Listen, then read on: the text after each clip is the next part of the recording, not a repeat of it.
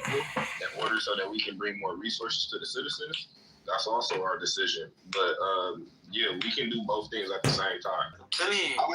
I was just expressing a view. It's just a view. I'm not trying to interfere within the business of any country. It's just. But you are though, because you are saying to Americans what what the United States of America should do. You don't have no authority to do that. You don't understand that America makes billions and billions of dollars with selling arms. They are the mass exporter in the world. You need to remember that.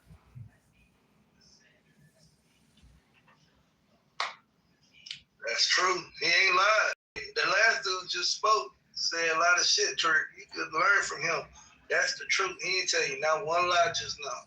And you see how quick he was off to get off that mic? He ain't had to say a whole bunch of bullshit to try to make this point. He just got straight to the shit. So shit, yeah, do some reconsider, do research. I advise you. Look, I can skip the stuff about the US. Again, I'm not trying to interfere within the business of any country. Again, it's just an opinion. But if we're gonna say, hey, it's a BS that today a school for girls was bombed,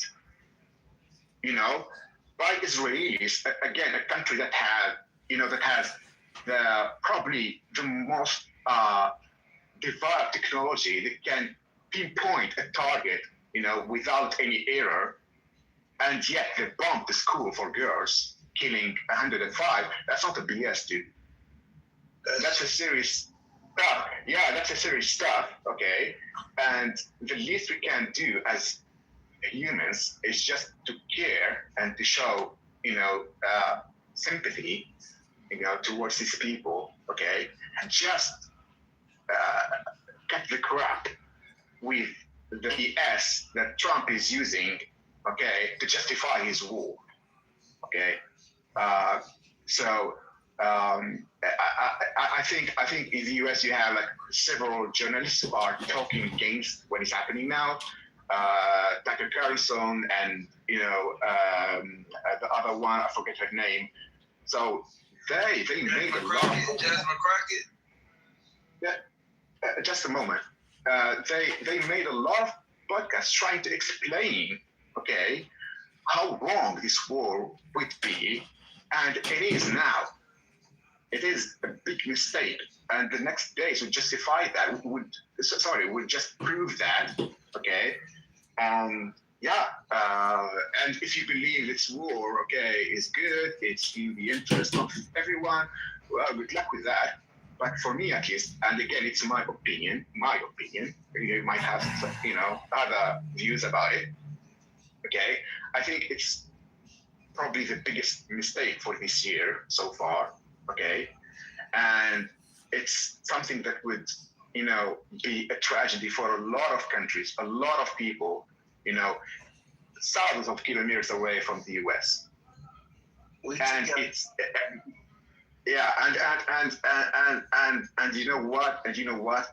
Regardless of it's our business. It's regardless of that. Okay, again, I'm not trying to interfere within anyone's business, but it's inhumane. It's a big lie. It's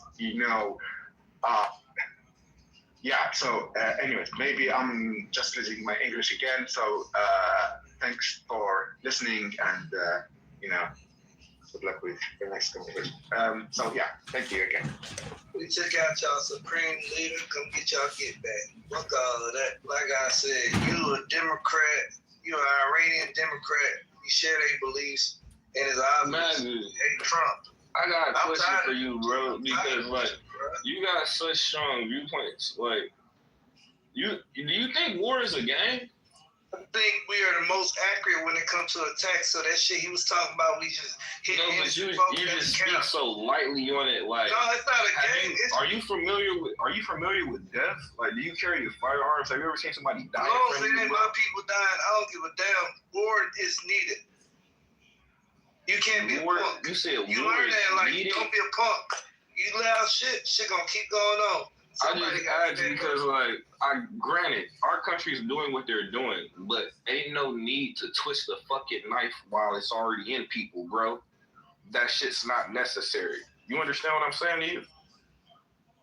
You don't gotta double down. People already in a fucked up situation. Don't like when they try to act like America ain't the shit, bro.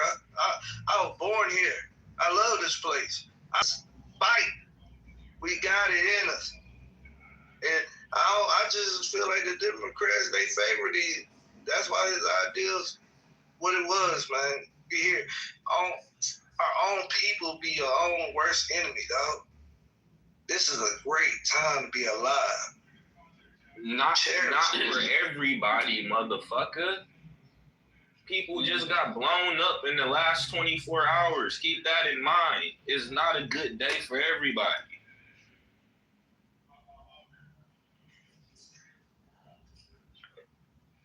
Makes you happy. America is doing very well. Every country in the world.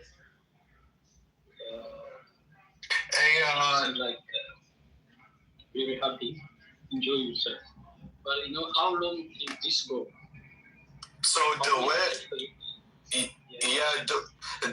was gonna say to DJ. So DJ, I actually think, I mean, you know me, I'm not a fan of either party, and I'm not a fan of Trump. I do think them. I don't want to say it was surgical because I don't know how much collateral damage and innocent people dying. They did kill Khomeini, and they say like 5 to 10 of the leadership. So apparently, I've also seen Iranians in the streets celebrating. So like, bro, do you know most of these people, when this shit is going on, they purposely put themselves around more people in the hopes that they won't get bombed. These motherfuckers do not be by themselves. It be women and children in the same facility that our government go bomb. Oh, you're talking about I'm a military baby, bro. That shit paid for my whole life education, everything. I benefit from that shit more than most, but I'm gonna keep it real. Other people died from that shit. It was just not them 11 people, bro. Yeah, and so I think they said like 200 or something, but I do think they did. It is good to do that. I'll land with this. In the 48 Laws of Power, one of the laws is strike the shepherd and the sheep will scatter. So we watch how that works. It's so crazy because like y'all be having short memories, like because you see them do that to a cartel leader. What happened to the cartel? Another head pop up. Unless they're about to like step in and completely occupy that country, which is going to weaken our military forces because we're gonna have to occupy over there. Everything you're saying is right. Let me just put this out here for you because I heard this. So what if it's true? Because apparently they were saying the IRGC, whatever, they said that they're willing to like negotiate, or there was some term they used, but basically they're like open to de-escalation, something like that. There was some term they used. So basically if they're trying to fold, they don't want to, they're kind of waving the white flag is all I'm saying. It's not like Afghanistan where it's like, you got to go fight the fucking Taliban or whatever. It's more of like an actual army, and they're kind of actually waving the white flag. So I don't think I get what you're saying and your concern. I don't know. I haven't seen anything that says it's going to necessarily go there. It actually seems like it's pretty much over, actually. Yeah, so, it was a 2-day mission. I got a question for y'all. Have y'all heard anything about any confirmations on old boy that they said was dead? He's gone. He's hurt. No. Yeah. No. The news. Trump said he's dead, and a lot of there's been other people that have at least propagated that. I don't know. Yeah, but Israel and Trump said he's. Yeah, they did the same with Gaddafi. They say that he left the country, but they knew that he was in the country. Where he at there? To just to come up, like they say, to bring your neck out of the water. They say he's dead, and then the people start moving around, and then they got him. because he was hiding in some place. Can somebody? It's the same. It's the same. Where he at? maybe the Where he same at? thing- We're gonna get wait, to that. wait, maybe the same thing going on with Iran. We don't know yet. Maybe he's dead. I don't know. But even if he's dead, there are around 13. All right, hold on. I don't want to depend on maybes. Like, when did they first confirm that he was dead? Because I'm trying to, let me get to the point. I'm trying to understand why I'm seeing an article from Reuters stating, okay, anyway, maybe it was a live feed. Niles, I posted in the mod chat a video of Patrick Bet David announcing it. That was, I shared the video like 20 minutes after he posted it. I would just say in the last hour or two that it was confirmed. Did you guys play the audio? We could, but confirmed like from Iranian government just like 10 minutes ago. He's dead. Oh, that's it then. If Iranian government say that, that's it. Well, it's really a big problem though. Even that, like, even he died, but even like you kill one person, but the whole country will start hating you from what you did to them, you know? Because like, I'm sorry, but like if you look at it like from the American view or like people from America, it will be looking different, you know? It's like you come to the war, you're winning already. You're winning like with your name, with the passport that you get and a lot of stuff, you know? But if we look at it like from a different way or from a different people that they getting bombed and stuff, Tarek said before like about like the school that he get bombed and stuff, but I don't think like people start looking at that like with a problem, you know? I will just give a small thing just because of this one. If we look at... Okay, we'll play the audio real quick. They found his body. Reports came out. Let me tell you why this is big. This is not killing the president. The Supreme Leader, Ali Khamenei, is officially dead. They killed him. They found his body. Reports came out. Let me tell you why this is big. This is not killing the president. This is not killing a prime minister. This is not killing a king. You're killing the supreme leader of a religion. This is number 2 to God. They killed. And by the way, the last time the supreme leader was alive, it was June 3rd, 89 when he died. Khomeini, I was in fifth grade at a school called Gulbenkian, and it was chaotic in Iran because their hero died. This guy didn't die. They killed him. By the way, according to reports, 81% of Iranians hate this regime and they want it to be changed. Not 61%, not 51%, not 31%. Nearly 81% want this person to be gone, and he's gone. So what happens next? Trump killed Qasem Soleimani. Reputation. Now he kills the supreme leader, combined with a couple different countries. How many people are on IRGC side? How many countries? Maybe a handful? Who's supporting that? Who? You don't think people are sitting there saying, well, 180 countries are against you. Why? Because how many countries go around the world saying death upon America, death upon America, death upon infidels? Who says that? You don't think the president and his team wanted to negotiate with you guys to say, just say you're never going to have nuclear weapons? No, just for 3 years so you can be out and then we can get another Biden in and we can go out and do all that stuff. So, look, whether you're not happy about this because you're an anti-war person, which I totally get. No one wants war. I lived it as a kid. I saw it as a little boy. Nobody should experience that. Till today, certain sounds still get me because I go back to being a boy, and I was in the U.S. Army here. Nobody wants to see this happen, except maybe if your name is John Bolton and Lindsey Graham. But for everybody else who is wanting the world to be a safer place, if this gets quickly like this and everybody else sits around and says, hey guys, they're about to kill you and your kids, and you, who's next? Let's just work with these guys. What do you want to do? Guys, we're done. Surrender. Put the flag. We're done, guys. What do you want to do next? Let's make it work. Let your people go elect somebody they want as a president, whoever it is. Let's go back to having good diplomacy. Let's stop being the agent of Middle East. Let's make it a safer place. So, very interesting for me because I'll never forget June 3rd, 89. Never. I was tagged out to the 11. So, I talked a big game. None of them had the brass to make the decision. We got to give them a lot of pieces. Iran will prevail. Iran will prevail. We'll see. Man, get that guy's first, nigga. That's what happened. Yeah, bro, I'm trying to hear no Iranian shit, bro. Hey, mute it up. With your ground soldiers, why are you afraid? Come in with your ground soldiers. We'll come in ground soldiers tomorrow, nigga. Fuck wrong with you. This is guys. This Yo, there was a video playing. Just let it finish. It's like literally like done. Like it's almost done.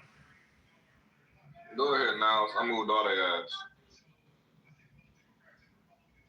All right, let me rewind it a little bit. The student leader, none of them have the brass to make the decision. You got to give him respect. While he's in the day for a lot of people that feel liberated, and none of this would have happened without President Trump. Many presidents have talked a big game. None of them have the brass to make the decision. You got to give him respect. While he's in the heat of a moment with everybody saying you shouldn't do it, you shouldn't do this, they planned it out different than the way they did Venezuela. And they got Khamenei. Obviously, let's see what happens next. They could retaliate. And but I think we will see fairly quickly what their next move's going to be. Do they?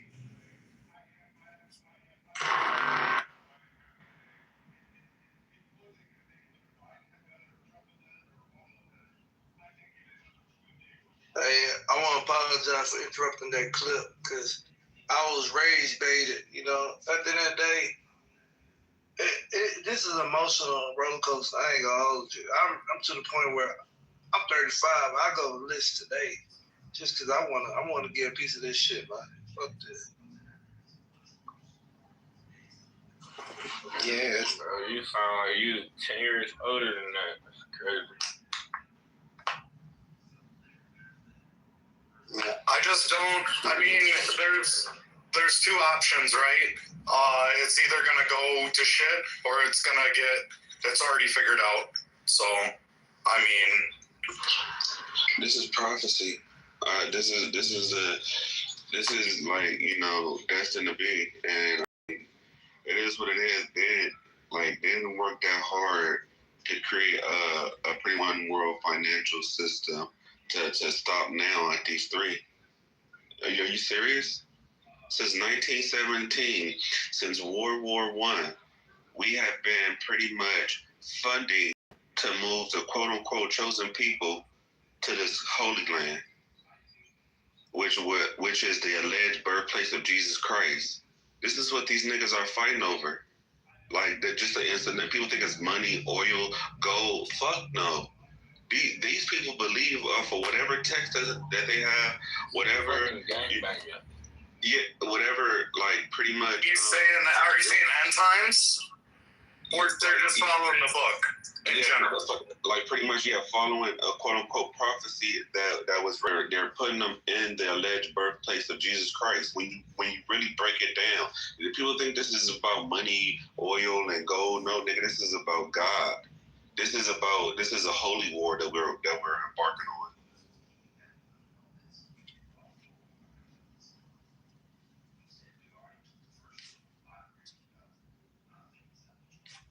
DJ, can I ask you a question, bro? Hey, before you ask him the question, I want to slip in that the supreme leader is kind of like the Muslim Shia Pope. He's the supreme leader. He's not like a president or a prime minister or a king. He's literally like the Pope. Like he's like the head of the religion, the everything. Like it's God and then him and then I mean you're not even talking about government.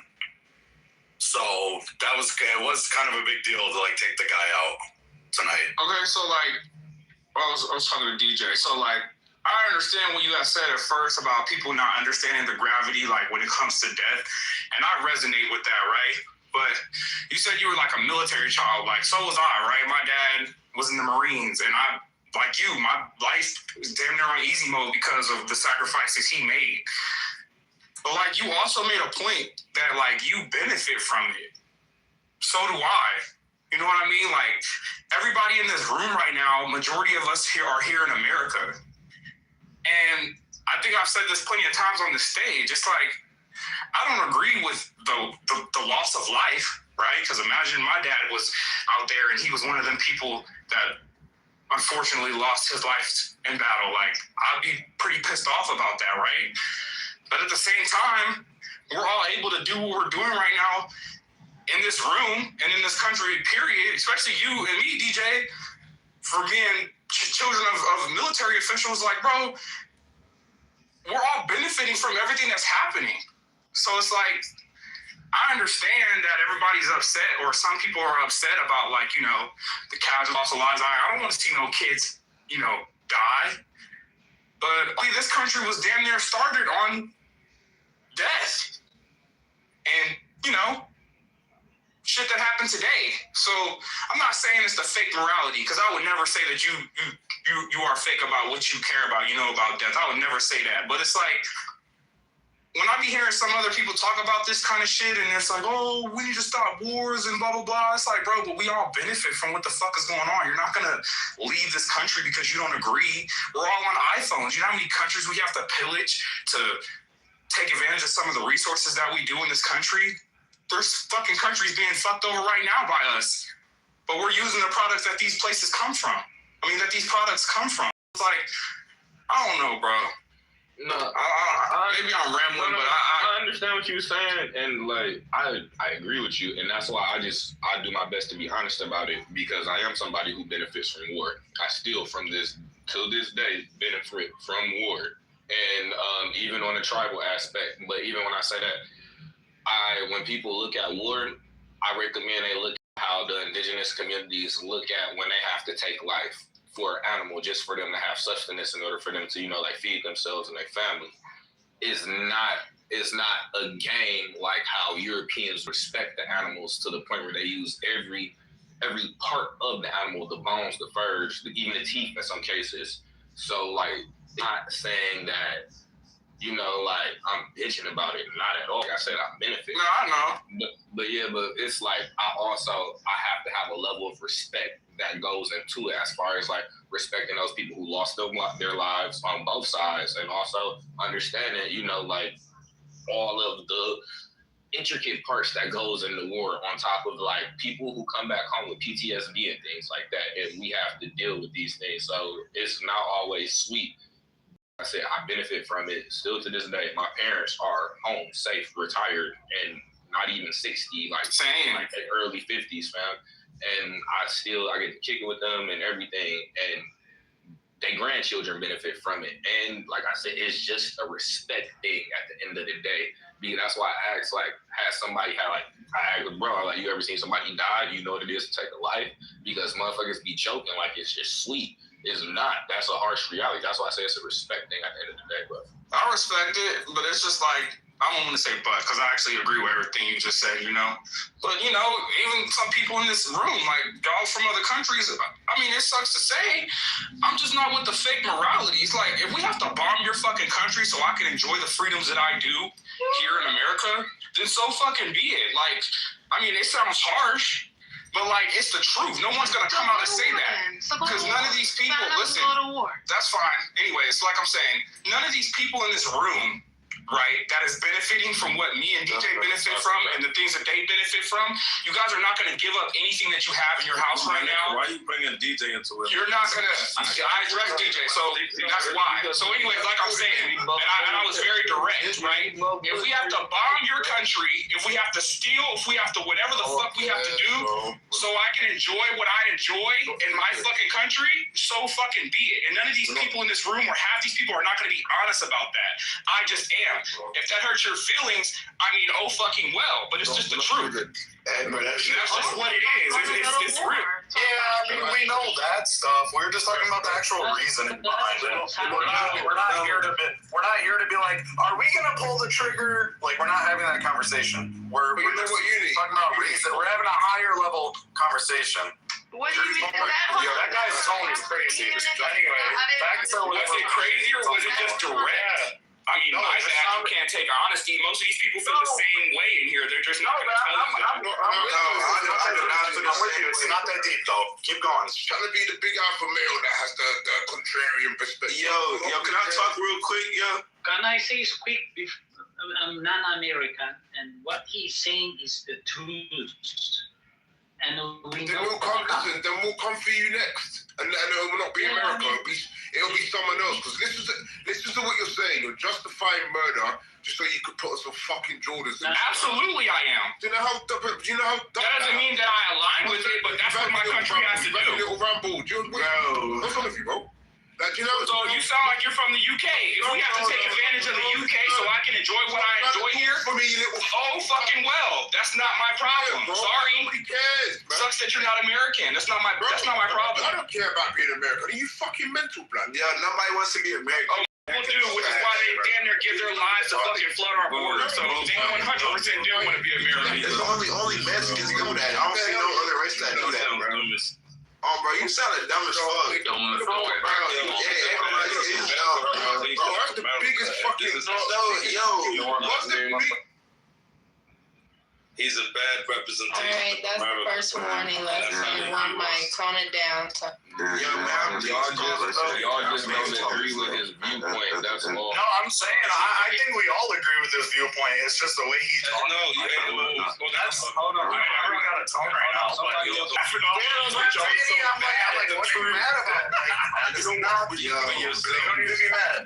But yeah, because this is cool. He's the guy named Red. No, Yo, that's a lot of y'all talking at once. All right, let me just mention one thing. I think that was pizza. They was trying to. I ain't gonna lie, bro. Jesus, The stuff they're doing now, that's not right. Lives are getting took, and it's just gonna keep on happening back and forth. My girlfriend lives in Dubai, and she out there with her dad right now. She can't even come back home because they blew up the fucking airport. She can't even come back home in safety, so her life is at risk. Everybody in life is gonna be at risk.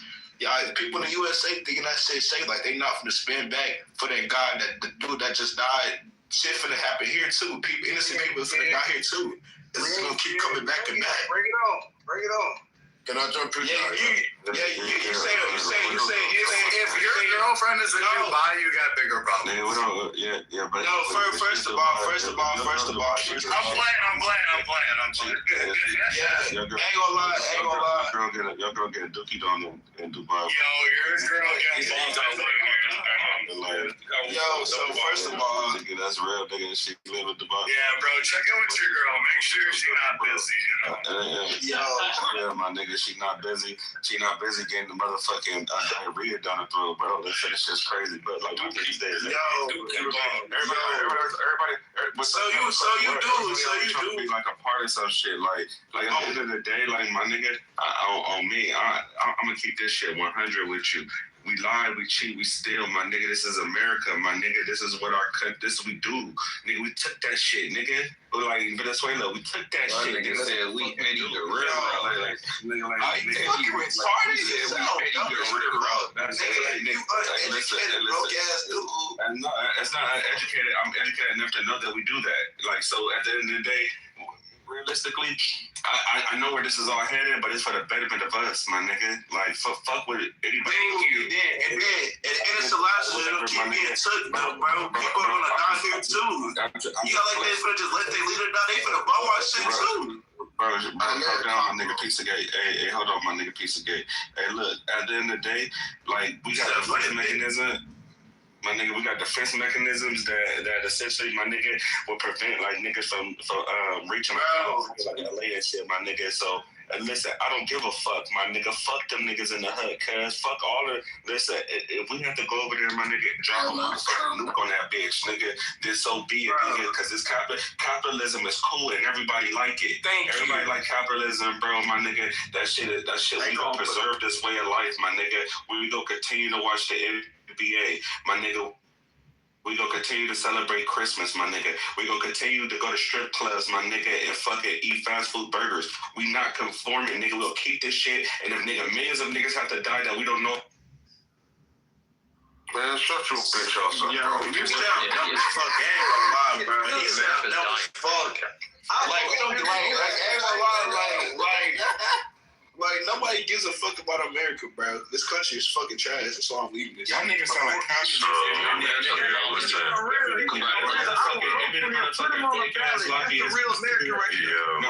said they leave? And then y'all dick riding they got Dick Rider, president that's racist. Nigga, shut the fuck up. Y'all not know what's this shit. That's a good question. Hold on, cuz they indoctrinate you niggas with fucking liberal ideologies, my nigga. You collect my nigga talking about nigga free Palestine. Nigga,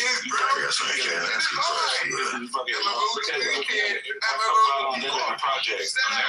And then you was wrong with black people too. You And what y'all know, if y'all don't let that man finish, he gonna crank up. Just let him fucking finish. It's only getting louder. Like at the end of the day, my nigga, niggas are not about to give up their fucking way of life. Like, niggas sound stupid. They have indoctrinated you dumb motherfuckers to hate your country. This is the only place you can go, my nigga, and make it and elevate, surpass out of poverty, my nigga. Our poor isn't real poor, my nigga. We have programs like Section 8, motherfucking food stamps where, like, nigga, we don't go hungry, nigga. Like, nobody, our poor is poor than motherfucking their poor, my nigga. We have to do shit like this. We have to go to other countries. Thank you. We prevent this shit from igniting. So at the end of the day, I get what everybody is saying, but it has to be like this. You're not ready to give up this way of. Can I talk now? I'm not ready to give up this way of life either. I love it. I got a question for Peter, but first and foremost, my apologies. I didn't mean to jump in front of you like that. Peter, you said that you're leaving. Where do you want that one-way ticket to? I'll buy that shit right now. I'll buy that shit right now. But clearly, since you want to be a treasonous bitch, you got to give up your paperwork. And then you can get paperwork for whatever bullshit country you Wait. I'll buy you the ticket one way. Okay, wait. Time out. We're meeting at the airport because you're leaving your paperwork behind. You ain't coming back, bitch. Wait. So no way. It's no. Wait. You got what I'm saying? That's when you said you was done with this bitch. You know what I'm saying? You was done with the nigga. We got the energy too. We got the energy. I got it, nigga. I'm cranked up. So can I talk? Hey, listen, my nigga, what I'm saying is what country you getting a one-way ticket, nigga. It's happening. I'm buying that shit. He said he wanted to go to the UK. That's what he said. He want to go to the all right, nigga. So where you at? I'm gonna buy you the ticket right now. And you getting the fuck up out of here. Okay. Yeah. So first of all, you say I'm a bitch because of my way of thinking. You like you sound dumb as fuck. That's what's wrong with black people nowadays. Like you sound so dumb. That's all you got. I want to be in a certain Is that all you got? Wait, no. Telling people that they sound dumb. So y'all think Trump give a fuck about black people? Nigga, who's talking about Trump, nigga? You talking about I'm not talking about Trump. The nigga that you're I'm trying to find out what airport to get you this ticket so you can get the fuck up out this bitch because you don't want to be. I'm trying to help you out. So, Pizza, let me ask you a question. Would you revoke your citizenship to go to the Would you revoke your citizenship to go to the UK? Listen, that nigga's leaving the paperwork. Hold on, because I want him to answer this question. I mean, Puff, man, this is a real question. UK or Dubai, bro. Okay, so I'm asking you. Hold on, Puff, man. This is a real question. Would you literally revoke your citizenship to go to the UK or Dubai, like you just said? Yes. Nigga. So you clear. You know when you expatriate, you're not allowed to. You ain't coming back, nigga. But dude, do you think I give a fuck? I don't believe it. Exactly. Of course. Listen. It's fine. When they say that, I volunteer to help pack that shit, dog. Bro, you don't have to do it. Why y'all pushing them to the extreme, bro? Just come 6 months. What was said that in both this? And then on top of that, y'all talking about playing for fights and shit. I know y'all don't got more money than me. Okay, y'all. Oh, now you want to talk the same money that you got here in this beautiful country, right? Yep, the same. I ain't get it from doing a 9 to 5 though. But you got it from this country though, right? I ain't get it from 9 to 5 though. But you got it from capitalism though, right? Right. Almighty God. Why are you telling yourself? Yeah, we're literally like all. So this nigga just sat up in here saying that we're a horrible country, but is in here bragging about the money that he made in our fucking country. It's hypocrisy. I would like to thank the Clubhouse guys for creating this app that allows these idiots to get on here and invent this bullshit. I also want to thank the Clubhouse guys for keeping a lot of these young, wasted minds from being out there in the real world, touching grass and doing dumb shit to other people, because if they wasn't in here spewing this bullshit, if they weren't in here spewing shit, they'd be out there committing crimes. You're welcome, pal. You're welcome. Oh man, got no doubt. A 30 ball of your name?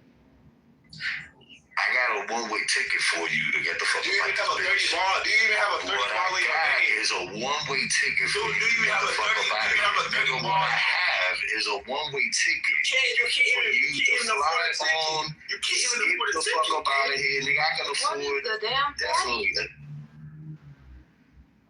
He's trying to fly him in, isn't it? He's trying to fly him out. Who's really asking for like his name, email, phone number, and because he's trying to get the fuck up out of here. Traveler number so he can sign. No, I'm saying like let's move on. Like we don't really gotta like sign him up. Like, sir, what is your known traveler number? Oh, you trying to leave too, unit? No, I'm saying no, man. Fuck what they talking about. I got one-way tickets, man. One-way ticket. Unity got a taste of government contract, and he said, "Fuck it." Fuck everybody else. Oh no. I know what he got direct deposit from Uncle Sam. Okay, I see you. Yeah, literally. Yeah, so I'm chilling. So the question is though, right? Excuse me. The question is though, right? I'm hearing like some of the most useless opinions I've ever heard in my life, right? Here we go. You up, bro? I'm about to that.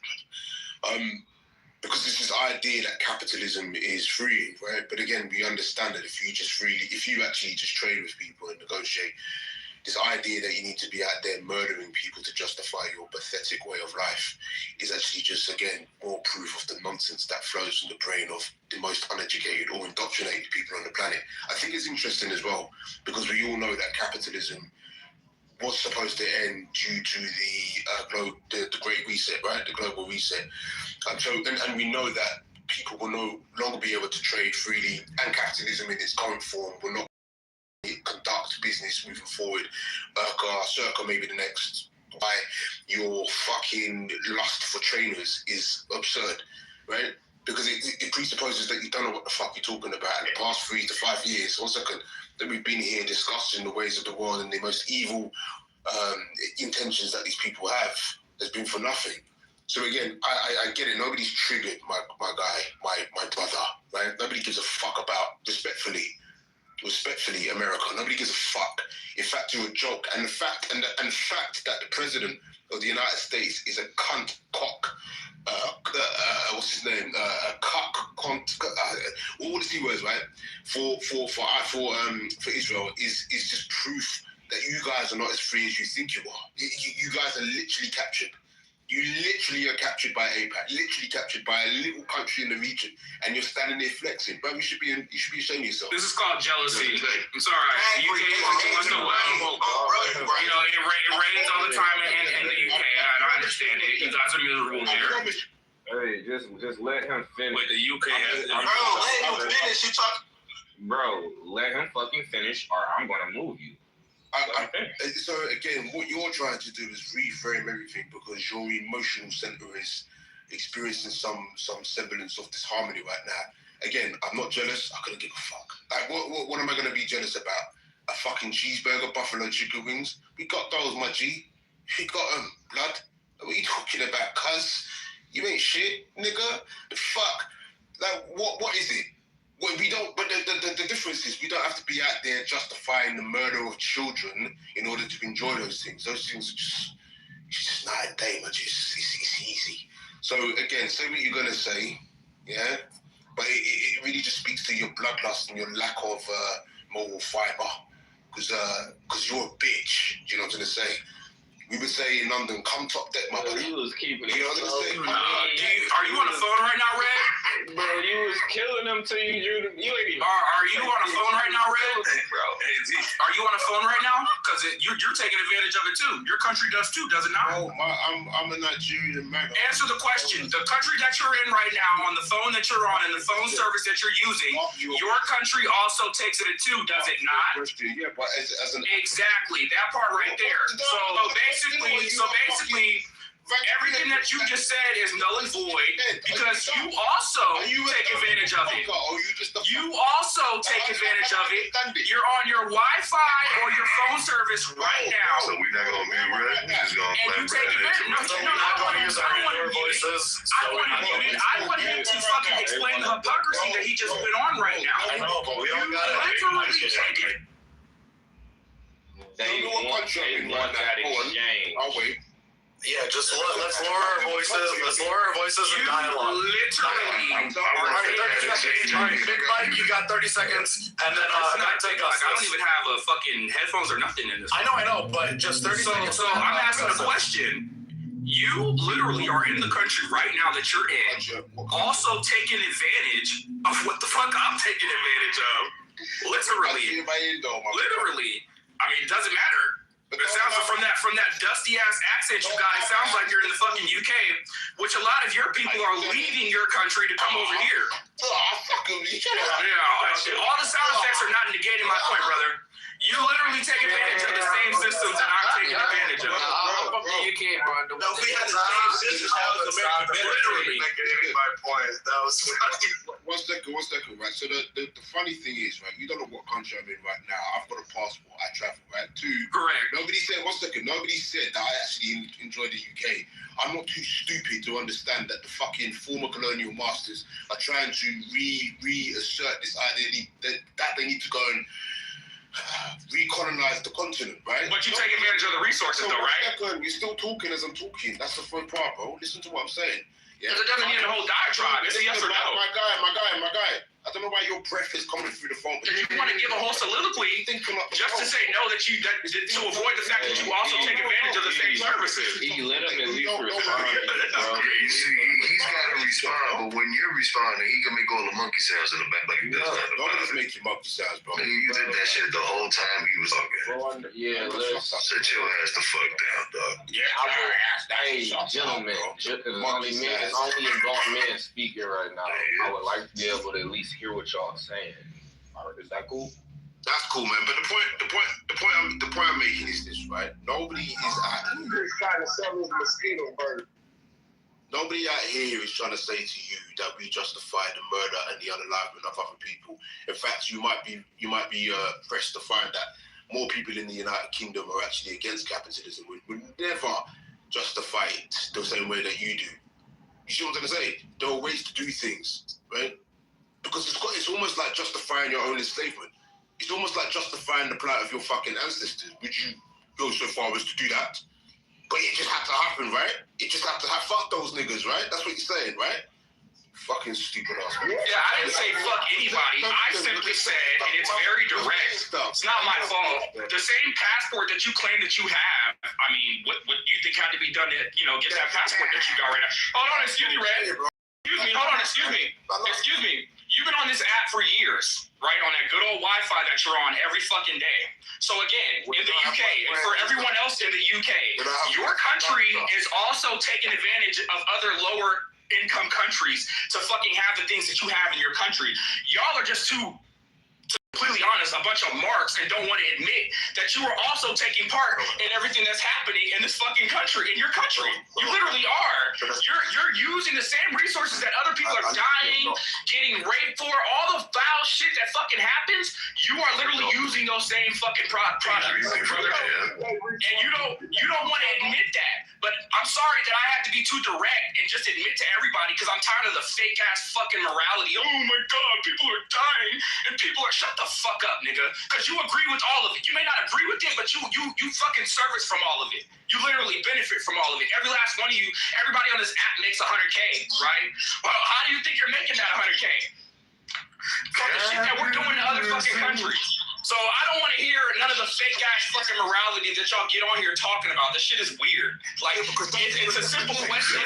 Are you taking advantage of the things that your fucking country is doing, yes or no? I don't need a whole soliloquy. Yes or no? Are you taking advantage of those same things? So why don't you give up everything that you're doing and move to bumfuck Somalia then? Simple as that, is it? Why don't you give up everything that you're doing and move to Somalia right now? He did. He moved back to Nigeria. You won't do that.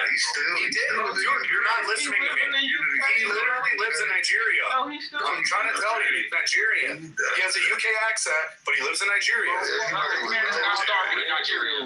He's not starving. Why does a Nigerian have to starve? This nigga, bro. Again,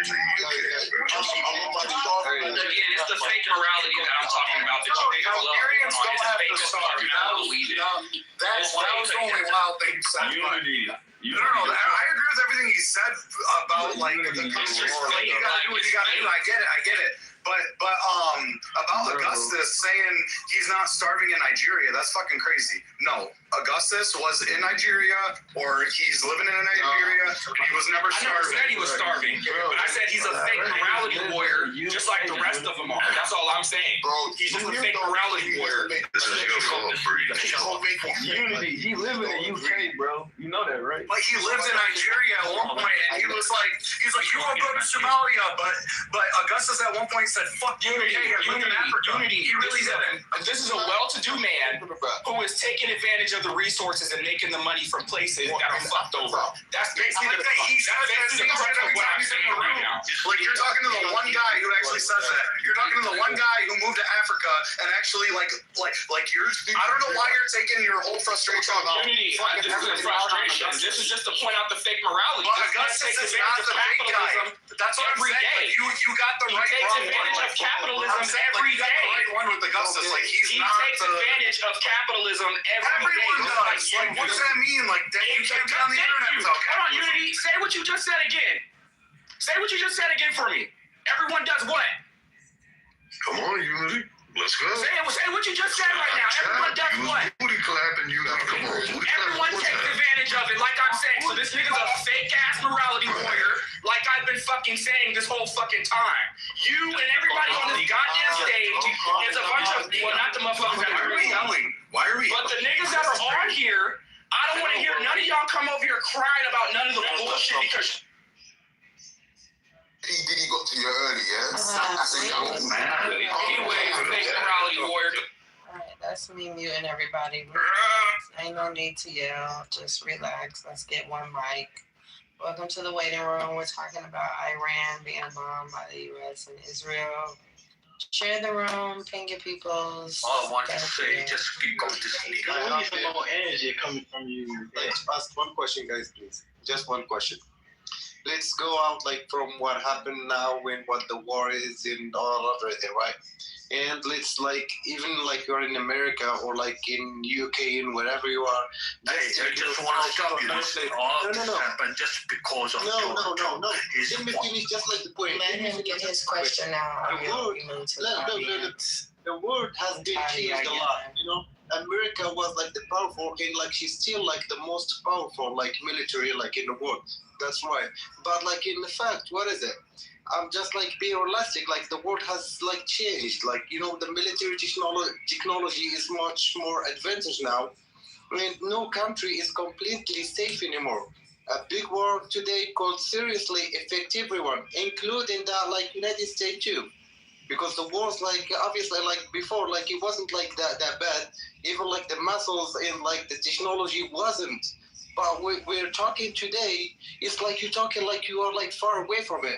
If something big could be like start today or tomorrow or like next week or next year, you will be on it. You will be in the middle of it.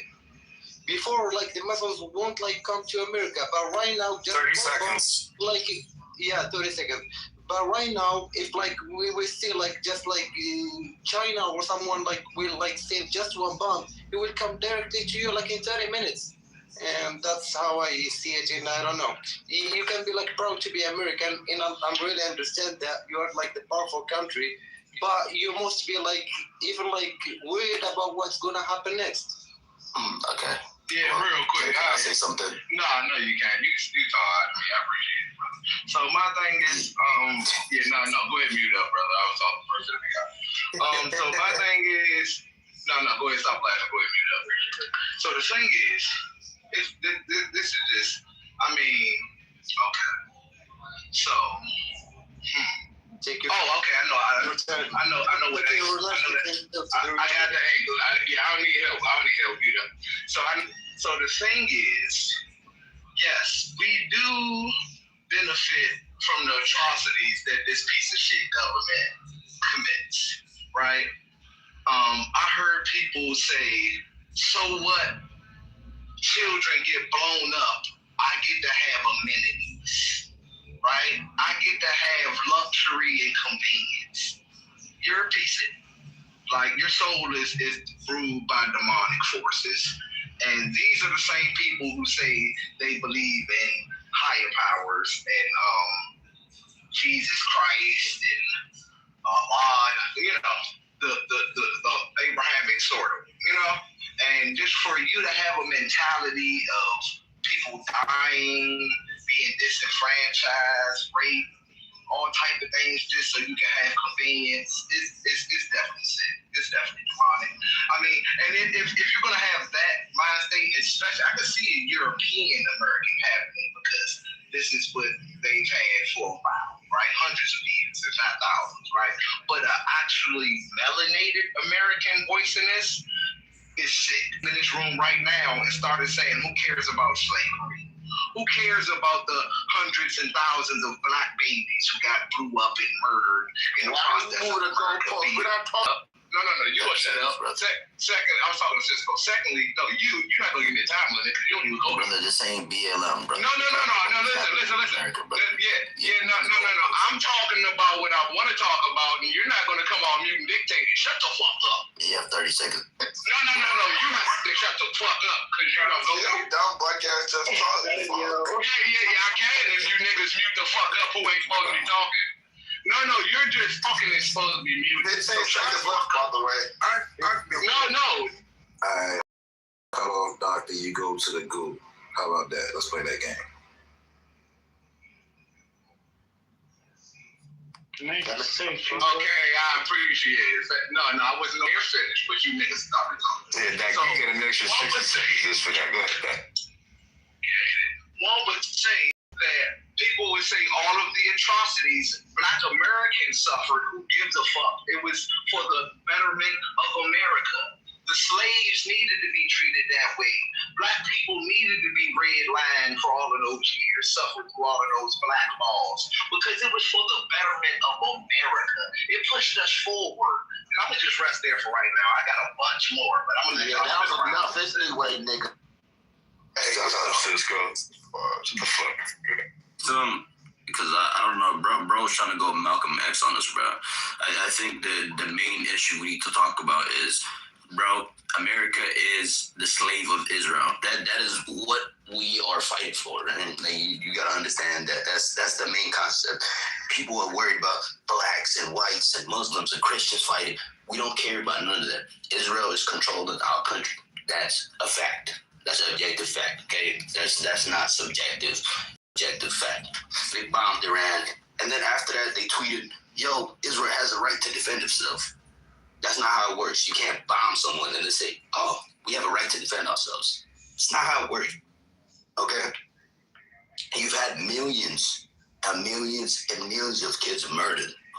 And the fact that Netanyahu killed Muslims, Christians, Jews, it don't matter. They will kill their own people if they have to serve their own agenda. Okay? Let me finish, brother. Yeah, I'll let you talk. Be quiet, brother. Hey, listen. Who is this guy, gang? Who are you? Brother, we're here to talk about politics. Okay? You gonna let me talk? Let me talk. If not, I'll just shut up. Brother, you were a slave as well. You were a slave to Netanyahu. That's why you're I'm so you've been intellectually molested, brother. That's why. That's why. You are fucking I'll let you talk. Go ahead. I don't know what's going on. Yeah, I don't know. It was a wild choice of words. I will say, we all agree in this room. We know what the fuck is going on with these small hats and shit. We don't need you to bring it to our attention. But that choice of the words was crazy. Yeah, the point that you missed, I was about to support your thing, and I do understand I interrupted, so I was going to give you back the floor, but to tell me to mute up and shut up, or I'm intellectually malicious, it's a little bit weird. You know what I'm gonna say? Like, what are we doing here? It's too late in the fucking day, cuz. Hey, brother, I'm not trying to drink tea with you, brother. I'm sorry. I'm very passionate, and you know there's a billion and millions of kids dying every day, and we need to talk about this. You know what I'm saying? The only reason why America is going to go ahead, though, Robert. You can speak. Little skinny ass rallies. But no, anybody else? How the fuck we some places of small ass Israeli motherfuckers? What they got on Israel? Brother, nigga, we got money. It's black. Brother, they control the whole political system. The biggest lobbying party is the Black facts. How though? These niggas is skinny as fuck. Guys. Our nigga. Who the fuck is he? How the fuck we scared? Listen, like, just a few words, man, before I go to bed. You can tell that he was eating chicken. So it's almost 3 o'clock. So good. We focused on the wrong thing. Okay, let's fuck the chicken wing. Okay.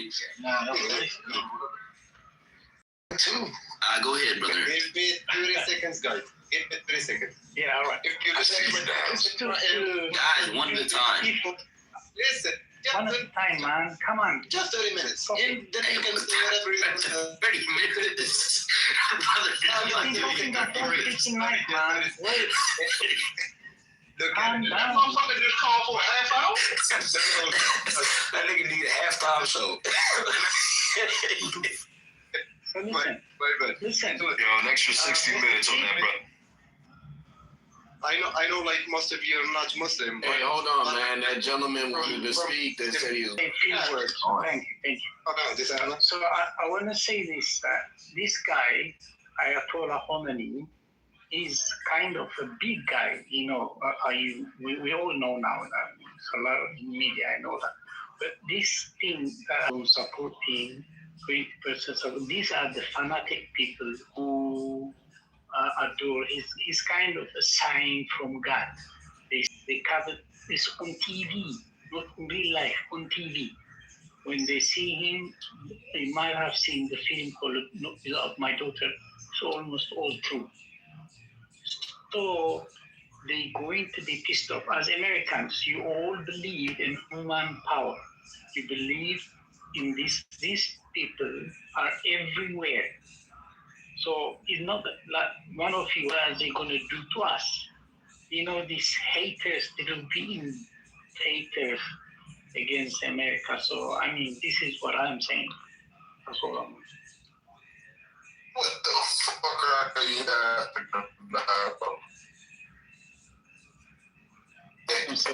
I don't even understand.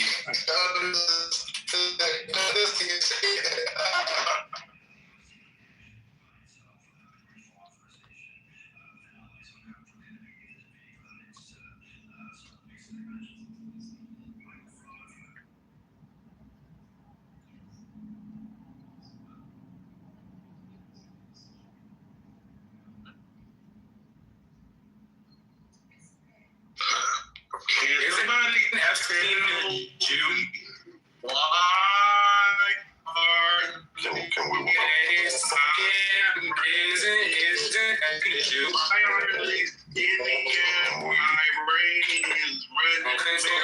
wouldn't that make them look who the fuck already quote unquote released him?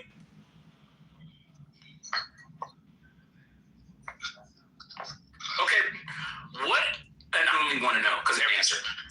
What is this distraction? Distraction from what?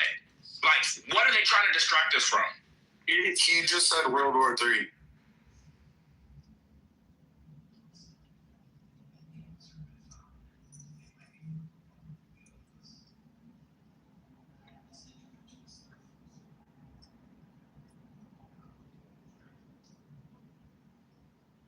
So you think that they're trying to distract us from another war that they're basically propagating? I ain't gonna lie. Even though most of us know that that's probably inevitable.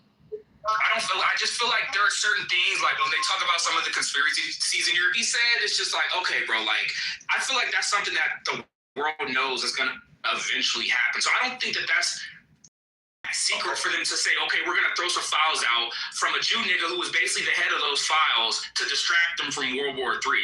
Like it just doesn't. Bro, World War. Hey, brother, make no sense. You're first of all some of the most strong and political people and most wealthiest people are in the Epstein files, right? True. That's a fact. Even Trump, your own president, is in the Epstein files. That's a fact. Okay, cool. He's there. So what do you think they've been doing the whole time? They've been controlling all these politicians with all this blackmail. All of this shit has been reported. Hence why the Epstein file, right? I agree that they've been controlled. I mean, you can look through the files in a photo. Like no, I said I agree with them that they've been controlled. I agree with them. Okay, cool. That's my main point, right? They want to control America. They want to control all these superpowers in the world, right? Iran is the only country in the Gulf, right, that is not standing with Israel, right? That's the only threat. A lot of the people that don't agree with Israel and the countries that don't agree with Israel have been mobilized. They've been plundered, they've been bombed, they've been fucking just took over. And on top of that, the Gulf of Iran, like the Gulf of that side of the world controls 20% of the oil in the world, right? I mean, your description of the Jews, yes, I agree. But the only part I disagree with you on is I just feel like it's something that's anchored. Like if it is a distraction, I personally don't believe. I don't know. Why do you think? Okay, why do you think America went to all these wars with a lot of these countries? What is the benefit for them? To be completely honest with you, it's an easy answer. It's just money, power, control. Control of what? What do they benefit from? The world power. Whoever has the money, whoever has the power, controls what happens in other countries. So it goes back to what I said earlier, including the military-industrial complex, which we spend all of our money on, right? Whoever has power, whoever has the strongest military, can move the board, can move all the pieces on the board, can make this country do what they want. You know what I mean? It's all money, power. It all fucking ties into all of that. So. When people say, but America had this moral standpoint at one time, right? They were like, oh, these people had, for example, Iran has weapons of mass destructions. They have this and that, and this and that, and that's why we have to bomb them. But then we should look at the other side right now. Literally, not too long ago, they went to Venezuela. They took that shit and they said, man, fuck it, we're going to take Greenland too. There's no moral standpoint. You made a point about Venezuela, right? I'm not naive to believe that we just went over there and took Maduro because he was a dictator, right? Venezuela has the #1 oil reserve in the country, in the world, right? Thank you. Okay. Obviously, right? You didn't just go over there for that. You wanted some of that fucking oil too. Come on now. I know, right? Even though I agree with most of what Trump, is doing. But I mean, at the same time, it goes back to what I was saying, like that we stole that shit. Like that's just what it is. Like this is what it is. This is unfortunately what we have to do to maintain ourselves as the world power. And I agree with what you're saying, Scam. Like I swear to God, I'm not disagreeing. I agree with just the distraction part. I've been hearing that so many times, and regardless of what happened before, today, I mean, it's a very good news. Khamenei's dead. That's a very nice thing. What were you saying, Scam? Me personally, I was saying, if all these billionaires come together in America, right, they can end world hunger. It's not about the money or power. I agree. They just want to act like gods. They want to control the world. They want to fucking do this and do that and be this figure. Because they know, at the end of the day, right? Me personally, I'm a religious person, right? This also goes into religion, but I don't want to get to that part of the world, right? But my main point is, it's not about the money or the power. They're just doing this because they can. And we've seen this. So there's no reason behind it? Like, it's just because they can? They got the money and the power. Yeah, they already got the money and the power. Exactly. But America is doing it because Israel told them to. It's not like somebody else talk, bro. We've been hearing these niggas talk all day, bro. Fuck. Yeah, go ahead, brother. Go ahead. Yo, pizza, go ahead, brother. Nah, bro, like, then, like, I want to listen to the debate. It's interesting, bro. Regardless what happened, I think, right now, Iran's supreme leader is dead. That's a very good news for...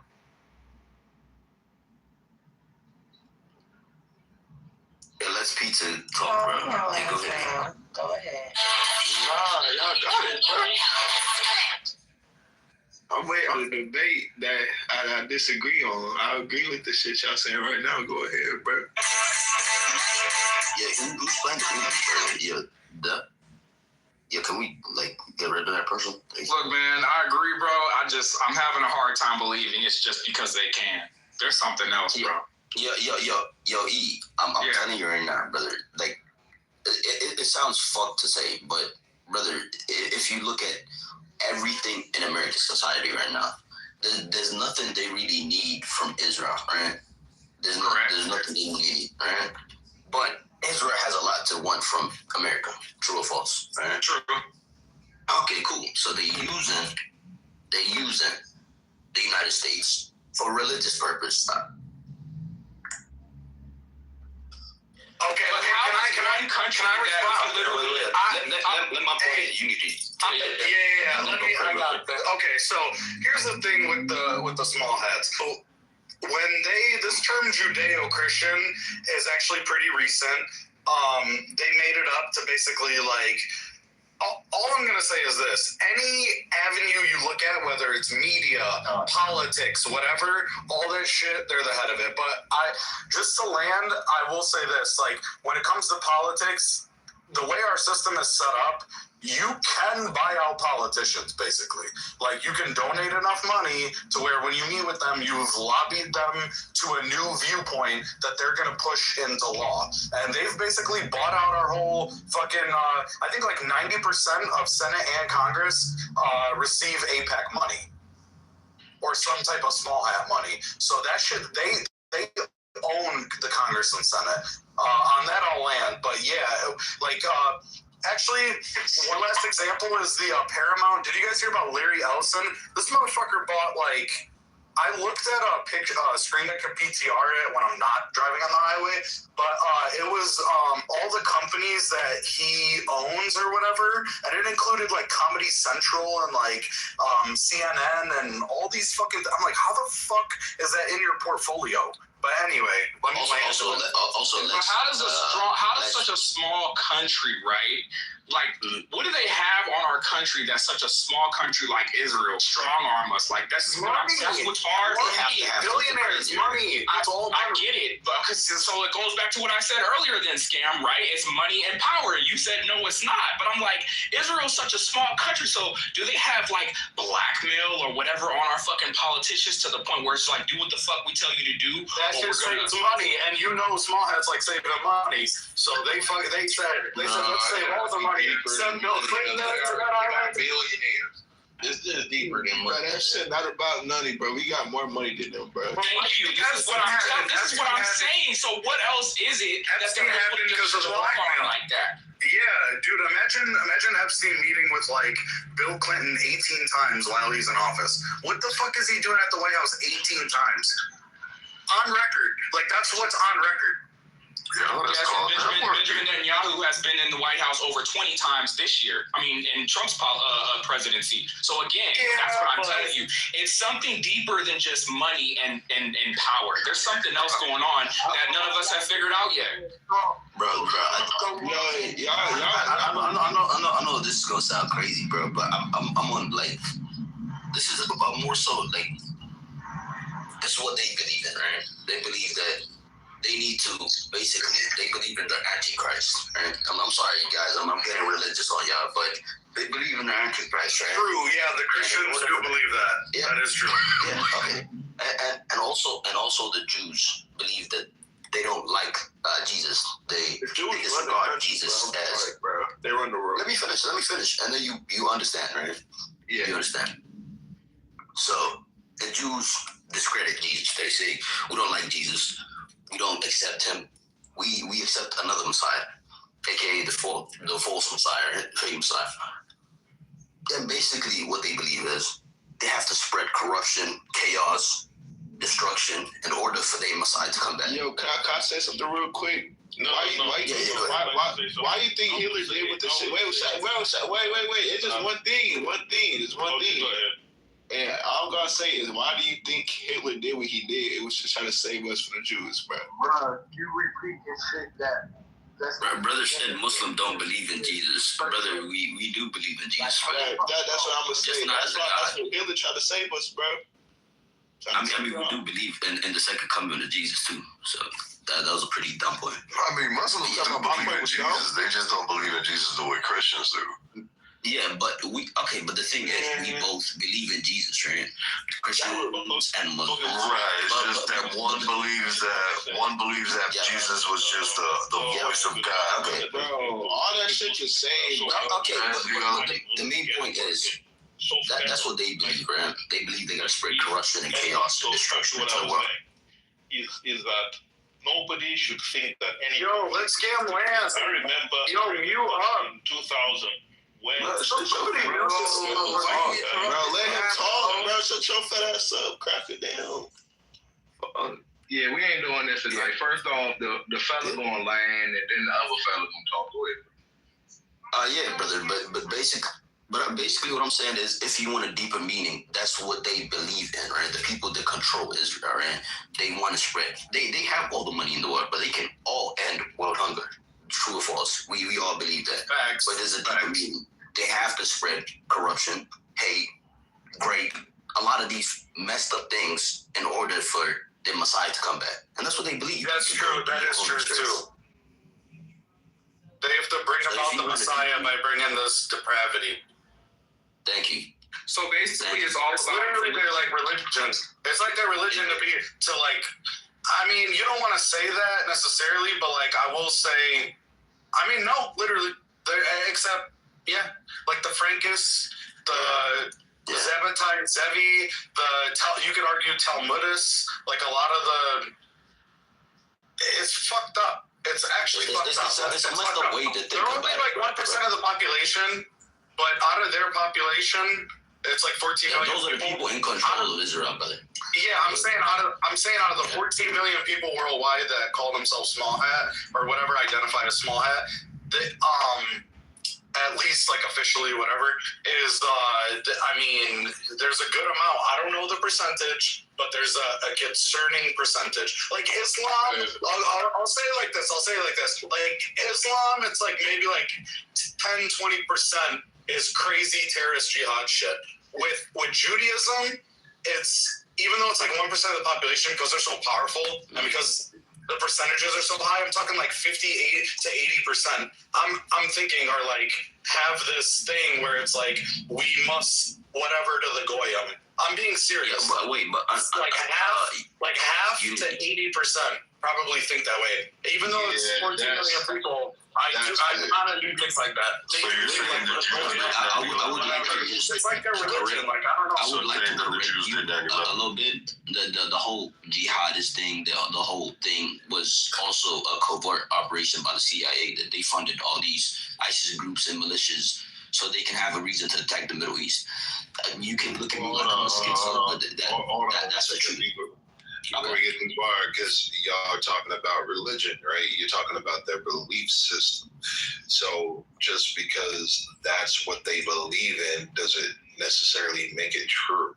Like I hear what y'all saying about Antichrist and everything, but okay, now let me put it to you this way. So the Jews did 9/11. No, because if like once you really think about it, you got the Antichrist. If they believe in an Antichrist that just a fairy tale right now, right? They believe in bringing this Antichrist to feed to the rest of the fucking world. Like what does that say? Especially when it comes to geopolitics, wait, I'll help clarify. I didn't mean to interrupt the other guy. I just will say one thing. He's our Antichrist as Christians. The Jews, it's their Mashiach. But our Mashiach is Jesus. He's our Messiah.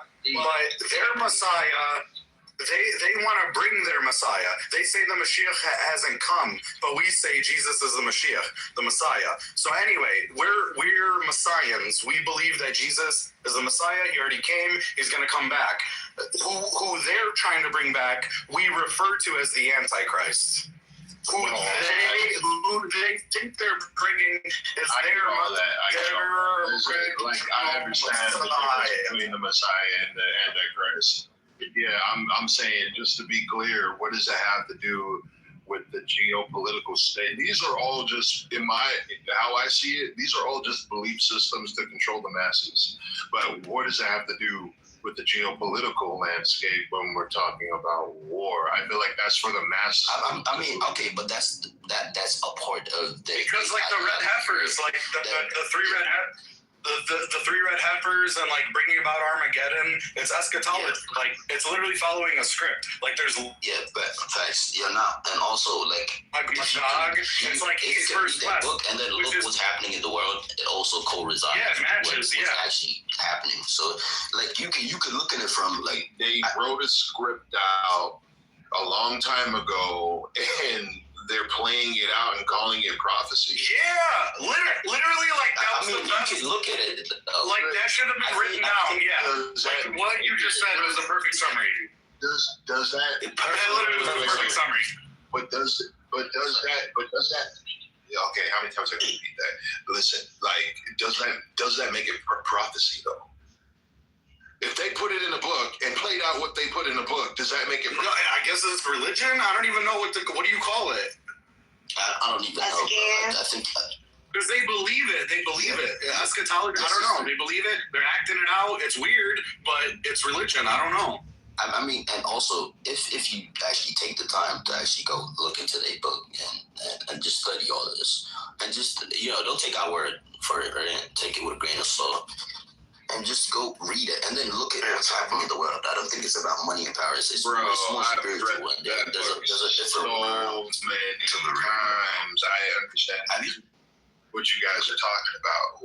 What I'm asking is, what was your point of bringing up the fact that they have a belief system, an Antichrist system that they believe in? It doesn't make it true or not. It's just their belief system. How is that aligned with what they're doing in politically? No, I think it's because it goes hand in hand. But yeah, go ahead, Coco. It's because the people that are in power are making decisions based on their religion. They're making political decisions based on their religion. That's how it relates. To bring forth the Antichrist. Yes, that's why they're truthfully attacking the Islamic countries. Because Islam to them is a no-go.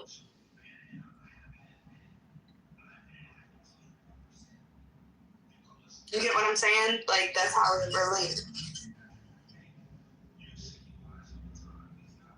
Basically like two huge forces like fighting, so kind of like East versus West. So that's sort of like what's happening. Like right now, like they're kind of acting it out. Interpreted many different ways, right? Gog and Magog. That doesn't necessarily mean this war here, or between Iran and what have you. I mean, you can look at it from that way. I'm not saying like you have to. It doesn't necessarily mean that that's this war or that war. But I mean, it does fit in the great duality of things in this whole like existence. It's like, duality: black, white, red, blue, light, dark, good, evil. And what's evil except the other guy's good, and good is vice versa. You know what I mean? It's right. If you're on the evil side, you're thinking you're good. If you're on the good side, you know what I'm saying? Hey, but now it's over there. Now it's no difference between church and state. Like whatever was wrote thousands of years ago over there, it stands true now. They don't have like over here we have religion, and then we have the Constitution and stuff. But over there, there's no separation of church and state. So their book is their law. You would know that. You know what I'm saying? And we. Well, no, I gotta ask because they got a high trigger finger for me. They always trying to dump me down. like that, and you may have to get dumped. You may ask my. The fuck it, G. You know what? If you do it, I'll take it with a grain of salt. No hijinks. Flush it. So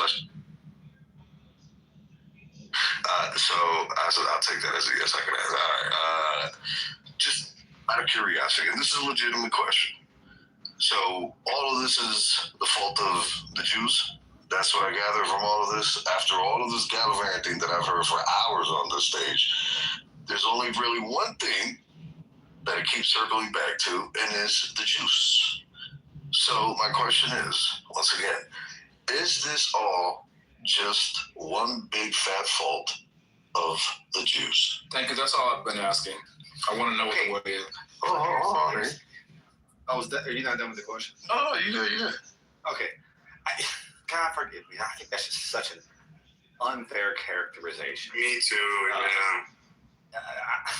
shut up, you. It's like, you can't say that Christians are great people. You can't say Christians are bad people. You can't say wars were started by Christians. While those people were Christians, if we actually look back at like the edicts and the guilds and the groups, that they were actually ultimately involved with, we'll find that this is a particular brand of Christianity. And the same thing goes for Judaism. I mean, there are multiple varying brands of Judaism. I think that we unfairly identify the entire culture based upon the actions of what appears to be the majority of Zionists, right?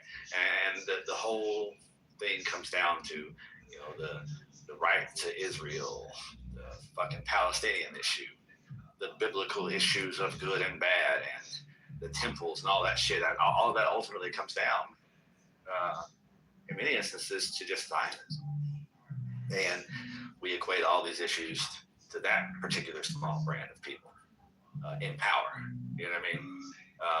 So I would say that just as anything, they serve a purpose. And every other thing in power right now also is sharing a culpability. I can't blame it all on one particular sect, because that's not the only sect that wields immense amounts of power in our world. I don't know if that's just a fair characterization. That is correct, G. Mr. Z's believe in change and transformation. Religious people do not. That's why it's called religion. They constantly do the same shit in the cycles, like rebellious spirit. Like they just want to keep stuck with tradition and shit. But this group believes in when you talk about the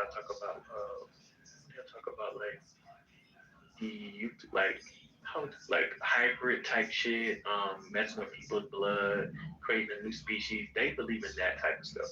But if you look at most countries that are heavily religious, they want to do the same shit all the time.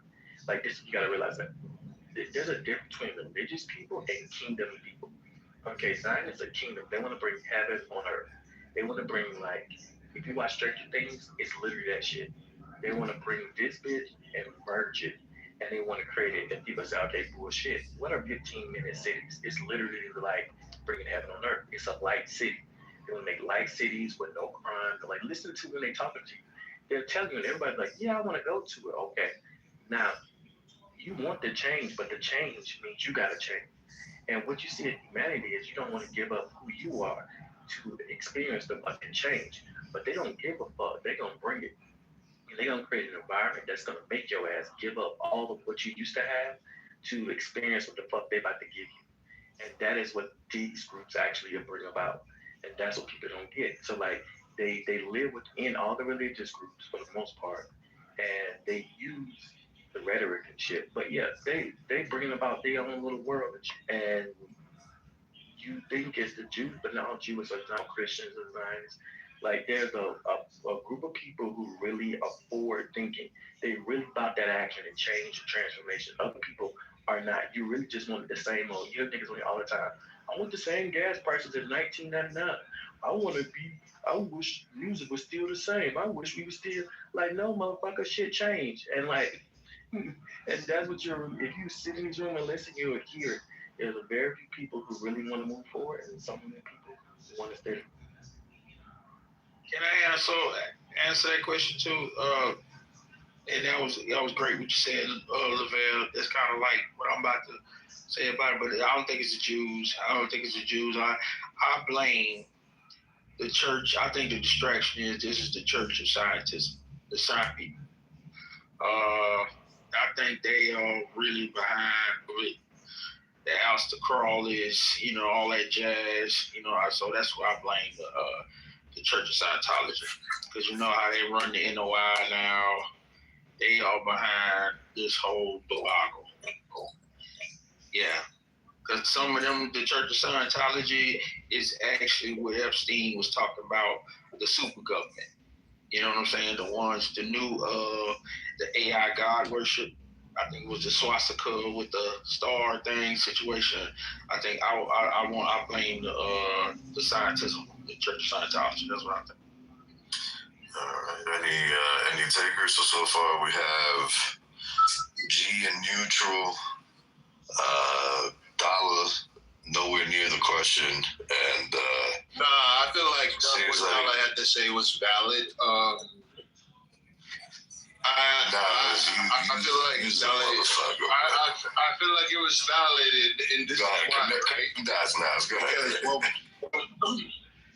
When we're talking about Christianity, Judaism, Muslim, you see the landscape of how they come out and use the religion for political means. So Scientology, I haven't dug enough into it, but from what Dollar said, it could be considered, and of course, like, hey, what was the origins of Scientology and why did they start it?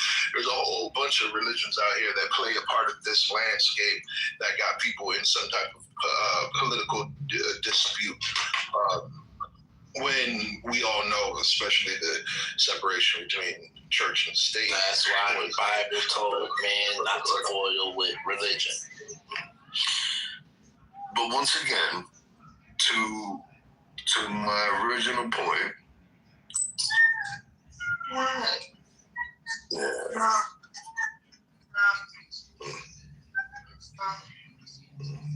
The hydrogen bomb, that was science.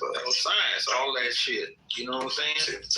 When those came in, the demons, the higher learning, the light bringers, all that knowledge. Yeah, all that knowledge and everything like that, they used it. Yeah, so guess what? I mean, that's what we are not technology. The science, I'm telling you. But they a cult. They're a real cult. Scientology is a real cult, man. Right, but that wasn't the question. So this room, this particular topic has been running for hours, and it seems like there's a revolving motif, if you will, amongst the individuals who have spoken on the stage, and it mostly revolves around blaming the Jews. So my question is everything that's happening around the world just simply the fault of the Jews? Because it seems like everybody wants to blame them for everything that's happening. What do you think? No. Fault is not the right word. Fault is not the right word. Wait, hold on. Yeah, go ahead. What do you think? I think there's a coalition of things happening, and it's all happening at the same time. And as it all happens, as it all unfolds at the same time, it's pulling everybody in obviously different directions in terms of how they view it. And most of that has to do with perception. Obviously, people have different ways of seeing things. But in the end, personally, to answer your question, Miles, I think what's taking place is just simply a myriad of things that may or may not be getting manipulated. I mean, we don't know this. We can speculate that, they are being manipulated for these kinds of items to take place. But in the long run, you have to think, who's really trying to go to war? And we know that we have a military complex, industrial complex that loves to feed off of it. But in all reality, no one in this room, including the pro-Americans, which I'm one of them, nobody here in all reality wants to be going to war. So what exactly is the reasoning behind what's taking place? Okay, why do you think America's going to war? I don't know how you... Hey, let me answer that real quick. I can't believe you're asking that question. And you haven't studied the banking families, the black nobility family. Like, stop asking green questions and ask real questions. Facts. And on top of that, Blue, like I don't know. Yeah, I don't know. That's a fact. And not even about. And not even. Yo, am I in the Matrix? Nah, just lefties pushing right through you, kid. He's pushing to the goo. That's what he's doing. Damn, don't do that to lefty, man. Come on. So this is the thing, right? Like, I've heard about this pending war with Iran for a long time, and also what the strategy was to get to Iran when it comes to Iraq and all those things. There was a certain over a decade ago. So this has been loading for some time. Have y'all not been hip to this? Pushing it since the 90s. Netanyahu since he got elected, but before that, 90s, do great Israel. They want to spread, they want to expand it to great Israel. Yeah, from the Nile to the Euphrates. We know. Yeah, 100%. That's the truth. That's the truth right there. We know that. Exactly, but like if you keep asking, like, what's the mission of them? That's your uniform is a patch. Like, that's crazy. That literally, like, I'm from one of those countries. Like, do you understand? Like, if Mexico had a patch on their soldiers' uniform of fucking the United States going into Canada, we'd be like, what the fuck is the Mexican military doing? They literally have like all the Middle Eastern countries. So y'all are just now getting hit to the Great Israel. No, not just getting hit, but in the context of what was being asked earlier of what's the political reason of Israel's control? Fucking greater Israel. Like, it's a biblical thing. Like, that question. Like, everybody acting perplexed. Like, we have material fucking evidence of it. Everybody cross-eyed and shit, drooling. Like, we're just pointing to a map. Like, bro, they're more worried about streamers than fucking the truth, bro. I don't even know what's going on in this world, bro. Man, this information has been out for a while that they had to eventually top over Iran. But not just Iran, though.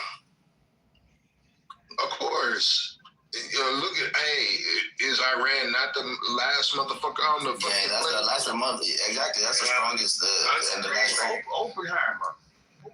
On top of everything else over.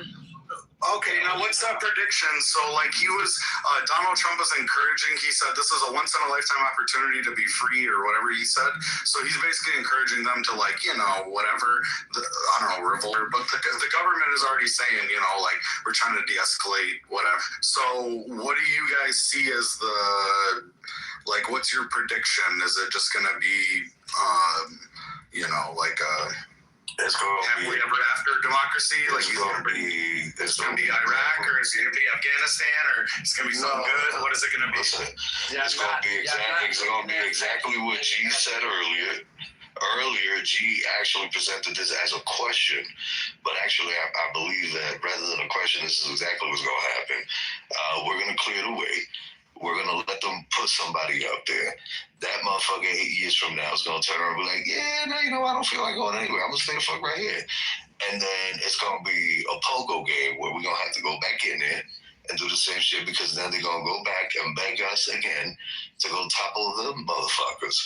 It's a revolving door of the same bullshit, man. And if anybody wants to sit there and act oblivious to it, it is what it is, okay? America has been deemed the police of the world, okay? Every time you bitch-ass motherfuckers around the world install some dumb motherfucker up there, the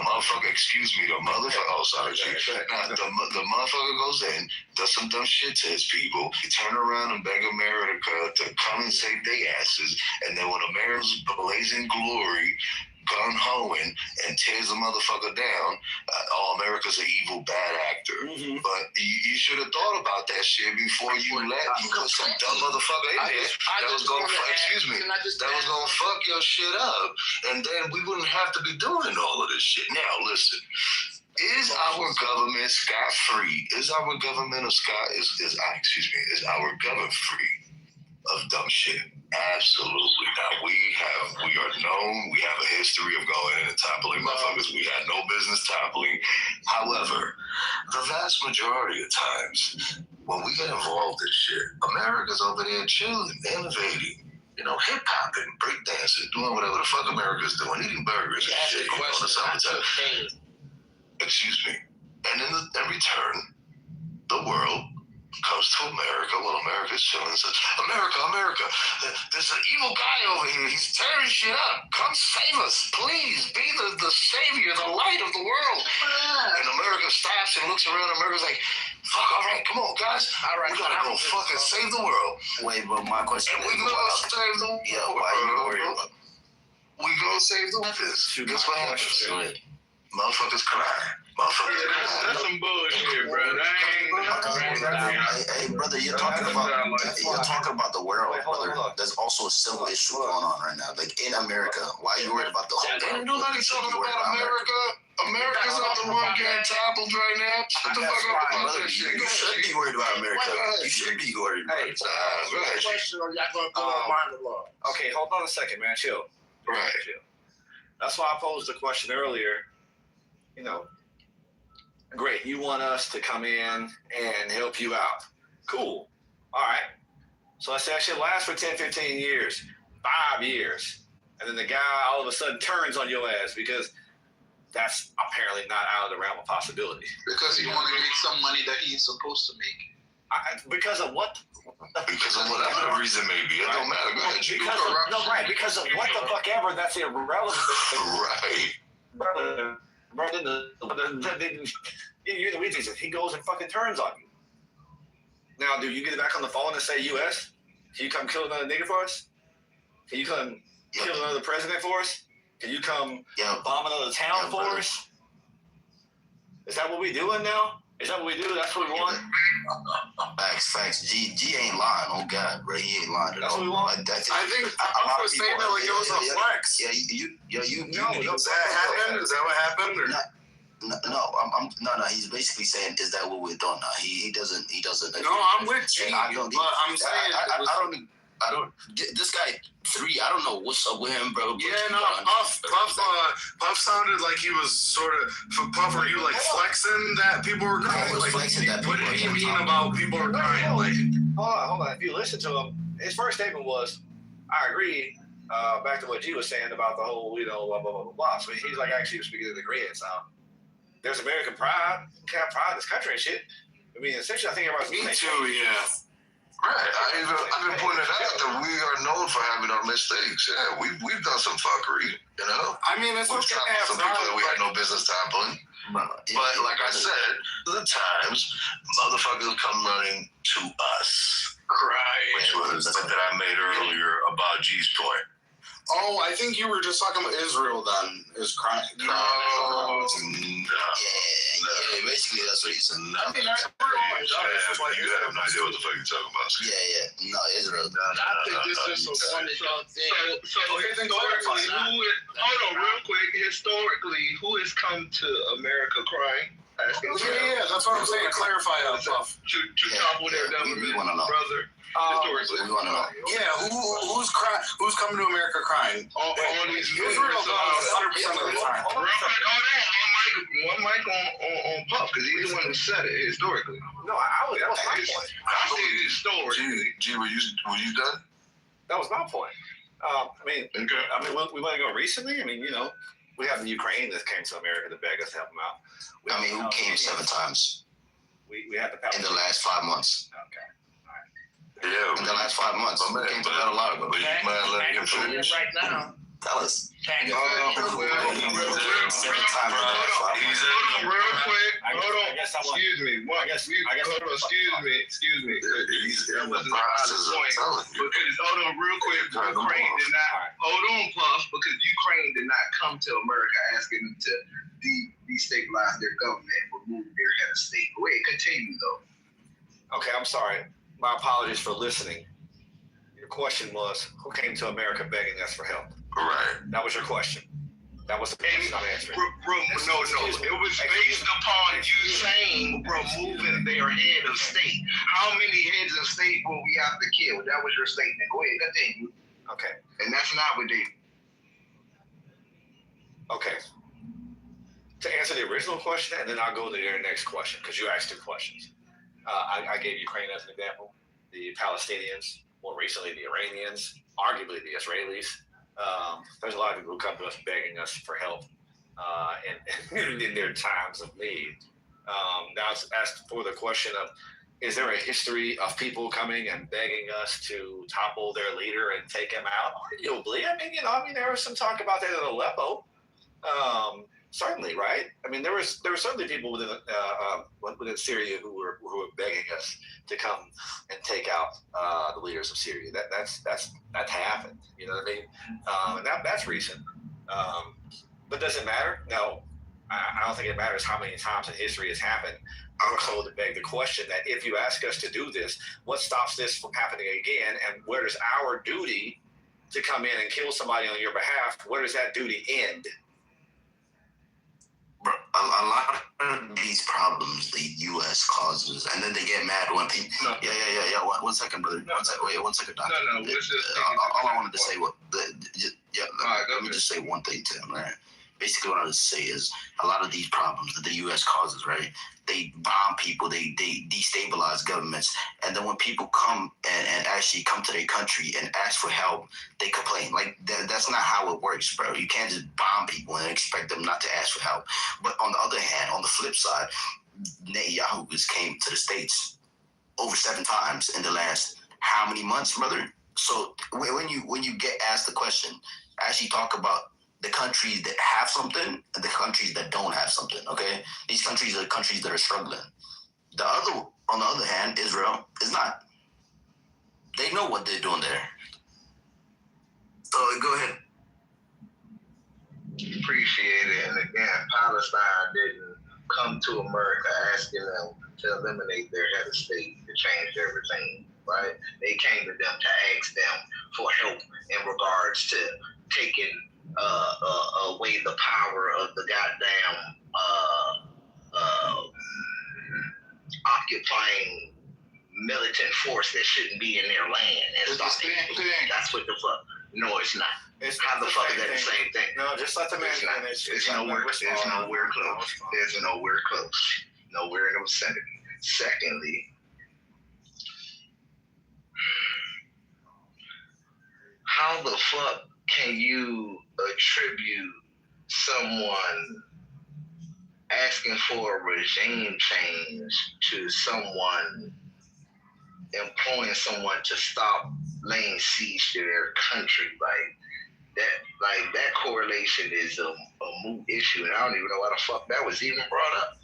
And what was the other country who you named? Because we got Ukraine out of here because they weren't asking for help for a regime change. We got Palestine out of here because they weren't asking for help for a regime change. So who was that? Who else did you say, sir? Oh, Syria. The Syrians were definitely doing that. Syria. Okay. I guess I didn't give you that one. I guess and look, he's not even gonna give it to you. Okay, there you go. Because I don't want to give it to him. Really, go ahead, bro. He placed someone ahead of Syria, right? And if you go do a little more research on who he put at the head of the country of Syria, it was a former member of Al Qaeda, if I'm not correct. So yeah, go ahead though, doctor. Wait, hold on a second, please. No.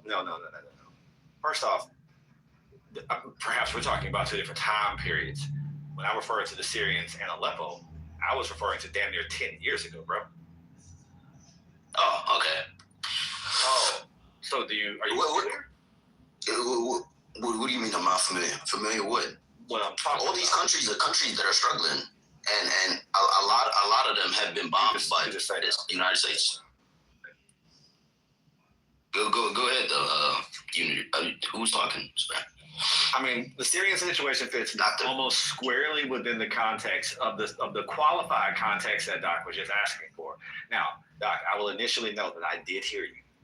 Your question was, can you name any country, or I'm paraphrasing, but the qualification was not and to come in to kill my own leadership and regime, which is why, as soon as you said that, I answered the first question, who just come generally to America begging us for help, generally, okay? And then I answered your second question, your qualified question, which was who came to America begging us for help in terms of taking out their leadership and regime? Syria. The Syrians did. They were all about that shit. They wanted us, quote unquote, to come in and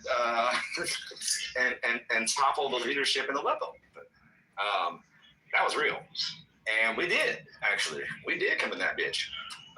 More so not for the aid of the Syrians, but because that motherfucker was about to go, that regime was about to go, and it was in our interest to come in and help, because if we didn't, then one of our competitors would come in and help, and we just kind of lost that foothold in that arena. And that's why we did it. But that was an example of that occurring, and I don't think we can disagree with that. So to be historically accurate, the statement you just made, you meant to say that there was one time.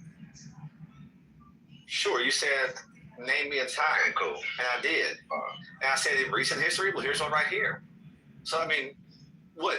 Your statement was it was multiple times. Like it happened all the time. No, I didn't say that. No, my statement was, and I will repeat, because I made the statement earlier. Like I was talking to one of the Iranians earlier, and I raised this issue. If y'all want us to come in and kill your leader, where does our duty stop in terms of killing leaders that you don't like or that you find oppressive?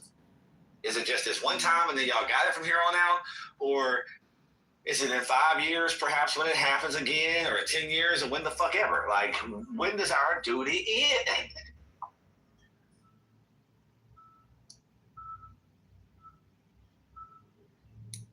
I'm dead here, so... Thank you. Okay, so who do you think influences your economy, brother? Brown skin. What do you mean foreign? Our country is pretty much ruled by foreign lobbyists. We have foreign lobbyists from all over. Wait, can you explain that, please? Like, just need to know. Foreign lobbyists, just how, like, for example, say USA was sending money, and where they want to say it was for.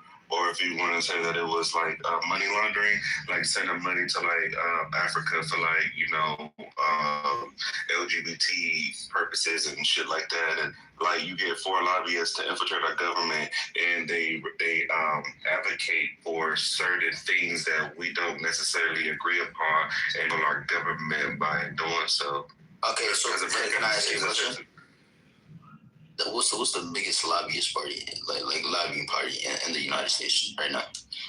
I'm not sure what the biggest one is, but like I know certain there's a multitude of different lobbyist groups on this, like for different purposes. Yeah, I knew it was that's I mean you would just say the umbrella, but it's say like APEC is one of them, but I'm just saying it's like there's multiple groups that's ran through shell companies that we can trace back to APEC, but there's foreign lobbyists that also is being funded with their own money.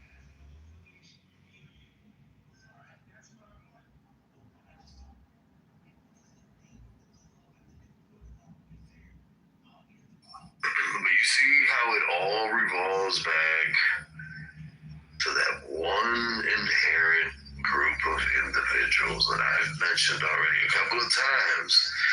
Who do you think AIPAC is in any way, shape, or form associated with, Brad? I'll tell you, the Jews. So I'm trying to figure. I disagree. No, I got you, G. Yeah, but like I'm saying, like it's when I was saying, like as far as like foreign lobbyists, yeah, the Mossad, they control like AIPAC, whatever. But like there's other entities that's pretty much funding it as well. It's not just AIPAC. There's other entities with like certain interests and certain things they want to pass. Like here, like it's like right. There's other big Chinese. Like the Chinese have foreign lobbyists to lobby money to build that fucking bullet train, and that's why they fucking control it. Like they control the construction of it. They control the technology and all of that. Why? Because foreign lobbyists here in California from China. I don't think it was from AIPAC. They essentially rallied up and controlled our government from within. But the main thing, Brown, that I've been trying to point out is the fact that this room has been going on now for several double-digit hours now.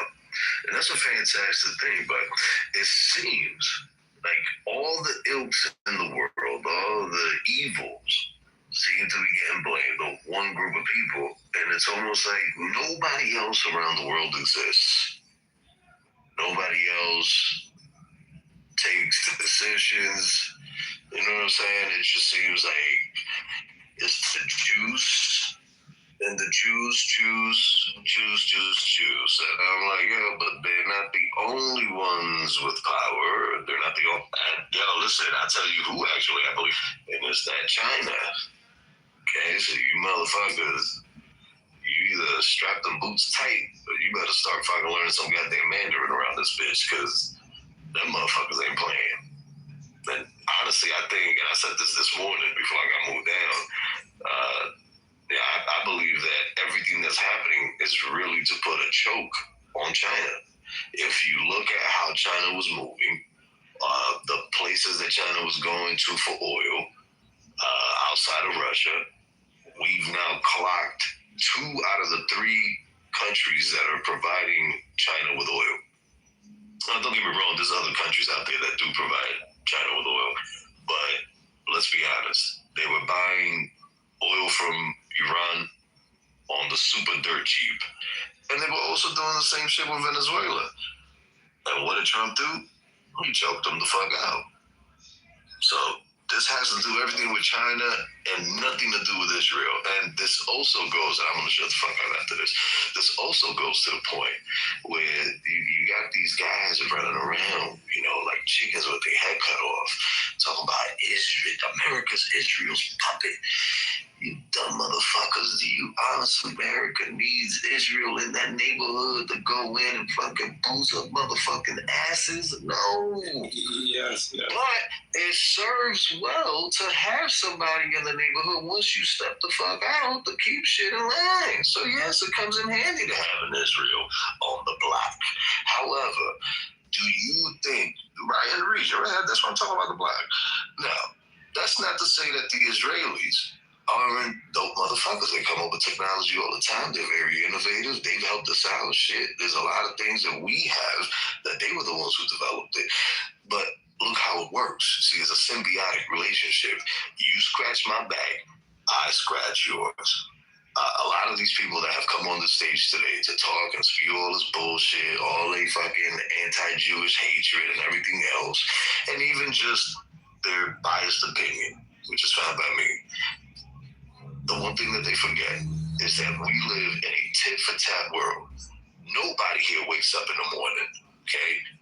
Even those of you who may do good deeds for no apparent reason, trust me, you have an inherent call for wanting to feel fulfilled by it.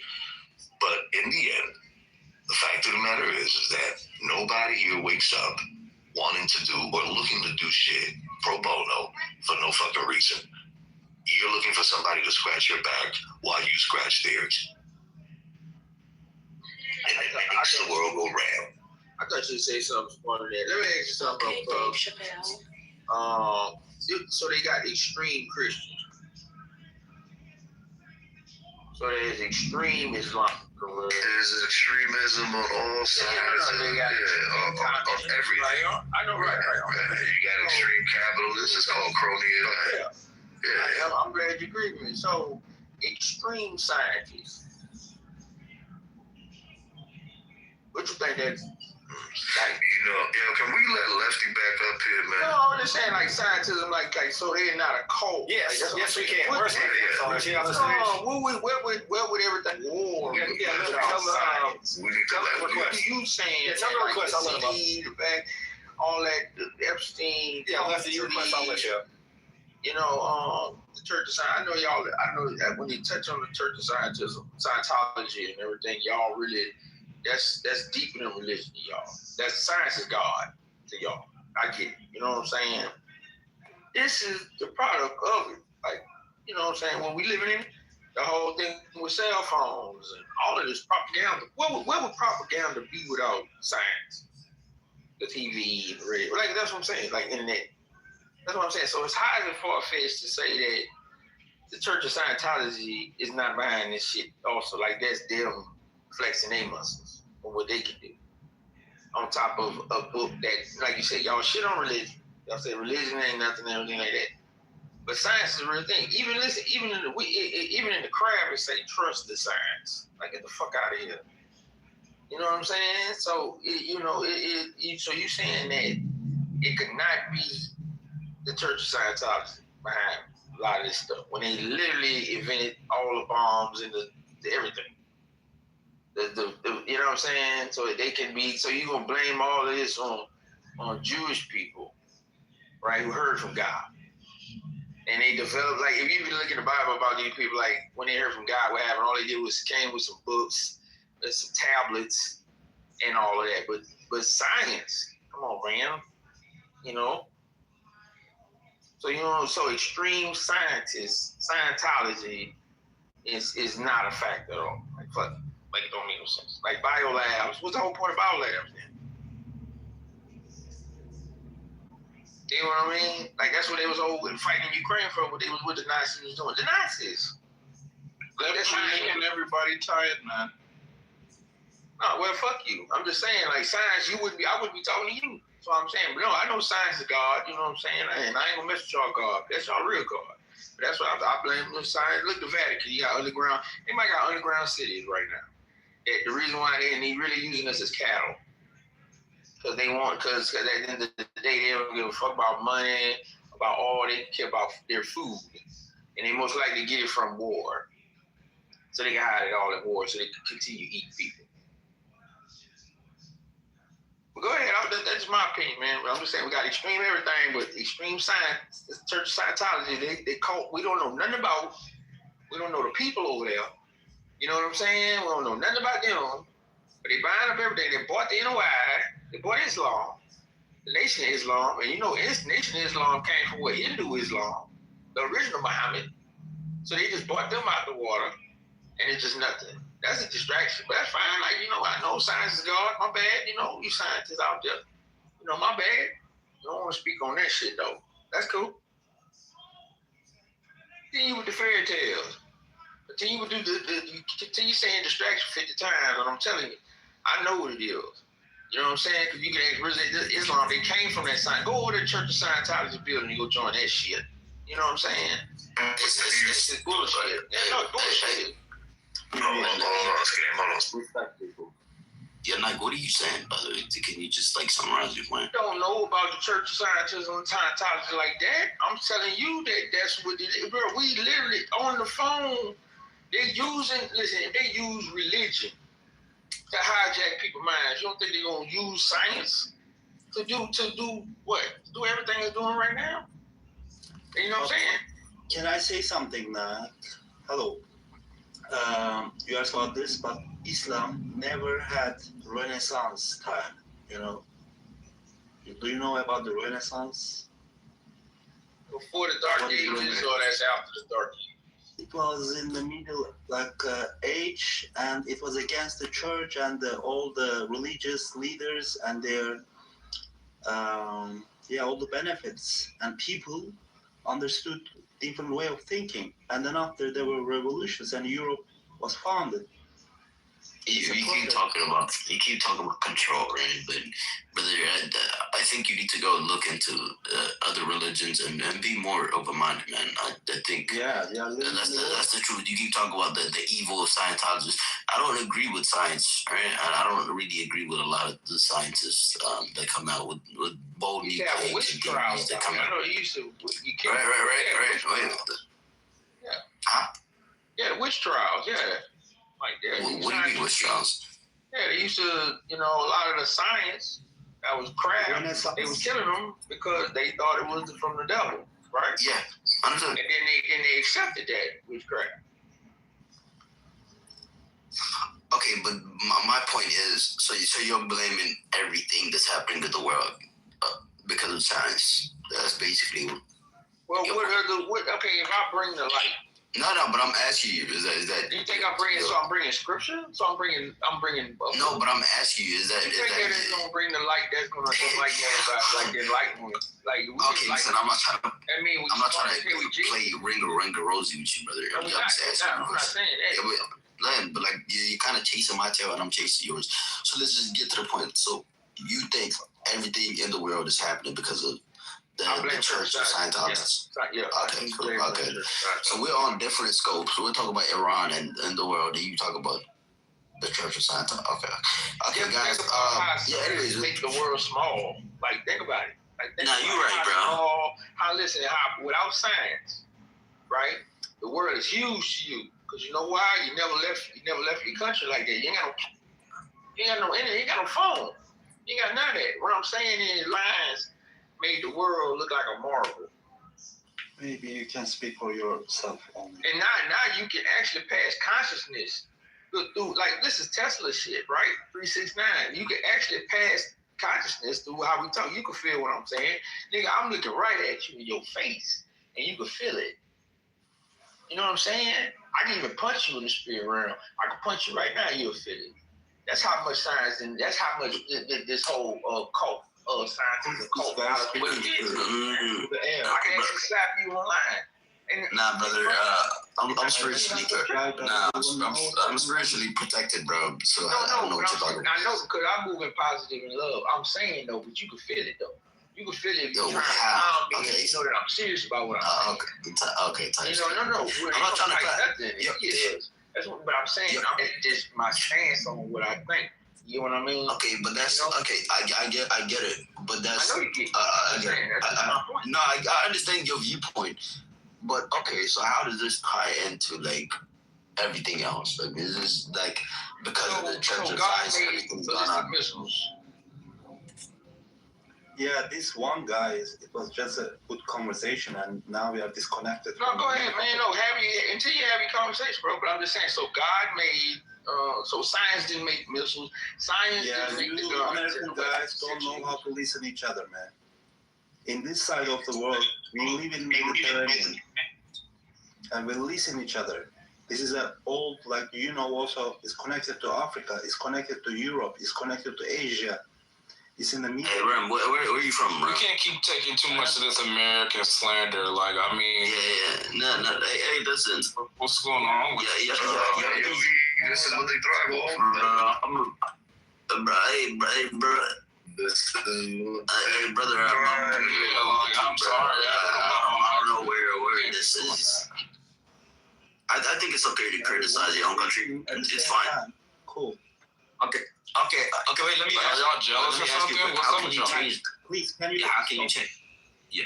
Is the symbol from Aleister Crowley. That's male and female, and that's a trans symbol, right?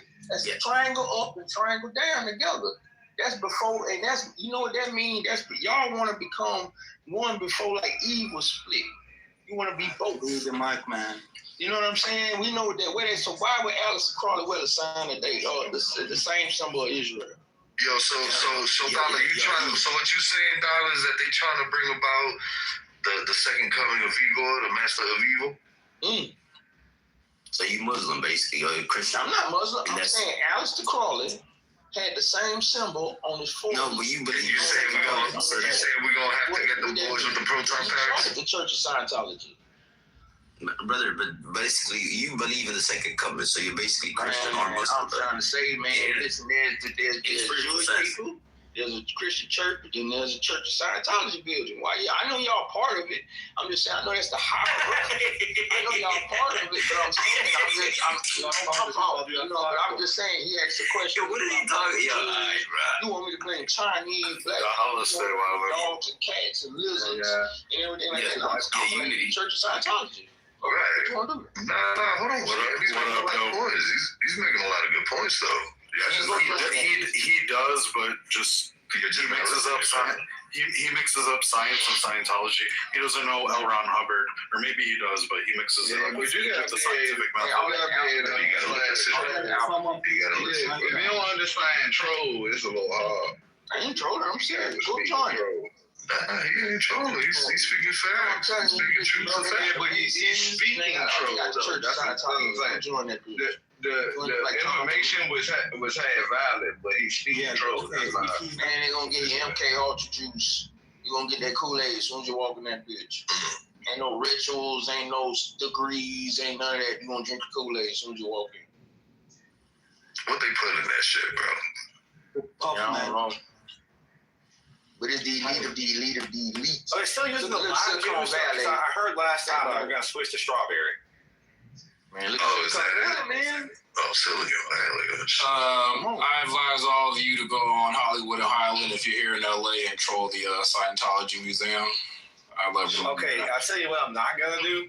I don't know where bro. I'm not fucking trolling Scientologists. They got a whole different kind of give back that I ain't really got time for, man. They are also very aggressive. I don't want that smoke. Well, all of that shit, bro. No, real shit, man. All right, so listen to you about to say.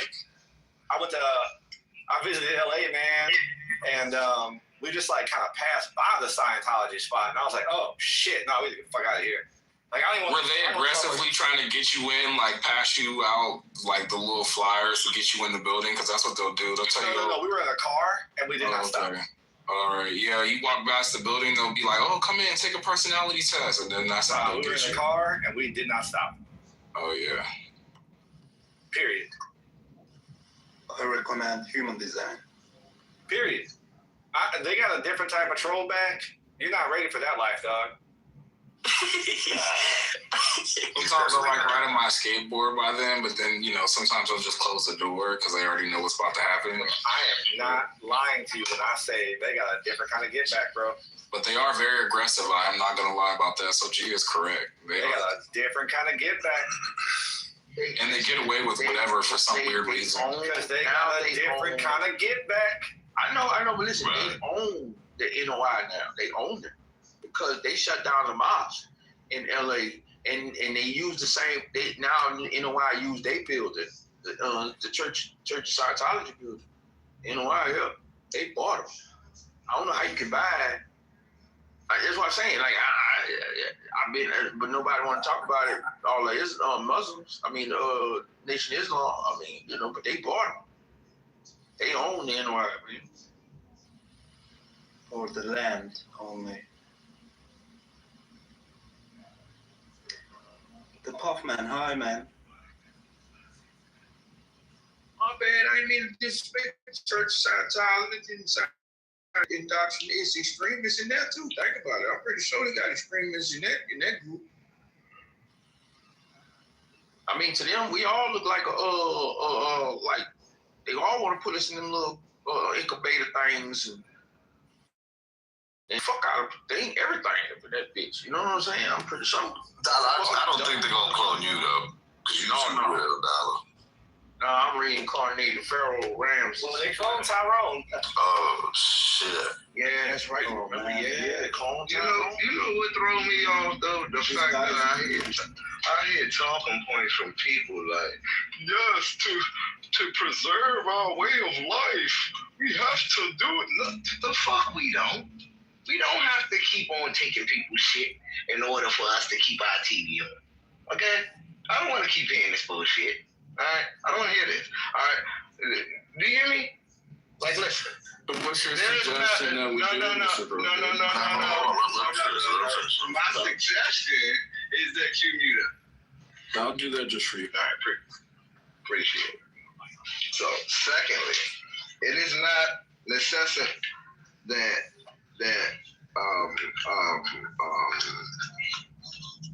little girls have to die, right? In schools, in churches, for us to have resource gas. Alright? Like this mind state that people have to go without, people have to die in order for us to have an American way of life really needs to end, because it's ludicrous, it's demonic, and really and truly, if you actually claim to be a follower of any of these religions, it condemns it. So what the fuck are we talking about? But go ahead, bro. Go on. That was the IRGC that did that, not Trump or the United States military, for one. Number two, who aligned with children being unalived? I never said that, but I just want to know, do you have any other suggestion besides taking what we want, since people are not just going to willingly give it up? Are we going to sit people at the table and just be like, hey, could we use some of your resources or blah, blah, blah? Like, it's not going to happen, bro. Like, America was not formed that way. So I'm just asking you, do you have any other suggestions aside from strong arming like we've been doing for centuries? Yeah, paying a fair wage, giving people equal for their resources, right? Equal trade, right? What the fuck are we about? What can we do? So sir, that's like me saying, oh, you got something, I'm about to come to your house with my 308 and take it.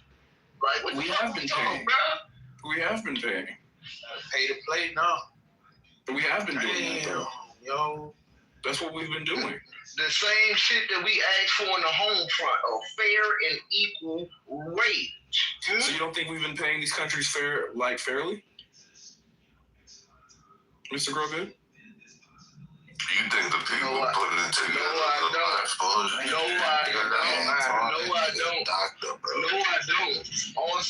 Also, or doctor, you're right, because he did our name. Also coupled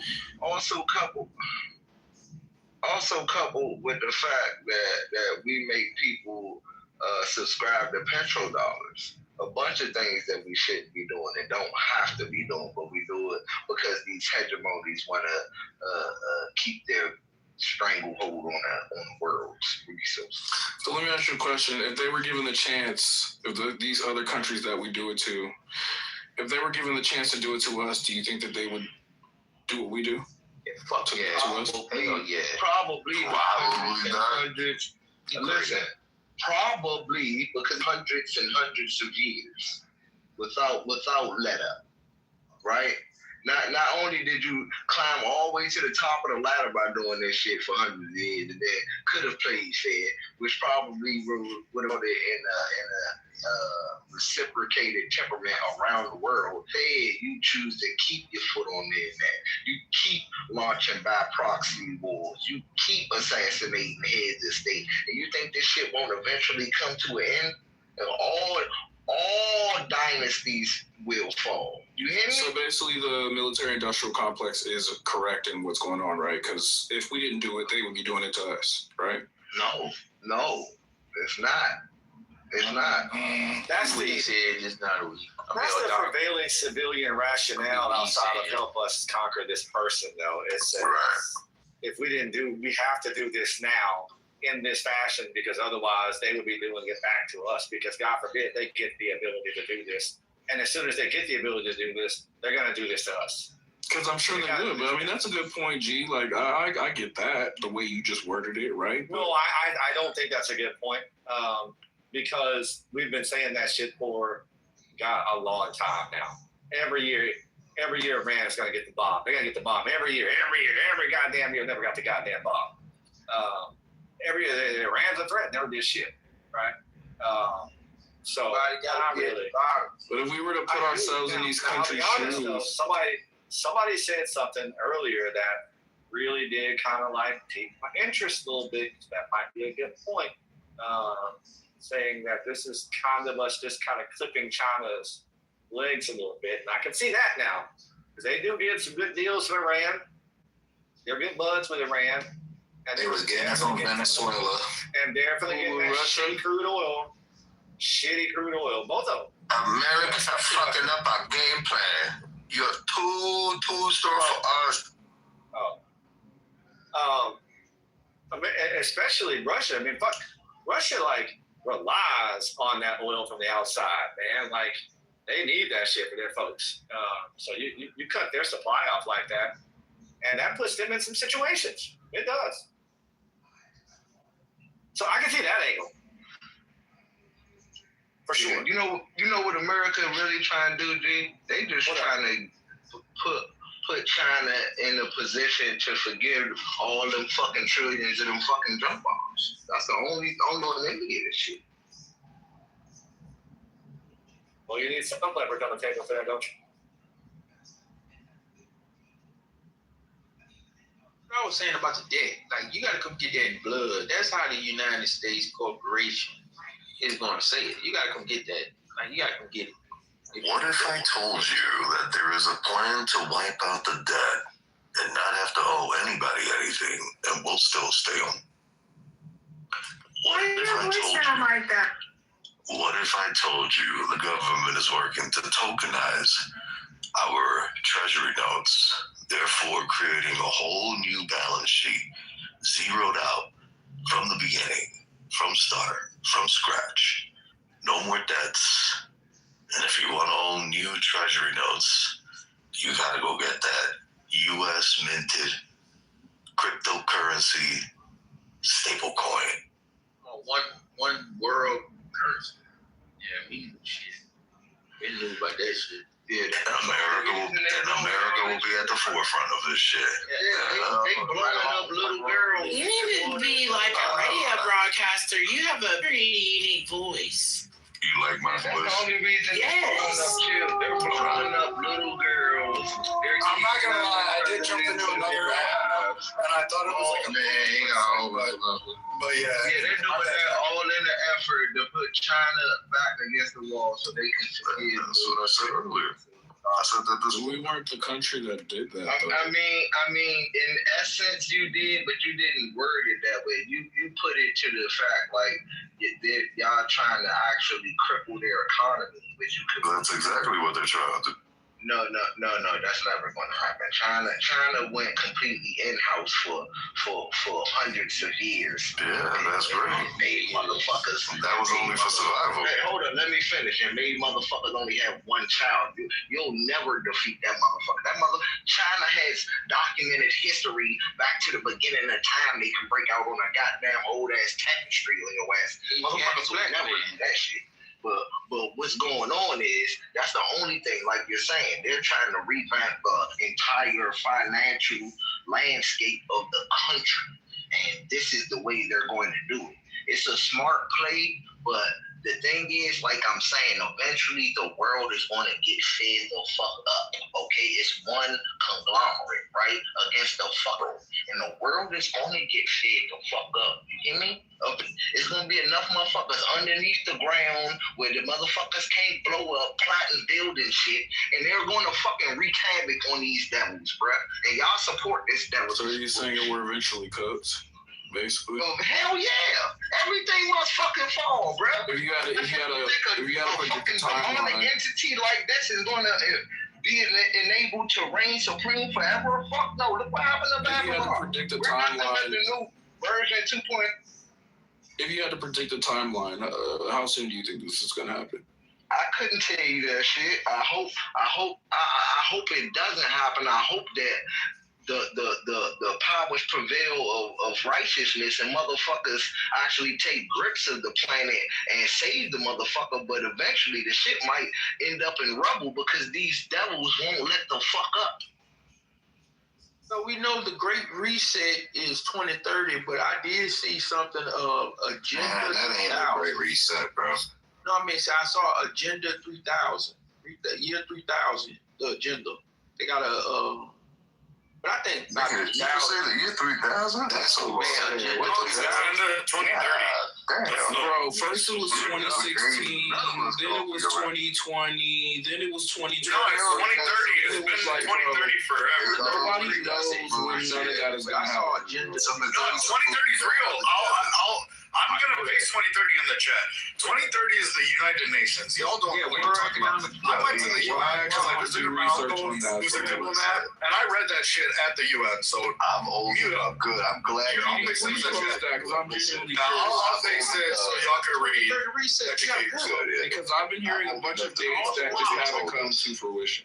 Nah, yo, listen. Oh no, 100%. Yeah, the only real one's like 2030, but I got you. I'm old enough to remember when they were telling us to stop using hairspray because we were all going to float out into space because we weren't going to have an ozone, and it was going to be over. And yeah, 2026, and here we are. I mean, we also the ozone never depleted, and none of us floated out into space. We had the millennium too. We had the Y2K. Yeah, that's right. We had the calendar 2012. Hey, these kids, man, these days they don't know the joys of the Y2K phenomenon. Jesus Christ! Thanks, G. You talk about a T alive? Nigga, they had a stockpile and everything.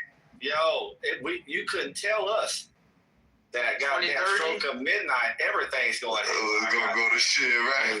Crazy thing is, in my area, Y2K 2000, when the clock strike 12, the lights actually cut off for a bit. You know what I'm saying? No way. Man, it was for like 30 like they was fucking with you. Wait, are you trolling or are you serious? No, 100%. It just might have been just, whatever common issues that was in the air. But it just happened to happen, so that shit was kind of crazy. Stay. I don't know if you're stationary. I don't know if you can read on the link I put, the Agenda 2030. It's like a pictograph, infographic, however you say it, of the Agenda 2030. Yeah, infograph of like them in order. Thank you for them in order. Can you read that or someone read that? Because if you read through those, there was people tripping about some of it because they were saying like ending world poverty. So then some people like conspiracy theorists were like interpreting that they're like they're gonna make everything. Like Alex Jones was like they're gonna make everything communist. Like he was freaking out. But I remember going to the UN and like reading it, and it seemed to be like, I mean. I don't know. Just somebody read them off, and then I want to see your guys' gut. I'm actually like on it right now. So yeah. Says, no poverty, zero hunger, good and health being, quality education, gender equality, clean water and sanitation, affordable and clean energy, decent work and economic growth, industry innovation, infrastructure, reducing inequalities, sustainable cities and communities. Responsible consumption and production, climate action, life below water. It's 3 more. We got life on land, peace, justice, and strong institutions, and partnerships for the goal. Yeah, there were a couple of those right there that if you repeat them, they sound like straight up control. What was the one about food? Did you say all that other shit? Hold on. Did you say unclean energy, sir? You said, no, it's affordable and clean energy. Right. And then and clean. My man, you said it sounded like you said affordable. It's like you said. Hey, but listen, hold on, Donna, shut your ass up because it sounds like you said affordable. Listen, right there. What are you? How you gonna tell me listening? I was talking first, nigga. Go ahead, my bad. Damn. Hey, don't get pissed off, Dallas. Crazy. All that gonna be. It sounds like you said affordable, unclean. What's that on this? Unclean energy. Can you go over it one more time?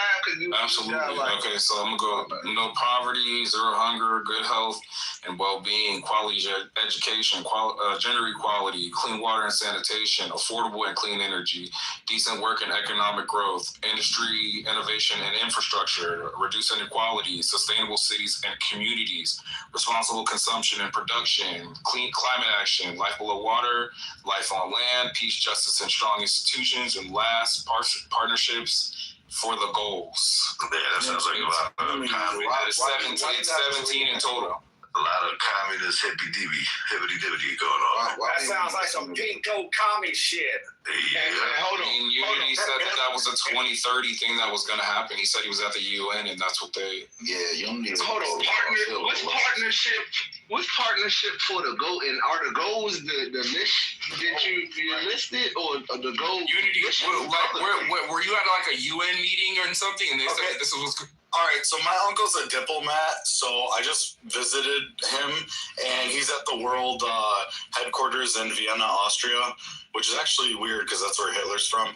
But yeah, so I visited the UN, and one of the things I read there was about this Agenda 2030, and I went in 2017, so like 9 years ago. Yeah, so they've been planning this shit for damn near a little over almost 2 decades. Goddamn. But they always planning shit like that. I mean, look what they told us what they should have done. Like a good plan. I ain't even no go. That shit. You know what? That's what I'm saying, State. That's why I'm like, I heard people trying. I've heard Alex Jones speak about it, and he says, yeah, but like Alex Jones he'll take poverty, like no poverty, and make it into like we're all communists. Like there's no they'll make it not good. I don't know.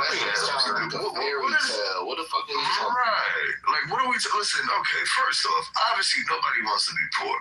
But there's obviously levels to poverty. Okay, so a person who's poor in the U.S. is still better off than somebody who's poor in a developing country. So when motherfuckers go out and throw, wishy-washy general fucking statements like end poverty, how the fuck do you intend on doing that? You intend on giving everybody $1 million? Because if that's the case, then the $1 million ain't gonna go too far, because now you're going to inflate the system, and now everybody and their mother gonna have $1 million. So now $1 million is not as scarce as it used to be, so it's not gonna buy as much as it used to. So when motherfuckers be coming up with these cookie cutting ass bullshit ass lists, we're gonna end poverty and we're all going to work in unison. You know who the fuck talks like that? Motherfuckers who read the Karl Marx book. That's who the fuck sounds like that. You just implied that anybody who doesn't have $1 million is in poverty. No. That's not what I meant.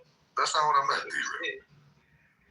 But anyway, it's kind of funny. The United States have a plan to target everybody in case some shit goes sideways. Iran, they have a plan to attack China, Russia. I mean, that's actually a smart thing to do, right? Is that Brother Nathan by any chance? That's Brother Nathan, eh? I'm back. Yeah, so, the shit, man, that shit is crazy. They killed that dude. I think the war is over with, just about. The president's dead. The Ayatollah is dead. A lot of his people is dead. I mean, this shit it's a wrap. You know what I'm saying? Like, to be honest with you. This is first time back since 12.1G. Hold up, man. He might be right. That's Brother Nathan, man. That might be Well, actually, no. So here's the problem. No, but here's the problem, though, right? Okay, great. You took down this great leader of this country. What about the other splinter leaders? What about the? Oh man, come on, man.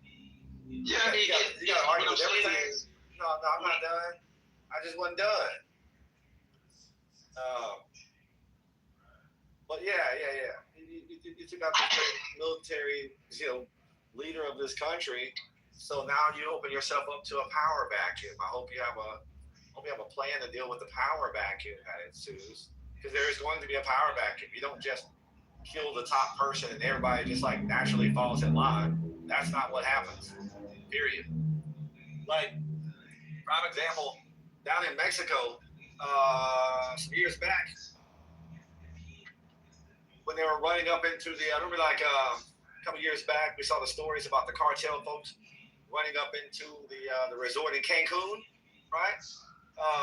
Well, the mob boss had died. He got assassinated down there at the time, and it opened up and like it erupted into a smaller scale of a power vacuum. So now they're just getting ruthless and killing each other until somebody comes out on top again. So we do have to consider that aspect. It's not just about the go in. America has never had a problem going in and killing somebody, ever. It's the what after that part. And we tend to struggle there. And what that inevitably means is we're going to have American troops on the ground for an extended period of time, fighting guerrilla-style warfare, getting ambushed and shit. You know what I mean? Like, getting fucked up down there for nothing. Yeah, Iraq was no joke. People forget in Iraq, a different thing happened versus what's happening in Iran. Boots was on the ground. He actually put hands on Saddam Hussein and captured him. Something's different is happening now. I don't like what Trump did, what he just did just now, but he is not Bush. I'm talking about the second Bush. The second Bush was the worst president of my lifetime, probably G lifetime. A lot of people flip out about Trump and forget about the second Bush. The second was warned about 9/11. He was warned about attacks at the homeland. He failed to protect us, and then he did a stupid thing and went and lied about weapons of mass destruction, right? Powell lied about it and didn't really explain what mass weapons of destruction was about. Everybody thought he was talking about nuclear bombs and large stockpile chemical weapons that could be delivered here. None of that shit was true. 7,000 Americans died in that war. Iraq and Afghanistan, Mission Creep happened. And also they didn't end it and pull out. It lasted extremely long periods of time. $20 trillion wasted in that war. Trump criticized it. That's why people forget when Trump first ran. He criticized the second Bush, how idiotic he was to going in there and not wrapping it up quick. So I don't think that he's going to have mission creep and stay in this war the remainder of his time in office. And also, too, he stopped people before the strikes happened. China was delivering weapons, hypersonic missiles, if I'm not mistaken, to Iran, and trying to get those weapons delivered. They struck Iran before that actually happened, and that stockpile could rise up. So I think he kind of blocked China. He blocked Russia from ramping up support. And Russia's too busy right now fighting in Ukraine. Also, too, people forget too, those long-range drones that Russia was using for cheap, right? That was tearing Ukraine up. Guess where they came from? From Iran. They came from Iran. So he took out Iran. He cut Venezuela. They had ties to China. He took out Iran. He was giving weapons to Russia, and you also add up, what is that? That's called BRICS, right? Trump ran on dismantling the BRIC network. Remember the challenging our dollar? He pretty much just blew that shit out of the water. That shit is just gone right now, to be honest with you. You know what I'm saying? So he did a whole bunch of shit, and now with Iran, see, the thing about it is this, what people forget. These people like Trump and the military in Washington, they don't give a fuck about Iran's prosperity. They just want them not to be able to develop a nuclear weapon, not develop a nuclear power, and let them live in calamity. Their mission complete. That's the real mission, so they can't build the shit back and can't fight you no more. And that's what it is, bro. But I like it. Hey, real quick. I don't know if G's still there, right? But I want to ask you a question if G not there, because I heard him say it as far as boots on the ground. We really ain't been active like that, right? And, the way that the world works, the way technology works, we see things are like double, quadruple as far as like, how advanced this shit is, this weaponry is, right? And then we always have these conversations about war in the future and what war looks like in the future, right? Do we think we can like positively make the statement that really hit the fan, or this is really like on some World War III shit that we're gonna see boots on the ground, versus we actually gonna see some of this shit that's been laid dormant for this 4, 5, 6, 7 years actually being enacted? I don't know what's been laying dormant, but I know you can't hold a city with a drone. Well, I can say this, right? What's happening in Ukraine, I've been following it. I probably watch more shit in Ukraine. I mean, for kicks and giggles, I watch it. to see what's happening. So when you have a soldier taking a piss inside of a house, right, and the drone go in the front door because he left it open stupidly, and hit him on the buttocks, right, the whole war thing has changed. And just to let y'all know, I heard something 2 weeks ago from somebody in the military. Maybe it's true, maybe it's not. I don't know. I can't even say where, who, whatever. He told me that the drone technology the United States they have a 3D drone printer machine. And he can sit, that thing can print up pretty much 1,000 drones per week. So it's some shit that they learned from Ukraine, and he was telling me how much they learned from Ukraine's situation with the drones. So I think that it's not going to be the same. If you're thinking it's going to be the same if boots on the ground like Iraq and Afghanistan, you got another thing coming to you. They're going to be, they have like a swarm of drones. There would be thousands and thousands of drones. And guess it is, the Iranians don't have a chance. The Iranian military just don't have a chance against it. Like, I don't care how fast you can run, shoot, they're getting annihilated, man, for real. Well, Nathan, that's what I'm getting at, right? So that's what I'm trying to figure out to see how people feeling about the conversation, because I feel like boots on the ground is clearly not gonna happen. But then even when we have the conversation of drones, right? I feel like even drones been around for a while to the point that drones are gonna be used. But I feel like if this is really going to the direction that it's going to, with all these other countries getting involved, how many of y'all feel like we probably might see some shit that we haven't seen? Like, fuck the drones. We see the drones. We know the drones is here. Like, is this that time in history to where if it really pops off and it's World War III, that we probably gonna see some shit that we just haven't seen? And look, we still trying to figure out what the fucking discombobulator is, because somehow niggas discombobulated everything and everybody. Like, what up, G? Like I said, you can't hold a city with a drone. If you're coming in and taking territory, and that's what war is. You go in and take territory. Okay, you can't hold an area with a drone. Yeah, I'm asking how they gonna Respectfully, I might challenge that statement kindly, sir. Okay, then show me how you hold an area with a drone. Okay, so can I? Please, whoever I just want to go ahead and answer, but friend. Okay, so I was told, like the Predator drone. Anyway, there's a type. No, I'm just gonna make my statement. So there's a type of drone that the United, like George Bush, like the drone he used and Obama and whatever. It's all pretty much this one drone called the Predator. If you look at its shape, they all pretty much match that kind of whatever. A lot of the ones they use for surveillance and bombing and whatever. The camera is 1 billion megapixels.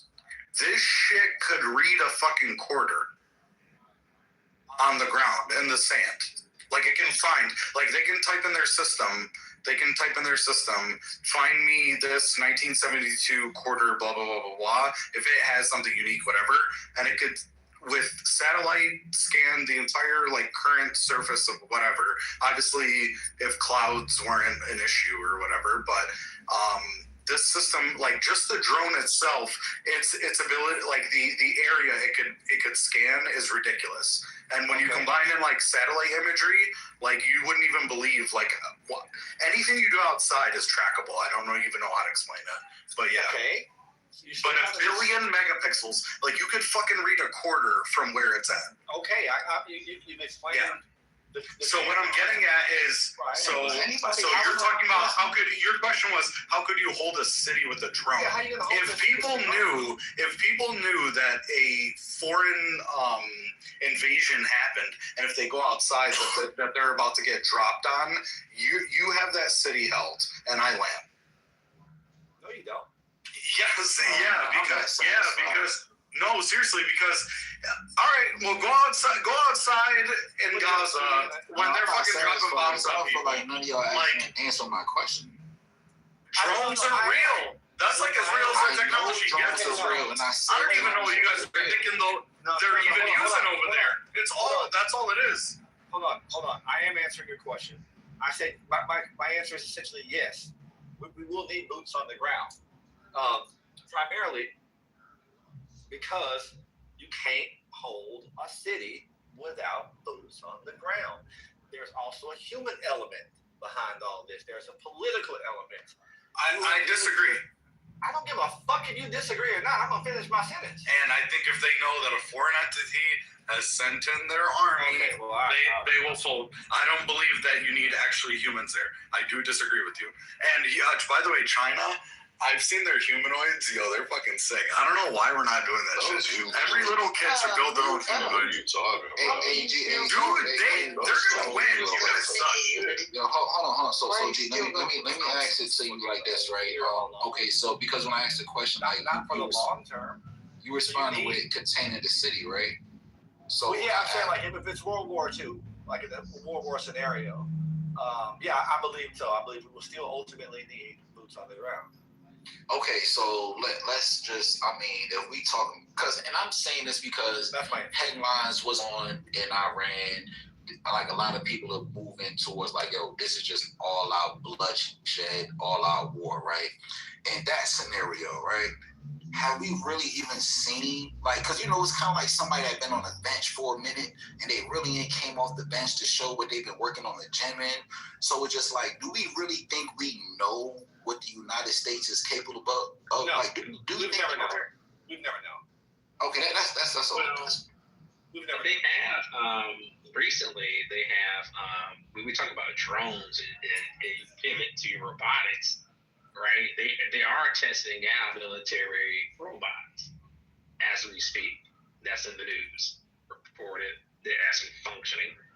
So not just the United States, China too as well, of course. So that's a different type of element that we haven't really seen yet on the battlefield. So when we talk about holding ground, when you combine the two, that Android drone and the robot, you know, being deployed, and with the most sophisticated satellite network in the world, combine that with Elon Musk,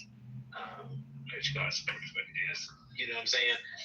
Yeah. I mean, I think that we're entering in a new realm of warfare, and if you're not on that type of level, you're gonna get clobbered. And also, that's all I'm saying.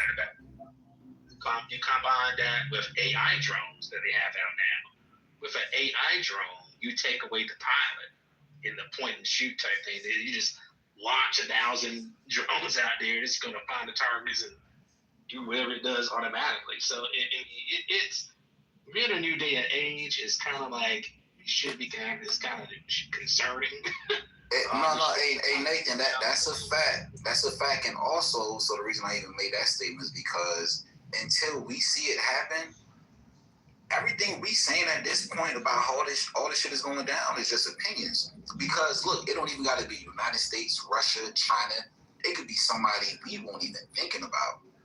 A lot of technology and shit been laying dormant. All this shit going on with IT, AI. Like, until it really gets to that point, we really all just guessing and assuming how a lot of shit gonna play out, because a lot of shit's been laying dormant. And we don't know who's been sitting on what until it happens. That's what. You right though, because it's called a skeleton crew. It's like, you know, like a night shift. You know what I'm saying? They will have boots on the ground, but it most likely be a skeleton crew. And it's not a myth, because think about LiDAR. LiDAR, man. I mean, you drop LiDAR all over the whole city. You know, and sensors. You know what I'm saying? You step on them damn sensors, man, everything activate. You know what I'm saying? So you can drop LiDAR all around the city, and anything, you know what I'm saying? Anything that passed them sensors, man, it's gonna light up all that AI. I even heard they got these boxes, nigga, the cubes, and they bees. It's drone bee swarms, the swarms. Yeah, so they about to test all kind of shit out there. They did a Black Mirror episode on that. Spoiler alert. No, they did. Hey, just real quick, because I'm about to go back on listening mode. Hey, Puff, was you about to respond to that too? Because I'm just trying to get a response to like kind of like that topic, and then I'm back on. Yo, you imagine Trump tomorrow morning comes on TV and says to everybody, "We have ultimately taken down Iran, and we've used a new weapon that was developed for quite some time. It's something the likes of a lot of people have never seen, and it's only possible because we are the United States and we have the greatest weapons. It's called the Suck Muscle 3000. We saved a lot of lives by unleashing the power, the raw sucking power of the Suck Muscle 3000, in which all individuals were incapacitated immediately once they began to be sucked off. It's a tremendous weapon, and we're going to keep it a secret for now. We're going to continue to use it, and China better know that they're going to be sucked off if they play themselves. Yeah, I hate this dude. That could, yeah, I hate this guy. That could be what happened, but I guess my question is more so a question that anybody can speak on, but we'll just have to wait and see because the Iron Dome is a hold on, but $8, we've been seeing the Iron Dome fail. We've been seeing it in a lot of situations. Like, we can say they let it fall, whatever the case is. I just feel like, look, if this is it, and all everybody's having these conversations, and even though Iran was bombed a couple months ago, 2-3 months ago, now it's just like, okay, it's different. Saudi Arabia's and this shit, like everything is just, to the point where it's like, yo, this is it. Everybody's talking and speaking as if this is it. And I don't feel like we about to see boots on the ground. I feel like we about to see some shit that we never seen before. That's correct. We're not going to put boots on the ground. You know what's going to happen? We're going to send Rosie O'Donnell in. That's what we're going to do. I have worked out a deal with Ireland, and we're going to clone Rosie O'Donnell. Yo, this dude's fucking impression is like literally give it up for this dude. God, no, seriously, that was like probably the best. We're going to deport Unity first and foremost. We're going to deport Unity because we're tired of it. I thought it was going to be your Secretary of War. Go fuck yourself. Hey, whatever, bro. This is the last one because Roel, I know he doesn't more fit. No, it's no question. I was just gonna say what people really gotta be careful with, which I think is gonna happen, is a worldwide EMP. It's gonna disrupt. I agree with Roel. I think that's what's gonna end up happening, bro. I agree. It's going to hit all y'all. Wait, hold on for a second. It's not going to be a world EMP. The EMP goes all y'all EMP. They can make a couple of miles. Brother. They got some people out there. They gonna hit them with the all y'all except Mark Zuckerberg and his bunker EMP. If you cover your electronics, scorched earth EMP. Yeah. Listen, nobody has Faraday cages, okay? And more importantly, go ahead, Rob. No, I was just gonna. Yeah, nobody got a fucking Faraday cage walking around outside. People forget that EMPs don't just disrupt. What the fuck is going on right now? It also makes people sick too. Don't forget, you know what I'm saying? So, like, you put that in a combination, that's kind of nuclear bomb plans. But you can, I mean, that's Nathan. I mean, who's gonna deploy millions of EMPs at the same time? Nathan, you're wrong on that one. But let's put it into perspective. And D, I don't know if you wanted to say something. If you do, you can go ahead. D.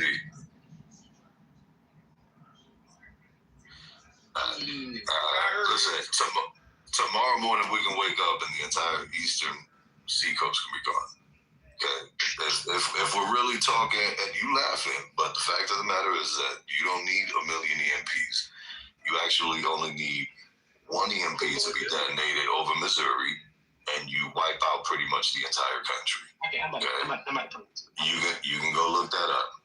Okay. So those hold on, Doc. Those war games have already been played out, Nathan, and literally all it takes is one EMP, a couple hundred miles over the atmosphere of Missouri, and you pretty much wipe out like 98% of the country's electric grid access. So the continental United States. Now, on top of that, Russia developed a bomb that they can blow up like a couple hundred miles out in the Atlantic or the Pacific, and excuse create waves bigger than any tsunami you've ever seen in your life.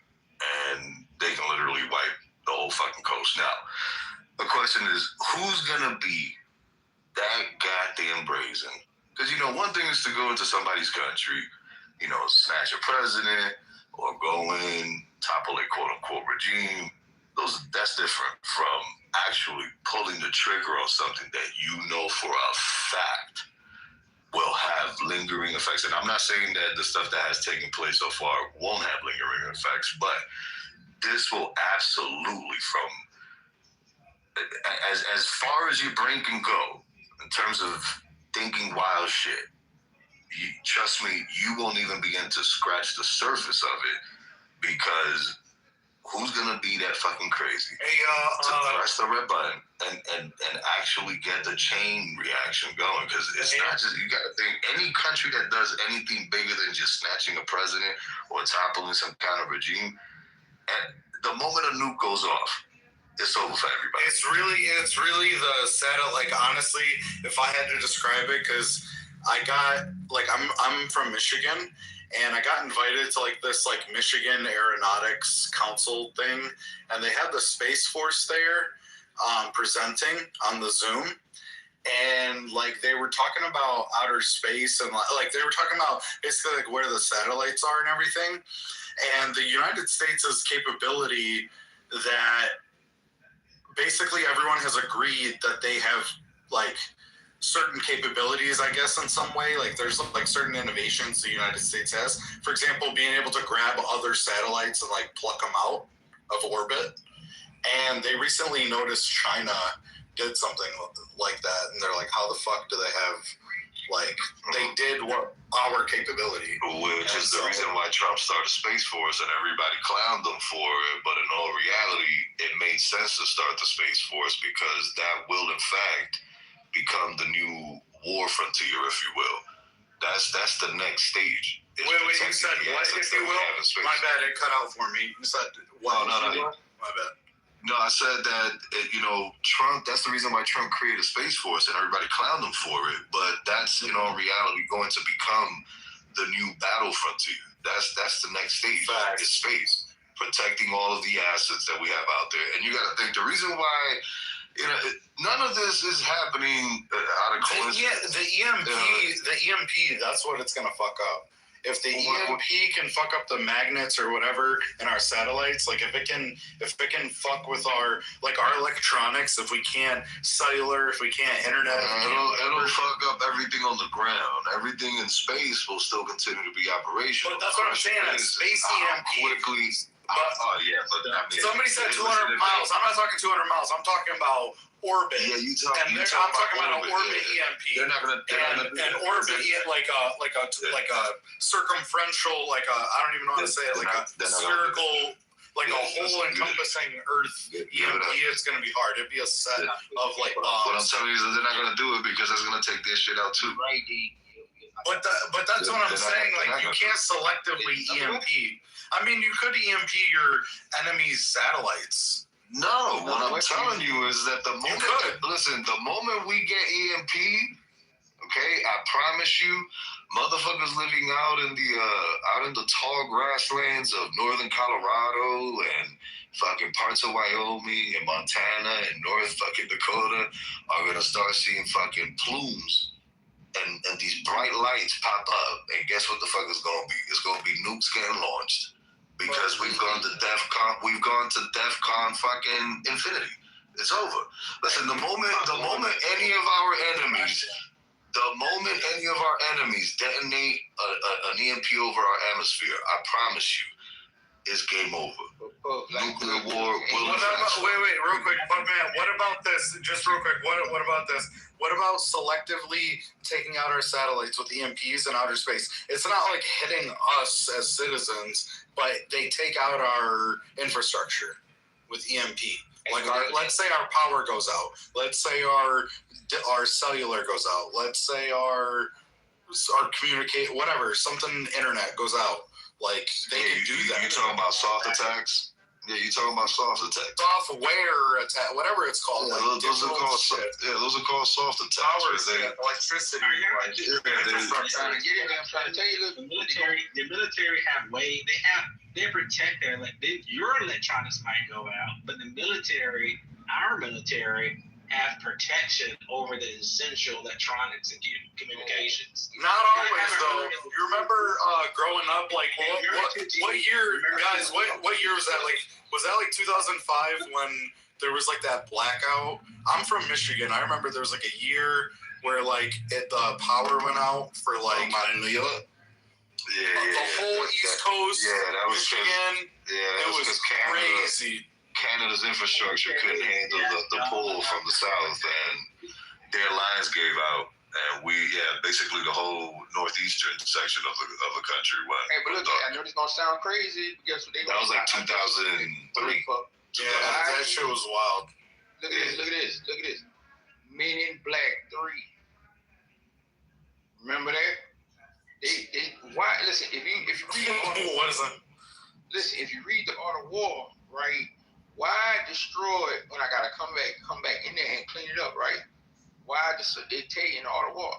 So if you remember Men in Black 3, when he looked at the new Jay, he was like, man, how we going? He said all them people saw that, and he hit a button, and it was a worldwide like flash thing, like the little flashy thingy.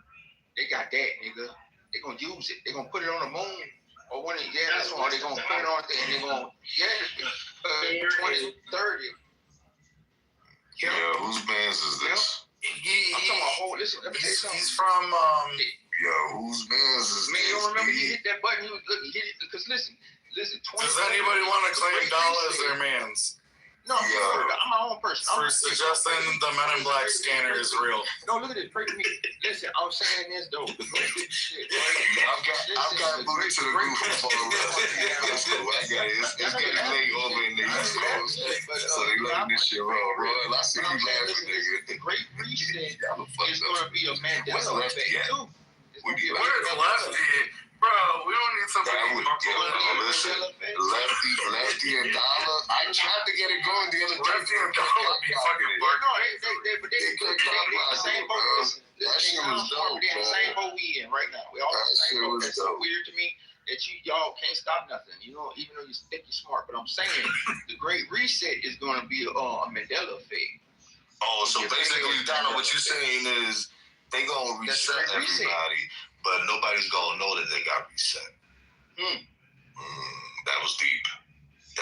You see, this is the reason why we need Lefty up here, because Lefty be saying deep shit. Yeah, you know what, Dollar? These niggas are sleeping. Dollar, listen, these niggas are sleeping. Reset your brain. These niggas are sleeping. These niggas be sleeping on you and Lefty so hard, man. AMP gotta turn everything back on. We need the gematria. We need to know. Oh, we need RJ? No. Come on, listen. Come on, stop. Come on, you imagine just Dollar and Lefty going back. No, hold on. Wait for wait, Camille. Wait for wait. Dollar and Lefty going back and forth? Just swinging as hard as they can. Yo, listen. I had that shit. Dollar name. Dollar saved us from 3-Eye Atlas. He went up there and what? Oh, you know, I'm going to do that. I told him that there wasn't going to be no 3-Eye Atlas because we destroyed it, didn't we? And where is it? How did they destroy it, Camille? And you gonna wait. One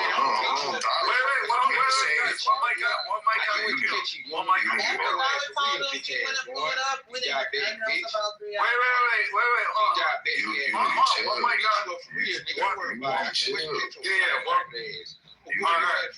up. You need to chill. Camille's trying to tell you that Dollar was the one that did it. I'm gonna beat you up. We were talking about 3-Eye Atlas. So what you want to do, man? Where you at, bitch ass? Everybody was worried about where it was. What you barking for? Ain't no barking, man. Dollar went up there and him and the people, they blew it up. And after that, we didn't hear nothing else about 3-Eye Atlas. So Dollar was I told y'all way back in November what happened. What happened with that? Man, you ain't got no powers on Unity, bro. Shut up, man. No, I wasn't even paying attention. You need to chill. That's why I bet it, nigga. That's why you fell out that time. You remember when you fell out? Keep playing with your ass, motherfucker. You come up against the real guy. This is my home turf, nigga. I'm on my homeland. You ain't. You know what I'm saying? Didn't you fall out? Oh, boy. You diabetic bitch. I'm gonna whoop your ass, man. Keep fucking with me, you motherfucker. Go exercise. Go burn that sugar before I whoop your ass, bitch. Damn, I just got in the whip. Yeah, this shit. Is it possible that you can repent, please, sir? We shouldn't. I don't know what that word means. Fall out. You got diabetes. You diabetic. Fuck ass bitch. Keep on playing, man. Keep on playing with me. Keep on playing with me, man. Because you think it's a joke. You really think it's a joke. So, my degree's in neuroscience. I worked at the university. I know, but I worked at the university. I worked at the University of Michigan in a department for diabetes. I did research in diabetes, but I don't have diabetes. Yeah, but you fell out, didn't you? Where you fell out the gym? I fell at the gym. Why? You're falling for the trap. If somebody falls at the gym, why are you? What does that have to do with anything? No, didn't you do it? Don't tell me I'm lying. You're falling for the trap. You really chill out. I'm telling you, just stay on mute, bro. Listen. Hey, and God don't look. You ain't no Christian. You ain't coming to heaven with us, bro. I'm gonna beat you up there. You gonna beat him up in heaven? Man, what? Come on, Dollar. On everything. In front of God, Dollar. In front of God, man. Yeah, because he think what he's saying is intelligent. He in the same boat with us. Over here getting the same money. Go back to your country, man. But Dollar, but not in front of God, though. Do it before you get in front of God. God ain't got nothing to do with this. God will have to bear. Dollar, do you know where the Christian religion came from? Man, you know what river? What river was Jesus Watch. Was it the Louisiana River or was it the Jordan River? Hey, say niggas be tripping again, then. Don't niggas be tripping. Was it the Mississippi River or was it the Jordan River? No, but you act like somebody's foreign when Christianity came from the Middle East. Man, don't worry about all that, man. Neuroscience, all that ain't gonna save you, bro. Yeah, but you're saying somebody has diabetes and they don't, and they worked in a department that studied it. I don't get what your point is. You want to be evil. You want to be an asshole. I want to be evil, but you got a skull in your picture. You got the skulls in your picture and a pentagram, but I want to be evil. Yeah, what that mean? What that mean? But you trying to be evil, and then you talking about other. You got a fucking hood on with a goat, a dead goat.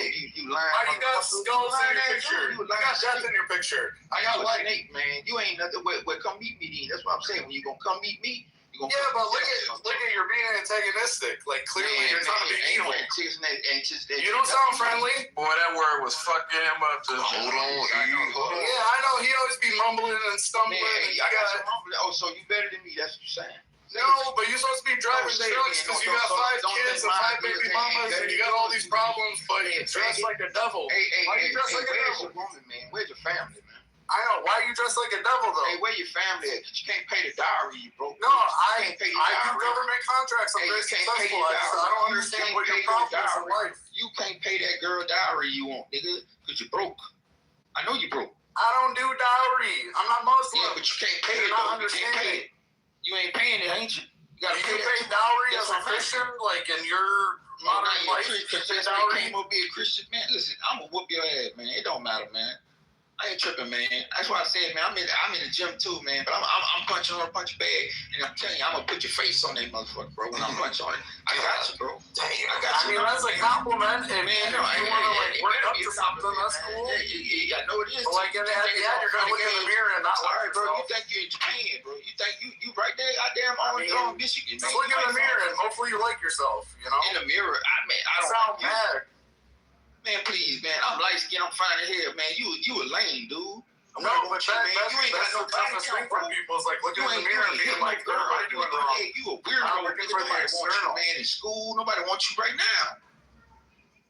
Why are you trying to fight? Like, man, so you got all this like shit going on. Like, how many inboxes? All that talking you doing, all that intellectual talk. What was hollering at you? Let me see your inbox. We'll say, hey, what's up? I want to get you. I don't know what you're saying, but you're just like talking. Man. Shut up, man. Shut up, bitch. Yeah. Anyway, beyond do somebody. What church? I'm saying do something with your life. Church and beat you up, man. I hit you with the staff. Come on, man. That's why I said you won't believe. I'm gonna hit you. You would go to church and hit someone with a staff? You sound like an idiot. You literally sound like an idiot. No, you think you're better than everybody. No, you think you're better than somebody, man. I don't think I'm better than anyone. You're talking about going to church and hitting people. You sound like a fucking idiot. You're dressed like a devil. Shut up. Arabic ass, goddamn. Yeah, that's what I said, man. Your religion came from the Middle East. You're stupid. I'm the oldest sect of Christianity. You're an idiot. Your mama's stupid. Okay, you're just throwing insults. I don't care. I'm not gonna insult you. What you gonna do about it? I'm gonna say you're. That's right. Just talk good. Just talk good, man. No, I'm a good person. You're weird. Your real tongue, man. What you hanging with us for? I don't know, but go take care of your kids. Is this what you do with your kids? You teach them to act like this? 5 kids by 5 baby mamas? No wonder 5 dumb bitches who let you nut them, or maybe it was an accident. 5 dumb bitches. Yeah. No wonder they couldn't stand your dumb ass. You're just argumentative. You're weird as fuck. Why do you like arguing with people? I'm not even trying to fight you. You just keep coming at me. Yeah, what do you want? I'm coming on you. In your face. Yeah, you're a faggot. No, you're a faggot. No, you're a faggot. Yeah, listen to this now. That is the round. Dollar's definitely a faggot. Listen, yeah, no, I'm coming on you, man. Dollar's a faggot. He said he so you can see where he comes from, bro. That's crazy, man. Man, it ain't that late yet. This shit got out of control, so yo, listen. Anybody look? That's why nobody fights out. Piss in your face. I'm gonna come on your face. I'm gonna piss in your face. Come on your face. No, wildin'. Hey. You know, Dollar's a faggot. if anybody can swing Dollar's a something faggot. what the fuck is going on? Hey, Puff, I don't know if you can, but if anybody gets on the topic back around, I'm going to leave that spot in a second. Oh, I got you. Yeah, so first and foremost, before we get back to it, though, real quick, just a real recap of the post-game wrap-up here. Unity caught a bus from Dollars, and Dollar did it so he could see where he was coming from. So Unity, you're going to have to take that. You're going to have to shut up, Dollar. Unity, take the L. Take it like a man. You already did anyways. With that being said, folks, it sounds like the Jews Dollar got his karma. Are back up to it. They're out here ruining the world that you all love to hate every day. You wake up hating this world. And these Jews, they're all out here doing it, man. They're destroying your world. So what are you guys gonna do, man? You guys are just gonna wake up tomorrow and get your Frappuccino lattes, or y'all gonna fight the power? What's it gonna be? I think I'm gonna go with a latte. Yeah, I know a lot of people going with the lattes. This is good. A lot of y'all going with the lattes. I don't want to admit y'all going with the lattes, but Yeah, so I get a black lemonade iced tea, 12 pumps of sweetener at Starbucks. It's probably my favorite drink out right now. There you go. This is how we end up with diabetes by the age of 35. Children. All right. Let's not wish that on me. 5 cream, 5 sugar. Like a white mocha with 4 or 5 pumps of caramel. Yo, y'all see how far a little syrup too. Damn, 4 or 5 pumps of caramel, Camille? God damn. I get 2 Splenda and cream. I don't get it daily though. I only get them once in a blue moon. So I do 4 and 5, 4 pumps and 5 sugar. What about you, Nas? Hot Mike and ass? How much sugar do you put in your latte? Not for nothing. I thought it was ironic. I don't know if y'all seen this or not, but apparently there's a planetary alignment. Like they're calling it the planetary parade. Have y'all heard of that? No, we have not. That sounds crazy. that shit popped off. Like the one is Damn near every month. Well, I thought. no, it's not one like this one. It's a lot of them supposed to align up. It's coming up. I don't find. Yeah, it's coming up in March. Yeah, it's called the Star of January. I think it's called the Star of Rigorous. So when is the last time we had one? Was it 2020? No. We had one of those 2 years ago, I believe. You had Saturn, Mars. What was that, Nas? Camille's trying to say something. Great. Oh, my bad, Camille. Go ahead. Use a bitch now. Y'all playing hot potato? I'm saying. I'm trying to say something, man. All right, so it's 6 planets: Mercury, Venus, Nectar, Saturn, Uranus, and Jupiter will be visible by night, February 28th. Neptune. According, so they call it seeing a parade of 6 or even 7 planets are rare. I just thought it was interesting, given. With your naked eye, you can just see Neptune. I'm about to go out and look. Yeah. No, I thought it was interesting, with everything that's going on today. And, I also seen something about the 28th. I could get on it. But something about the 28th day. And with this planetary alignment, the energy is I don't know. We need to get RJ in here. Hold on.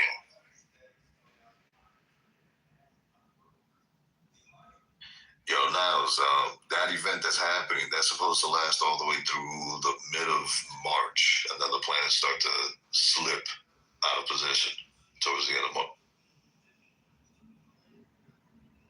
And by the way, this is a good time for all you fine folks out there to go jump on Amazon. Okay, I know y'all gonna probably get on me for this, but look, you jump on Amazon and buy all kinds of dumb shit. Go on Amazon and buy yourself a very entry-level, low-power telescope and look up into the night sky. Trust me, you'll thank your Uncle Puff for it. I got my kids into that shit. I bought them all kinds of ways to look up into the sky, and we now thoroughly enjoy it as a family. So post the light pollution where you at. Where I was at, it was like a lot of lights. Like I couldn't really see much, even if I got one, because we had one there. But I need to go get it now because now I can see the sky. Nice. It's not. That's a good idea. I got the perfect view from my balcony to do that. I'm driving that right now. It's like pitch black dark. There's no lights out here. I'm about to take a picture for y'all. Yo, is that Lefty? I could have sworn I heard Lefty talking. Was that Lefty? Nah, man. Oh, it's Dirty. Oh, my bad. Damn, you sounded just like Lefty for a second. Yeah, but listen, I tell you what, Camille, light pollution. We used to live when we got our first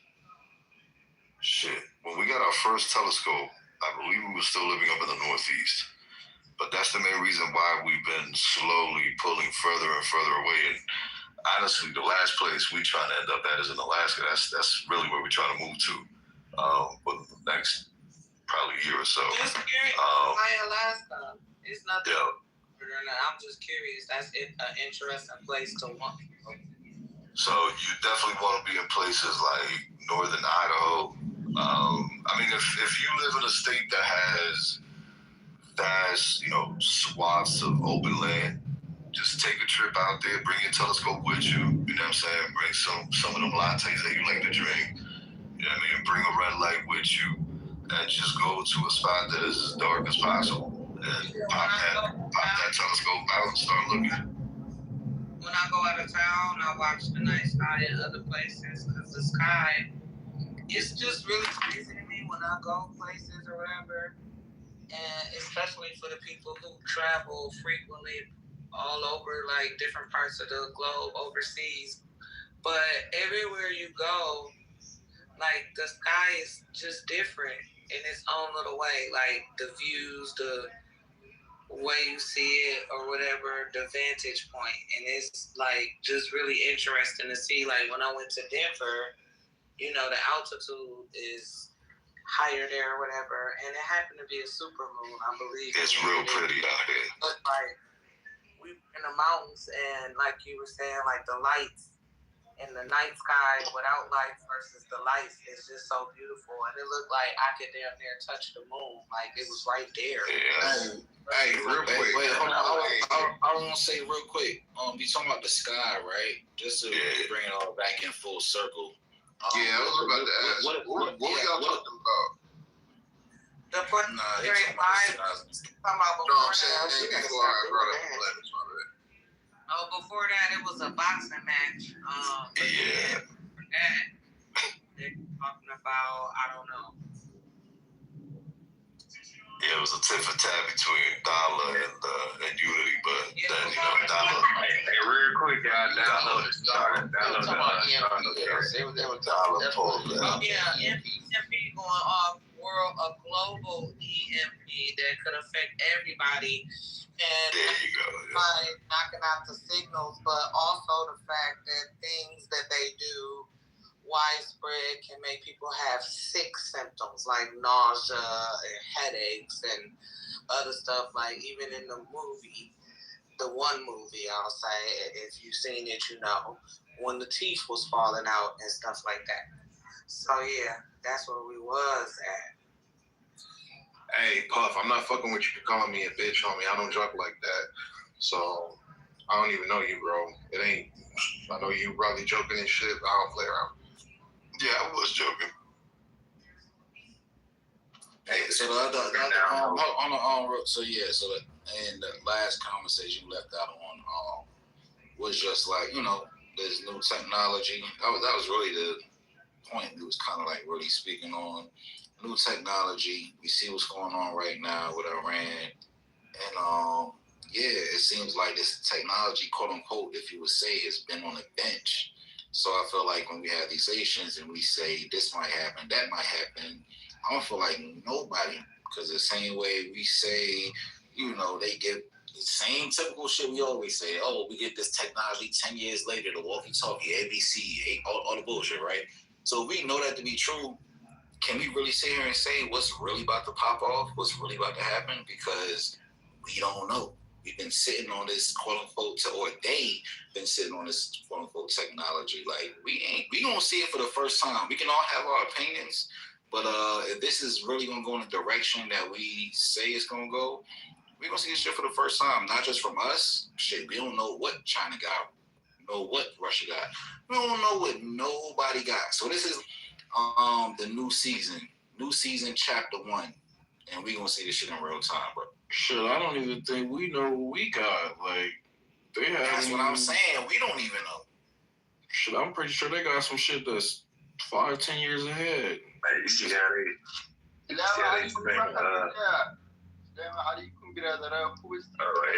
bro, you gonna have to. Yeah, we need to tell titles on, man. Shit, let's get his perspective on Iran. He sound like he's from over there. Turn the subtitles on first.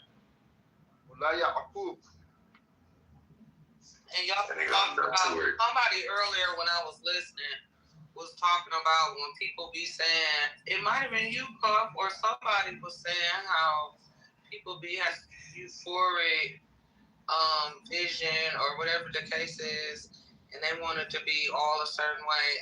I don't want it to be all a certain way, I guess, per se. And I'm not saying you were talking about me because I wasn't even talking, but I wish that it was like nobody had no nuclear weapons, though. I wish that people could have guns, countries could have that, but I do wish if I could wipe out something, I would just make it where nobody had no nukes.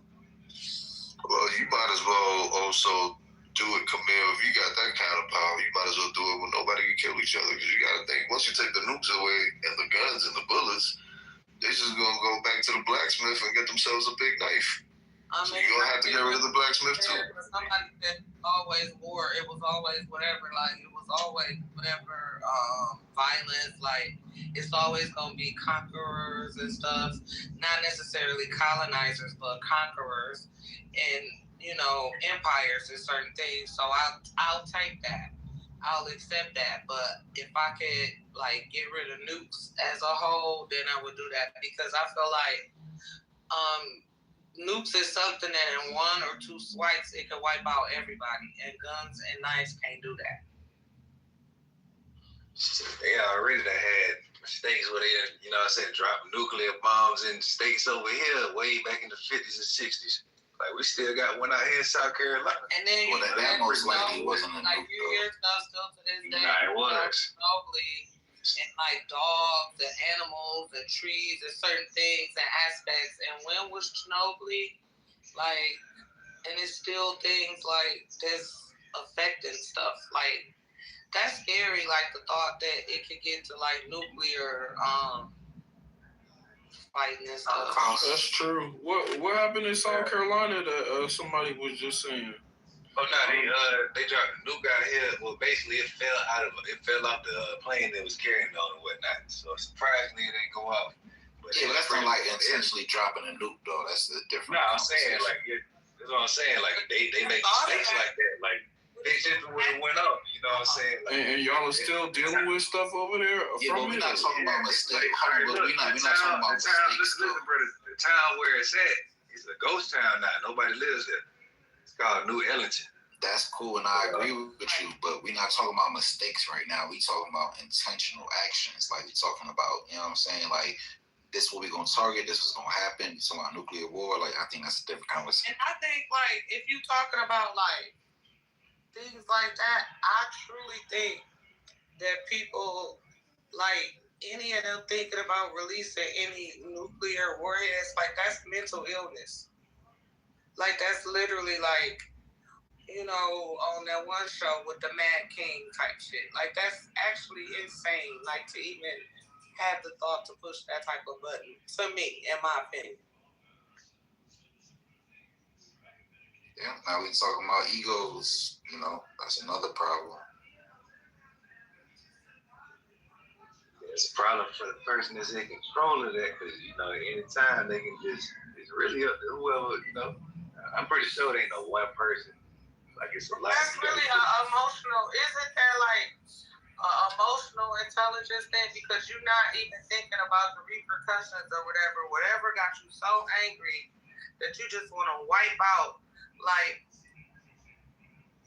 people, millions of people with nukes. Like, that's crazy. Like, but you gotta think about it like somebody. Well, think about it like somebody that'll take out their own family and then take out themselves just because, you know, they feeling that much hatred. Like, it's people, you know what I'm saying? I be thinking something. That's mental illness, that's hatred, that's insane, like, when you really think about it. And why I say that is, yes, it's people like that, but these people is running countries that had a power to do this. Was crazy to me. Well, so I think that's two conversations, right? Because I would agree, like, that is crazy. But I also would say, in a sense, I mean, because we don't know all the intelligent information or what's going on or who's about to do what. It could also be just self-survival. It could just be survival. You know what I'm saying? Like, we look at it a certain type of way, but we also don't know the conversation, the intelligence and all that. So it's just like, man, like, could it just be survival? I get it. It could be what Camille is saying, but it could also be that. Well, it could be survival in the sense of, if we don't know what somebody really has planned, are we just protecting ourselves? Like, or do we want to wait till the last minute to see, okay, if we do have peace, what will happen? Or do we want to say, like, hey, let's just see what happens? Like, do we really want to wait on that? Do we really want to wait on this scenario? Because we know, or whatever, or it would be crazy to think if this not set up. Like, let's say we released a nuke towards China or Russia or whatever, right? They got some automatic shit that's gonna come right back at us and vice versa. So that's why I say it's almost stupidity. Because you know it's gonna be some get back right away. Even if you fuck it up, you're gonna be fucked up too. Like, that's on all ends, all angles of it. Like, it's going to be some get back. So it's just stupid. Because once one button is pushed, then it's gonna happen. But then we would also know, we would need to know, like, who has the buttons. And what we do know is, when it comes to these nuclear agreements, it's us, Russia, China, I think 2 other countries when we talk about this nuclear agreement, right? So I would think it would be a smart idea to, I mean, look, if you didn't have nuclear weapons before this agreement, then yeah, y'all need to chill out. Like, everybody need to fall back. If y'all wasn't in this agreement and you weren't in these plans, then yeah, y'all need to fall back. And I think we should just keep it at that, because if we're just talking about the people that's in it, United States, Russia, China, then yeah, we just need to make sure we all on the same page. But I think this shit is getting a little turned up. It's really getting a little turned up out.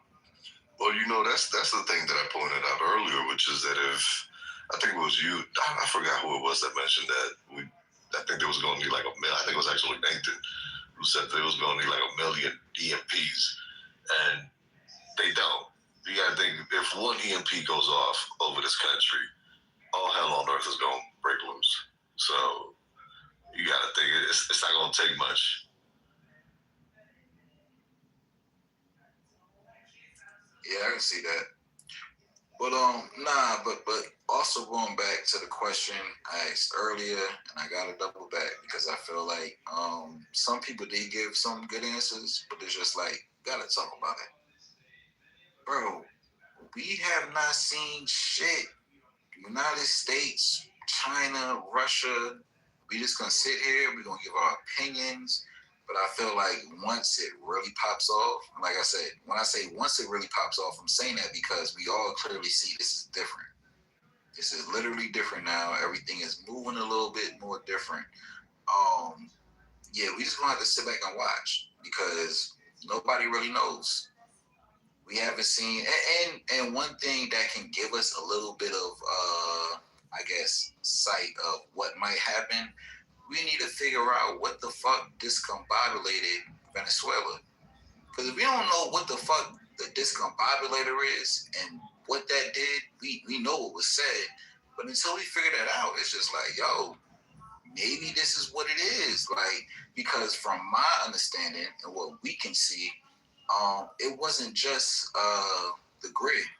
Because we can talk about EMPs, and when we think about EMPs, we can say like, okay, they grid shut down, but it wasn't just their grid. Like, we really having a conversation about the grid and people not being able to move, function.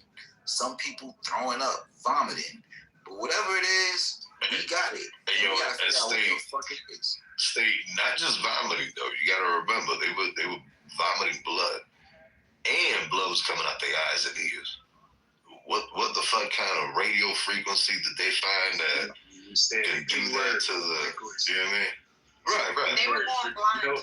You know they got something that is like a tone that is basically like a sound they can let off. They were going blind too. I watched like a whole video on it. I might have played it a bit into, but they were going blind and everything from it. The soldiers said that they were going blind. People were losing their sight.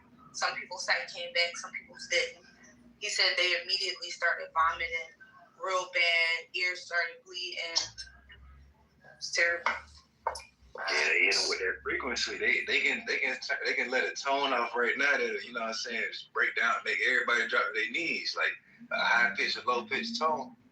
But I ain't gonna say that necessarily what they did, but it sound about, definitely use something with frequency involved. All right. Oh, I thought y'all called me. Pretty much, man. What's the best way to Come on, bro. Yeah, go ahead, bro. What was you gonna say? Now, I was just gonna say, like, yo, what's the best way to distract the entire world and change the whole narrative? Yo, start another war, bro. You feel me? I mean, if you wanna take the whole entire world, distract them for this whole Epstein shit, what's the best way to do it? Yo, create a world war, bro. That ass. I'm gonna be honest, man. They doing it by the script, bro. I'm just being real, dude. This is what it is. You feel me? That ass. And dude, they'll go as far as to change all of the fucking history books after that. You know what I'm saying? They're willing to let people die over it too. That's, I hate to say it, but it's the truth, man. You know what I'm saying? Look at the story behind World War II. Look how they lied, bro. They made Hitler look like a fucking dude. Listen, I don't want to go down that rabbit hole, but all I'm gonna say, listen, they made say it with your chest, bro. Come on. No, like, they made the dude look like he was a fucking evil dude, and he wasn't. They lied to us, bro. It was a lie. You know what I'm saying? Real talk. It was a lie, bro. So imagine what we're about to endure. You know what I'm saying? Like, Okay, I got a question for y'all since we talk about that really quick. We ain't gotta go down a long path of it, but with that being said, I always kind of, like how they always say somebody did something so that they can kill them, and it's usually a resource or something that they want from the land or whatever, as to why they doing what they're doing with him. I thought it was interesting that all of the people like in our science, CERN, NASA, and science was like his squad and his people or whatever. So do y'all think they killed him instead of why they said for his resources, meaning the people this particular time versus like a mineral or oil or something like that on the land? Yo, man, I ain't gonna lie. Yeah, man, that's facts right there. You just spoke. I ain't gonna lie, bro. This audience kind of creeped me out, man. I heard that shit from earlier. You know what I'm saying? All them ages and shit popping up. I don't give a fuck. I ain't got nothing to do with that shit, but it's just like, the people really watching. They really on everything moving. Well, I wasn't here for that, or I didn't peep it. Yeah, nah, I'm not gonna lie. Like, Dirty, you right. You right, bro. Cause we have rooms all the time about current events, what's going on. But we opened this room up probably about 8:00 this morning, and man, the eight and when people use the word agents and all that, like it could be whatever.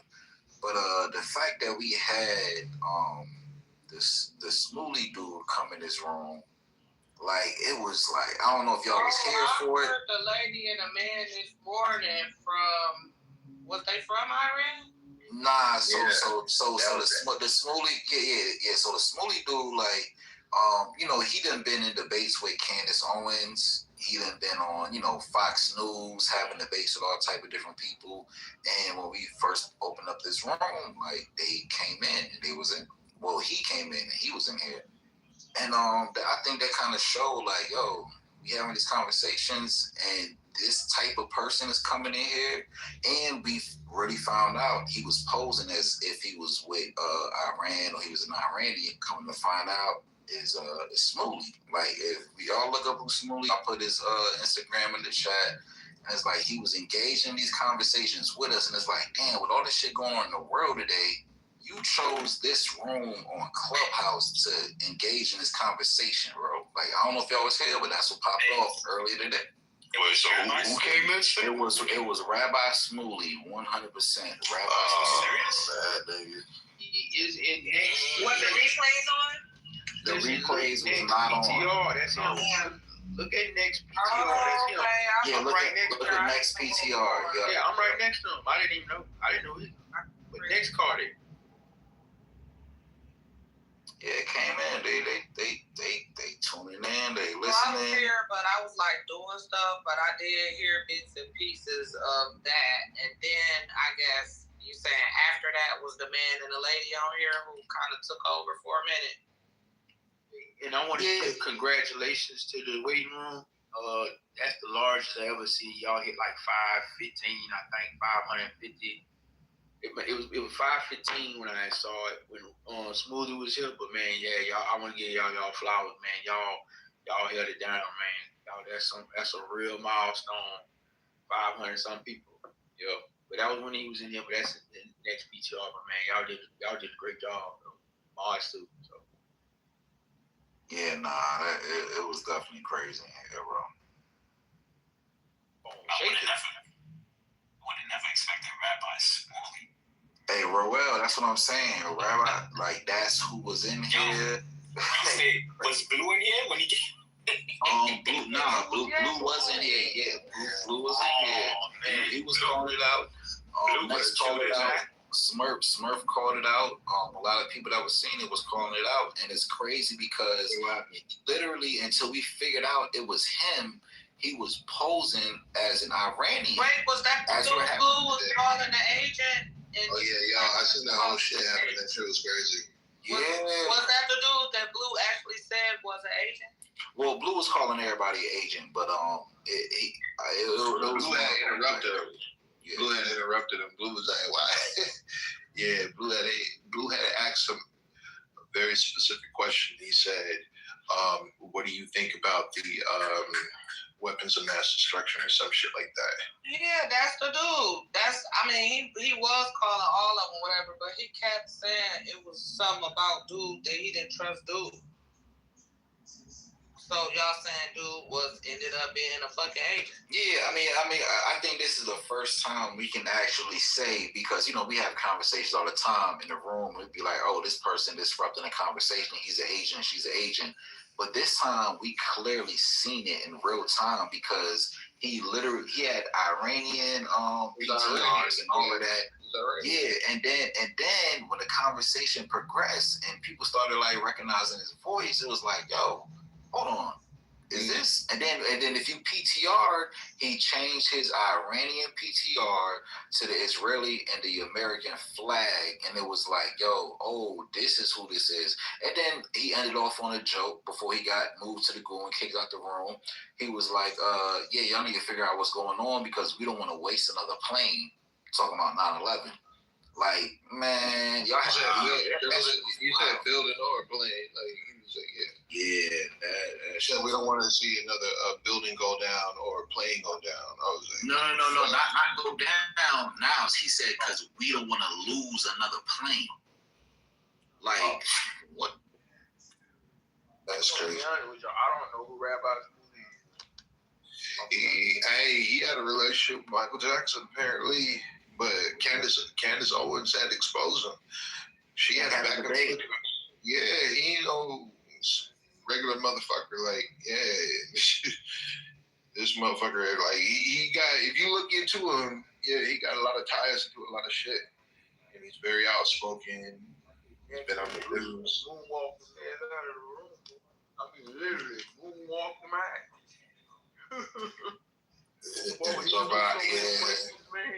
I seen that shit real time. That shit was crazy. Man, hey, look, my black brothers, y'all black intellectuals, man. Smurf was like, "Wait, we ain't gonna just gloss over that." I think everybody was in shock, and I heard it. And I'm sitting there like, "Wait a minute." And I'm trying to add it all together. It happened so fucking quick. Y'all really on it for real. Yeah, it was in like the minimum of like 30 minutes, 45 minutes. Like we all pieced it together, and then he did. As soon as we put it together, he was gone, bro. Yo, State, was L in the room? A link in the chat in honor of the last day of Black History Month. That's the link I put in there. Why you can leave black people alone. And y'all carry on. Nah, facts. Appreciate that. What you was saying, Royal? What was the question of that? I was curious if L was in the room because he be. Y'all feel like that dude be knowing people too, bro. Hey, hey, Royal. You know what's funny? And I didn't even put this together till now. I literally didn't put this together till now, right? The day before that happened, L was in the room. L, Doctor on stage right now. L and Doctor was going back and forth. And he was in the room heavy, like the night before. Like that shit was low key kind of. Hey man, I just know what happened today. We always talk about this agent talk, A, B, and C. We can never really prove anything, but today was proof. Today was wild. Today was wild and weird. Listen, that's why I don't want to beef with Brown. Like Brown identified it too. He was like, "Man, y'all sound like crisis actors." Man, and I had to put my Alex Jones hat on. I was like, "Wait a minute." Hey, but the crazy thing is, they were going heavy. They were going ham for a minute, and I noticed when somebody would have an opposing opinion, you know how we got this credit score ranking shit on our profile, they would just bomb the fuck out of it, and I was like, yo. That's just I didn't know how to combat. I didn't know how to combat what was going on because there was so many of them. It was and all them pink tickets. It was just like it was so emotional because I was about to come on and make like, see, this is why I don't like that emotional shit. But I just stayed quiet, man. You know how to battle shit. I think a lot of them was amplified, bro. You know, them was amplified. And some of them was. Hey. What's up? Y'all know what the fuck it is. Y'all see them PTRs? It is titty milk and cheddar. Okay. Yeah, it's time to turn up Saturday night. Let's go. Saturday night. Yo, Niles, you still there, bro? Anytime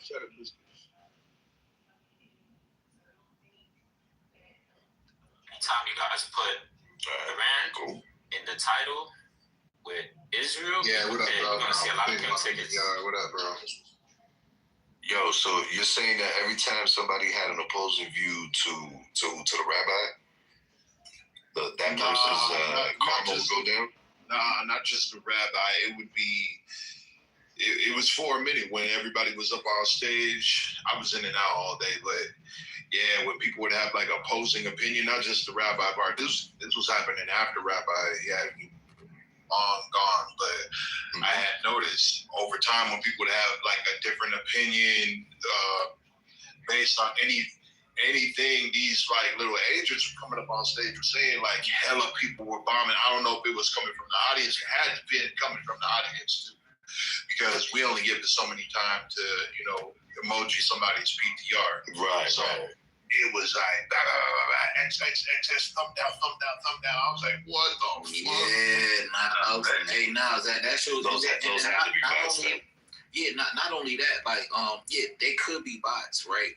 But they was speaking too, right? And they was saying like, and one thing we can point out, we can notice, and I'll have to admit, like, yo, this was something that was kind of crazy. Every Iranian, when it came to the topic, that came on stage that was trying to say this was going on, this was happening. They all spoke pretty good English.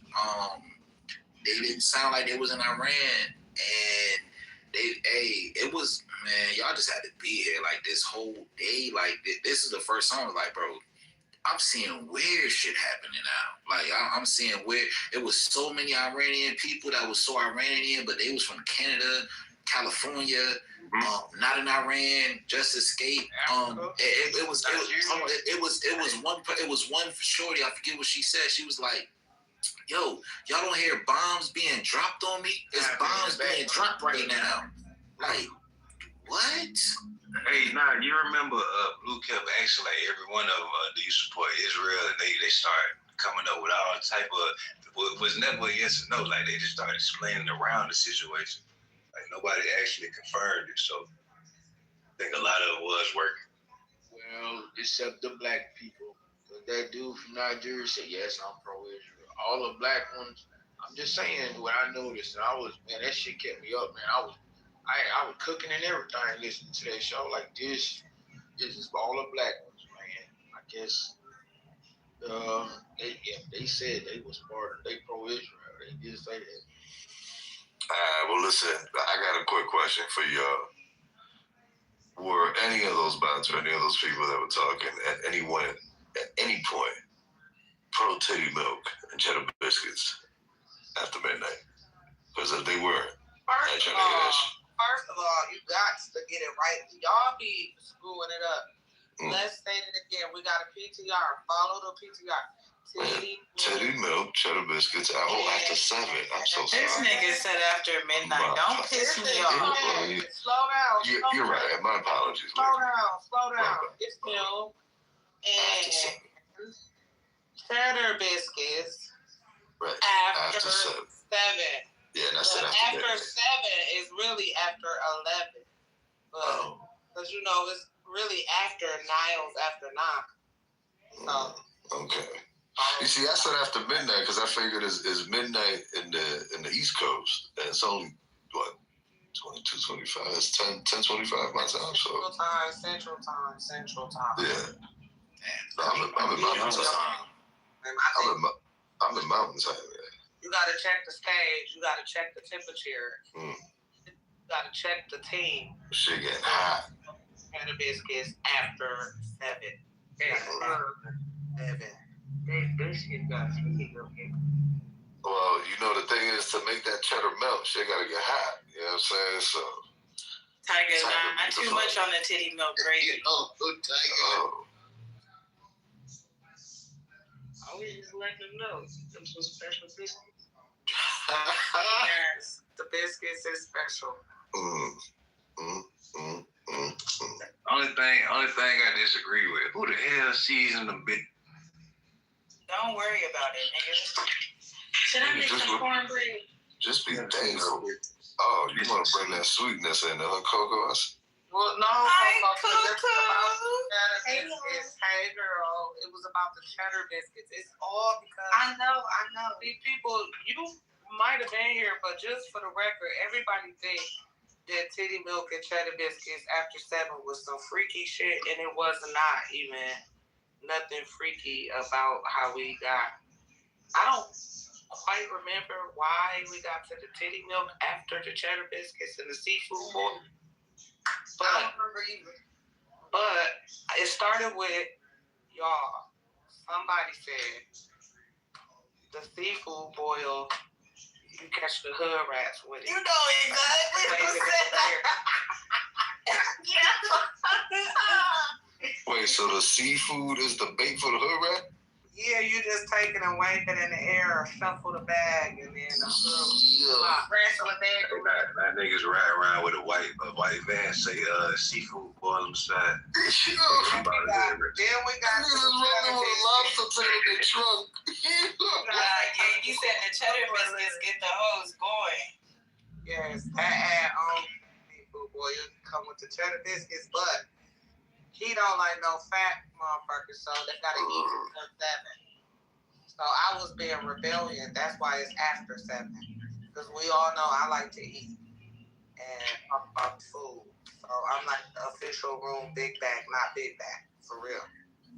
Nah, I think D. Cole got you the other day, Camille. I'm not gonna lie. Why would he say? He said something? Bro, the way he told us that he dips his French toast in heavy cream as like the little batter stuff, I was done. I was like, bro. Yes. Yeah. Cause you ain't been I'm here. cooking it. You don't know for real. Like, what you cooking? Love food. Man. Salmon, mashed potatoes, and broccoli with cheese on it. That's why I'm debating about the cornbread. You can hold the cornbread. I don't like cornbread. Say ham? Damn. I'll make a cornbread tomorrow with my pepper steak because I want cornbread with it.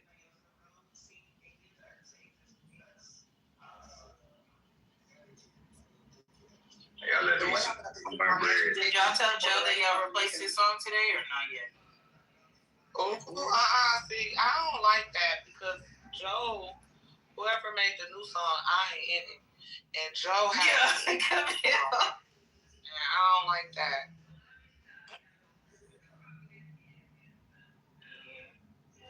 Snitching. And that shit hit too. We in the waiting room. Yo, I got a question real quick. I'm waiting on shit. What's up, bro? What up? Now, like, we did a whole room on the Somali fraud, right? But they were doing an investigation on the fucking Jewish fraud that's going on in New Jersey. I'm like, yo, why is that shit so quiet compared to the Somali shit? Like, dude, this is why.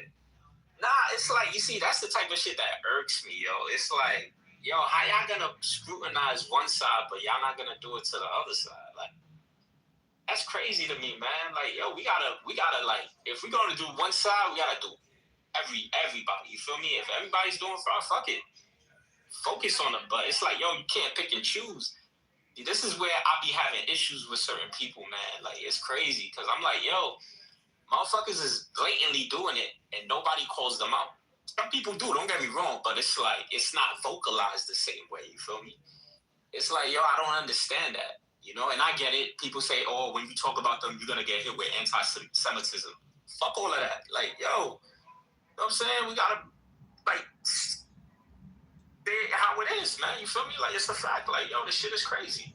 You know, like, that's what I said. Like, this whole, I don't know, man. Society's fucked up, bro. Like I said, man, people just be picking and choosing, bro. That's why you gotta motorboat them titties, bro. You gotta motorboat them. Man, that's why I told you in the chat. I told them in the chat, I was like, bro, we got our own problems in the United States, bro. At the end of the day, bro. But you know what? This is my first time hearing about that. That happened recently. Yeah, What shit you talking about with the Jews? No, I mean, it's been going on, but this guy actually went out his way to really I saw the whole video, man. Yeah, bro. You know what I'm saying? You know, he lost sponsors. He lost his monetization for that. I'm pretty sure. I bet. That's crazy. It's crazy. Lost the monetization for exposing some shit. Millions of subscribers. Hey, you know what's crazy though? Like, they was trying to use that political shit on niggas in here earlier with them people. But we were just talking about, right? So certain people might say something. You got 3 or 4 people saying, "Oh, he's an anti-Semite." That's him. It's like they trying to use that shit to really pull some shit on you. Damn. They trying to really pull you. I don't know, man. They got it. Yeah, so we tried to get y'all into the titty milk and cheddar biscuits, and you motherfuckers dragged it right back to the same shit. I'm like, God damn. No, look who at the bottom. No, look who here. It's a hot topic. RJ is here. It is a hot topic, but goddamn, I mean, we've been drawn.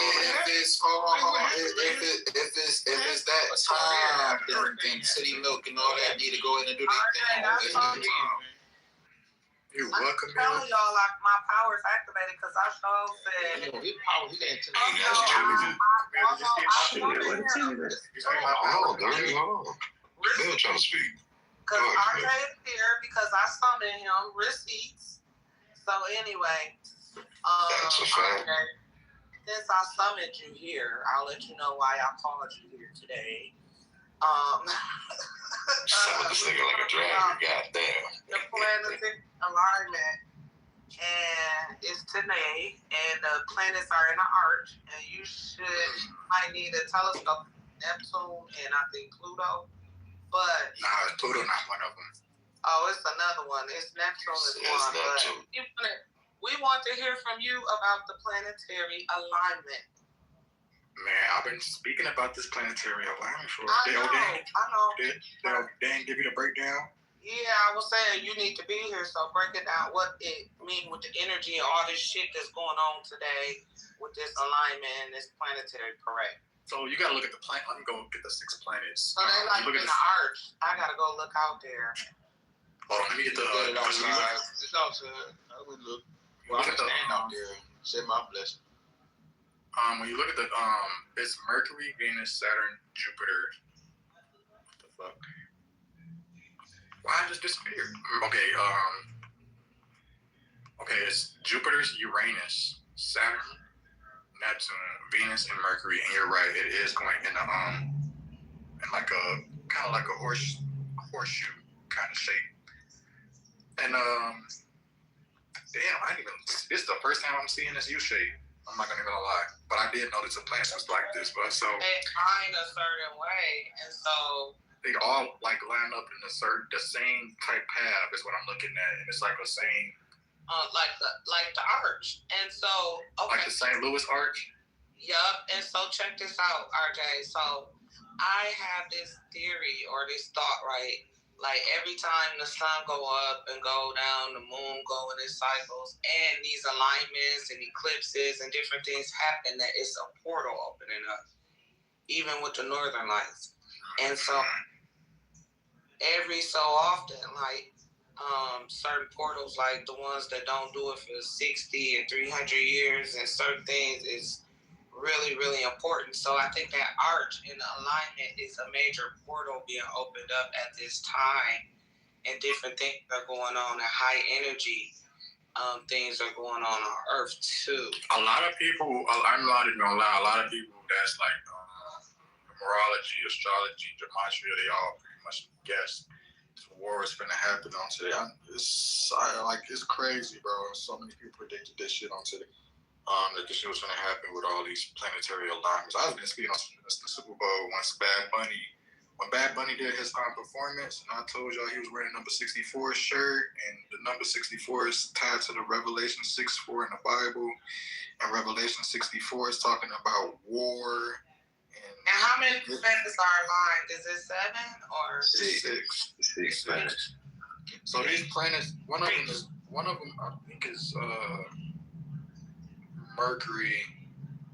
I thought Mars was on there because Mars is like the war energy planet, but Mars is not on there. It's crazy, but Well, do you think It is.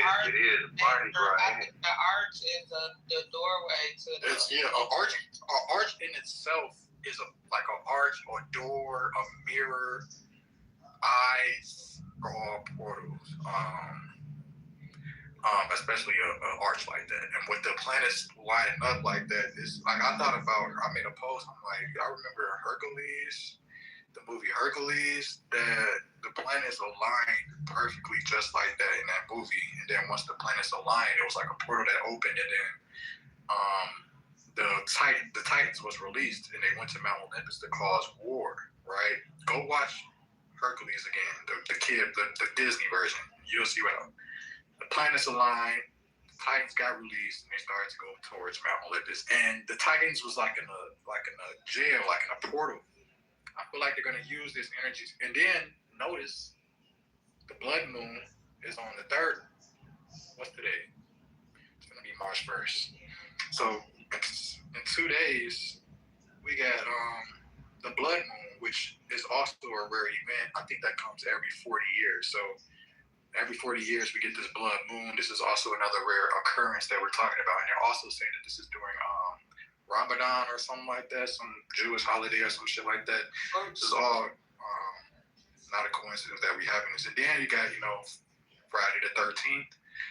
What are the odds that we got 2 Friday the 13th in February and then in March? So we got, day is the I want to give you one more. after the 28th. The same day it started on the same day of the week because I had some scheduling and all the days is the same as they was in February for March. Yes, you repeat that, and then the holidays. Give you one more to throw in there. So Mardi Gras is pretty much celebrating the Roman god of war. It just ended on the 17th, about a week or some change ago. Yep, you're right. And that was the same day as the and then St. Patrick's Day up in mid-March. Don't forget about what's supposed to happen in Easter this year.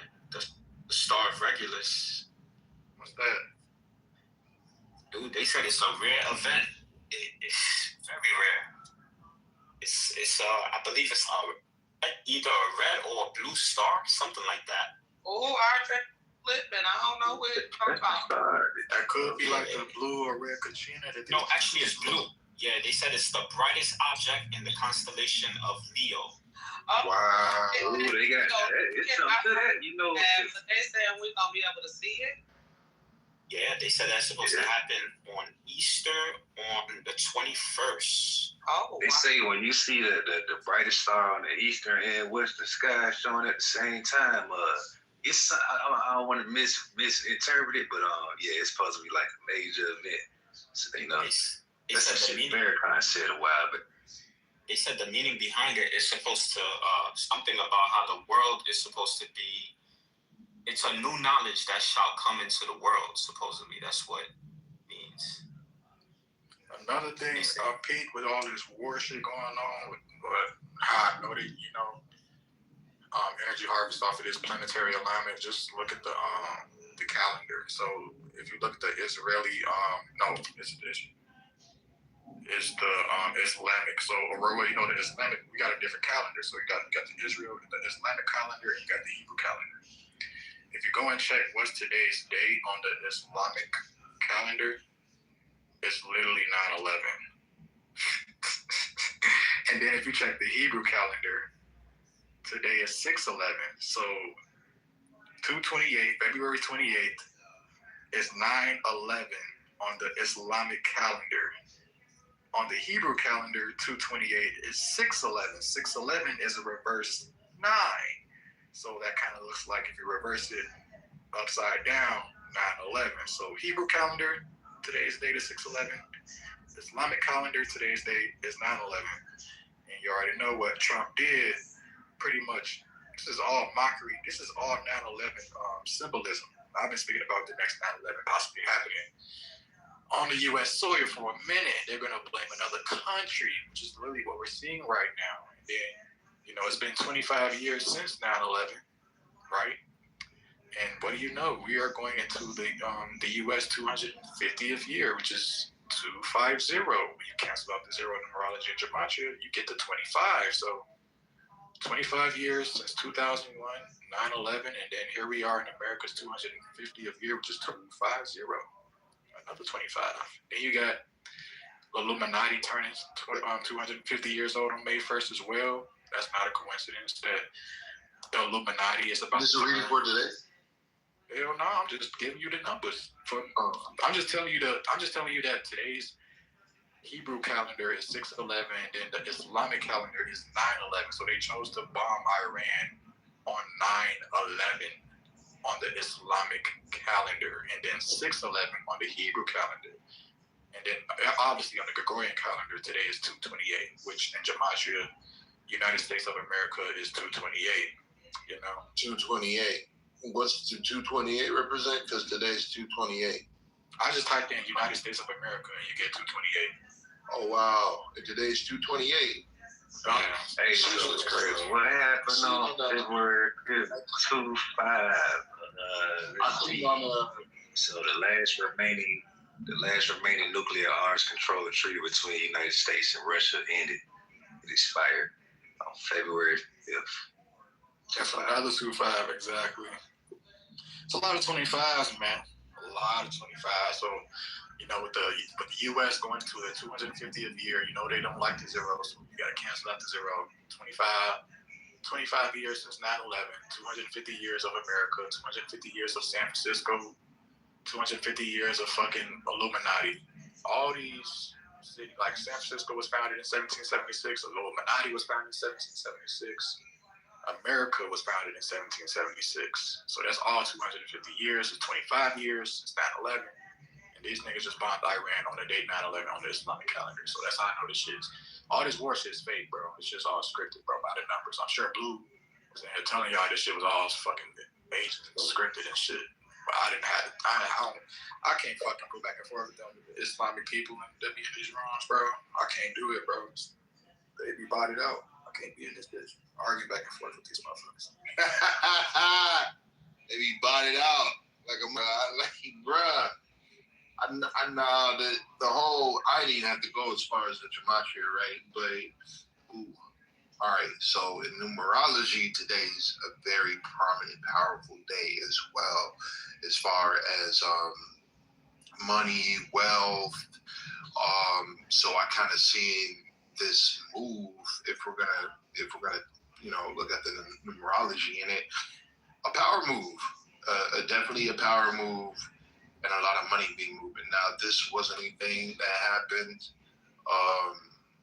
today, in a sense, but collectively, when I look at the energy behind it, I'm like, all right, you got the system military, so when we're talking about, because I heard somebody talking about their tax dollars earlier, and it made me think about it. I'm like, yeah, there's a lot of money being moved today. So the fact that this is a money day, 28, y'all were talking about the 28 in Gematria, I find it interesting. But yeah, this whole narrative with Iran, like I was saying earlier, has been played for quite some time. And I think at the beginning of my conspiracy theory journey, that was like one of the first things that they had to topple Iraq and some other thing, but the last one was going to be Iran. So I definitely seen that for a minute. Yeah, of course they did this on the last day of February in Gematria is equal to 42. Just like war in Gematria is equal to 42. There's a lot of 42s, man. Somebody put in the chat 59 too. 59th day of the year. That's also 28. You got that up in numerology. Then you type in the word Israel in Gematria equals to 28. And of course, Israel bombs Iran with the help of the U.S. on the 28th. These are all these are all coded, bro. Like, that's how I know you just be picking these names, picking these cities to bomb different places on purpose because it fits the narrative of the Gematria. So I don't take none of this shit serious, man. This war that they're trying to, do blamed on another country, and we're gonna basically do another blame Osama bin Laden's people again. Yeah, the U.S. fucking stuff all over again, bro. It's looking like the same type of script that they did in 2001. Same script. Because I was looking at the videos. I guess this was going like all the Palestinians celebrating back in the day. It's just irony. Like fast forward today to see what the climate is politically with all that, especially with Palestine. And I don't know, this shit look crazy though. I'm not gonna lie, especially with everybody that came in today. Bruh. And not only the people that came up in this room. Now we talking about Clubhouse, right? Also the propaganda that was going across social media. That's another thing. I was like, yo, what the fuck? Like, this is all too cut. Hey, does anybody think that if there was going to be an attack, right? If they're shooting missiles, right? Bombs over Baghdad, whatever. Don't y'all think it would have been more, like, any casualties yet? Like, what are the numbers on the, I would say, like, it's going to take some time, but I would have figured it would have been more, at least that's bullshit. At least what I'm seeing online. You know what I mean? I'm not saying I want to see more. I'm just saying these motherfuckers are locked and loaded. These are just a couple of warning shots. They already been going into Iran. They made all these announcements. Was all this just to hit this one religious leader? And this is a religious leader. So yeah, that's just bullshit, bro. I don't be believing that shit, man. What hit them? A missile? There weren't even that many missiles. Like, I could see it. Like, what the fuck? I could see if they went in and took his ass out like they did other bro in Venezuela, but they didn't do that. Like, they just said missiles. I don't even know what killed him. Like, what killed him? Do we know what killed bro? Was it a missile that killed bro? Was it a U.S. agent that went in there and killed bro? Like, we don't know who killed bro. Shit crazy, bro. They just be making up shit and we just be going with it. I don't believe they really killed bro for real, because who did it? They said they hit a school, 50 kids got killed. Shit's sad, bro. I'm tired of this world, man. Shit gotta change, really change, man. But yeah, with this planetary alignment. Maybe we'll get it for forever peace. If they keep knocking shit over, maybe we'll get forever peace then. Or like, it's too much money, man. Gotta universe gonna reward us, man. I think that's why we get these planetary alignments like this all year. You know, and then the sun is in the solar maximum too. All these solar fucking flares that's getting hit, bro. It's not a coincidence, bro. That shit activating motherfuckers' DNA. See, I'm doing telekinesis and shit better and shit. Everybody finna be doing this shit. This shit finna be a normal thing. Like, y'all witnessed me summon RJ right before your eyes, right here on Clubhouse. Did you do it, Camille, for real, or did you? I did for real. Ask them. You said, where RJ at? No, I was like, we need RJ right here to explain. I said it. I was like, we need RJ because I think they said Lefty, and I was like, no, we need RJ for this. Yeah, you know, I'm gonna come with that breakdown on planets, but this one, I had to do more research on this specific alignment though, because I was mainly more focused on the blood moon and what's gonna happen on the 3rd. You know, they love that 33, Camille. These Freemasons. It's on the blood moon. Yeah, I can see the alignment. It's on 33. So 3-3 Freemasonry and Gematria equal to 33. You got the 33rd Freemasonry degree, all that shit. And then you got, I think Trump is born in a blood moon in 1946. If you go back to 1946, that was a blood moon year too, I think. So now we finna go into another blood moon year. So let's see what happens. It's cloudy here. Maybe I can see out the back. Is it out right now? It is supposed to be visible in the night. I don't got much light. Actually, you know, y'all can download this app called Skyview Light. It's a few of them. You know what I'm saying? You can see exactly where they at. You can see. Yeah, you can see like Jupiter. You can see Mars, but the rest of them you're gonna need like binoculars or a telescope. Yeah, is that the one where you can kind of match it up to the sky, put it up in the sky? And Yeah, you can like move your phone. Yeah, you just right. You aim your phone whichever direction you see the constellation. So I can't see it, even if it's clear. But I mean, it's the light would be good, but the clouds is cloudy.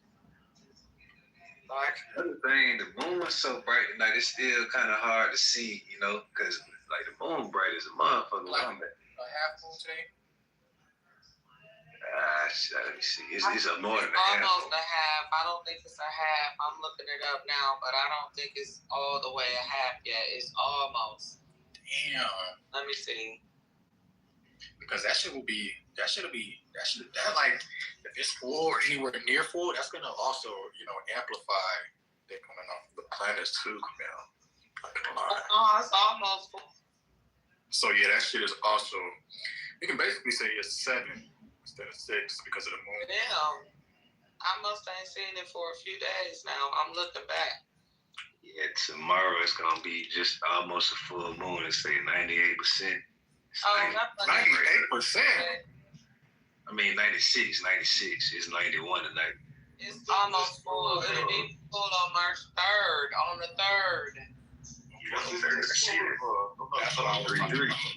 The 3-3, exactly. So we're gonna do something big that day. A lot of people saying they're gonna do something big. Oh yeah, blood moon too. I did see that. That blood moon, they don't play about them blood moons, man. They don't play about that shit, man. See who's gonna get assassinated, who's gonna, it's gonna be a lot going on, man. It's gonna be all type of shit. I'm about to pull my money out of this crypto shit, man, because I already know. Yeah, man, they trying to go digital, man. I just keep my shit on XRP, man. Now, I ain't gonna lie, bro. I took my shit off of there, man. We can talk about it later, but yeah, that shit ain't XRP for right now? I mean, right now, it's not busting. But, like, I would say July, August, when they start to, do their big events, global events, that's when XRP gonna start to bust. And that's when you're gonna really start to put that shit in. But put it in before it mixes, John. That's all I'm gonna say. I'm gonna tell you when, but not right now. It's not gonna do shit right now because nothing ain't going on. But I'm gonna tell you, I'm gonna give you one good one, man. PAXD. That's just fuck with that. Where is that right now? Like 5,000. Let me see. It's like 5,200 last time I checked. But you'll see. Just take a look at PAXG. PAXG. I'm gonna check it out. Yeah, that's promising. Yo, Tiger, that's definitely the move. Is it hot where y'all are at right now? Shit, it's kind of cold actually. Warmer than it usually is around this time of the year. Yesterday it cooled down today and tomorrow. Then it's gonna be warmer than normal in the next few days, like the next week. It's fucking 88 degrees today, bro. Coco, I hope you made that mana plate, because what the fuck is going on?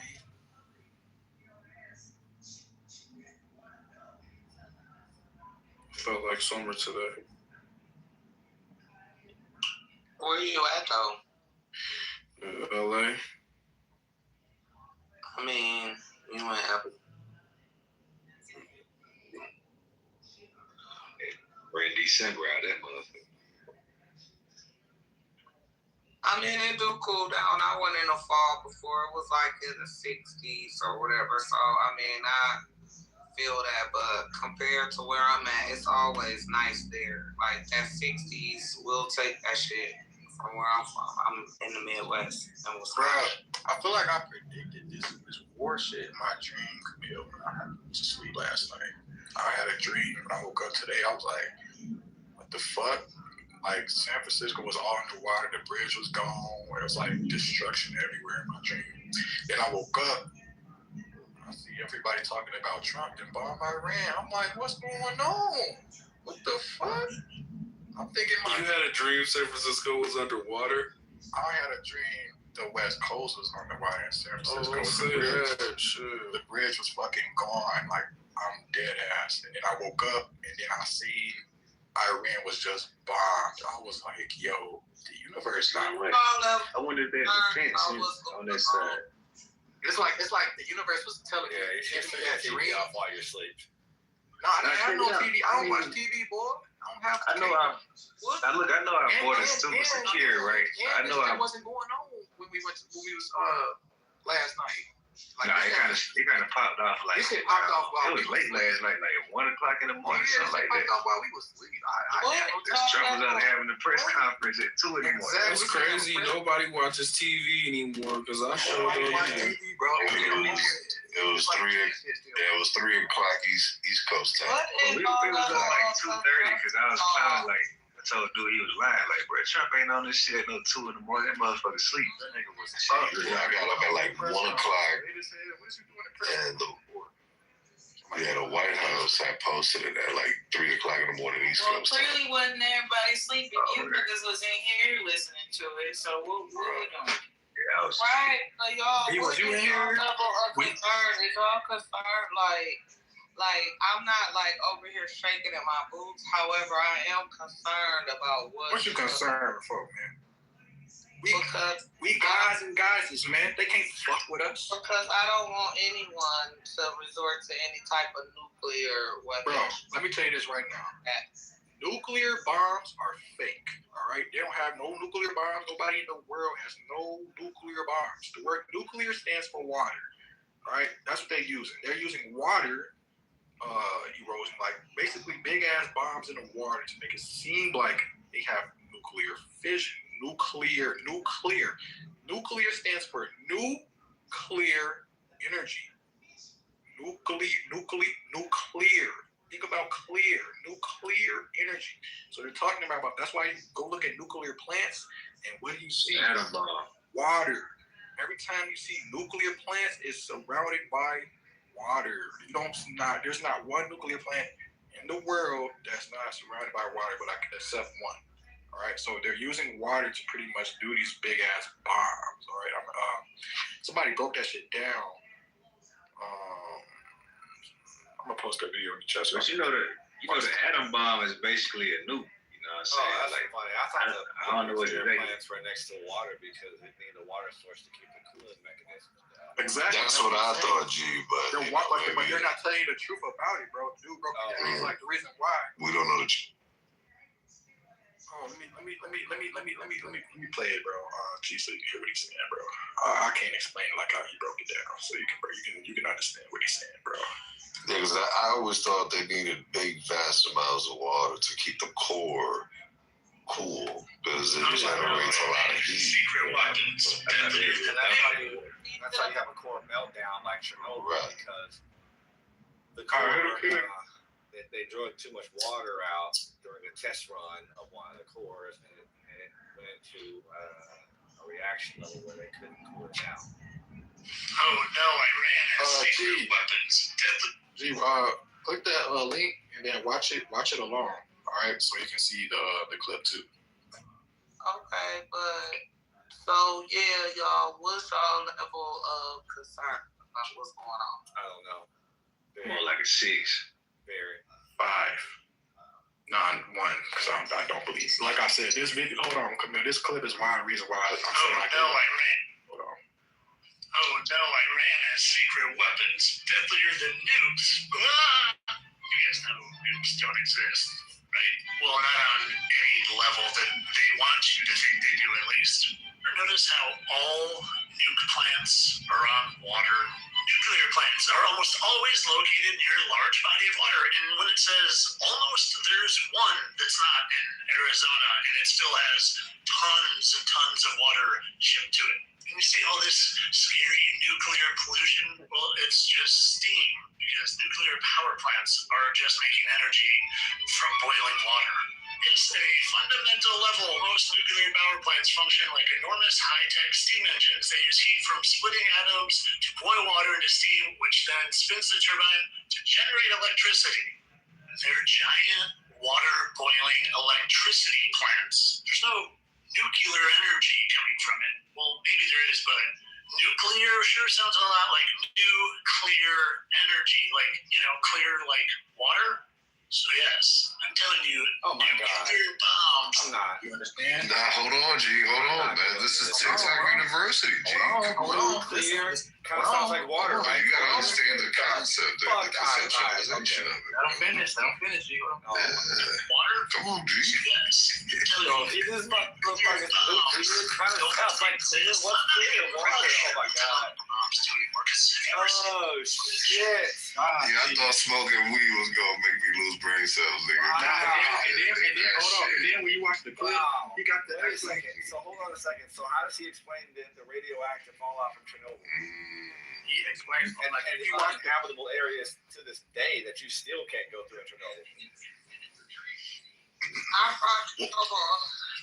I need my weed. Where the fuck my weed at? So, G, if you watch it, bro, he has a video clip of when they did the bomb testing or whatever, and it clearly shows that it's like, not a real bomb test. Right. I'm sorry. No. Look. You see? You see that part? You see that part? But here's the thing, man. You gotta watch he said nuclear means that was a passive reference to water because it's clear. No, he was just breaking it down. Like clear. It sounds like clear, right? So it's associated with water. You know what else is clear? Air. Right. You know what else is Gee, clear? don't do this. Radiation. Nuclear radiation is clear. That's also clear. No, I can't believe. We're talking about the word nuclear. We're talking about the word nuclear rhymes with clear. Nuclear rhymes with clear. So that's why he's saying clear. It's a play on words. Yeah, it is a play on words, but you can't say water. You can't say air, and you can't do that, bro, with everything else. We're talking about nuclear. The only thing, air. That's nuclear. Clear. Air, bro. Air actually goes better with nuclear. But okay, cool. We're still talking about water though. So I'm still making my point. Air, bro, it's still connected to water. God. Is it not? Yes, it's connected to water. It is. But then there's 3 letters in air. Hey, look. All right. Okay, wait. This is rain falls from the what? Sky. Which is what? The air. Right. It's another word called nuclear, right? And it's the fact that you're serious, man. Man, I didn't make the video, G. He's breaking it down, letting you know. Look, I've seen a bunch of these whack-ass idiots make a fucking video with some fancy music and shit in the background, not talking about shit and completely unfounded. We've never seen a nuke before, G. None of us in this room. Hey, look, I don't know if this is going to help or hurt the point, right? And you've been to the military, but none of us been in the military to see a nuke get dropped ever. Chernobyl. I don't believe that shit, man. Nah, check it out. It's actually a name called nuclear, right? What happened in Chernobyl? I don't believe we have. What happened at 3 Mile Island? You better hope one doesn't get dropped one of these days. God forbid. I don't believe we have these. But hold on. What? Just for the sake of shits and giggles, what happened at Chernobyl at 3 Mile Island? They say, you know what happened. No. Don't tell me what they say. They can tell me. I just don't believe what they said. That's not the question. Tell me what happened. What happened there? I don't believe what happened. Oh my God! I didn't ask you if you believe what happened. What happened? What happened? What happened, G? Come on, man. What happened, bro? No, I want you to tell me what you believe happened, not what you believe did not happen. Like, for instance, I believe that 9/11 didn't happen like they told us. I believe 9/11 was an orchestrated inside job. A multitude of facets put together to orchestrate a nice little play in front of our eyes.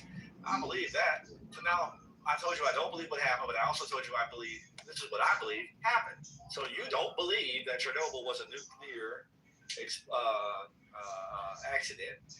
And if you don't believe that, what do you believe? So I think they have you ever heard, what is those things that they use in Hawaii? Direct energy weapons. You heard of that before? Okay. You heard of that before, right? Okay. So they're using Duke to pretty much simulate what you think is a nuclear bomb. That's what I think. Right. So what you're saying is it was a directed energy weapon that was utilized both at Chernobyl and at the site of 3 Mile Island. Yes. And Chernobyl to this day is uninhabitable because of nuclear, because of radioactive That's what they say. fallout. That's what they say. They say we can't even go into the Grand Canyon because of what? Yeah, so wait, hold on. RJ, I'm just saying, they don't want to go to the Grand Canyon. Who said we can't go in the Grand Canyon? They did. Right. Who is they? Whoever blocked shit off. Whoever blocked that shit off. There's excursions that take place now. You can't go all the way. Wait, block what off though? You can't go fully in the Grand Canyon, bro. You can look it up right now. Wait, so you're saying there are restricted portions of the Grand Canyon? Yes. Yes. Yes. Okay. Like 90% of it is blocked off. 90% of the Grand Canyon is restricted? Yeah. That's what you're saying? Yeah. I'm about to look this up. That's what you would have me. Please look it up for me. Please look it up for me. Yeah, but then hold on, because then RJ, how do you explain the pit bulls with the 4 testicles and 2 penises that you know? No, I'm serious, bro. How do you explain that? Yeah. How do you explain the birds with 2 necks? I'm not answering that. Oh, come on, don't do that. Am I in the Matrix? He said what he said. Hey, you know what? We hear you, G.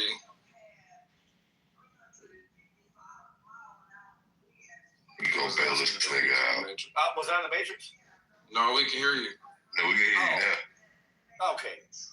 Come on, man. What are we doing, bro? My man just made it. Yo, we TikTok is doing that. Okay, y'all listen. Wait. TikTok is. I heard a whole woman. I got breaking news. A fact. I asked a quick dive. I didn't do a deep dive, but I asked a quick question, and I asked specifically, what percentage of Grand Canyon can you explore that is not restricted? So I was very specific. The answer is, y'all ready? Approximately 90 to 94% of Grand Canyon National Park is designated as protected wilderness, which significantly limits general public exploration. While most of the canyon is technically open to hikers, rafters, and sightseers, these remote areas are extremely rugged and often require specific backcountry permits or guided access to enter legally. So you need a permit to get in. So most of the park, RJ said 90% of the park. Wait, no, you just said you need a permit. Well, it says that most of the canyon is technically open to those people. It's extremely rugged. And right, it's just very fucking dangerous, and it encompasses areas of wildlife and wilderness that we would like to protect. So you need a permit. Yes, but it does say that 90% did it say nuclear radiation of the park is designated wilderness. Right, cool. I'm hip with that. That's nothing new. There's plenty of fucking caves and other types of very dangerous structures that are designated in a certain fashion that have restrictions on them. You said 94%? Mostly because if you go back in there, we just need to know you're there. So if you don't check back in at a certain time, we know you're probably dead or you need somebody to come rescue you. So on average, the average person visiting the park, besides these extreme rafters or hikers or whatever, is not going to see 90 to 94% of the park. Right, but that's the average person, and the average persons are going to the average portions of the park that are able to be traversed by the average person. Which is like 5 to 10%. So it is some truth to what RJ said. Okay, great. Now, where's the radiation, though? It is no radiation nuclear comparable to Chernobyl in Grand Canyon. No, where's the radiation in the Grand Canyon? That was his whole premise behind saying 95% of it is off limits. No, that's not. No, G. No, G. He wasn't talking about that. Oh, I thought RJ had lost. But I don't want to speak on behalf of RJ, but I don't think that. I think he was talking about the fact that. I think the point that he was making was that you said that Chernobyl is off limits, and he then said, "Well, if that's the case, you know, 90% of the Grand Canyon is off limits." Thank you. My apologies. Let me realign. Restricted access is profoundly different from uninhabitable. It is uninhabitable. You go there, there's a certain absolute chance that you are going to contract high levels of radiation and die quick. That's why it's not like fuck it, take the laws and restrictions down, go there at your own risk type shit. That's Chernobyl. Like, it's fucked over there. And animals live there. And the animals that do live there, they have like, it's crazy, like, they've like, what do you call it, evolved to where they can handle the high levels of radiation, and they're all like crazy and shit. It's restricted and it's uninhabited. It's both, bro. Damn, my fault, y'all. So you can't It's uninhabitable because of nuclear radiation. But it's both. How is it uninhabitable? Okay. It's both. It's a restricted. It says it's a restricted. You're just making shit the fuck up. I'm saying it's both. It says restricted, largely uninhabited. So if it's restricted, inhabited, motherfucker. Yeah, I know. Yeah, but it's restricted. Objection, badgering the witness. Back up, G. Uninhabitable is completely fucking different from uninhabited. Get the fuck out. Oh my god. My god, breathe this shit, dog. Yeah, this nigga just equated uninhabited with uninhabitable. Can't sit up here and say there will be no yelling in the court. They got the nerve to think that they're related enough to put them as a correlation. But why would he put restricted, brother? Exactly. For a myriad of reasons. I don't know why would they put that. For a myriad of reasons. You talking about? And in fact, she just said, hold on, here's the difference. Here's your difference. Here's your difference. One, you can go there. No, you can't. You actually can't go there because it's restricted. Okay, all right. You talking about some? Oh, you can go there. You're gonna. Okay, sure, man. I can't have a dumbass conversation with a dumbass. So why would you say I can go there, G? Why would you say that? One's gotta go, man. I can have a dumbass conversation with a smart person. Didn't he just say I can go there? Or a smart conversation with a dumbass person. I can't do both. Just say I can go there. 225 people in here, bro. Man, oh my God. I cannot do both. Hey, listen. UK is into the war with US and Israel to go to fight Iran. So I can't fight this feeling anymore.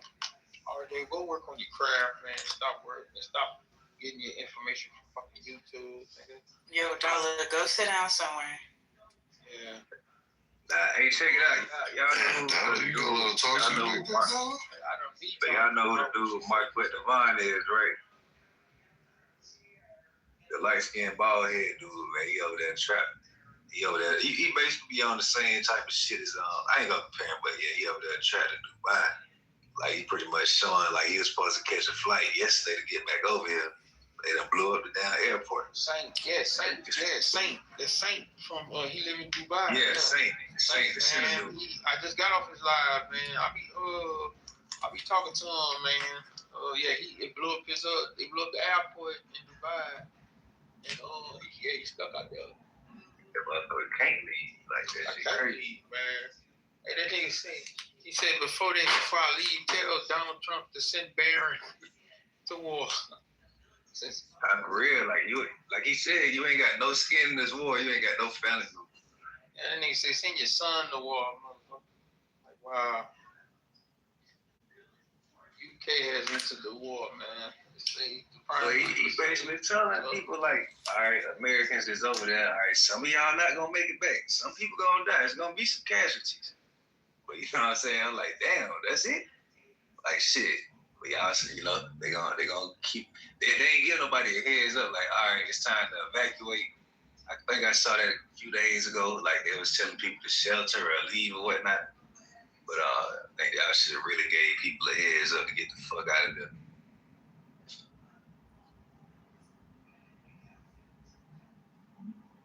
It's going, don't get me wrong, it's going down over there, bro. They is blowing up everything.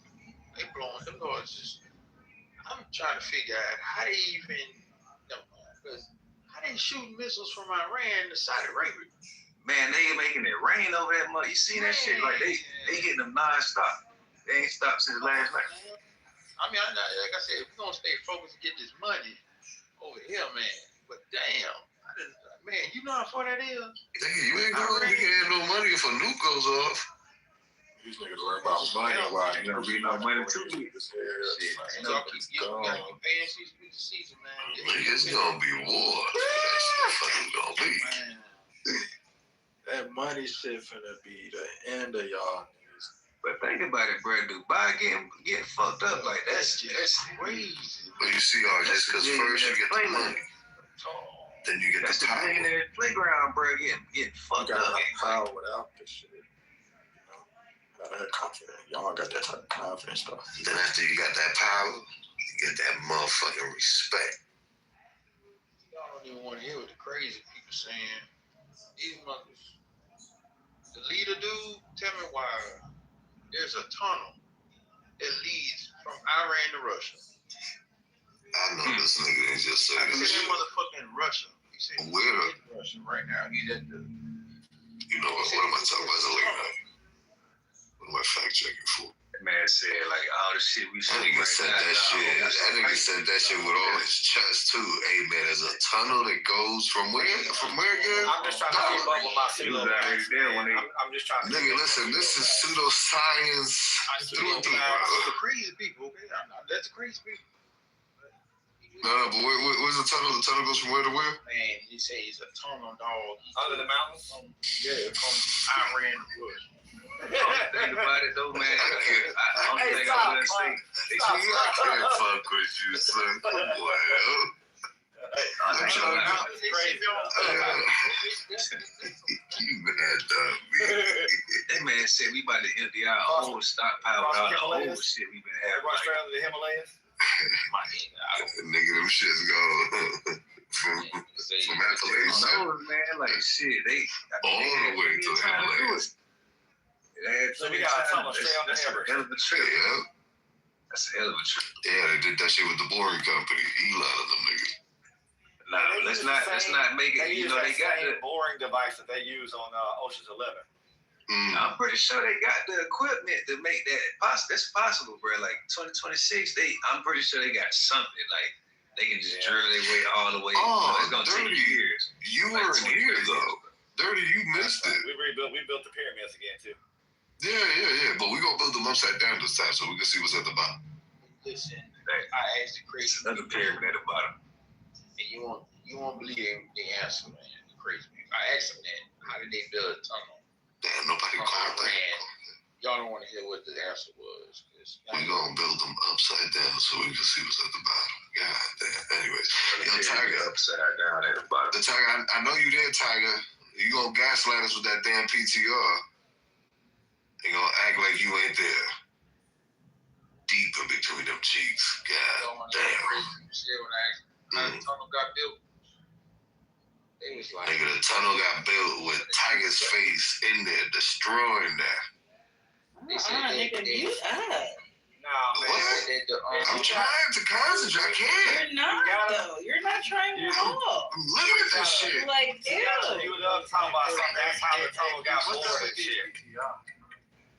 What'd you say, That's OJ? how the tunnel got bored. I can't hear you. Dollar talking. So they said that the tunnel. It's the titty milk and the cheddar biscuits. Man, okay, you know the trees, right? Dollar. I'm just telling them right quick. They said like at one time the roots from the big trees used to. Hold on, Donna. Hold on, because listen, you gonna turn off a batteries. It's a little too late for that right now. Everybody else is in here. Now they want to talk. No, I had a couple shots, so Dollar's okay. I'm not gonna cuss. Okay, so you're subservient to the alcohol right now. All right, so Dollar, you free to roam. Go ahead, Dollar. I know it's crazy. I don't want to. That's cool. It's all love. Man, she letting you know, man. She's under the influence, bro. Oh. Yeah. So far, I've learned tonight there's a tunnel spanning from Iran to Russia. Nuclear is not nuclear. It's just steam water. Right, it's nuclear. It's the nuclear. Nuclear. Yo, nuclear. That's a bar. I heard him say that. That's a bar, I'm about that. Clear. Hey, that's all it is a rap battle bar. Is that nuclear from the back too? Nuclear. Hey, you got that nuclear? Hey G, if you don't believe in radioactive, RJ, go grab a handful of uranium. That doesn't exist. Yeah, uranium don't exist. Go grab a handful of it. It's called yellow cake. Go over there and grab it. It doesn't exist. It's not real. Yellow cake. Your whole body gonna hand. It's not real. His hands just fall around and he go ball right now. It's fake. It's not real. Plutonium. No, go grab some plutonium. That shit not real. It's bad hand, bro. That doesn't exist either. Oh man. Yep, sorry. Yeah, that's all a byproduct of the figment of your imagination. Not a byproduct of a figment of your imagination. You see what I did there? All that shit fake, dog. Yeah, bro. Just listen to him. You believe in quantum, but you can't believe in nuclear. No, he doesn't believe in nuclear because nuclear doesn't exist. What exists is nuclear. Literally, You're not listening, though, Dollar. You believe in quantum physics and quantum mechanics. Because nuclear isn't real, Dollar. Nuclear is, however. So what the sun is? The sun is what? Nuclear power, right? Or just what? No, it's nuclear. It's plasma. Oh, nuclear. Yeah, it's plasma. Yeah, it's plasma. Heats us up and heat. That transverses the figment of your imagination. Plasma, gamma, all that shit that we need to activate, It's a shit that grab some plutonium, bro. No, I need some gamma. Wait, so hold on. If the sun is made out of plasma and I go stand under the sun every day, if I go to a plasma center, do you think I could double the amount of plasma they can take out of my blood? Bro, mute up. Only if it's clear. Well, we don't know blood is what color. I don't. RJ, you finna let these niggas play in your face? Nah, I'm just laughing at these niggas, man. I'm smoking blunts. I'm trying to order. You been wilding all day anyway. I'm playing that shit on the weed. Ooh, you said me? Yes, nigga, you. Hey, I've been trolling, shorty. I'll be having fun, man. My page is hilarious, man. Y'all should go to it. I mean, RJ, ain't that what this is all about, Be though? inviting the extras, You exclusive. already know the exclusive members only. I forgot. I only got a couple of people on this bitch that day. You know B don't like you people. Crazy. Chemotherapy. That's not radiation. B be going feral when she see you people. No, not you on this new nigga now. Mute up. I only accept these people because they won't get rid of you. How many of y'all spare science? What? Biology and what about physics? Y'all pass your physics? This shit, bro. Physics? That's not real. Physics. I passed. That's not real. I think it is. Yo, you're not finna say everything here, real. I need to see you train. That's not real. Physics, nigga? Nah. That shit ain't real. You gotta let it go, G. You gotta let it go. I know, calculus. You take calculus. Because the nigga had a TikTok video and told us it wasn't. Well, G, if it's on TikTok University, it's obviously I was on the app. I asked somebody. right. I knew we was cooked. I asked this damn woman. I said, "Have you researched this?" She says, "Yeah." I said, "What have you looked at?" She says, "Well, I've seen plenty of TikTok videos." I said, "That was your research?" She says, "You can do great research on TikTok." But if you're on TikTok, G, and I can go to your videos, what are you saying? Are you not credible? Oh boy, incredible! They gonna CIA gonna be at the front door.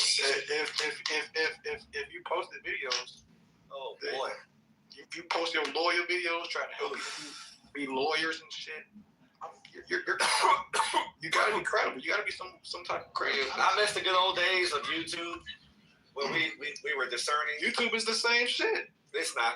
It is. People edit their videos on TikTok. Not even close, RJ.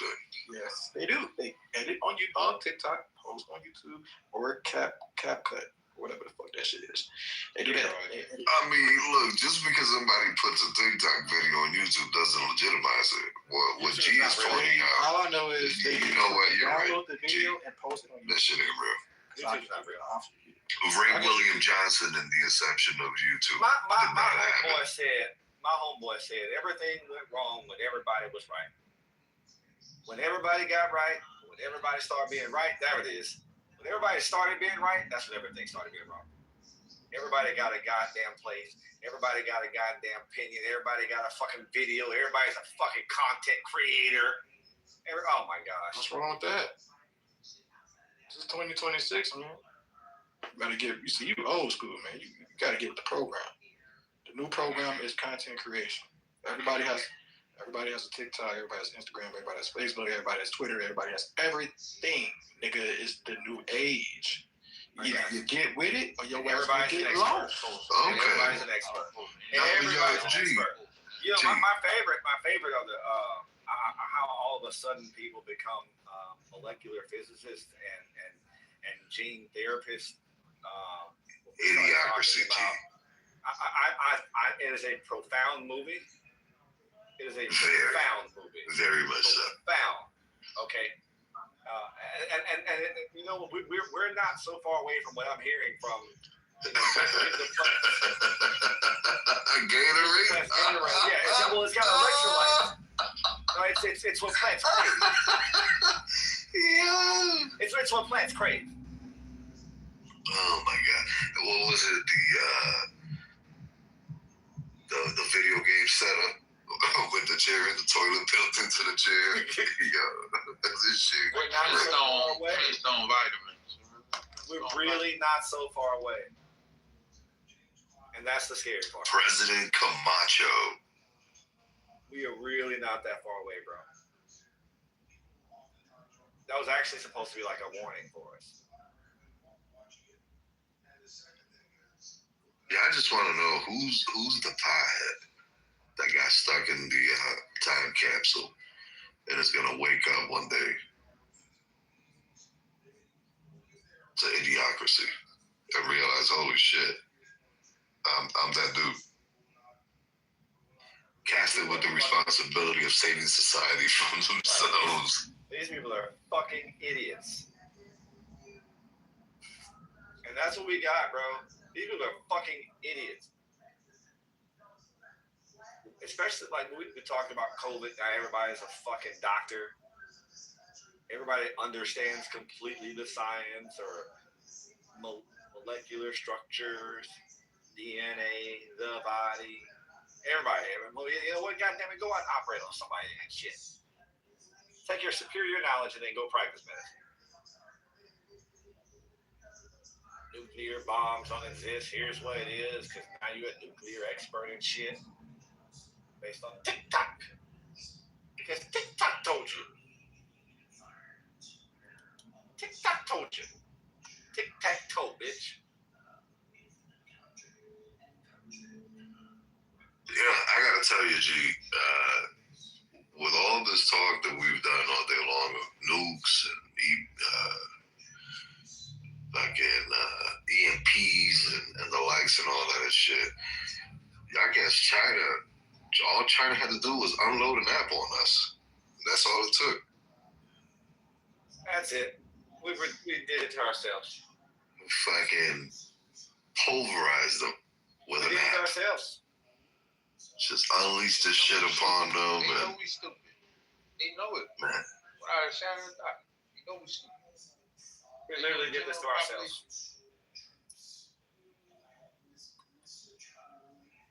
They'll believe anything. It's like, I don't even know anymore, man. Puff, what's your opinion on your man now? How you feel about your boy Trump now? Good job, bad job? well, I mean, so far, I think the economy's holding up. But to answer your question, I'm not happy with this move. I think we need to continue to focus on the domestic agenda. But I don't know. Excuse me. Oh my God. Man, that was some strong shit. Honestly, not only do you're more lean Republican, right? No, I lean towards conservative values, not a party. Conservative values, right? Yeah. Like strong government, conservative values and shit. Yeah. Get the fuck out of taxes. Look, this personally, Hey, Puff, I think this is a bad move. Hey, Pup, help What's me good? out.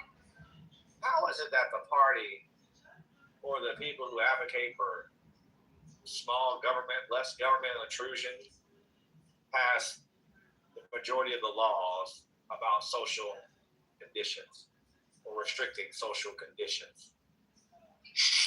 I don't know, but I want to talk about this move. Okay. I want to talk about this move. I'm not going to get into a subject that. Yeah, I'm not going to get into a subject that I'm not well versed on. But I'll tell you what, this shit. The moment I saw Marco Rubio become the head of state, I'm sorry, not the head of state, the Secretary of State. Oh my God. Damn, this shit. What? They just got a bunch of rhinos, man. A bunch of warhawk rhinos. And this is definitely not the move. No, man, this is, yeah, you're right. This is, the Warhawks have taken over. Yeah. Full stop. Full stop. Full stop.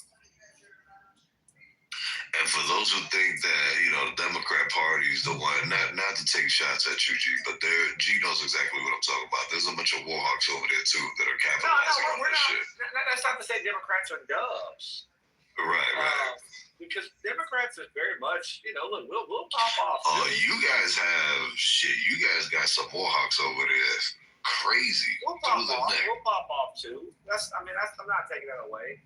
We do care more about the social condition, though. Which is the reason why I personally believe we should have kept focusing on on a domestic agenda. This whole international shit, I get it. Iran, look, man, you already got your punching with the what was it, with the midnight strike hammer or whatever the hell the name of that mission was, with the B-2 bombers, but just focus on now. Honestly, I thought the move was gonna be okay. The Supreme Court knocked down the tariffs. You know what? Fuck these companies. Let's just give the money to the people. And just send the money to the people. Didn't he say he was going to do that, though? Right. Well, initially, if you remember, it was supposed to be the Doge dividends. Because we were finding so much fraud and we were cutting so much spending. That was You're going to get this money back, right? With the tariffs, it was all, what happened to the Doge dividends? Yo, listen. Hey, you and I both are looking, bro. Right. This is the kind of shit that sometimes I wish they would just shut up. Dividends. Oh my goodness. That's what I'm telling you, bro. I think in all reality. And every time they do this shit, people buy it like, oh, fuck, Trump gonna go down. And that shit don't fucking happen. And now if it does happen, I'll tell you what, G. If it does happen now, you know how they're gonna sell it? They're gonna, I'm telling you how your side is gonna sell it, but the way it's going to be sold is that Trump ruined the economy by chasing wars abroad when he said that he wasn't a war-starting president. And now he's giving you money to get you to be okay with the war that he started. That's how it's going to get framed. If they do, in fact, come back and say, you know what, we're not going to give, the Supreme Court never told us what to do with the money, so we're just going to give it to the people. That's how it's going to get sold. Oh, he's giving you money because he fucked up and he went to Iraq.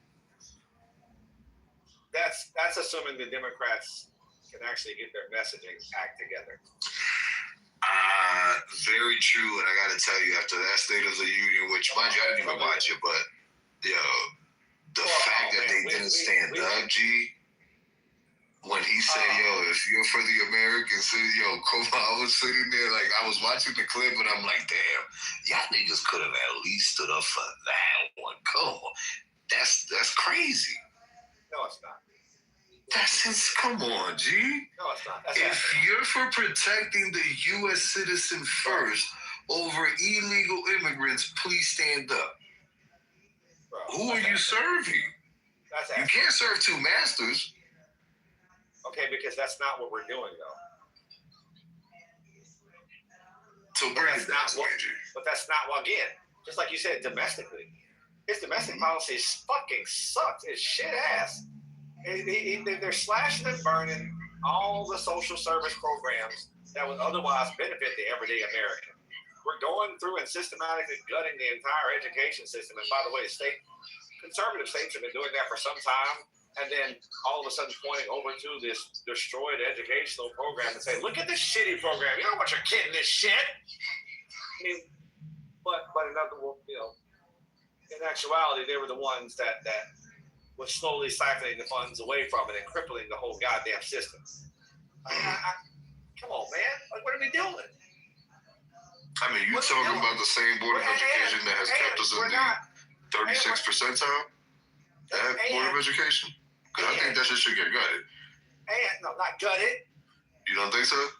No, if there's a fucking problem, well, if there's a problem with my car, I don't just pull out all the fucking interiors of the car. Well, what if that car, as much as you want to believe in it and you love that car, it's just that car in the last 70 years has gotten you stuck 36 fucking thousand times.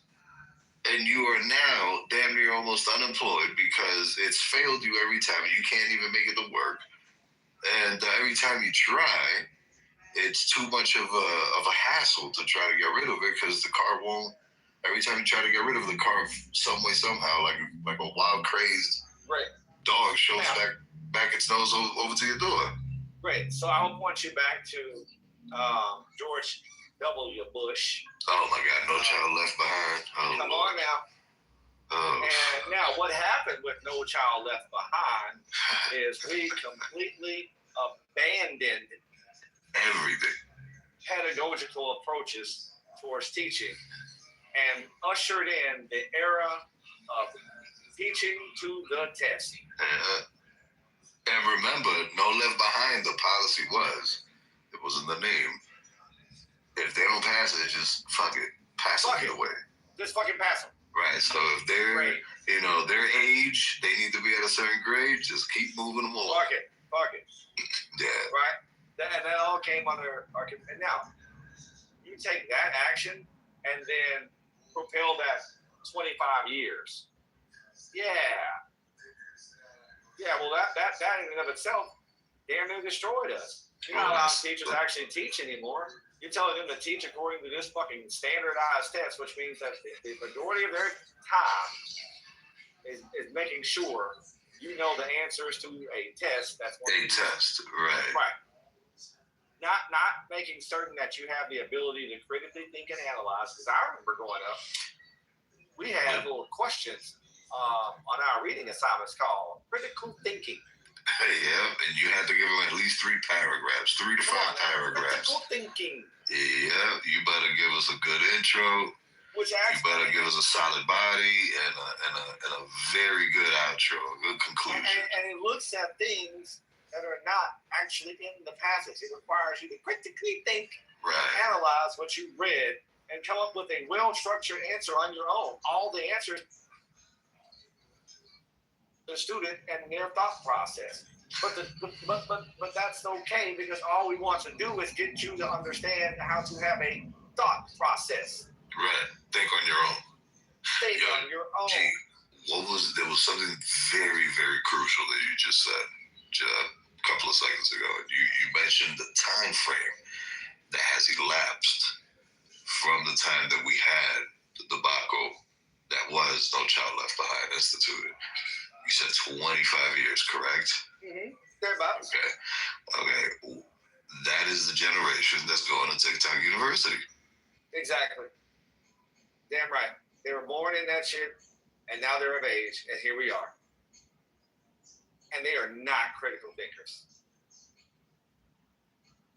By far. The vast majority are just not. And they're raising the generation under us as we speak right now. Yeah, I keep telling my kids, I'm like, yo, if you guys think it's rough now, you better pray after my generation is gone. You guys have a good established backbone, because otherwise, there's these little heathens coming up behind you guys. You guys are going to have to fight hard. Oh, and mind you now, speaking of backbone, we are also systematically pulling away all sorts of reasons to build character and develop backbone and not be so fucking emotionally fragile. That's because in order to do that, G. My bad, I didn't mean to interrupt you. No, go ahead. I was gonna say it requires accountability to actually do that, because you have to look at yourself. When you have to think critically, you have to face the quote unquote man in the mirror. Mm-hmm. Self-reflection. Correct.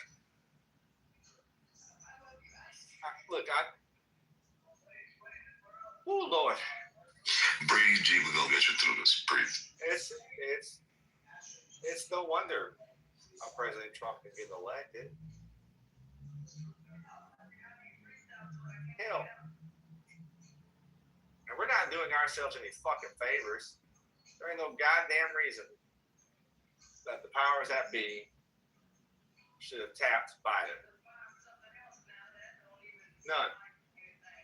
Not one good goddamn motherfucking reason whatsoever.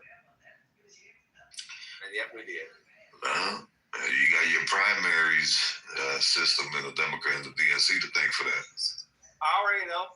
And I have expressed my absolute and utter fucking dismay with several of the quote-unquote super delegates.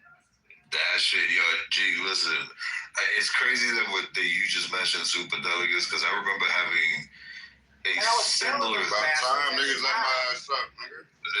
I had a similar type conversation in another room a couple of years back, and I told them that I used to be a Democrat, and I left because of the super delegate bullshit. I was like, I can't do this. Where's the moral compass of this party? So if those people over there just get up and say, fuck the vote of the party members, you just gonna go with that. So then don't tell me that you believe in democracy. I mean, what the fuck are we doing here? I'm voting for this guy, and you're still superimposing this guy over me. Because you got a reason. Right. Like, who gave you more weight? Hey, get out of here. So, I was like, all right, man, you know what? I became an independent for a while, and then, right around the Tea Party movement. Republicans have super delegates too now. Yeah, but they don't have as much weight as, although don't get me wrong, let's put it this way. Both of these parties are structured to do what the top says at the end of the day, and not necessarily what the bottom tries to call out. Right. But it just so happens that the primary process in the Republican Party does tend to weigh more towards giving the average voter, the party, the individual party there's voter. The appearance of that, but you still have super delegates who are still there, who still cast big votes. But not in the scale as in the DNC. Yeah, absolutely in scale. No. Hell yeah. Look at that. Just go to Iowa so you can see it. You got to think Iowa's the biggest venue. I would say probably Iowa and New Hampshire. But Iowa caucus is on both sides. It is. But what I'm saying, but it's not as big for you guys as it is for for us. I don't think so. For you guys, it's really Super Tuesday and North Carolina, which is South Carolina, correct?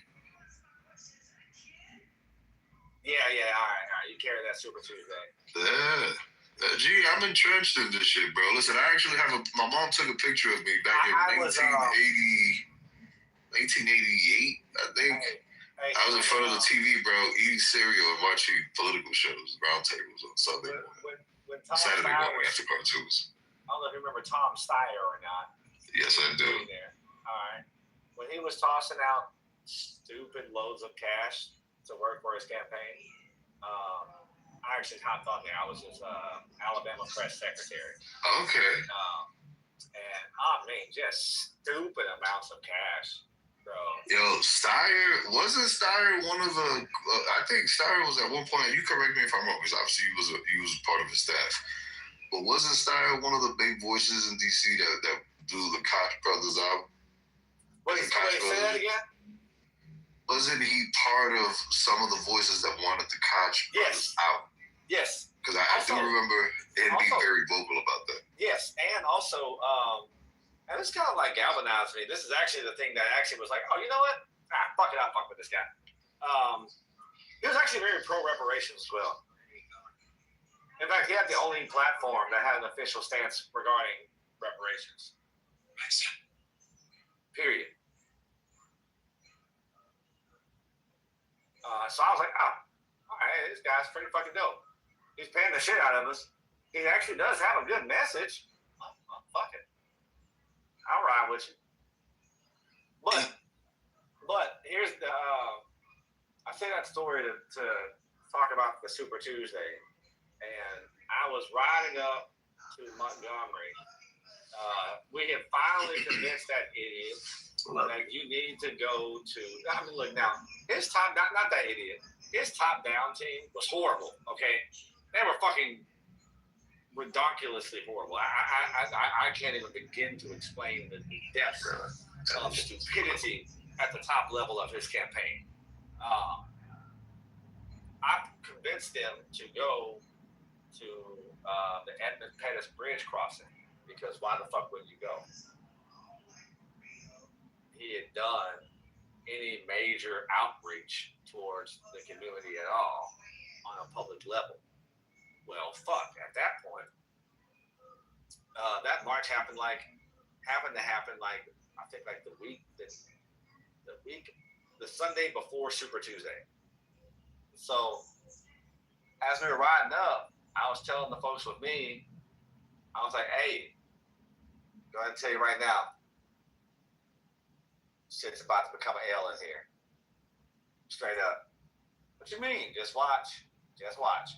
Sure enough, I get to Montgomery. We get to the little house that we have set up as a unit or whatever. And they start announcing all of the dropouts. All the people start coming out, Steyer's ending, and everybody's crying and shit. I'm like, what the fuck did you guys expect? Do you really think that he was actually going to stay in that whole goddamn time? Hell no, he's coming out. They gonna box the little guys out and call it a day. Period. Man, Tom Steyer, holy shit, that's a name for the bugs right there, kid. Hey man, look, that motherfucker paid more than I've ever made on that campaign. My goddamn life, dog. I'm talking, oh shit, Tom, for real? All right, go ahead then. I think bro, I was a state press secretary and I was making a $85,000 salary. Just about to bring that up. $85K a year? Hey, guess what the number number last a year, but if it were stretched out to be a year, then yeah, it'd be like 80. I would have made 85 plus travel, plus expenses, plus reimbursements, plus per diems. Hey, the number one occupation in the United States right now is OnlyFans. Oh my God! Okay, OnlyFans. That's the number one occupation. Boy, I tell you. They did the numbers. OnlyFans making more than everybody. That may be. I don't know. Wait, hold on. Number one and two. Wait, hold on. Yeah, the number one occupation. I can come on individually, like the number one job. Gee, he's making you think your career choice right now. Is that what's happening, bro? What though? Like OnlyFans. You about to be my competition? Cause yo, listen, I got fart jars right now on OnlyFans. Crazy, you was talking about that because I was just looking at the OnlyFans. And I got soiled underwear too. 25. Buy one get one half off. Profession. Number one profession. Number one profession, bro. What the fuck does that mean? What the I'm fuck talking about over a surgeon, over a doctor, over an engineer. OnlyFans. What does that mean? Man, I have no idea. OnlyFans. I'm trying to figure it out myself, G. I'm the number one stunner. Oh. What? The number one what? stunner. If it wasn't for technology, it probably would be the dope man. It would have been the dope man. With this technology, OnlyFans, bro. Number one, pulling in income. Yo, you know, G, for the last hour and a half, I've been trying to get on E and his damn phone posits. I think them shits is fake. But I'll leave it at that. Damn, I tried to bait the nigga out of being on mute. Either way. Phone, like they went phones. Baiting off you this old school clubhouse.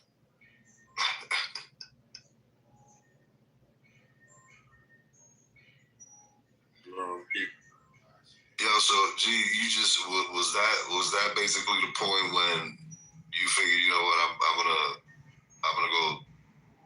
So I suppose pedal to the metal and the whole pilots. Because from what I gather, you were already involved, right? Yeah, I was already in. That's how I got the gig. Because I was already okay, got you. But that was like a thing where it was like, oh shit, we're gonna hop on that. This is great. Because it kind of got handed to me in my lap, man. It was like, all right, well, fuck, I'll just take that. If you're gonna throw it in my lap like that.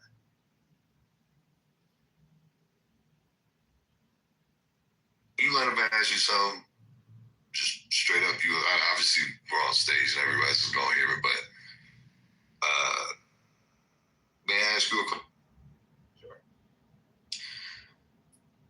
I've been in Wyoming now for 3 years, and over the last 3 years, there are 3 specific issues that I've noticed, and doing what I always do, I started something that now is halfway through, but I have basically 3 pieces of would-be legislation that I wanted to bring to the floor here.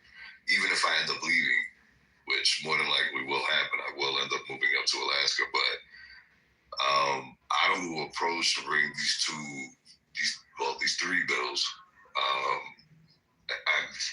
I've thought about reaching out to a couple of the local representatives, but my kids, oddly enough, pointed out that there have been 2 other separate instances where I've had the opportunity to actually run for office, and they think this is the shot. But I don't say. I'm gonna sit and think on that for a second.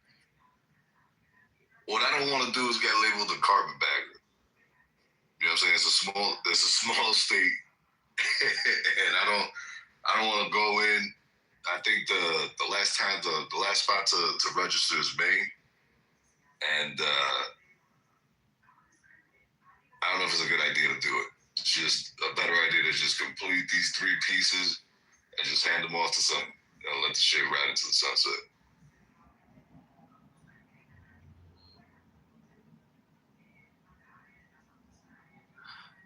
Yes, Dollar, Wyoming is beautiful. Yeah, just not in the tall grassland areas. Yeah, it's fire. But are you a Mason or anything? No, man. What? Oh, well, no, just canned it off. Dan G, I thought you was really gonna take my question seriously.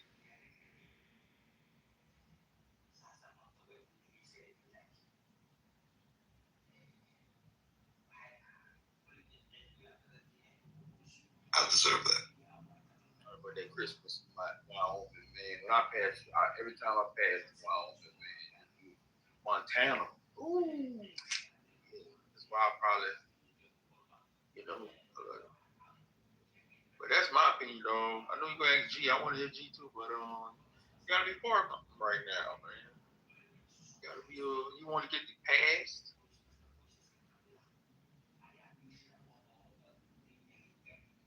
Because you know you ain't white, you know what I'm saying? Just like, is it something for black people or for the community? What is it? But you used to be a Marine, right? You was something else? Marine, Army, what it was? G wasn't a Marine? No, I'm talking about you. Me? No, man. Hell no. Well, I'm in Louisiana, right? So it's like anything to get past, as a black man is hard. You know what I mean? Like you gotta be, Freemason, at least a Divine 9 to get cause bro, you to get some state shit passed, that's even worse than the federal. Like to my, you know what I'm saying? Like state is way what you in a blue state, red state? What Wyoming? Let me look.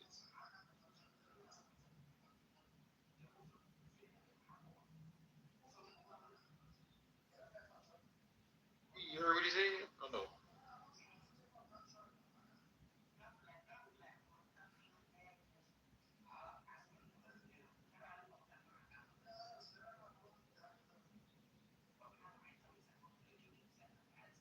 Next question though, Wyoming, is it living there? Does it feel like Kansas? You know what I'm saying? Does it feel like a Kansas or something? Like what you know? Hey Dollar, you and me, we need to talk. What like not here. Let's get a private stay. Oh. When? Like right now. I'm talking about some like paradigm shift type shit. Like, okay, Dollar. Like, I'm talking about, yeah. And y'all know, Dollar, Wyoming does not feel like Kansas. Because Wyoming doesn't exist. Hold the fuck up. How are you just gonna come in here and take our main source of entertainment like that? Yo, listen, he shot his shot. Now it's up to Dollar whether Dollar's going to accept or not. What's it going to be? Man, well, you probably want me to pull the books out. Damn it, I wasn't ready to do that tonight, boy. I see it. That's the second person that was asking about that.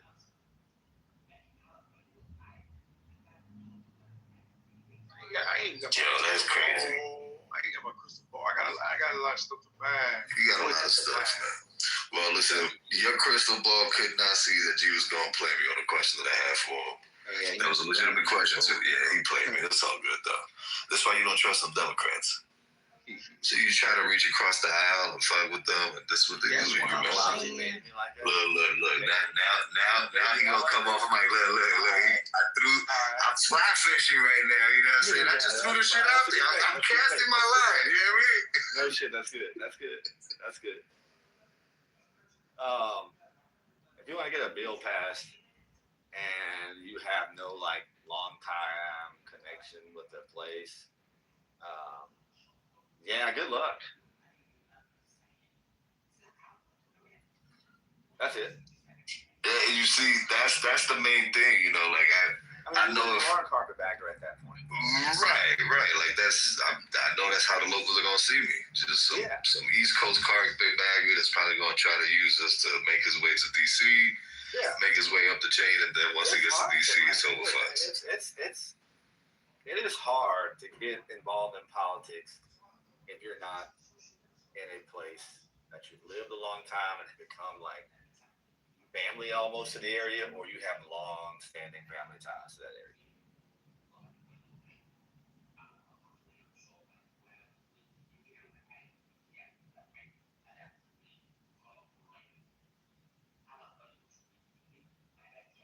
Well, granted, it took a hook and reeling to get the answer out of you, but I appreciate it. Thank you.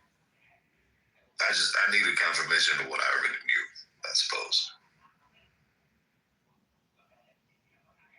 Unless you need a daddy to tell you what to do, that's crazy.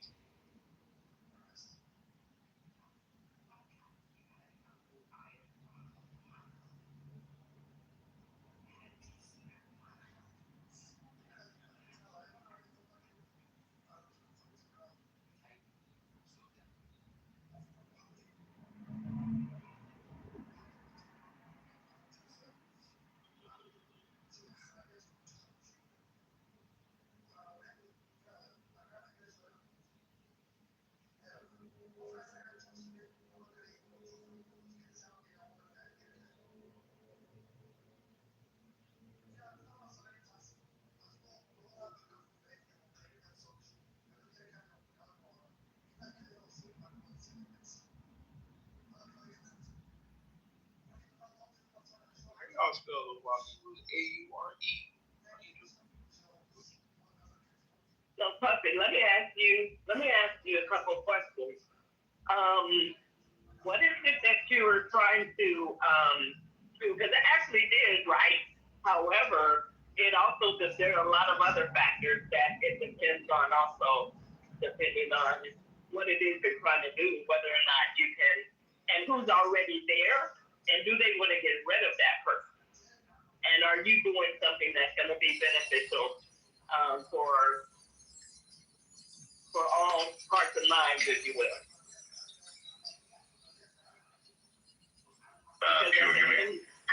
1 second. I'm beating a dad right now. Give me 1 second.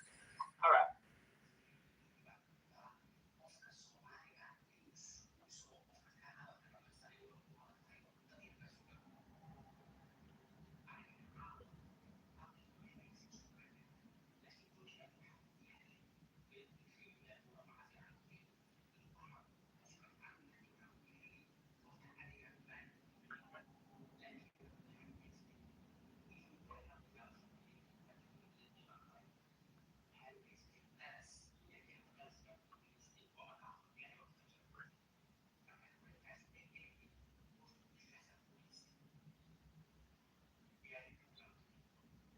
Man, the AI bot's glitching in it.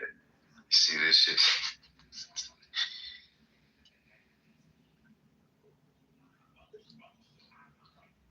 Spelling wrong and I'll type it to you.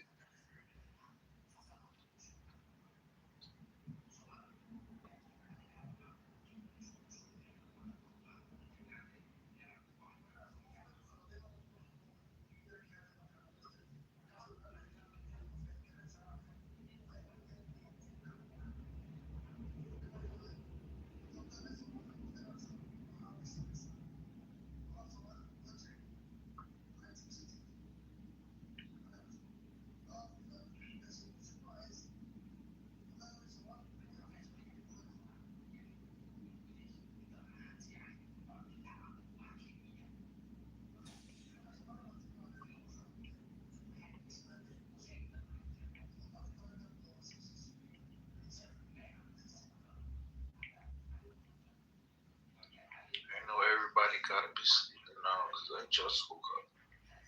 All right, Pure. What was your question again? I think that was that Pure. Yeah, it was Pure. Pure, what was your question? I was saying, what is it that you're trying to do? And if, depending on what you're trying to do, is it for the greater good and the person that's already in office, how do they feel about that person? And it's going to come down to that as well as the money, who's going to invest in it. If you can get those things in alignment, you might have a shot, even if you're not homegrown. Well, there's 3 issues in particular that I noticed have a lot of sway with the locals, and one of them is gig workers. They for some reason Wyoming has it where it's not reciprocal with Colorado, meaning folks in Wyoming could work in Wyoming, but they can't go down to Colorado. Colorado can turn around and be like, nah, you're not going to work down here. You ain't going to make money down here. And there's a couple of big events. You got to remember, Wyoming is a state that's 600,000 people deep.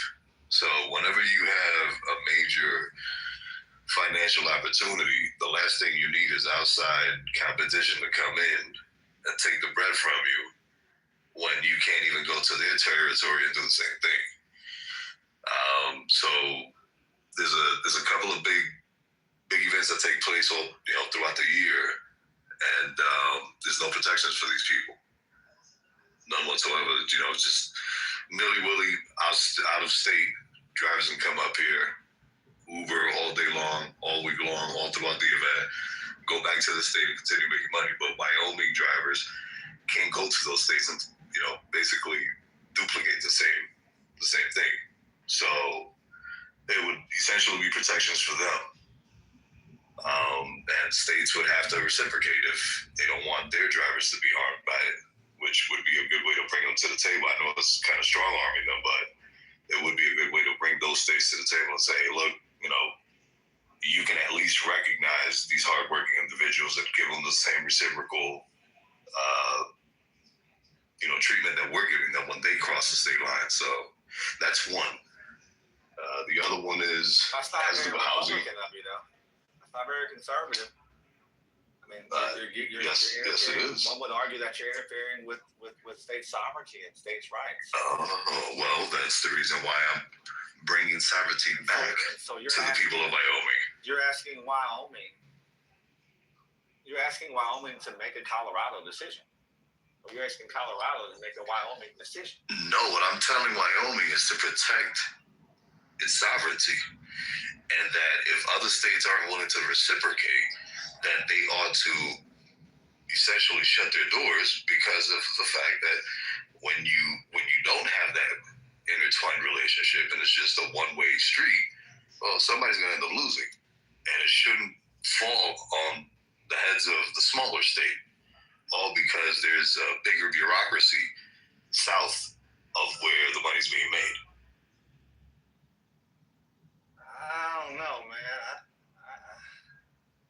Again, you're asking a state to talk for another state to talk for another state. I don't know how well that works. No, I'm telling Wyoming to respect its sovereignty and not to let out-of-state folks come in and take money away from their constituency. Oh, you want them to restrict the access to them. Yeah, because if there's not going to be any competition, then what's the point of allowing for a free flow when Wyoming citizens, which are the constituents that Wyoming should be worried about, don't get the same reciprocity? So if Wyoming drivers can't go to Colorado and benefit from the Denver International Airport, then why the hell should Denver drivers or Colorado drivers be able to drive into Wyoming and lambast and take all of the business away from the drivers who drive every single day in Wyoming, and they're expecting these 2 weeks to be their 2 big weeks, but these assholes from Colorado come up here, take their bread, and then go right back to Colorado and keep making big Colorado money. That's all I'm saying. I'm actually, what's the word that I'm looking for here? I'm actually advocating for the protection of the Wyoming worker.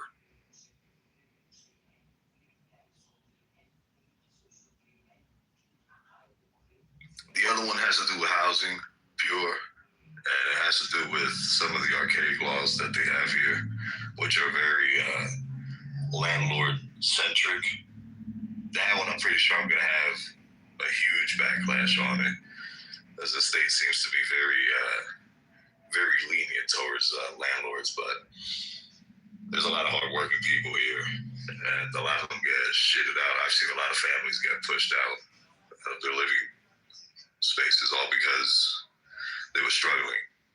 They were fine tenants, but they got pushed out because the way the law is written, the landlords get all of the full weight of the law behind them.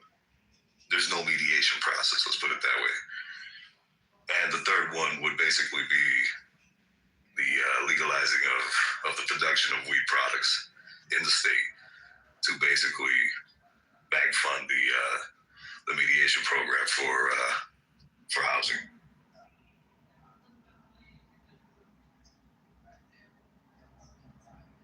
Yeah, I definitely. And you said you're in Cheyenne? For the time being, yeah. Okay. Because I live in Cody. Yep, that's north. So I'm familiar with the government structure and everything. I think that all of those are really good points. What meetings have you been going to? Well, I attempted to go to a local RNC chapter meeting, but went there and the doors were closed and nobody was there. So I don't know if they just had, an old address on file or what the case was. But at this point, the only thing that I've really been doing is just I've been studying the local laws, writing, and right now I'm stalled halfway on all three pieces. Actually, I take that back. I'm stalled halfway on the last two pieces because I had already started working on the first one, the gig economy protection stuff, when I first got here. But I really haven't spoken to anybody. The only thing I've been doing is doing that and mulling over whether I'm actually going to stay in state and not finish the move and actually register in May to actually run. Okay. Yeah, so there's a lot of groundwork to be done in like a short period of time. But the first thing that I would do is start showing up at all of the city hall meetings, poke your head and see what's going on in Chamber of Commerce. start meeting people like that, finding out what their agendas are, and then you'll have a better feel for if you want to do that. But you would have to do that yesterday. Yeah, and often people get the mistake. It's a little more than just, if you're trying to really affect change, more than just going to council meetings, chamber, you have to build a relationship with people. And like she said, that had to happen yesterday because relationships don't really sprout strongly in the beginning. You know what I mean? It takes time to build a good quality actual relationship on all levels, right? So that's like one big hindrance to a lot of people in the process, that ability to develop relationships. Now, you said you're going to run. What level would you run for? There's a local district seat that's opening up. Actually, there's two. Well, no, they're not city council. They're a statewide position. State legislature? Yeah. State assembly, however you guys refer to it. No, it's a state legislature. All right, so you're going for a state rep spot. Correct. All right, what's the population of the area? Oh man, I think it's like something along the lines of like 5,000, 6,000 people. Wait, what? Yeah. You have a legislature seat that only encompasses 5,000. About 5,000, 6,000 people. Yeah. That means your average state legislature. Hold on a second. Bro, there's only 600,000 people in Wyoming. I know. Hold on a second. I'm not. I just want to see something. Yeah, it's a very small district. Right? You said yeah. Okay. Yeah, I think there's a total of 1, 2, 3. I think there's 4 districts that encompass the city. I could be wrong. But the last time I looked at the way the map is broken down, I think I saw 4.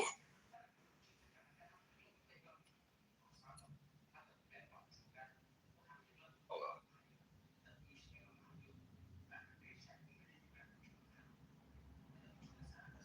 But who do they have a union there? Who's the head of the union? It's a lot of footwork they're gonna have to do. Yeah. Okay, actually, I just checked that. That's crazy. Yeah, that's crazy fucking small. 5,000. Interesting. Let me just look at one more thing. I think we're a little bit larger than that, aren't we? 5,000. No, wait, hold on. Something's wrong there. Yeah, because the town only has like 65,000 people. No, but a state legislature seat goes beyond the town limits, though. It encompasses multiple towns. It should. Hold on, I'll tell you exactly what it is that's open right now. Hold on. I have the filing pulled up here. Give me 1 sec.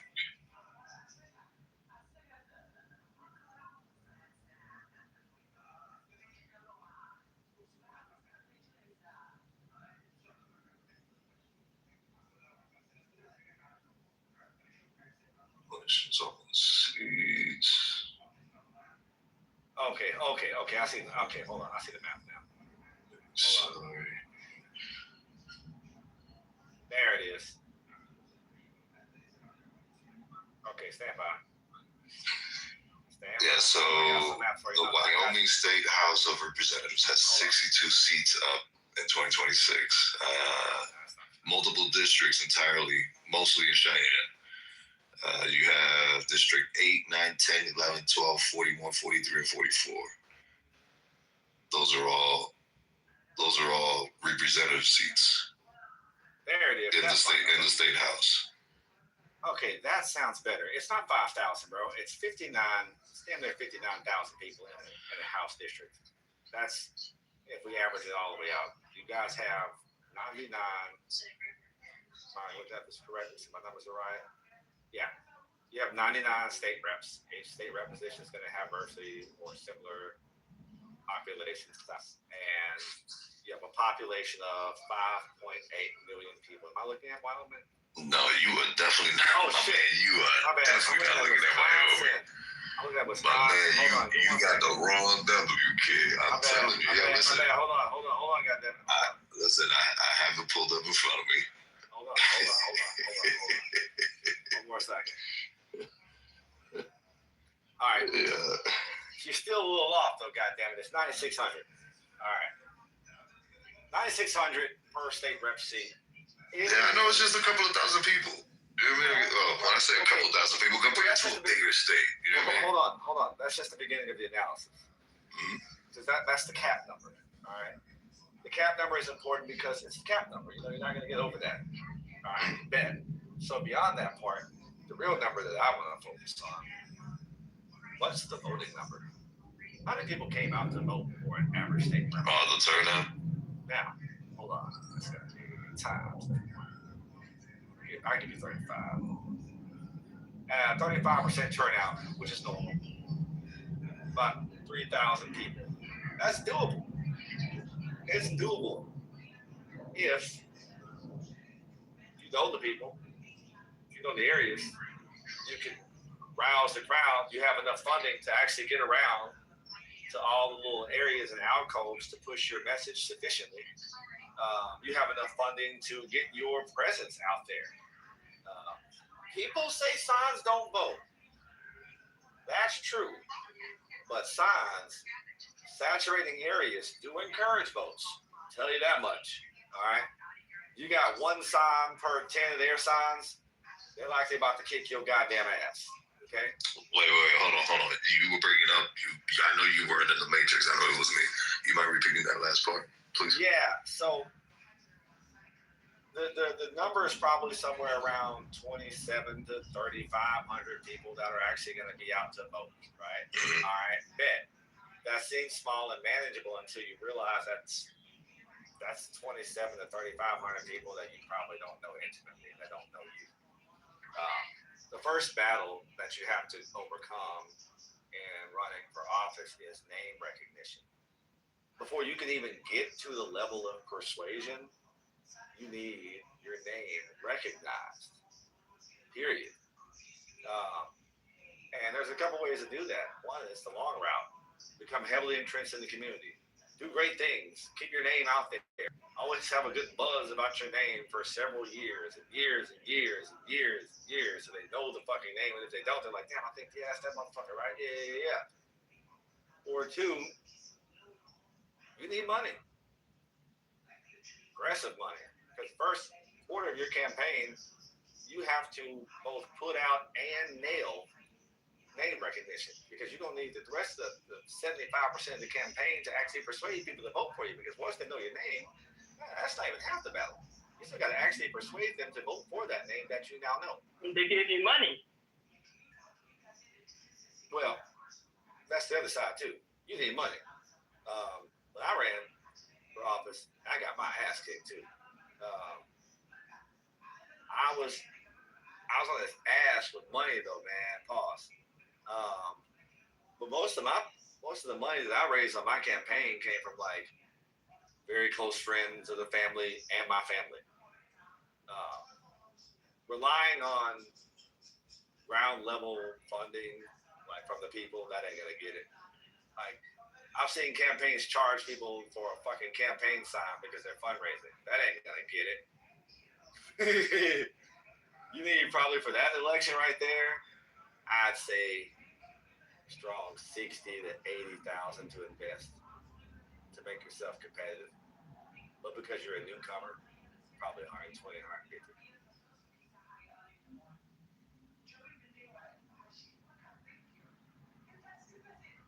And you're gonna want to hire an actual staff of people who actually know what the fuck they're doing. Or just you need a chief of staff, a campaign manager, and a good deputy campaign manager.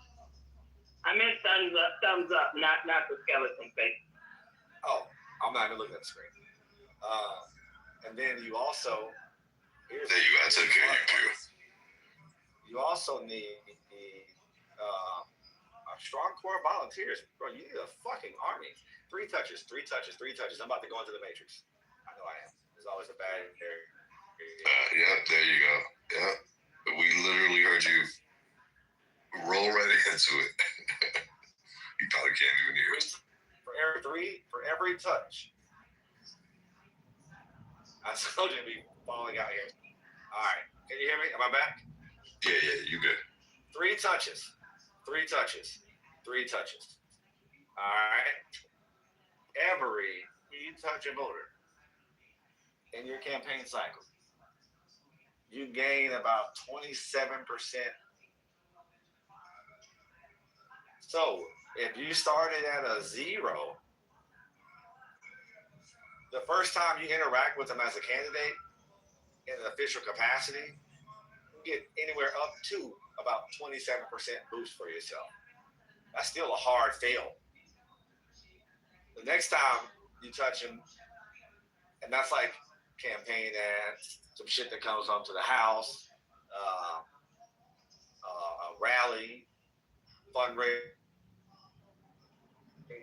giving the message, canvassing, door to door, and even, oh my God, even canvassing, bro. Oh shit. Hey, don't get your ass go out there, goddamn, tell us off in the campus and just go door to door. That's a mistake. Yo, especially here, they got no soliciting signs everywhere. No, here's the thing, though. Like, okay, it's about time management.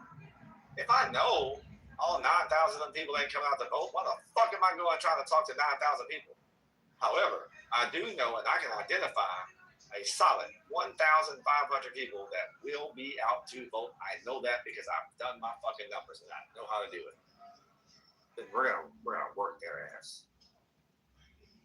Time management, people management, all that goes into it. You got to be able to get the solid list. Man, I got an algorithm so goddamn good now. I haven't done it in about a year or two. But when I was really deep into it, I could actually damn near tell you who's gonna be at the polls. Straight the fuck up, and my number was rarely halfway off. Like it was rarely off. Like it was in a strong, comfortable range of damn, you call that shit. It was a list here you could get, like if people were running for stuff, where they had access to the voter list, the people who went out. Right, it's the voter list, but you have to. All right, yes, but just having pure access to a voter list, you still don't know what you got. Because you don't need just one voter list. To really do it like you're written, man, the secrets. To really do it like you really want to do it, you need a lot of voter lists. And you also, like you were saying, like when you build relationships and go to stuff and meet people and have those relationships, you start to learn things too. Yeah, they'll start putting you on little shit once they realize I can fuck with you. But ain't nobody gonna try to put you on the shit until they realize I can fuck with you. Especially a position of authority where you have the ability to control the economy of a given area. The fuck? Oh, and also I would probably look at who's in that seat. And just because it's an open seat, that actually makes it worse. An open seat is a power vacuum. So everybody and their mama finna come out and try to run for that shit.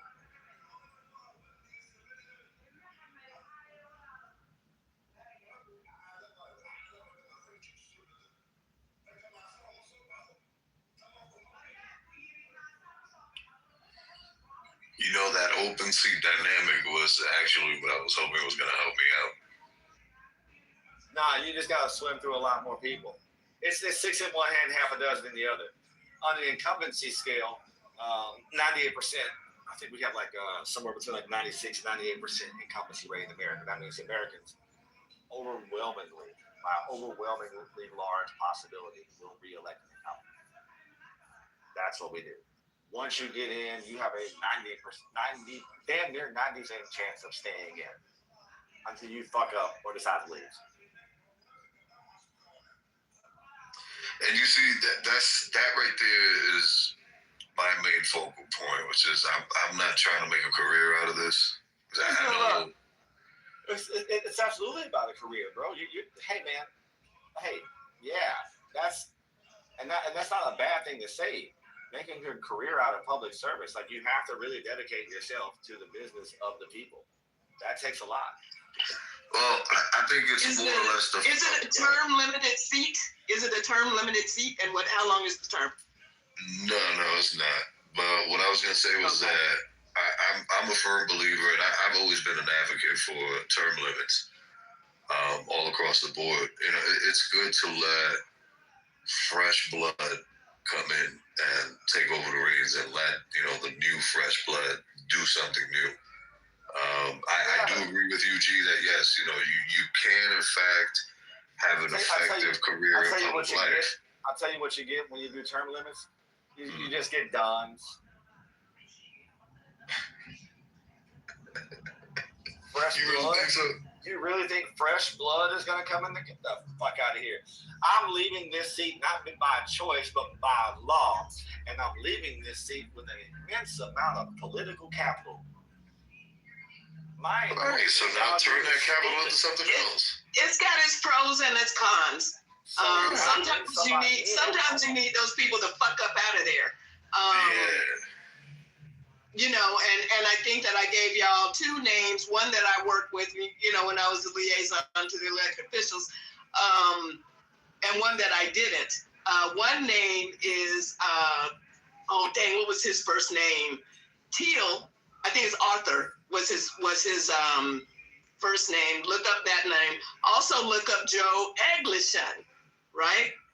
Josephus Eglishan. Look up those two names, right? I was the liaison to Joe Eglishan's office as well as all of the other elected officials. Look up those two names. Sometimes you need those people to fuck up out of there. So there are pros and cons to term limits. I agree. I think it's 6 in one and half a dozen in the other. You'll just have a different face on the same program. And there's something it depends. About consistency, man. You got a fucking statesman who's been down there for 20 years, and they've developed such a might and strength that your area is inevitably gaining strength and resources as a result. And you say, now I want to turn around and put a fucking rookie in? Well, I mean, do you really want our fearless leader that we have in office now in there forever? No.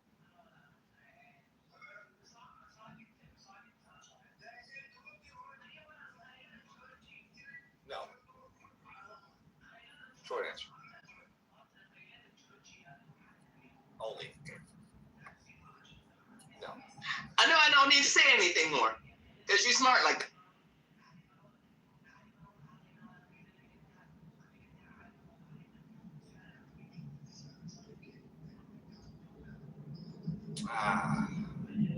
I want to say it's the difference in the levels.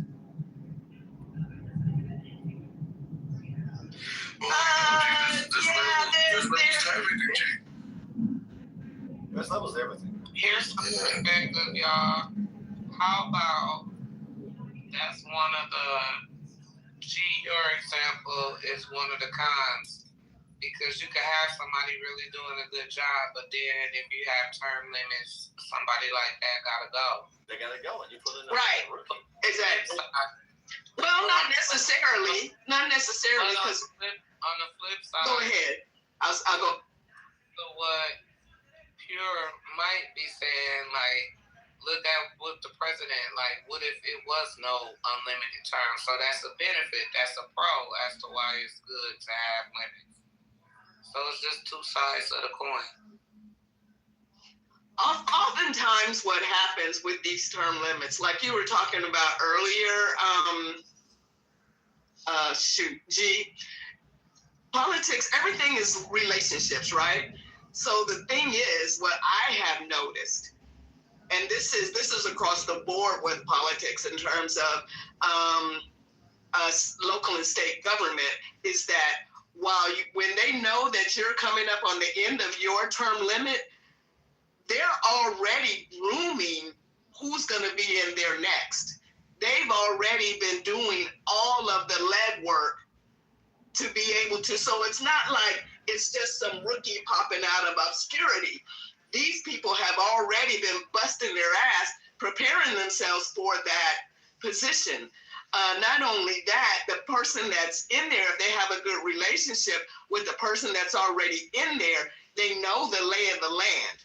They know the hiccups. They know this. They know that. So when they get in there, yeah, they're a rookie to a lot of people who are going to be coming in contact with them, but they may not be so green that they fuck everything up, if that makes sense. You know, I'm gonna be honest. I reasonably and rationally see both sides of this argument. I do. Yeah, me too. Like reasonably and rationally. And I think I just happen to lean one way. But I can't really oppose the lean in another direction because, just like you said, hey man, that shit cancels out when you throw the presidency in there.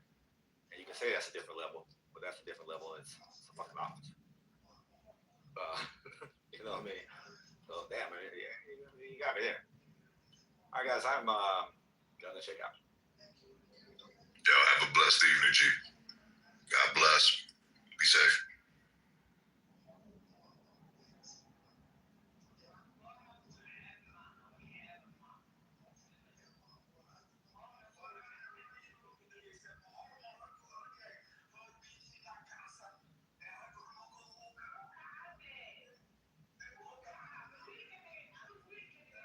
Yeah, if you plan on staying there, I would probably wait till the next go round and do all of the legwork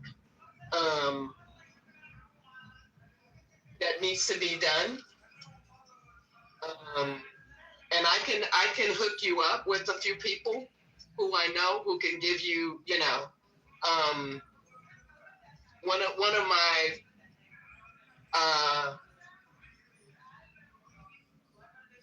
former, I guess, best friends who was actually state representative, and then he won the Senate. And then I have some other city council friends. Yeah, and they would be able to really give you the get down in terms of, they could walk you through the process and what you need to do and when. So just let me know. Okay, I will. When you asked me if I had, essentially your question was, and I'm paraphrasing it, was more along the lines of like if I had networked. And when I attempted to go to the ROC chapter here in town, what I was really looking forward to was somebody that I could hand all three pieces of legislation once I was done writing them. I really don't, deep down inside, my heart is in Alaska, so I don't want to essentially run for something that I don't feel the fight is there. But if I know I have solid pieces of legislation, 3 solid bills that can go before the House and possibly, garner enough support to be passed, then I guess I did my job either way.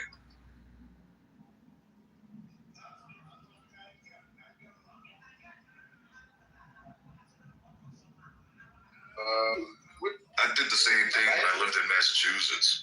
I lived in Massachusetts for about 9 years, and I actually worked with the local entity that was running at that time. I think they still run all of the regional buses in the town that I was living in, and you go back now and they got buses in town, labeled cross town, and that was language that I had inserted in a piece of legislation that I had brought forward to them.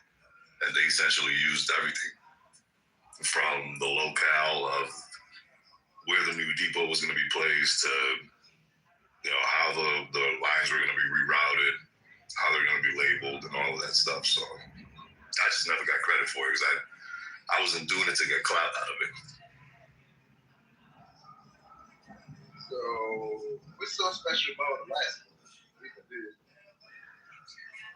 Peace, brother doctor, peace. Lots of peace. Clean air, clean water. And in the wintertime, some of the most beautiful skies you'll ever be able to lay your eyes on. Not to mention you're surrounded by mountains everywhere. And I love that kind of environment. Like support somebody else who aligns with your cause, like lobbyists or something, and do that instead since you're not invested in it like that. And you want to go to Alaska. And what about the below freezing temperatures and vampires? When it's in eternal darkness. Vampires, shit. There's people out there that will suck me off. Shit, bring it on, man. I need that. Yeah, sir. Fuck you off. Come on. Yeah, hold on. Let us know after you finish chewing and swallow. Yeah. I'm eating some Chinese food right now, man.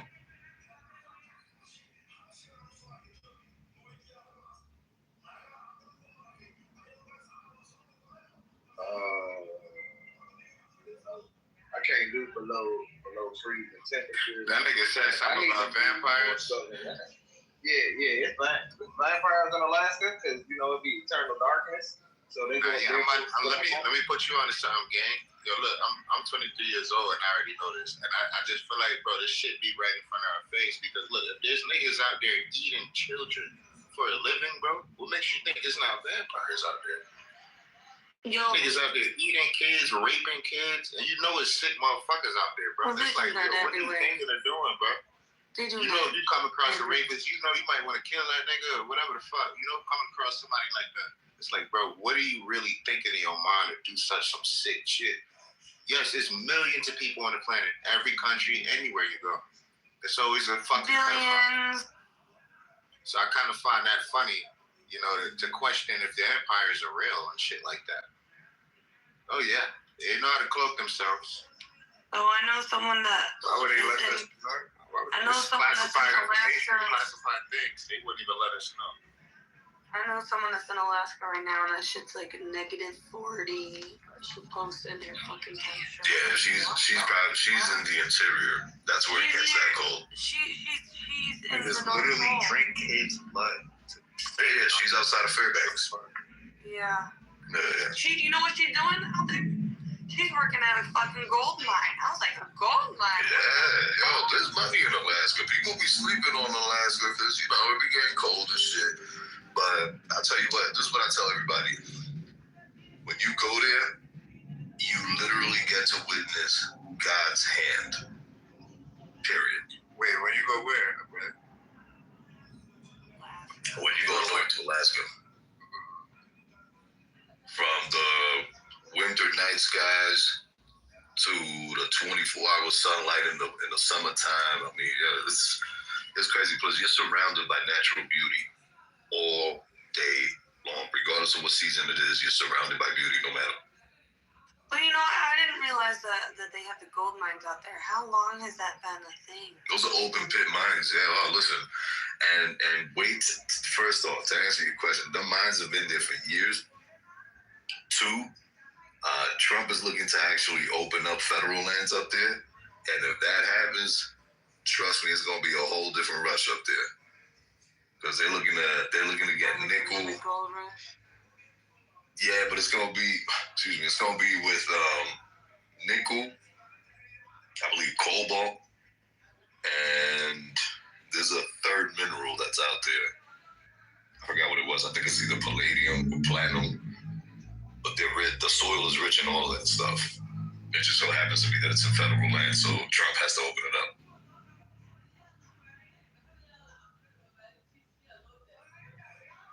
Yeah, cobalt is normally used in like lithium batteries and shit, right? Yep. Oh, yeah.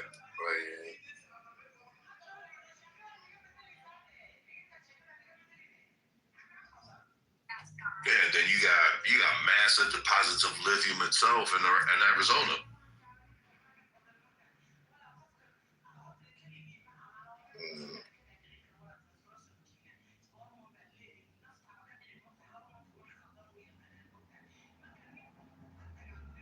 Plus, love somebody, do you really want to be all up on top of them when it's hot and sweaty and muggy?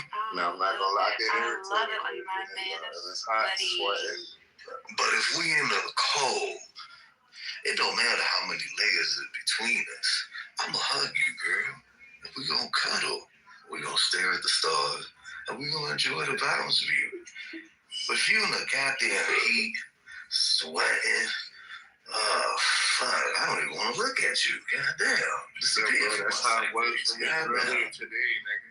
Yo, bro, I came in the fucking door, bro, and I ain't gonna lie, I'm in New York City, so, you know, we got a I lived there basically my whole life. I was born and raised there. I know what it's all like, man. You got that. I'm coming in the crib sweating like a motherfucking slave, bro. I'm itching to take my jacket, my hat off, my gloves, this and that. And, you know, everybody trying to talk to me as soon as I walk in the door. Hey, did you got this? You know what this is at? Like, goddamn, nigga, let me get my shit off right quick. I feel like, I don't know if anybody else be like that, but that be me. I ain't gonna lie, man. Yeah, that's how it is. Let me wind down right quick, man. Yo, by the way, Camille, you still there?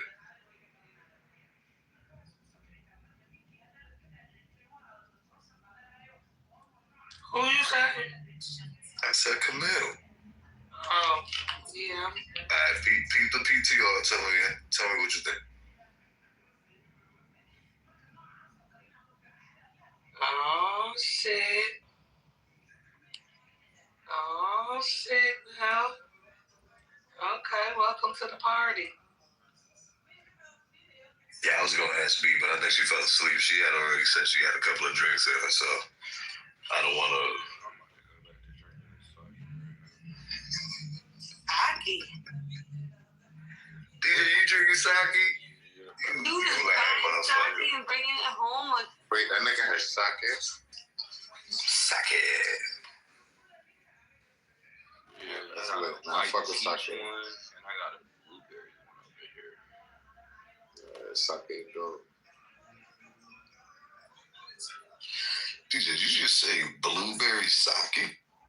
Yeah. Shit crazy. Wow. Okay. Extra refinement on that ass. All right. Yeah, they probably got fucking guava, passion fruit. Bro, they had a ginger one. Fucking Asian pear flavor. Yo, that ginger one actually sounds good. It was one of the main ones that I was contemplating picking up. I was like, I mean, ginger in general, I'm sorry. Sake in general is pretty good. Right. What's so crazy is them things is actually pretty healthy. But, you know, they actually put good ingredients into the drinks. Bro, sake is an extract of rice. yes, rice wines. Right. What's this? I didn't order. That's why that shit have a nigga look like, yo, what the fuck you giving us in the US out here, bro? It's the reason why they got clear skin. I'm pretty sure everybody see that. But, yeah, things that they be doing, especially the things they eat, fermented beans and all that shit. So the blue one is actually Korean skincare. I'll be up on that shit, man. blueberry one is an apple wine. The other one, the peach one, is a sake. The peach shit. I got a peach sake. I know that peach shit good. Apple wine. This shit is crazy. The niggas made apple wine taste like blueberries. Wow. Fucking breads. Where you got them bitches from? Like an Asian store? Or Asian? Where you went to an Asian store? Out here in the suburbs, bro. Nigga, I don't be going to look for just sake. I'll be thinking of going look for that shit. We live in I live in an area that got a lot of different nationalities in there. And they're great. I didn't even know that Michigan had. Nah, I'm sure I can find that shit. I'm sure I can find that shit. I'll be looking for all that shit. Whole Foods has sake house. Yeah, we got that in the city. Cause I live in an international city. New York. Everybody comes through here. But I just know when I go and get, like the drinks and shit, I never really think, let me grab something. Nah, but I ain't gonna lie, that just put me on though. Check that shit out.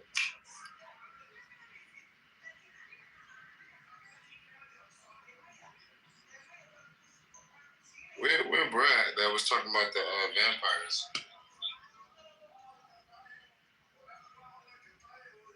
That nigga left.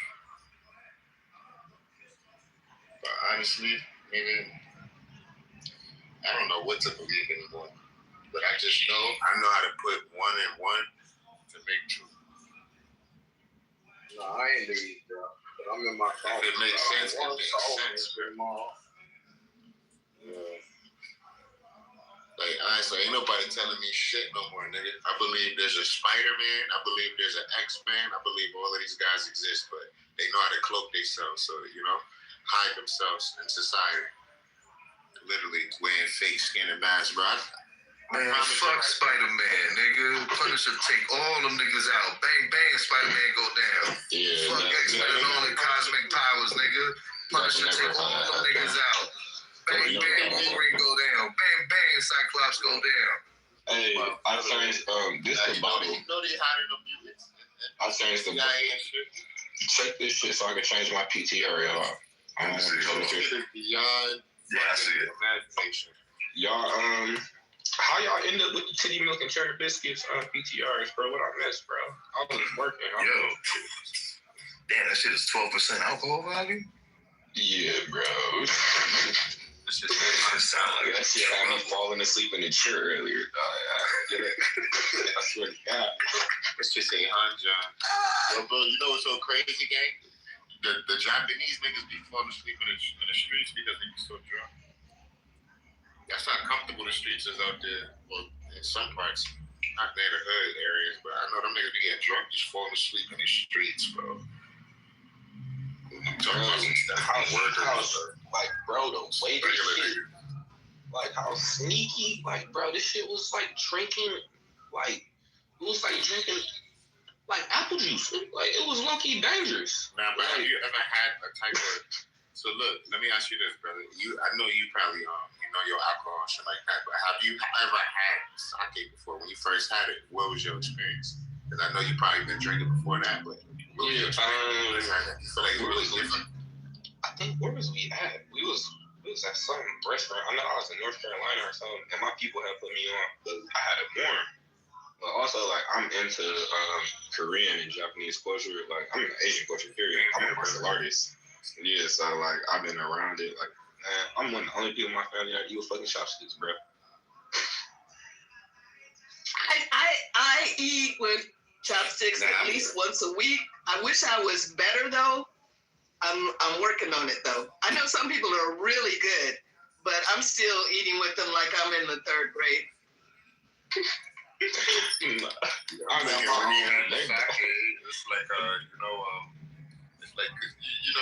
having a regular drinkers in the U.S. and shit like that. But when you have some exotic shit, it's like, it was really like they took you on a trip. Y'all ever had Sambuca? Or like Cat Williams made a joke about it. He was like, they white people be drinking that Sambuca. Like it's a clear liqueur. Like that shit is strong, bro. I got put on that shit when I was in Florida. That tastes bad. It tastes like black licorice, bro. It do taste fucking nasty, but that shit will smack you. That shit is like drinking black jelly beans. Yo, you know what else will smack you up real quick if you're not careful? Sangria. Oh yeah, that's one. Bro, I didn't took whole midday naps off fucking sangrias. Because if it's too sweet, yeah, depending on how you make it. That shit'll get you going, B. You know what's dope though? Try white sangria. I used to be addicted to that. I used to make that at least once a week. Yo, Pure be living. Yo, the more Pure talks, man, the more she shows off how much she lives on the edge. This is crazy. I'm a fucking sangria, nigga. Oh Lord. Bro, they got the frozen joint, so it's just one spot we be going to, like down in South Florida. It's like that shit like Pompano, right off Atlantic Boulevard, right there off the water. Turn into a slushy. Yes. What spot? Bro, this shit is right up the street from the resort I be staying at. It's this little piece of spot. It's right there on the edge of Atlantic. These niggas, it's an Italian spot, and I'm telling you, they just be having the machine running all day. The spot that people go to like at 3 o'clock in the morning, 4 o'clock in the morning, that spot. I mean, it's Florida. Every spot. No. That's 4 o'clock in the morning. No. That should be closed. That would be closed. They don't be open that late. Because, if you ever know, like, so where it's not Ocean, but like Collins, like, so if you take Atlantic going towards Pompano straight down, and then you go all the way across the bridge, right there where it got the entryway, when you cross over the bridge on Atlantic, it's that little strip that's right on the other side of that clothing store. It's a pizza shop, and they be in there serving the frozen sangria daiquiri joints. I'm telling you, it's been 12 o'clock in the day, and like we walking up the beach, and like by the time 3 o'clock hit, I'm fighting to stay up, nigga. Like, should be serious. Put y'all in game real quick, y'all. Nigga started leaning while he walking and shit. People still going to News Cafe? I ain't working. I ain't working. Hey, appreciate. Yeah, I'm trying to put y'all on game for the high quality fragrances, man. Y'all talking about sangria. Go cop that Michael Malua sangria and Ember. Is that in the local stores or? It's a niche fragrance, bro. It's a niche fragrance by Michael Malua. A lot of people don't know about it, but the people who are in the fragrance and stuff.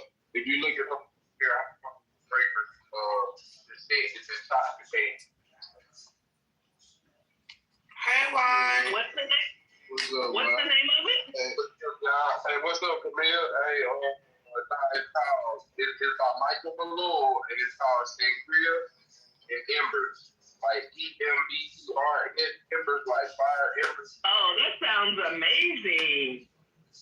Hey, your Mike is a little muffled, though.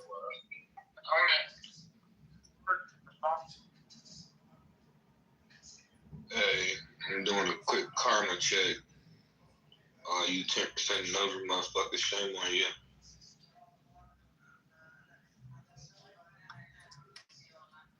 Why? Look at our PTRs. State, you know you off mute, ruffling through shit, bro. Hell no.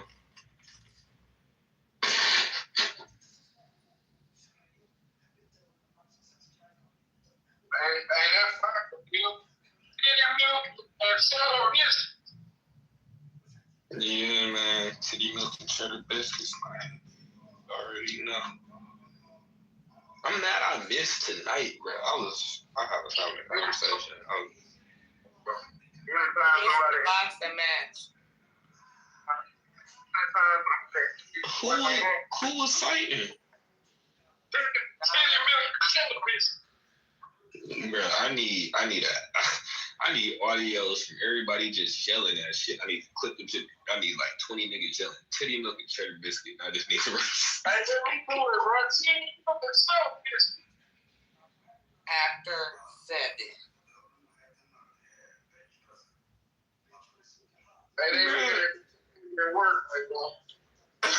I saw my Empress did shit. She was like, y'all be taking this shit serious. I be like.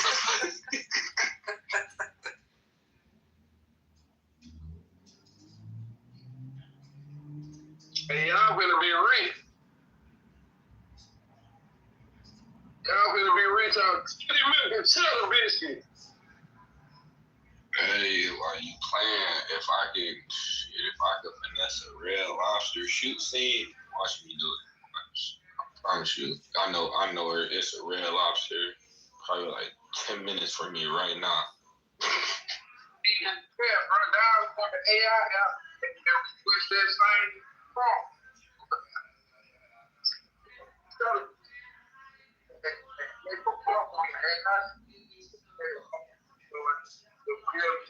Yo, Mike going in and out live.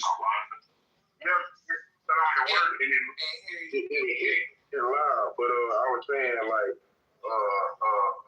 you can go on the AI apps like Sora, and they got a lot of them, but you got to see which one had a better quality. You can put the prompts in, and when you put those prompts in, it'll give you a bit based off titty milk and cheddar biscuits.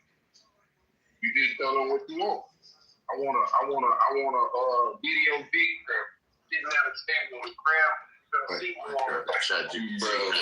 do you know how hard I had to fight with the system just to get this image, bro? They was not trying to give me this shit. Like, I know. Clean up the prompt so much just to get these pictures. But it'll be worth it.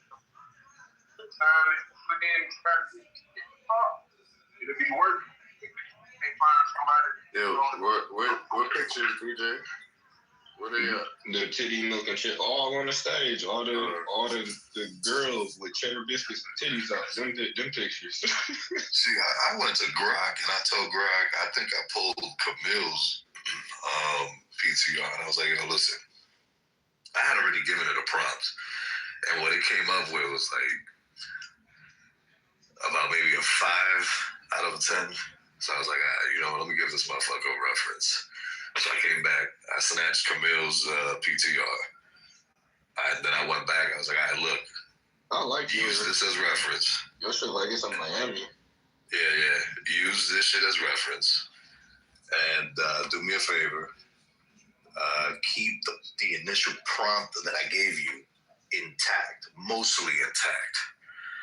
And then they came back with one that was similar to this, and I was like, all right, make them smile. And give me palm trees. Give me neon palm trees. And I just kept taking it from there until I eventually got to this. Oh, bro. So I was able to get some with the nips out, but I'm like, we ain't gonna be able to run them on Clubhouse. Nah, it's gonna put that 18 plus. Well, I'll tell you what, it'll bring traffic to your profile. You know, perfect motherfuckers on here. As soon as they see that 18 plus, they going over there to see what they gonna see. It don't even be worth it, bro. Right. You wanna know what's crazy? Some of these niggas who got them 18 plus on them, they got their profiles locked from images. They can't change it. Wow. How did you lock your images? No, like, I believe Doctor had that issue one time, and it was somebody else who came in here. I think it's Air Tupac. On purpose. No, they can't change their picture. Them niggas, they got stuck with them 18 images. Yeah, so the system flags, what happens is the system flags the account for trying to post what the system believes is inappropriate images. But I've seen some people where they have a picture that you can see, but then you can't see no more because they're locked. Oh, you talking about people who shit locked who you not friends with and shit type shit.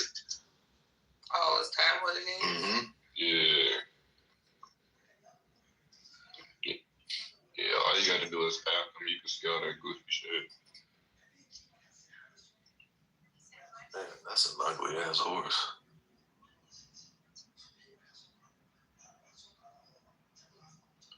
Bro, one of my brothers, I went and pulled up on one of my Masonic brothers today, and he told me, he was like, we got equestrian shit out here deep. He was like, the spot where they hold the horses for the shrine. He was like, that shit right around the corner, bro. He was like, we need to go through there. I didn't even know we had horses out here like that, dog. Bro, I only been on horses in the South. In the summertime, DJ, yeah, you go out on the main road out here. Dog, you got these cowboys out here riding with their ladies on the horse, they on the horse, they just out galloping around town. I'm gonna fuck around and I'm gonna they be out here. I'm gonna put the cowboys be out with their ladies. Yo, they be out here with their horses. Yeah, there's a shit ton of ranches around here. Buffalo Soldiers. Apparently, ours the Buffalo Soldiers out here, bro. And they work with the Shriners. I believe it. Yeah, Genesis, where I'm at, dog. Listen, these fools, they got a whole week. What state? I'm in Wyoming. Yeah, Wyoming. Yo, listen, dog. These niggas got a whole week. It's a hoedown the whole week. He's trying to go to Alaska. Yeah, I made a pit stop here, dog, because I didn't want to to finish moving up to Alaska without seeing the rest of the country. Yo, listen, these niggas got a whole week where it's nothing but rodeos. Yo, you don't talk like a nigga from Wisconsin, bro. I mean, like, from Wisconsin, nigga. My bad. I said Wyoming, bro. Oh, nah, hell no. I'm not from Wyoming. I'm from New York. Niggas like that. Yeah, I'm about to say, you don't talk. Yo, believe it or not, I've actually bumped into a couple of heads out here that are from New York. I bumped into 2 people I went to high school with. That's crazy. That is crazy. Like, what the fuck are y'all doing? They actually run a pizzeria here. They run a pizza joint here. That's where I go get my beef patties at.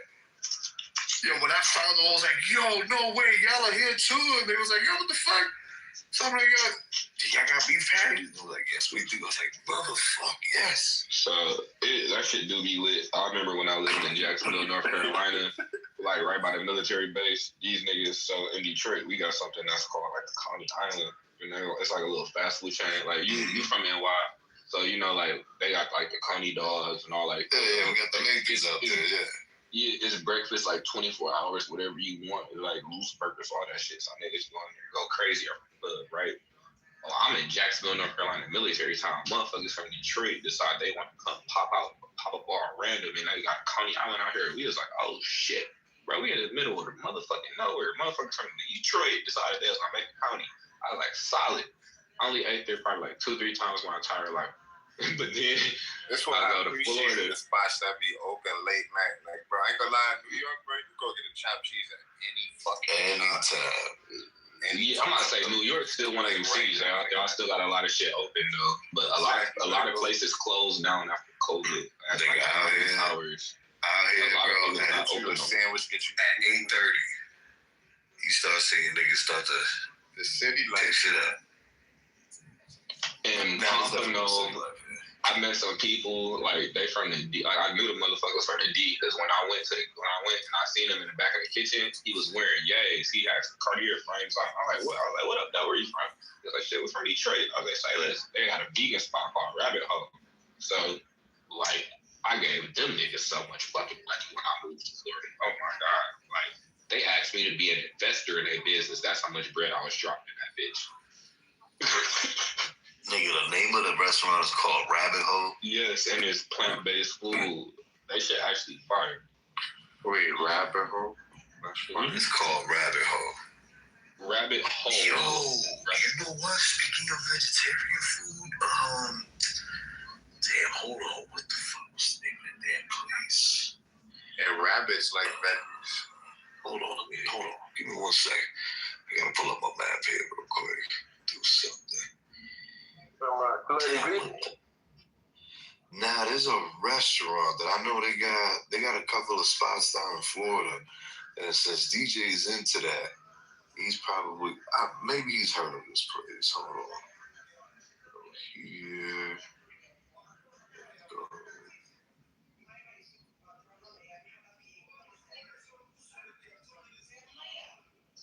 They got one up there by you? No.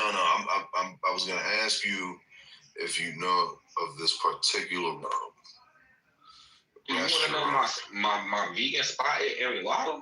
When I'm up there and like I'm in the boroughs, fucking veggie capsule, dog. If y'all not really into that type of food, y'all probably don't even know about the spot. But like whenever I used to go to NY, like back in the day, the niggas never did me wrong, bro. From the fucking cakes to the burgers, all of that shit. They had all that shit.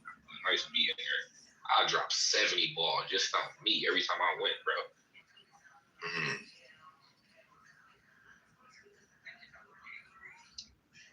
I fuck up a lot of money on this plant-based food. I'm not gonna hold you.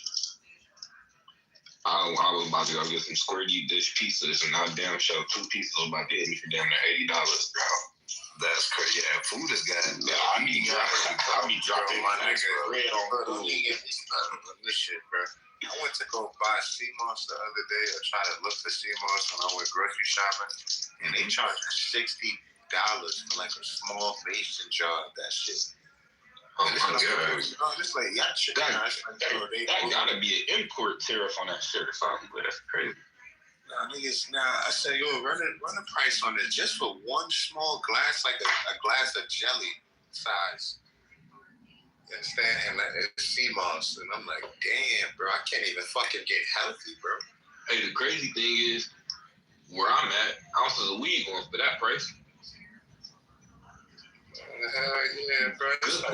Good quality shit too. So you tell me, I gotta pay for a zip of bud, just same equivalent as you paying for CMOS.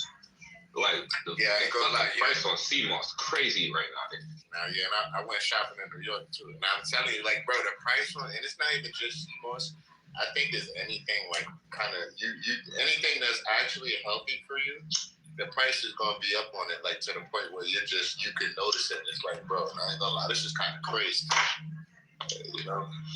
Hey, I'm not gonna hold you. This don't seem right. You know. Hey, y'all think y'all too cool for food stamps? Hell no. Nah, that's a real fucking question, bro. And I eat good money, bro. I still will go get stamps from these niggas. I've been getting them bitches since I was like 21, bro. There's a lot of success. That's why I be telling people. I was like, bitch, like, you know, when the moment I seen that video of ODB, I was like, nigga, ain't have to tell me shit else, bro. He's a whole Shinnecock. It's free fucking food. Why the fuck not? Like, man, fuck with these niggas. So you think you less than because you get to swipe the EBT? Hey, more money you could put to the side. Exactly. But no, people too good for this shit. Oh, you guys are bums, right? Fuck out of here. I'm not abusing this shit. Yeah, that shit really get me mad. Yo, when people debate about that shit get me so mad, bro. Because why you trying to look down on niggas for that, bro? Are you kidding me, nigga? Nigga doing better than you, and I got food stamps. The fuck, man? Yeah, that'd be part of the reason. That'd be part of the reason, bro. Then you a bum because you working your regular job. The fuck, man? What's the name of the spot, bug? Because I'm not a balanced life, right? You use Loving Hut. You abuse these motherfuckers. Oh yeah, there's no Loving Huts in Florida though. It's Loving Huts in Georgia. It's Loving Huts in Georgia. I fuck with Loving Hut. That's why I know. It's like Asian vegan. It's like Asian vegan food, right? Yes. Oh my god. Yeah, that fucking place is. I got introduced to them unbelievable. In Atlanta, actually. That's where my first time going to Loving Hut was in Atlanta. Nah, they're in Florida. They're in Orlando. In North Florida? Okay, yeah, mid Florida. Yeah, bro. Them niggas in Orlando. Yeah, that's but you're right. That's where in Georgia, bro. Yeah. Yeah, they're in Georgia. Yo, but dog, listen, man. I mean, I'll tell you, I went there. I used to live in Massachusetts, and I found them about maybe like 2 years prior to leaving, and yeah, that's literally the only thing I missed from that fucking place, from living there, was that Loving Hut. That's crazy. That food is banging. Loving Hut be hitting, but so like this be my only thing with the age and like vegan food and shit. Like them niggas go crazy on the soy, bro. Like I'm gonna tell you one thing. It's a reason why melanated men got the highest T levels in the world, bro. Because some of that shit is not in our natural diets. These niggas eat shit that's high in estrogen and turn them into bitches. Wait, hold on. Whoa. Loving Hut is a buffet. Run that. Nah, that's not. Yo, DJ, run that back from the top for the niggas in the back, please. Please. I've been saying this shit for a long time. Like, this is like melanated men have the highest T levels in the world. And a lot of it has to do with our diet and our genetics. And people who eat crazy, especially in the Asian community, they have a lot of that shit at Loving Hut and a lot of the plant-based food. You'll be surprised. You just look up, a lot of shit got soy in it. Soy and some of these different oils and stuff, they are high in estrogen. That shit increases your estrogen levels, which increases the bitch in you. Oh, it pussifies you. Yes. Okay. So I told that's you why I earlier, eat vegetables, bro. bro. Shit like fermented beans and things like that, you know? Because see, this is the thing. They sell soybean as being high on protein, which it is. But they don't tell you that as a man, all of that soybean can damage your testosterone levels, huh? That's crazy. Well, there is kind of theory. Soy isn't good for anybody.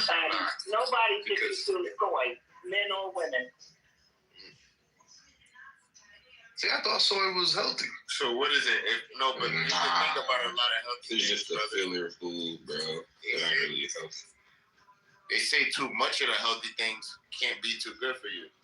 But it's good to eat the healthy things and keep them, around. But they say too much of it can't be bad for you. Like an overdose or fucking shit. Too much of anything is bad for you. It's theories. It's theories. You can die from drinking too much water, fam. Right. Land. What's it called? Land drowning, dry drowning, or some shit like that. Yeah. There you go. Yeah. Well, I mean, you know what it is. It has to be a balance to everything, man. Too much of too much of anything is bad. Right. That's a double-edged sword. It's a yin and yang, dog.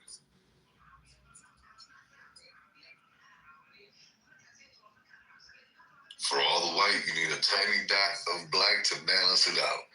For all the black, you need a little tiny dot of white to balance it out. It's the balance of life. So in other words, you need light-skinned niggas like me. Light-skinned pop. Oh, no, okay. I'm more of like a copper skin. But this nigga funny.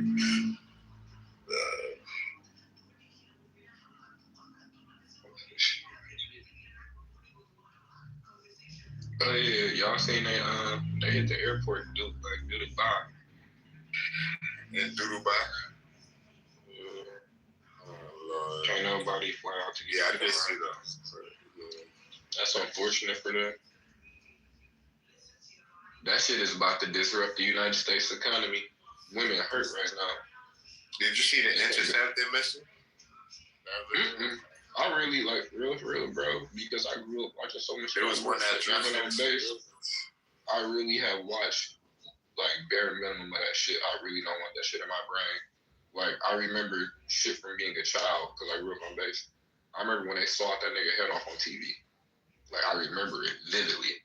I don't forget these things. My brain is very I don't forget a lot of shit. So some shit I just don't let sit in my head. Oh, you talking about when ISIS caught that reporter? I was in Obama years. I was in middle school. Obama didn't bother. This was pre-Obama, bro. This was pre-Obama. I was in middle school. This would have had to been. The only one that I remember getting his head chopped off was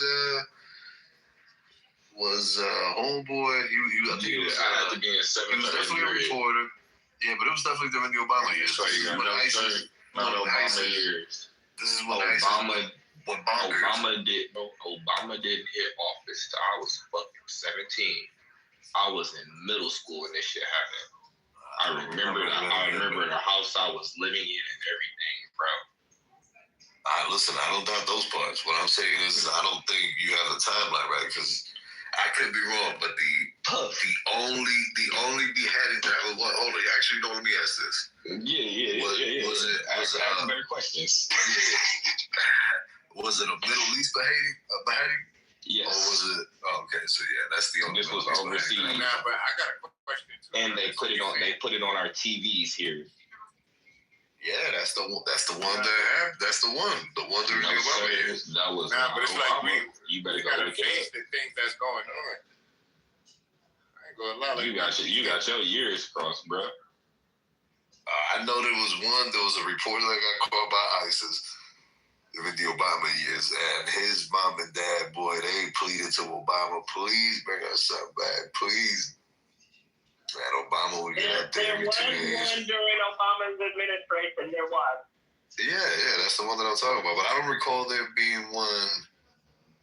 Because let me see, if you were at middle school, that means it had to have happened. And this would be considered classified, right?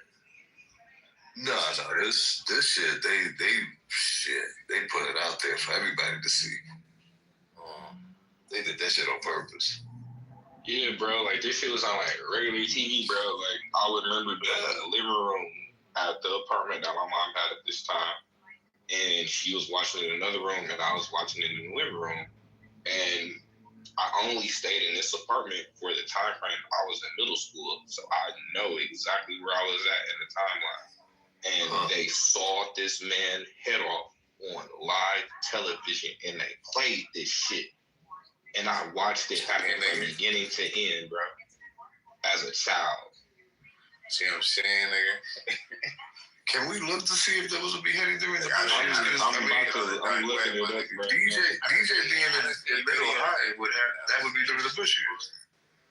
I believe, yeah, because I'm trying to tell you, bro, you ain't telling niggas nothing new with this shit, boy. I done been on that dark web shit, seeing niggas, Haitian niggas shooting niggas butt ass naked, bro, on the beach, bro. Like people recorded that shit. Yeah, so the one in 14.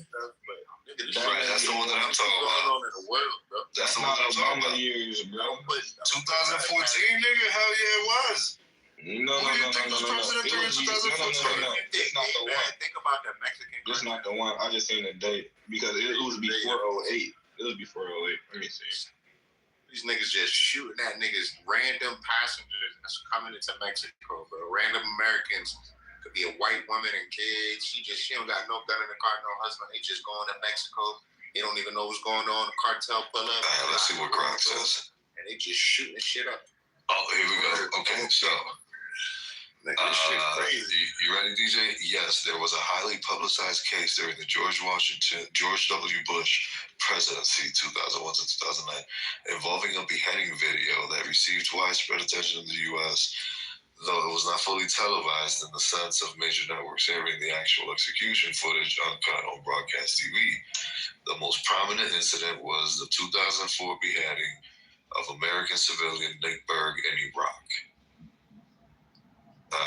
Berg, a 26-year-old communications contractor, was kidnapped and executed by Islamist militants, linked to Abu Musab, al-Zarqawi, and Al-Qaeda in Iraq.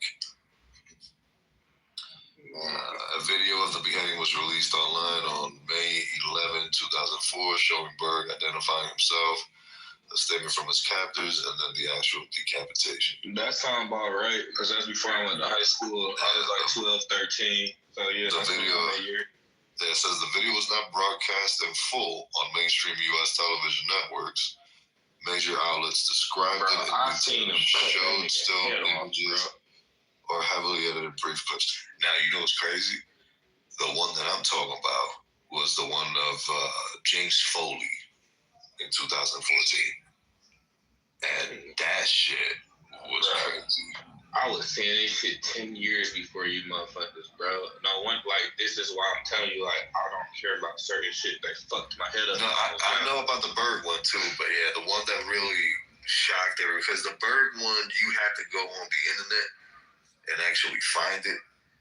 But the Foley one, they did that shit on just live TV. You know, don't get me wrong, major networks didn't televise the shit. They cut away from it. But he was in the middle of, they had him kneeling, and they had him making a statement. Yo, in the middle of this nigga making a statement, some nigga came from the back with a big old butcher knife and started cutting this nigga's throat. I was like, what? And these niggas are the ones that Obama's running around calling JV.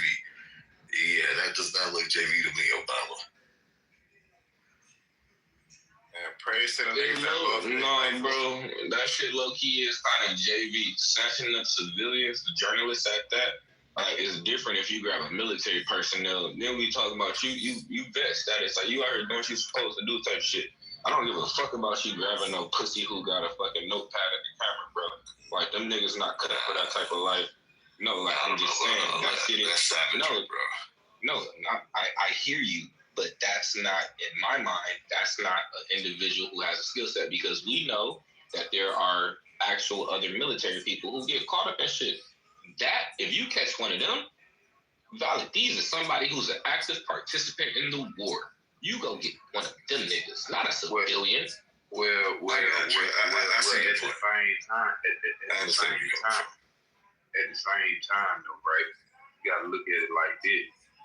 Yeah, if they get somebody that's military, they show their skill set. But whenever they get somebody who's not a part of the military or a part of like the whole setup or whatever, that show how ruthless they are. So that means they'll go through desperate medicine. They don't care who they, whenever you take away morality and start just picking up anybody, then you become a real threat because ain't nobody obsolete.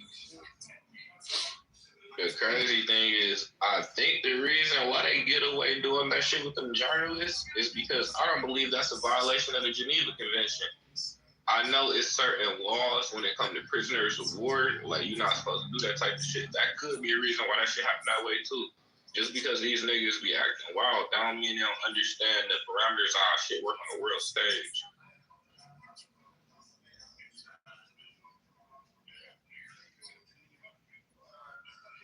It's a whole rule book to fucking war, bro.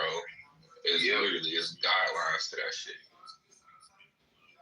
Yeah, but I think sometimes people try to instill fear. Fear is debilitating.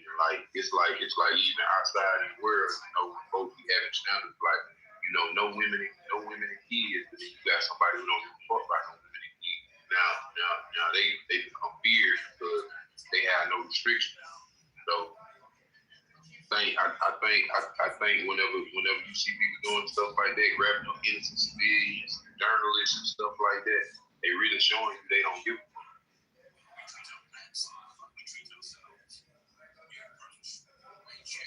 About no Geneva Convention, no rules, no modern rules of war, none of that. They don't care about none of that. Wherever you stay there when you lay. You know what I'm saying? So I think that's more dangerous. Them usually be the niggas who get their whole country smoked. Because they usually get hit like how people got hit today from multiple other countries at the same time. And that shit is very hard to bounce back from. But the crazy thing is, the way Iran is going about it, bro, I'm like, they asking to get smoked. I be like, y'all, why you niggas ain't just aiming on y'all shit at Israel? Aim at Israel, nigga.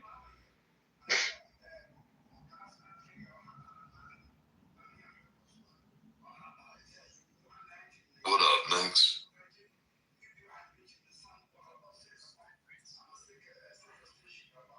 Look at next thing, I'm back. Yo, there's a couple of heads that frequent this room that when I hear them talk, I think is one person. I gotta do a double take onto the screen to see exactly who he's talking about. Who's talking? Big, Next, and Juice. Both sound like DJ and like OC.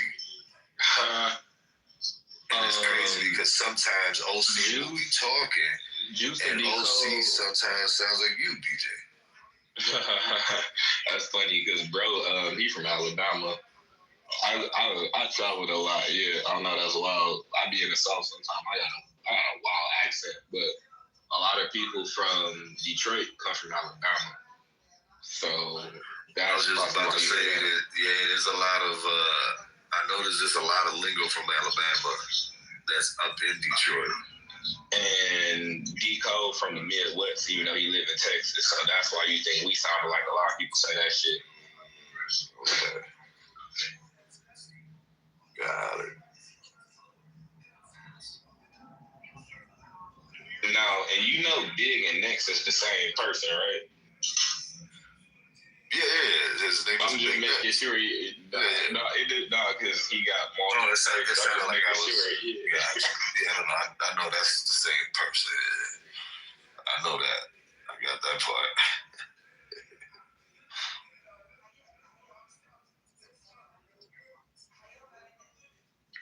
Hey, did y'all watch Begonia, dog? Bro, has a code name.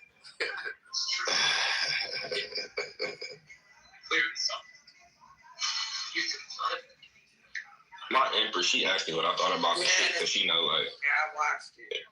You watched it? I'm about to watch it after I get done watching this new season of Baki. Yes, it's a crazy plot twist. You should watch it. You're gonna be watching it like, what the fuck is this? Okay. Is it like Clockwork Orange? It's giving me Clockwork Orange vibes. Just watch it. Have you seen Clockwork Orange? I ain't seen the new one, and I don't remember. No. Like Clockwork Orange is older than me, goddamn. I don't remember. I mean, damn, I wish one of y'all knew what the Clockwork. Well, I know I can know, but shit, that movie creepy as hell, bro. And I feel like Begonia kind of gives Clockwork Orange vibes. It's just like it was a book first, right, DJ? Clockwork Orange. Yeah. I don't know. I only seen the movie, and I seen it as a child, and the shit. Bro, the shit I was watching young, I should not have been watching, bro. It ain't gonna be like that, but it is a plot twist. Just watch. It was. I'm pretty sure it was a book. I remember it because I wanted to read it, but I never got to. It was a book. Yeah, that movie. You seen that movie? I seen some of it. Oh my god, one of them niggas having a fucking freak house party or some shit, bro. This shit's crazy. Like them old movies was weird. They was always in a freak party too, dog.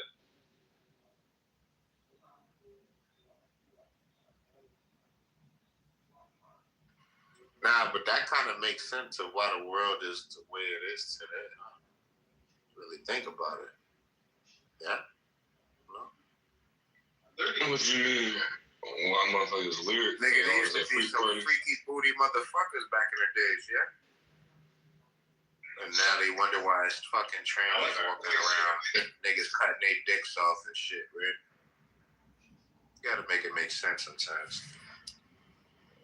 I find that funny. And that shit is through inducing drugs and through social engineering, through the shit they put on motherfuckers' TV. Nigga, you know, bro, I heard so many punks and old motherfuckers. No, I was El Normo just came in the room and he said today was a historic day. I went to hear as to why he believed today was a historic day. I'm not disagreeing. This shit is for sure something that went out in history. I just wanted to hear your viewpoint on it. I think this guy's known for having retarded debates. No, the crazy thing is, I don't like. Me and him probably had like one back and forth, but I don't have an issue with communicating with him. And if you like, if you have a civil conversation with him, he actually talked back. So like, it just depends on how you deal with people in here, bro. That's all. We've been plagued by this awful genocidal terrorist regime for almost 50 years. And finally, a president and a prime minister who are ready to step up like two men and do something about it. And it's just an incredibly joyous day for us, Americans, for Jews, for Israel, and for the people of Iran. It's just a remarkable historic day. We got rid of one of the most evil people on the planet. And we're taking them down. How long was that person in leadership? I don't know. What's he, about 20 years in there? You mean the Khamenei? Yeah, so 20 years prior to that, what was the reason for the issue y'all had around there? Before that, it was Ayatollah Khomeini, and he's the one that kidnapped and held for ransom all the Americans in the embassy in 1979. Took over the country, said he was going to take over the people, instead took all of their money and wasted it on luxury for the IRGC, the Iranian Genocide Guard, and on foreign terrorist proxies all over the world. Hezbollah, Houthis, Hamas, all over Africa, all over Yemen, Syria, Lebanon. These are evil, evil, evil people. And listen to Trump's speech, man. He said it all. It's amazing. Why are we allowing for this infidel to speak on this stage? Yeah, where is he? Let's get him out of here. Where's there an Why are we allowing for El Normo? He is a Jewish infidel. Why is he speaking up? I believe. There you go. You know, I'm about to say, y'all just... Why is this infidel on this stage speaking heresy?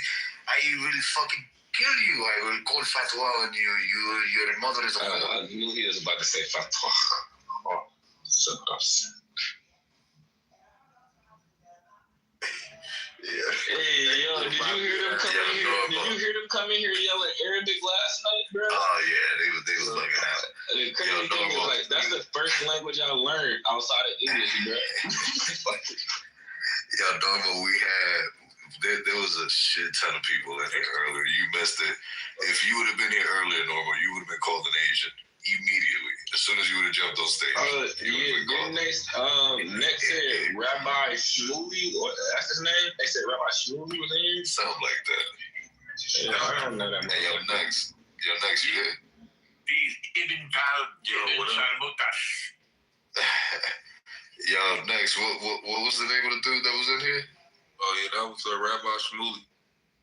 Nigga, it's the same person, man. That's a fucking terrible last name, boy.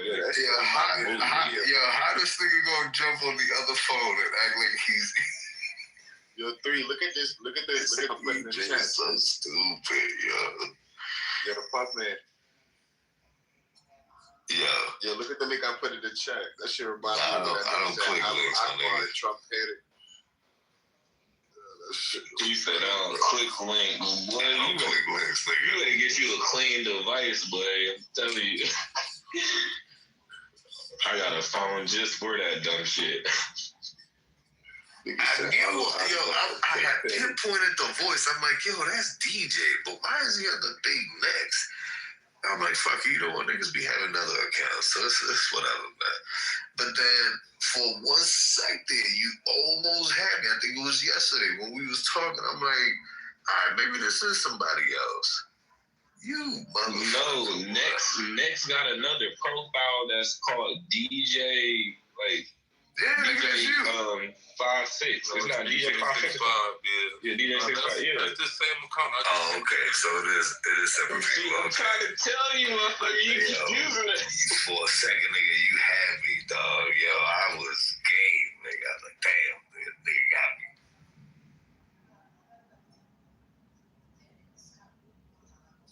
Nah, niggas really started the president with that shit. That shit be weak, bro. Hey, yo, Genesis. Yeah. So, we gotta get ready, dog. You know, these niggas was in here earlier telling us this shit's coming here. You Americans better get ready. It is coming to your home front. You're going to suffer just like they are suffering over there. You are going to suffer too. I was like, shit, listen, I'm gonna tell you what. If you niggas come here, you niggas are gonna be the ones suffering. Yeah, they're gonna be fucked up, but still, I don't underestimate it. Hey, nigga, all we gotta do is unleash Billy Bob from the. Listen, I live in Manhattan, bro. So if they was gonna come for New York, we can send our crackheads on these niggas, bro. They can't even handle us like that. Yeah, you niggas these foreign people can't handle our crackheads, bro. I'm trying to tell you. Yeah, I could, but listen, the moment the niggas tried to start making it into the countryside, it's the rap. It's over for them. Let these dumbass niggas drop off in the mountain. Nah, but niggas might start purging. This shit might.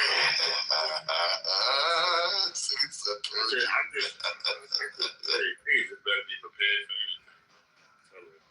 Like, bro, every day I walk outside to go outside, go to the deli right quick, nigga, you just never know when a fucking bomb, you might see something in the sky just hit Manhattan.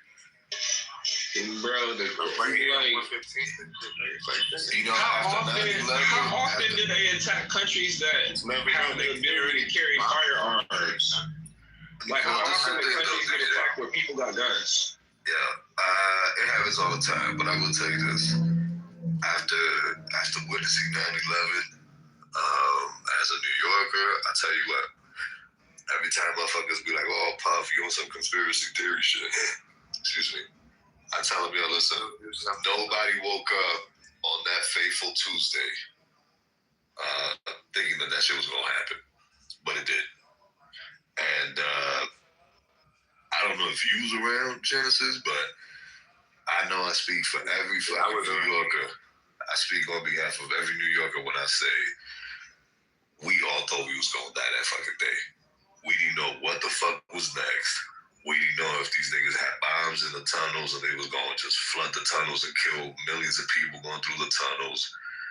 We didn't know what the fuck was going to happen. We didn't know if these niggas was going to detonate a dirty nuke all across the city. We didn't know jack. All we knew was that we had fighter jets flying over our heads. 2 of our buildings had just been fucking demolished. And there was no exact word from the federal government as to what the fuck was going to go down next. Yeah, because so they were handling the shit like that. And I promise you, every fucking New Yorker was prepared for something to go on that day. For real. You know, just prepared for the worst. Like, this is doomsday. Yo, you remember? You know? You remember they kept telling us, yo, the subways, stay out of the subways. You remember they cleared out all the subways. They pushed everybody up to the surface. Everybody was stuck trying to catch connecting buses. Nobody could get on a bus, the train. Right. They shut everything down. Nigga, I walked all the way from, oh my God, let me see. I walked all the way from 92nd Street on the west side, all the way to 225th Street on foot. All of it. Ain't no motherfucking way. I would have stolen a bike. Ain't no way. As a New Yorker, that got common sense, you know, and that's paying attention to what's going on, you just know the city is due for something, bro. This is Trump's hometown.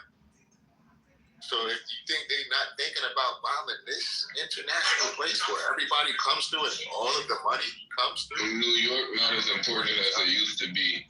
They diversified.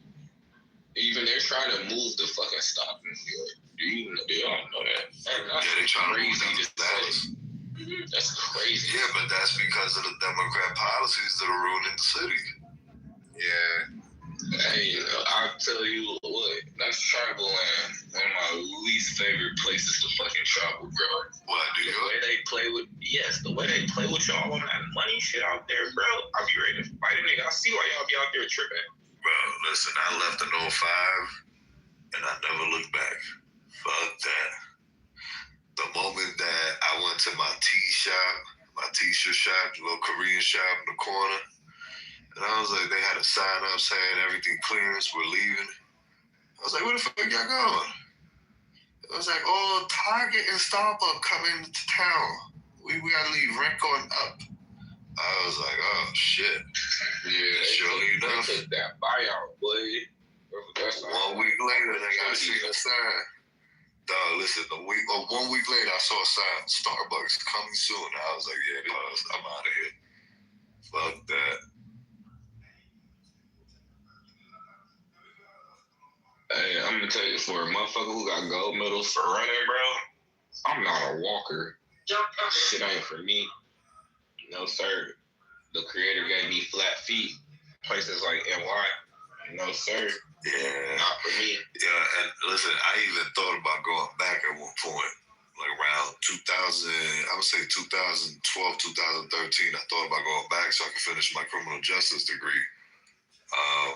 Out of John Jay, because that was really my big dream, was to, go to John Jay College. That's pretty much any New York nigga that wants to get into law. They want to go to John Jay College. And man, I looked up a 2-bedroom apartment at that time. These niggas wanted damn near $3,000 for a hole in the wall off of Cedric Avenue in the Bronx. I was like, nah. No way. I kept looking. Everything was just holes in the wall. $3,000, $4,000. I was like, you stupid. Niggas are paying that right now. Niggas out there paying, working 3-4 jobs, slaving away just so they can say that they live in New York. That's just crazy. Where was I at when I started? Like my first time, going to New York as an adult. I was still living in the D. And I went up there and I seen what shit was like. I had already been to Miami as an adult, so I kind of I understand it. So. You a slave to the city, huh? My bad, DJ. Go ahead. No, yeah, she up there, but I went up there on some tourism shit, and we just moving and shit, and it was the hotel and the Airbnb shit that killed me, bro. I'm like, nigga, this costs what? I'm like, the way they was playing, the way I felt like I was getting played with, I felt bad for you niggas. I'm like, why do y'all stay here? I'm like, what is so enticing to keep you fucking here? I tell you what, like you working against the numbers, bro. Pretty much every day. But I tell you what, look, if you single with no kids and you want to be down with that whole city life, yeah, New York is definitely for you. But yeah, that shit is definitely not a place to raise a family. It's definitely not a place to start a business. And I'm a whole none of that shit. That shit, like, bro, living in Miami when I had my high rise, we had like a twin tower high rise. One side had the parking lot, the other side was off the water. I had to park my car on one side, go down 4 floors, and then go up to the 16th floor. So just imagine if I had like to bring like groceries into the crib. I had to drop my groceries on one side, then go park my car, and then take my shit up, go back and forth. I couldn't imagine doing that shit in a place that's not as luxurious as fucking Miami, because like my mind, I'm trying to figure out like what the fuck am I paying these numbers for? I'm already got like you gotta pay for parking or you gotta walk everywhere. At least I have the fucking water when I looked out my window, bro. Yeah, if you into that kind of shit, you see, for me, what I'm trying to do is I'm trying to see mountains, man. I'm trying to wake up in the morning and before I spark up, that's literally what I want my eyes to stare at, mountains. Bro, I used to wake up and see dolphins and manatees, bro. I'm never about to go give me another high rise. I'm like, I didn't mind paying $3 for that shit, bro.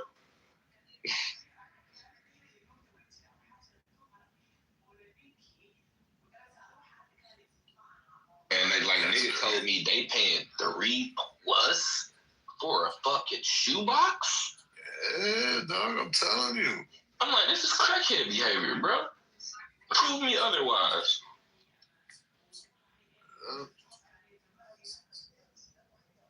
Yo, and you gotta think, if you're living in a luxury high rise, a luxury skyscraper, whatever the fuck, a big building in New York, you're paying all of the retarded fees that come with living in that luxury building. Yeah, you got a doorman and all of that, but then you got to deal with city taxes, state taxes, and on top of that, federal taxes.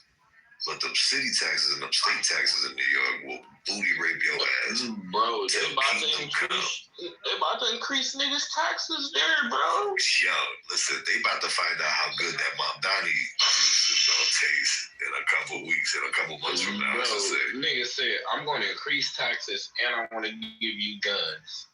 Niggas is about to die there. That means I'm making you impoverished, and I'm going to give motherfuckers firearms so they can go do criminal activity. Y'all hear this shit? This y'all new mayor. Nah, I do know, I didn't hear about that, but I do know that this motherfucker was requiring people to have 2 forms of ID to help the city shovel snow, but he had to go vote. You know, he's all about, you know, anybody nilly-willy just showing up and voting, not having to show ID. He believes that showing ID to vote is racist. I bet you do. I bet you fucking do. He sound like he down with fucking voter fraud. Little Epstein baby bitch.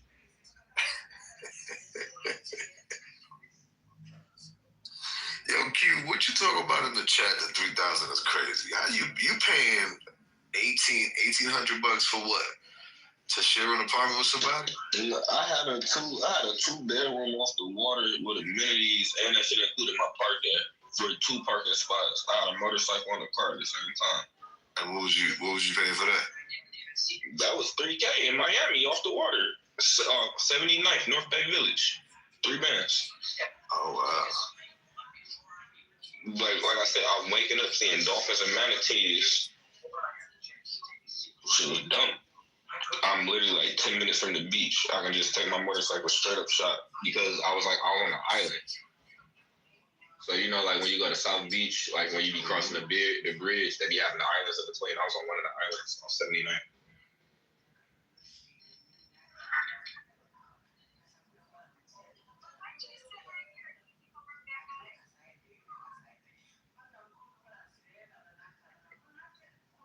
I don't know about me. I can live in the Hamptons. There's just gonna be shit out there. Ain't shit out there. It's beautiful, but nothing out there. Now, in boroughs, no thank you. I can do Delaware. I can live in Delaware. And it's parts of Jersey. Like, I like Montclair. I just don't like having neighbors. I be needing my cribs to be spaced out. Yeah, Delaware. You know, I guess you like that, obviously, that whole being by the water shit. Yeah, I used to drive to Delaware when I used to live in PA. And I always wonder how these motherfuckers weren't getting gobbled up by the ocean. That shit was crazy. And you literally, the ocean is right there. Bro, that shit, it's the craziest thing. My entire time being in Miami, I've been there almost 8 years. Every time a hurricane something comes, like, that shit is never what they be making it out to be on the news, bro. I think they just be telling niggas that shit so they don't move there, bro. I promise you.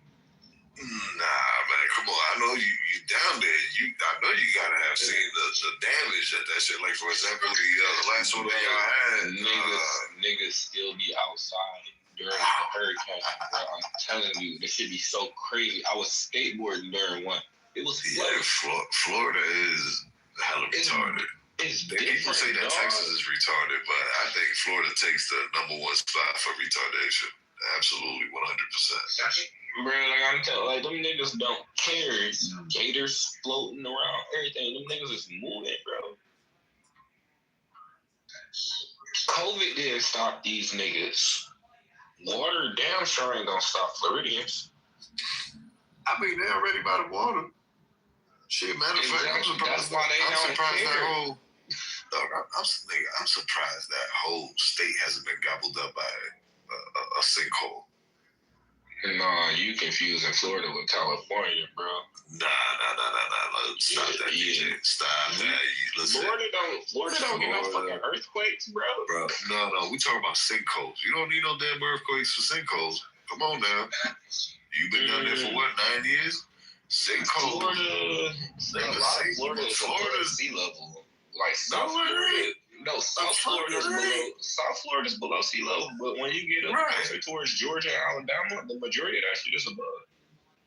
Okay, yeah. Okay, I can see. Yeah, you are getting altitude, but what I'm saying is, from Orlando on down, nigga, Clearwater, Fort Lauderdale, all of that shit is underwater,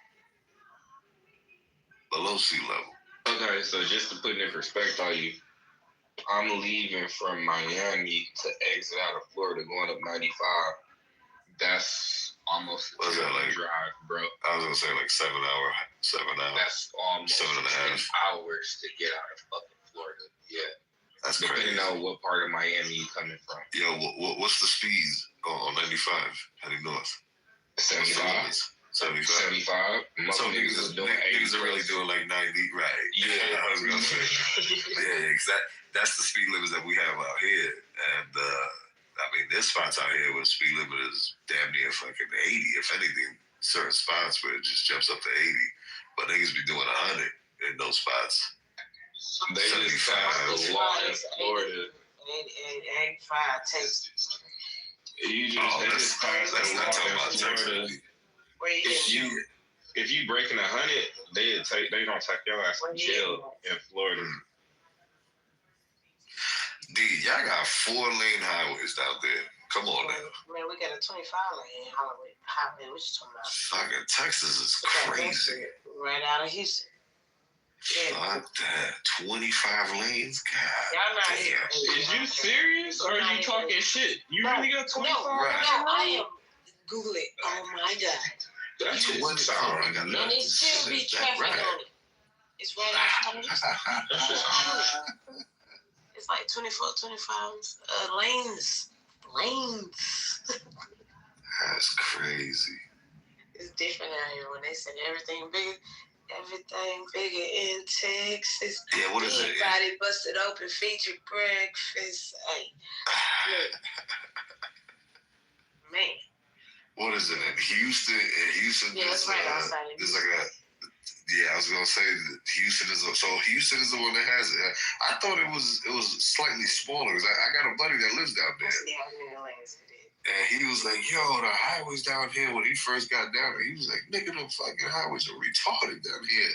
This shit is crazy. Yeah, them bitches be like 5 to 8 lanes on one side, bro.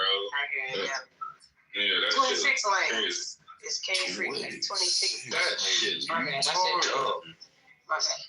And I done drove to Houston from Detroit before. And like, y'all do got some ignorant ass roads out there. That shit's crazy. I'll tell you what though, There'll be traffic on that bitch. I was gonna say Florida is known for having some of the cleanest highways though. No potholes. It's a smooth ride. I have my car down. I have my car. No, bro. Niggas Texas got the worst drivers in the U.S. You know the city streets. I think Florida got a bill motherfuckers can't drive. No, Florida probably like top 5 for hit and run. So that's just this nigga speed. But niggas be driving out there though. But worst drives are in Massachusetts. Yeah, that shit crazy. Northeast, period. New York, New Jersey, Connecticut, Massachusetts. Them niggas, fuck that. Detroit got some of the best drivers. Like, I was in Florida, and I had my car down there like 5-6 years, and I never had to change the tires on that bitch because how they keep the roads. In Michigan, that's a little bit different. They just drive good out here because they stay dodging potholes. Hey man, y'all better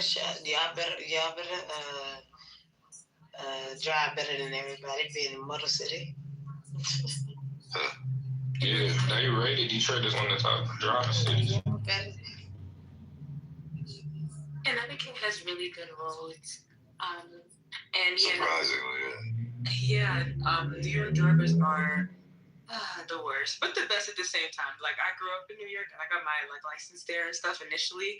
So that's like I kind of give some of my credit to being a really good driver, like to the time because I'm from New York and driving with crazy niggas. I have to be a good driver. I'm not gonna lie. And it's funny because like my mom lives in Connecticut now, so like every time we're driving from Connecticut into New York, the second we get into New York territory, the driving gets crazy like immediately. Yeah, people bobbing and weaving through lanes and shit. Using the shoulder lane. I've never drove in New York. There's a reason why insurance is so expensive out there. I pay for a driver every time I go. Bro, I don't have time to be yelling at niggas catching cases because I'm not used to letting niggas drive out there, bro. Every time I'm out there, I pay for a driver. I'm just not doing it. Yo, listen, in New England, Massachusetts, oh yeah, they will. In Massachusetts, bro, the yield sign does not mean yield. The shit means step on it. And don't let it everywhere. They're gonna pull that bitch out. Oh, they're gonna pull on you. Get the fuck out of here. Fuck niggas. Go take the shit. You know, you're gonna be acting at it. What's that going? No, I was saying, that's talking about New York. The only place I heard where they do the drive-bys on the highways here in Chicago. That's the only place I didn't even know New York did that. They do that here. Wow. Yeah, they do that here too. But for sure, somebody just down at a stoplight out here at this bitch, bro. Right around the corner from my OG crib. What happened? There's shit everywhere. How they done? What the fuck? They shot that nigga at a stoplight, bro. Like, we got a real thing out here. We really don't stop at red lights for that reason. I thought y'all talking about some random health issue. I was like, the fuck? Nah. These niggas. They might not let it go. They might just pull a gun. Unfortunately. They might just to scare your ass of, road rage. Right, That surprised me. It ain't nothing shocking. It's not like, oh. Hey, fam, you really gotta drive with your gun on you. That shit. Like, shit be nuts. You gotta watch niggas from the corner. Random or not. You gotta watch everything, bro. These niggas is weird. That's what my head is always on swing. And a nigga will be pulling up on your ass or trying to do some sneaky shit thinking you're not seeing it from the corner of your eye. It's like, oh, motherfucker. Really? Are you kidding me? You know, this is the reason why. It's kind of good to be paranoid to a certain. Hey, I be paranoid as hell whenever somebody whenever you ever seen niggas be at a stoplight and then they get out the car they swing their door at stoplights and shit. That shit is a no for me, boy. Oh my god. Yeah, bro. This is the reason why I want to move into the mountains up in Alaska, man. I'd rather take my chances with bears. Ready to go? Ain't no getting away from that shit. Yeah. But that's the reason why I'm telling you, I'd rather take my chances with the bears up in Alaska.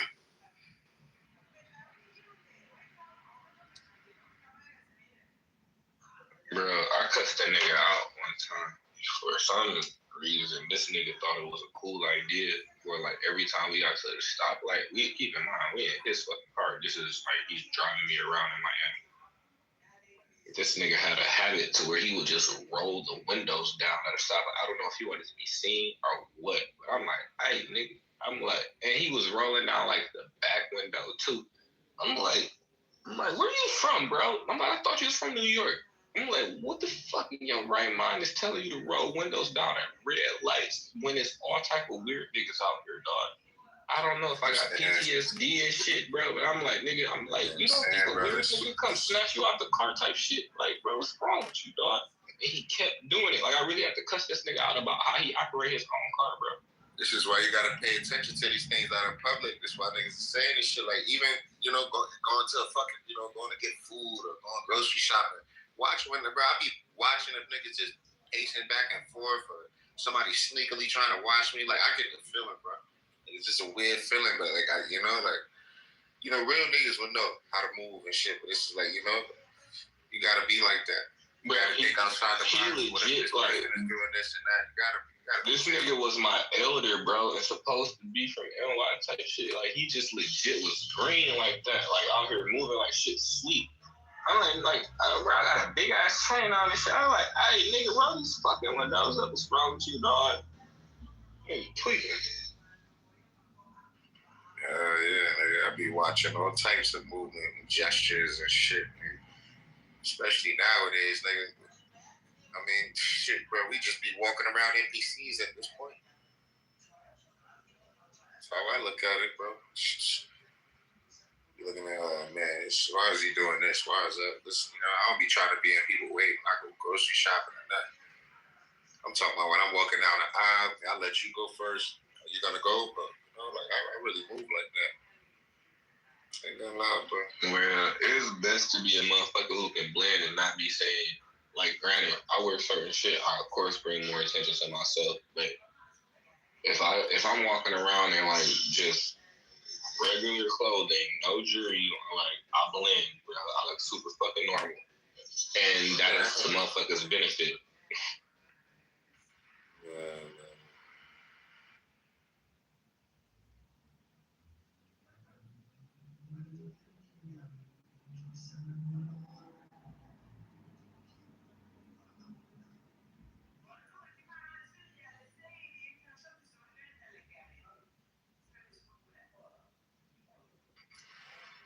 I agree with you on that. I ain't gonna lie.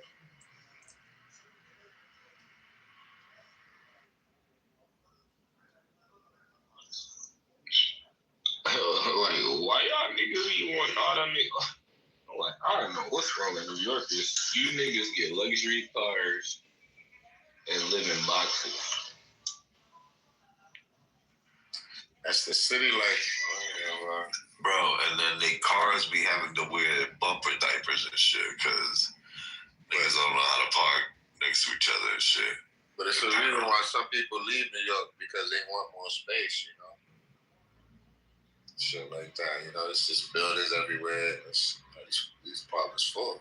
Nah, you right, Q. Not everybody lives in a box. Yo, Genesis, it's funny. You're right, Q. Not everybody lives in a box. Some people live in boxes and other people live in shoe boxes. Yeah. That's a better way to put it. But it's not like niggas confined, big ass crib and shit. It's niggas that live in big ass crib. Hold on, Genesis. Q, what was that? You're funny. Like houses. Sometimes. No, I'm playing the game. You good.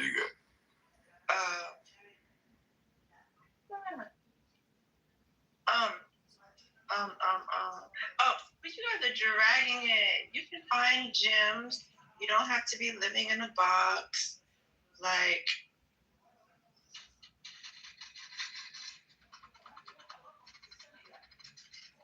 sorry. You don't have to be living in a box. You can find a cheaper apartment. Like, it's all in where you go. And there's a lot of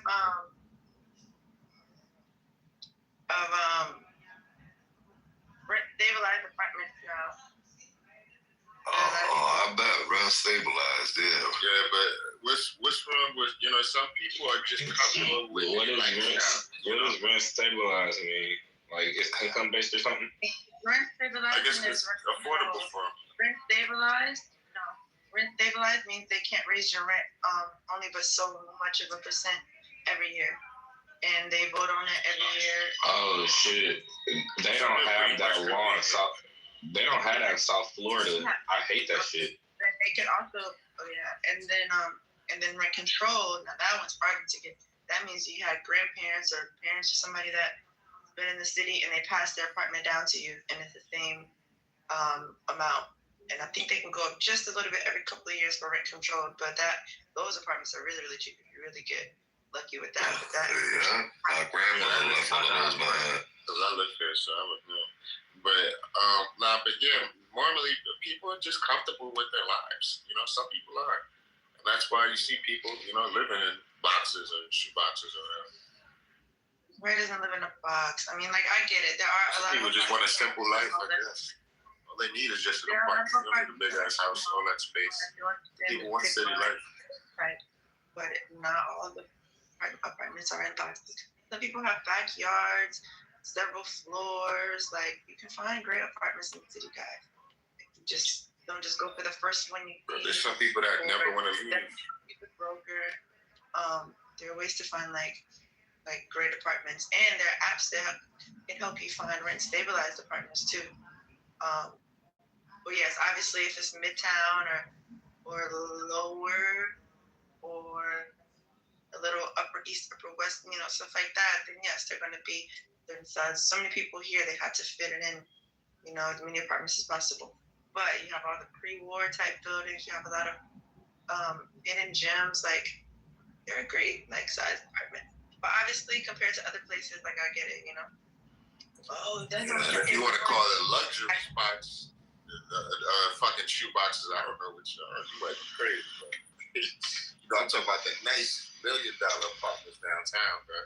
Midtown. Well, they don't even got to be $1 million, but just up there in price. Just a nice, good-looking shit with gyms in the building, fucking pools, hot tub, sauna. They have the housing lot. Speaking of that, when they build those new apartments, they have the housing lottery. So it'll be based on your income. So depending on your income, yes, man. They can you can apply. They have to have a certain amount of affordable income people in the apartment. So you can apply. They have to fulfill a quota, and you can apply and you can get in. So you'll be in this luxury apartment. How do you go up there? Only paying based off your rent. Now I think you have to report how much you make every year. You have to do that. If you make more, it'll adjust and go up. But yeah, you can still get a luxury apartment, still paying, based on your income. So there are a lot of ways, guys, in the city. And that's not even the half of it.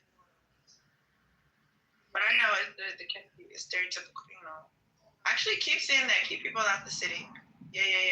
Facts. Yeah. Oh my God, guys, it's so expensive. Don't go.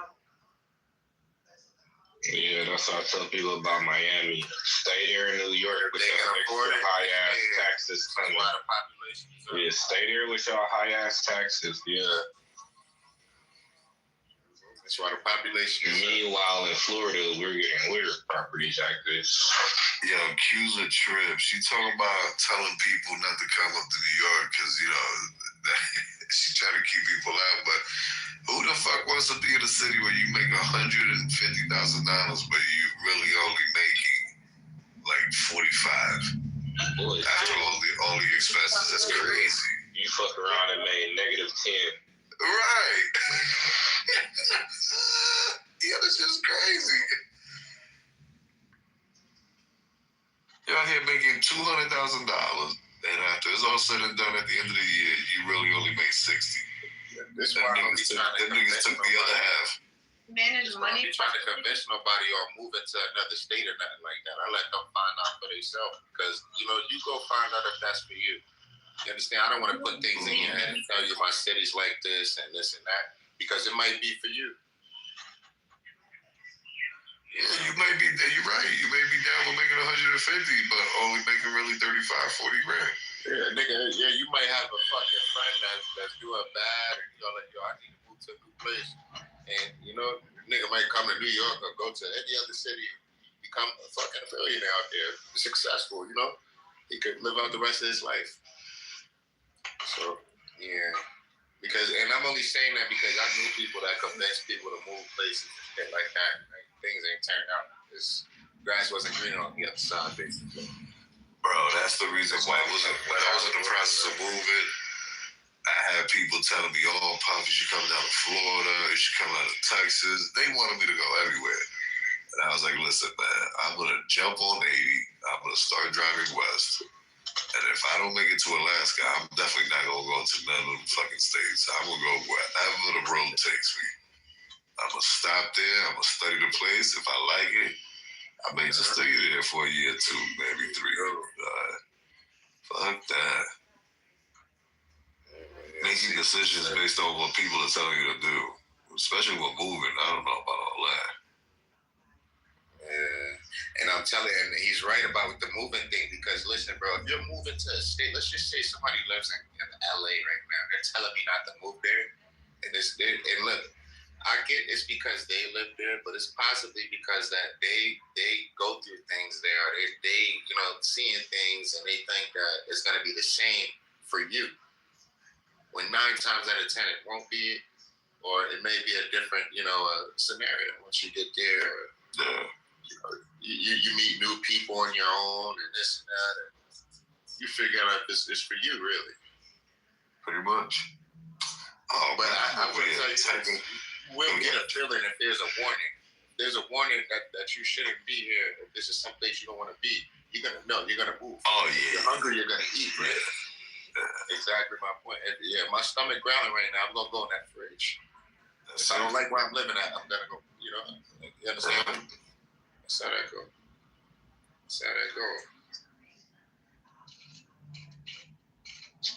Well, yeah, I don't know, guys. There are ways to live in. I mean, I've lived a lot of places, so I have something to compare to.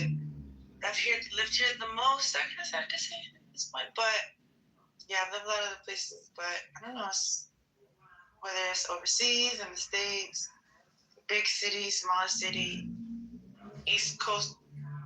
I never lived on the West Coast, can't say. But South, Midwest, actually for a little bit, but not enough to say I lived it. Yeah, I don't know. It's how you manage your money, obviously what you do, things like that. Multiple streams of income in general is great, but obviously in this city, multiple streams of income is the way to go. Passive income. Talk about all these things. The check that you're making isn't the one that you're just relying on. Multiple streams of income. This check goes towards rent. This check goes towards all this other stuff. This check is for fun. This source of income, this source of income. Like, that really helps. And obviously still don't live above your means if, whatever your situation. Yeah, kind of an idea of the lifestyle. Yeah. Oh, I'm gonna switch to this. Spectrum is playing with me right now. Yeah, and that stuff helps. And yeah, I don't know what else to say. But yeah, facts, keep that going. Facts, don't. It's too expensive, guys. Do not come here. I think you got a few people speculating in the comments. Well, not the comments, but the niggas probably. Wait, which city are you even in? If you don't mind me asking. There you go, Pat. I'm in the city. Hello? Yeah, wait, you're in my city. What's your city? New York. No, I'm not in your city. I'm in New York City. New York City. I'm in Harlem, Manhattan. Yes, it's me. I used to live in Harlem. Yeah, I'm in Oh, that's what yeah, I live on Fifth Ave. Well, that's dope. It was cool. Most stuff I chose in Manhattan, except for Saturdays. But the commute was too, the train, it's always something with them Brooklyn trains, like this reroute, we get a shuttle bus, and then switch to this train, I'm working on it, the tracks. Oh, damn, my God. Brooklyn.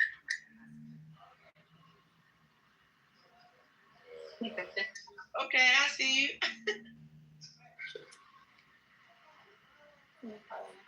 You walk down the street like, you're so beautiful, queen. All right, sister. Miss Harlow. Wow, that never falls short. That cat calling out of them New York streets. But in Harlem, it feels pretty good. It's different in Harlem. Harlem is like queen. Like, do you have her bleeding? Wait, what? All right, so I'm gonna call it a night. Y'all be easy. Stay blessed.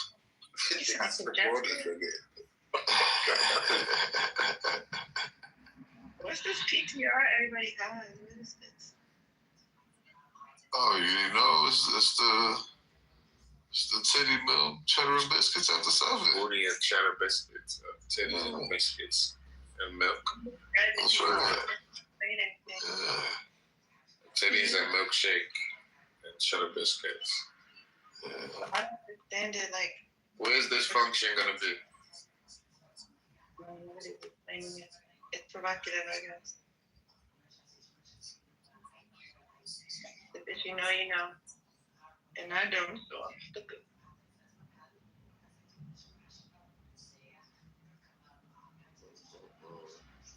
Yeah, niggas is crazy. This damn shit.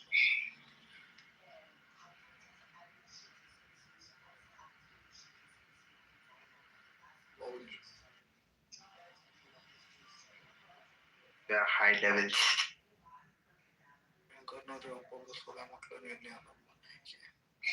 Just talk about some titty girls.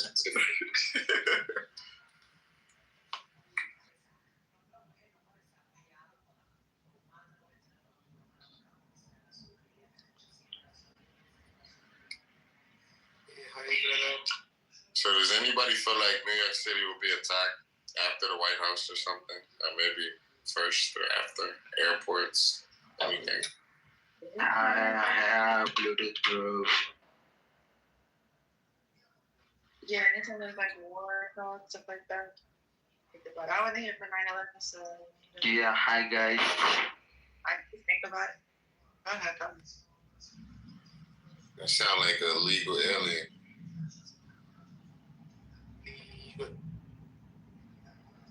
Yeah, I feel like some of these, some of our enemies probably got fucking clubhouse. Oh wait, I'm in a meeting. Hold on, can y'all hear her talking? We will bomb your country. Go ahead. Q, go ahead. Like, what the hell was that? Y'all, I know niggas want to sneak in here and eavesdrop. World War III is going on there. Genesis. Yes, Mute up for me, sir. Thank you. Just real quick, we had a lady trying to speak to us. I know I heard her voice. Go ahead, kid. No, yeah, I was just trying to answer the question. I was like, yeah, I feel like anytime weapon, let me get some weapons. Yeah, anytime there are like the war talk or like a lot of that kind of stuff going on, I'm like, oh, and yeah, in the city, I'm like, like, are we due for something now? I may hate to word it like that, but the way the country works and trends and things like that, it's like, I don't know, 9/11 was how long ago? Like, so I do think about that too. The shit would be crazy right now if it happened. Right. And they're not people discussing about World War III. It's a new shit. It's terrifying. They could probably take out the whole Manhattan or the whole fucking city at that. Drowning. Just because of war. Yeah. Just things to think about. Every day when I wake up, I think about these things. because it can happen. In the Holy Pro Genesis, are you speaking about World War III, right?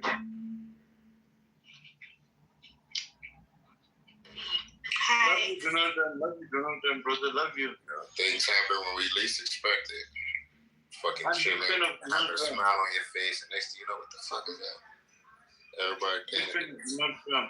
Yeah, I'm shit. You say hi.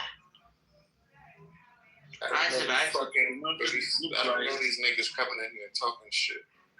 They don't even speak English, bro. Who the fuck cares about what they saying? What are they talking about? Fuck you old, brother. Fuck you old. That part. It's nobody that was doing That part, I like that. Who the fuck would have had these niggas? Thanks.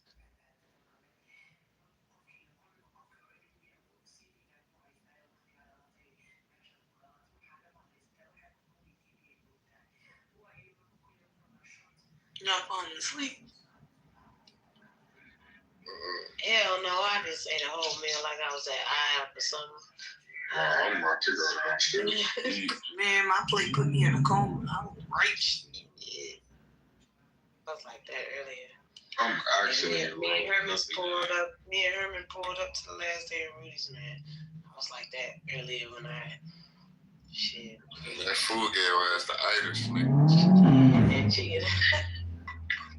I woke up at like 8:30. I thought it was 8:30 in the morning. I was tripping out.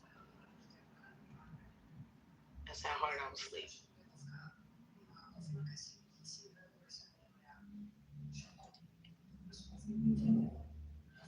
But y'all make sure y'all check out Herman videos and shit. For sure. Bro, where is his videos at? I've never seen one of his videos. Look, it's on the Gatorade. It's Gatorade, yeah. Gatorade nerd. You probably just don't know that was him. Oh, man. I didn't know it was him for a minute. Yeah, because he don't show us our face. He show Instagram. Yeah. Go on my story. I recorded all But I those seen today. When I was scrolling, that joint came up. I was like, oh shit. Man, today was a big ass day, but this whole week been big, so. I remember when he said he thought he seen you that time. Ooh. Herman. No, we actually showed up together last week. I know, but prior to that, he said he wanted to tell you he think he seen you. And then like y'all actually did the video together. I was like, oh shit. Yeah, where do you think he saw me at? I don't remember. Like that was like a few weeks before I actually seen the video. But Herman Stamp, this nigga willing to stand in line twice for Rudy's. I know you from Dallas. It's the only people that's gonna be willing to do that shit. Why they shutting down? I mean, according to what Spain's saying, you know, so as I was telling y'all, like maybe about 6 years ago or something, right before COVID, they got a big ass grant or something from the city or somebody. I really don't remember, but it was some big ass money. And so they moved from just like they never moved the location, they just upgraded the building. But it went from just this little bitty ass shack to this building, but they still did the same thing. It's no dine-in because of where it's at. It's already a line wrapped around the building, but they not gonna let nobody just sit in the establishment, you know? Like it would have been it wouldn't have lasted this long if they had just let that, you know how it is in that area of town, you know. So apparently whoever the fuck, I don't know how he really trying to explain it, but I guess whoever the fuck was the investors, something went outside the family and now they closing it. They not really explaining exactly why, but he hinted to it something that's out of their control because his family owned and operated, you know. 50 years they've been cooking chicken for the city, so it's kind of wild. But grandson in Spain, and he on my story right now. Go look. Herman got to get an interview with him today, so. But yeah, he been on some interviews just saying like whoever it is that's outside the family been fucking it up, so they gotta let it go. Damn, that's fucked up. Yeah. can't keep nothing. And Rick Ross talking about he wanna buy it. No, nigga, stay out our shit. I mean, if he buy it and keep it open. Man, nigga gonna buy it, turn into a Wingstop or something like that. You know, I know, right? Somebody want that. I still have never had Wingstop. Wait, what? I still have never had Wingstop. So y'all must be known for wings or something out there. You been missing shit. Why haven't you had Wingstop? No, back in the day you would have been missing shit. I guarantee. Yeah, I can agree today, but man. I don't know. It just never came up. Like my friend, I know a lot of people that eat it, but when somebody be like, "Damn, I want some fried chicken," like we typically like don't eat. I was at Hooters them years. You don't go to Wingstop for fried chicken? Oh, y'all go for buffalo wings? Yeah, that's the wing spot. No, I mean you go to Buffalo Wild Wings. Which That's the party wings. You go to Buffalo Wild Wings there. See, our pizza stores got buffalo wings that'll change your life. Man, that's on our everyday pizza stores. Huh? That's how you didn't know what Wingstop got you. Wingstop? Okay. I thought it was fried chicken. Wow. Or like flavored chicken. Like lemon pepper, stuff like that. It is chicken, but wow, okay. I don't know. My mom makes some banging ass buffalo wings. Hey, I prefer to make mine at home too. She make her own sauce too. Back in the day, Wingstop was good as fuck. Nowadays, it's like, yeah. I guess because you ordered Wingstop, I'll eat some. That's what it's like. Like, we don't be quick. Like, we have, even when I'm at work, we have a place that we order wings from. It's called Ed's. We order wings from Ed's. I know that sounds crazy. My favorite wings in the city is was at Faye's, but a nigga who got the recipe and that was out there doing them, they just cut ties at the beginning of the year, so he started somewhere else with his wings. But I think they the best wings in the city. I ain't gonna cap. So, Hey guys, you're all from? when it comes to party wings, what's good, man? Where you from? What you say? Where you from? I'm from India. You're from? Yeah, I'm from America. Oh, nice. Nice to meet you. Nice to meet you too. What's good? What's going on here? Well, it's our nighttime right now. What time is it where you at? Sorry, come again? What time is it? Where you are located? What time is it? There are people talking about World War III, right? I am listening just. Oh, so y'all talking about World War II? I'm interested listening your words. Okay. We talking about World War III out here. I think this guy wants to bomb the country. Come again, bro. Genesis. Oh yeah, bro. Yeah. What makes you think these niggas ain't no clubhouse too? Well, I'll be there, so I'm gonna have a good conversation to start.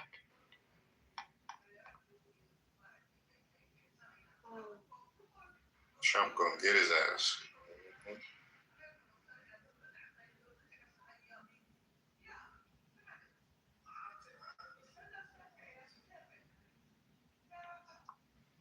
I'm looking around, our stage look crazy. No, for real. What he say though? Where he go? He go? Oh, he's still there. They was trying to bring up their other friend. Look in the comments. You mean he's not English name having motherfuckers? In the room, I ain't really heard much of what was said today at all, and I was so mad because this is one of them days. It was one of those days. It was a good ass room. Yes, I wouldn't have been paying attention all day, and I really missed a lot of this shit. I'm really pissed off about that. And they said Rabbi Shmuley came in this bitch earlier. I heard when Nex was saying that. It's still the next PTR. He said he put it in the PTR chat. So I went to the Instagram and I still didn't know who the fuck he was talking about. But I saw his Instagram as he was talking about it. I was like, I don't know who he talking about. I heard he said they had a debate with Candace. I was like, yeah, I'm about to say if you look this nigga up and you see the videos, nah, you done heard his name before in this room. I've heard the name, Rabbi Shmuley. Yes, I've heard the name. But I don't know why y'all brought him up. I don't correlate it. Did he debate Candace Owens or something like that? Yeah, like, nah, that nigga, he's a racist shit, bro. Just to sum it up, he's a racist. I figured that. Yeah, that nigga was, apparently, I wasn't in here when that happened, but apparently he had that joke about, like, the 9/11 incident. He did. That's when I paid attention. I heard Nick say, hey, bro, I heard your joke about 9/11 and I don't appreciate that, bro. I heard Nick say something like that, and I was like, huh? What they talking about in here? And that's when I started paying attention. He was like, y'all, that was Rabbi Shmuley. He talked about him changing the PTR, and he put his Instagram in the chat. Yeah. But apparently he did make some type of joke like he didn't want to have to lose another plane or another building or something like that. Like, crazy thing is, I think that nigga from New York, and he be saying shit like that. That shit wild. I mean, it's possible. When we talk about all the stuff we talk about, we gotta know them people exist. So let's just say he might. I don't know who he is, but I don't know if he actually has power. I don't know why he's relevant other than social media, maybe. But let's just say, either way. No, that nigga. So just so you can be clear, like, he be getting niggas in trouble with. He be getting niggas in trouble with the ADL. Like, he one of them type Jews. Like, he be having niggas pay money when they get in trouble type shit. Like, think about anybody who got into some like anti-Semitic shit online. He be the nigga who pop up and make them cash out in a lot of them cases. Damn, y'all had a man. Oh, that's okay. Okay, so still, like, if all the stuff we talk about is true, then we gotta understand we'll come in contact with those people. It's inevitable. Like, if you truly believe what you talk about and what you listen to all day, of course, not a lot of us believe what, I know a lot of people don't believe what they say, and not everybody believe what they hear for sure. So,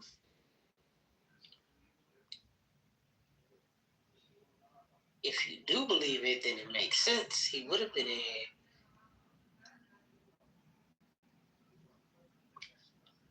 If you believe they find places and spaces where they can implant ideas and implant this ideology and gauge the temperature of people and go back and experiment with, have social experiments, and you believe they doing all of that, then why would not? Did anybody say anything?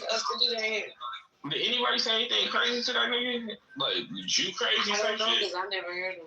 I don't know. I heard Next when he came off. That's one of them ones you cuss out for real though. But that's also one of them ones that made it a room clip too. I ain't gonna hold you. Damn, no way. Damn. It's the waiting room. That's the type of stuff you gotta make. Yeah, like, he really got, like, that nigga got juju's.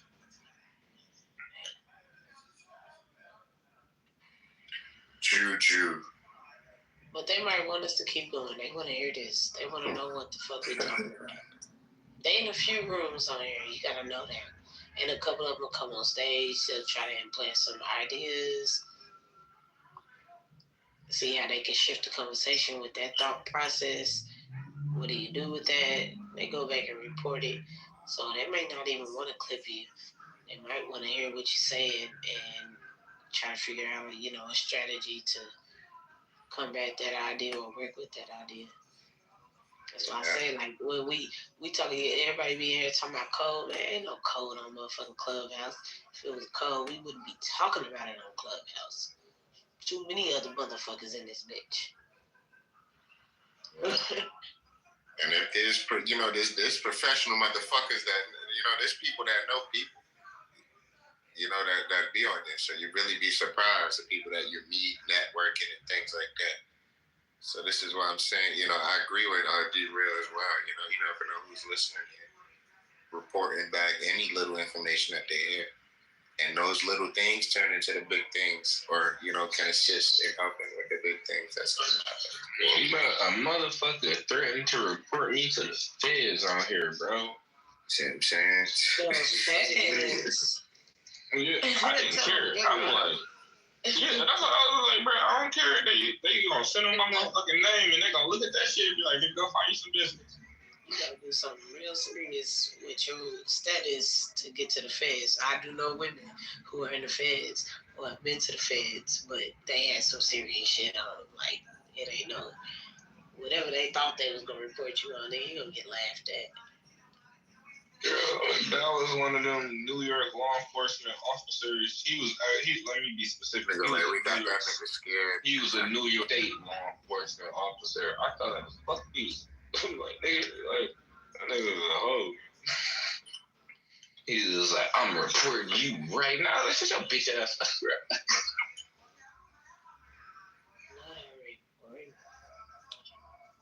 Ain't a lot of cops be on here trolling on their free time too. Ain't a lot on their undercover shit. Like, I done been threatened by a cop on here a couple of times. They told me slap me down in the church. All because I said was, is that what y'all believe in the Catholic? I'll slap you down in the church, bitch. Damn. Okay. That's what the cop told you? That's what Trap said. Trap. I'm like, damn. Fuck, I don't know what y'all got going on. That shit wild. I do your ass now I'm throwing your ass back. That's what's up. Fuck, but yeah, they be on here on their own shit. I think that's on their own time though. I don't think they be on those. One thing, getting out that aggression that they had all day at work. I don't know if that motherfucker had a come to Jesus moment, but he been different. He has been chill. It's a fact. Ain't no mess. I can talk. I don't get a random comment in the chat.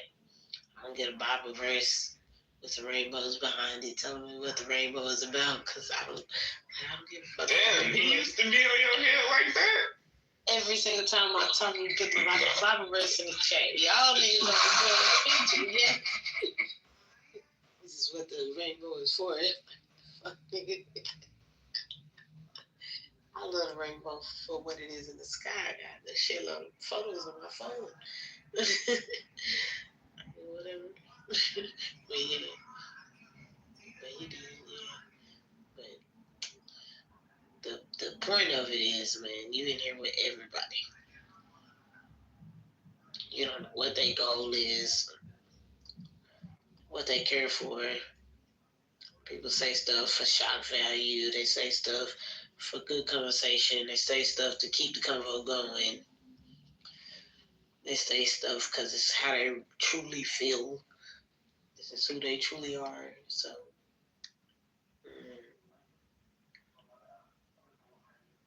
I think if you ever want to get down to it, you got to get off public spaces.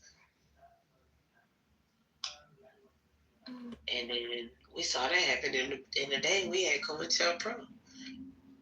It's not like they know social media. Yeah, I came in here asking questions and shit because it just seemed like motherfuckers was talking crazy. The niggas was being bombed, and I'm just not coming back and I'm about it. So I'm like, damn. I'm like, why y'all talking to them like that? I'm like, damn, they just got bombed. There's these niggas out over there. I'm like, oh, no, they ain't over there. That girl talking about. I heard shorty in here talking about. I done been in rooms. These niggas talking about they know the senator and shit like that. Niggas know the mayor of the city or whatever the hell, It's like you just really never know. Shorty was on the app talking about there's bombs going off. You can hear it in the background when the shit happened. I heard that bitch say that shit. I'm in the chat I'm like, we don't hear shit, bitch. Like, the fuck are you talking about? Nothing, and you just chilling on your phone. If it's that close that we should be able to hear it, that means that you probably shouldn't be on here just talking to us all calm like you just. I used to hear cannons getting tested when I lived on the base. I know this shit sound like that. Her background was silent. Silent. It was complete silent. I was like, what the fuck kind of shit is going on? I will say, not to take up for her foolishness, but my friend, one of my good friends, she's Lebanese, and a lot of bombs get dropped over there, sadly, and they are kind of like they've habituated to it. So at this point, like they would be like in the middle of like taking a test, and they're just like, oh, okay, and they just like keep going along with the day, keep getting their hair down or whatever.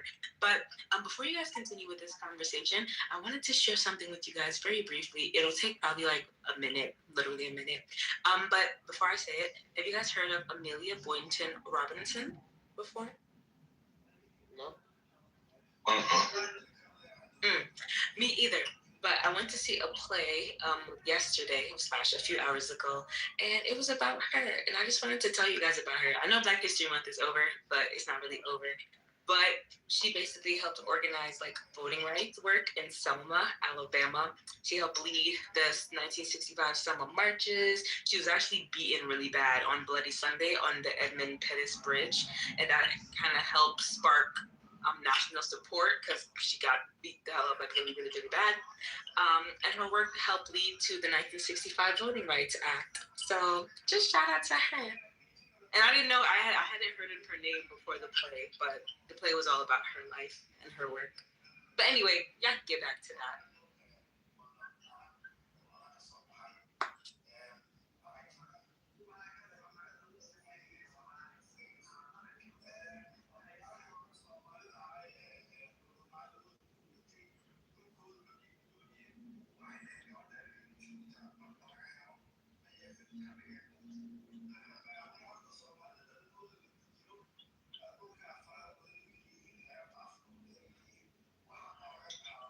This Saki over here beating my ass.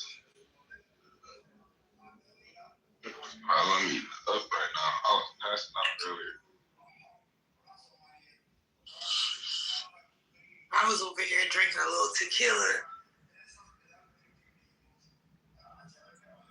That's why I went to sleep right after I ate. I drank and smoked the whole time I could. Hey, for real, I'm really thinking like I'm done with like hard liquor unless it's some scotch. I don't fuck with none of that other shit no more.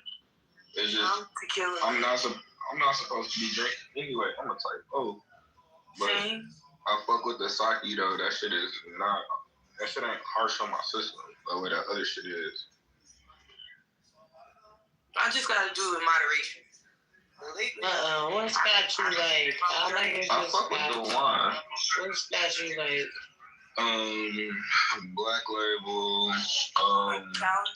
Yeah, Macallan. That's Black Label, Macallan. Them the main ones. I'm fucking a little Black Label. Sometimes I don't like that. The taste. No, excuse me. I fuck with a Maker's Mark before Black Label, but Black and Blue. Black and Blue. You choosing Maker's Mark over Johnny? Over Black Label. Maker's Mark was bourbon. It is. Black or red. Oh no, Scotch whiskey is different. That's not Scotch whiskey. Well, yeah, it's a bourbon. I think Maker's Mark is a bourbon. The only thing they got brandies. They got brandies, cognac, Scotch, and bourbon. Yeah, it's still some Scotch. The only difference between bourbon and Scotch is where it's made, for real. That's about it. But what's the So I get it every year during my month for St. Patty's Day. You know, I honor my people. Old Irish, I think. Damn. I don't know, a green bottle. What's a green bottle of Scotch I get with? I think it's Old Irish. Green bottle? Mm-hmm. It's like oval shape maybe, or a circle.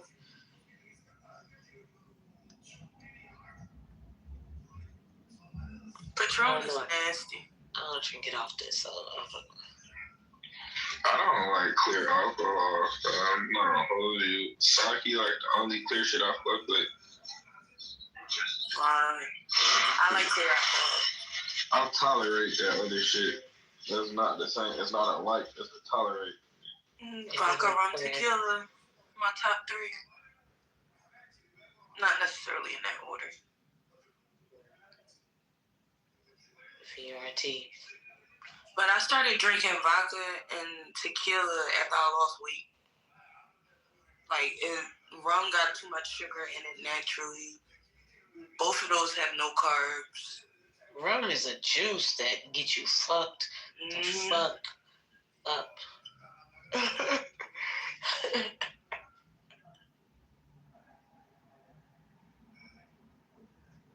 There's so many other bomb ass tequilas, the Patron. So many that don't get no shine. And I think Cabo Wabo or Lunazor or Dunn. That's pretty much all I buy. Or I'm trying 818. 818, I think, is Kylie Jenner brand, but it's good. 818? Okay, I'm going to get that. There's another one. That know my son. There's another one that's real good, but when I get up to roll up, I go look at the bottle and see what the fuck the name of it is. The bottle looked like it looked like what they used to carry water in. Like, you know how you go to certain restaurants and they put the bottle with the cap on the table with the long skinny neck, the big glass bottle. It looked like that. But that was a bomb ass tequila too.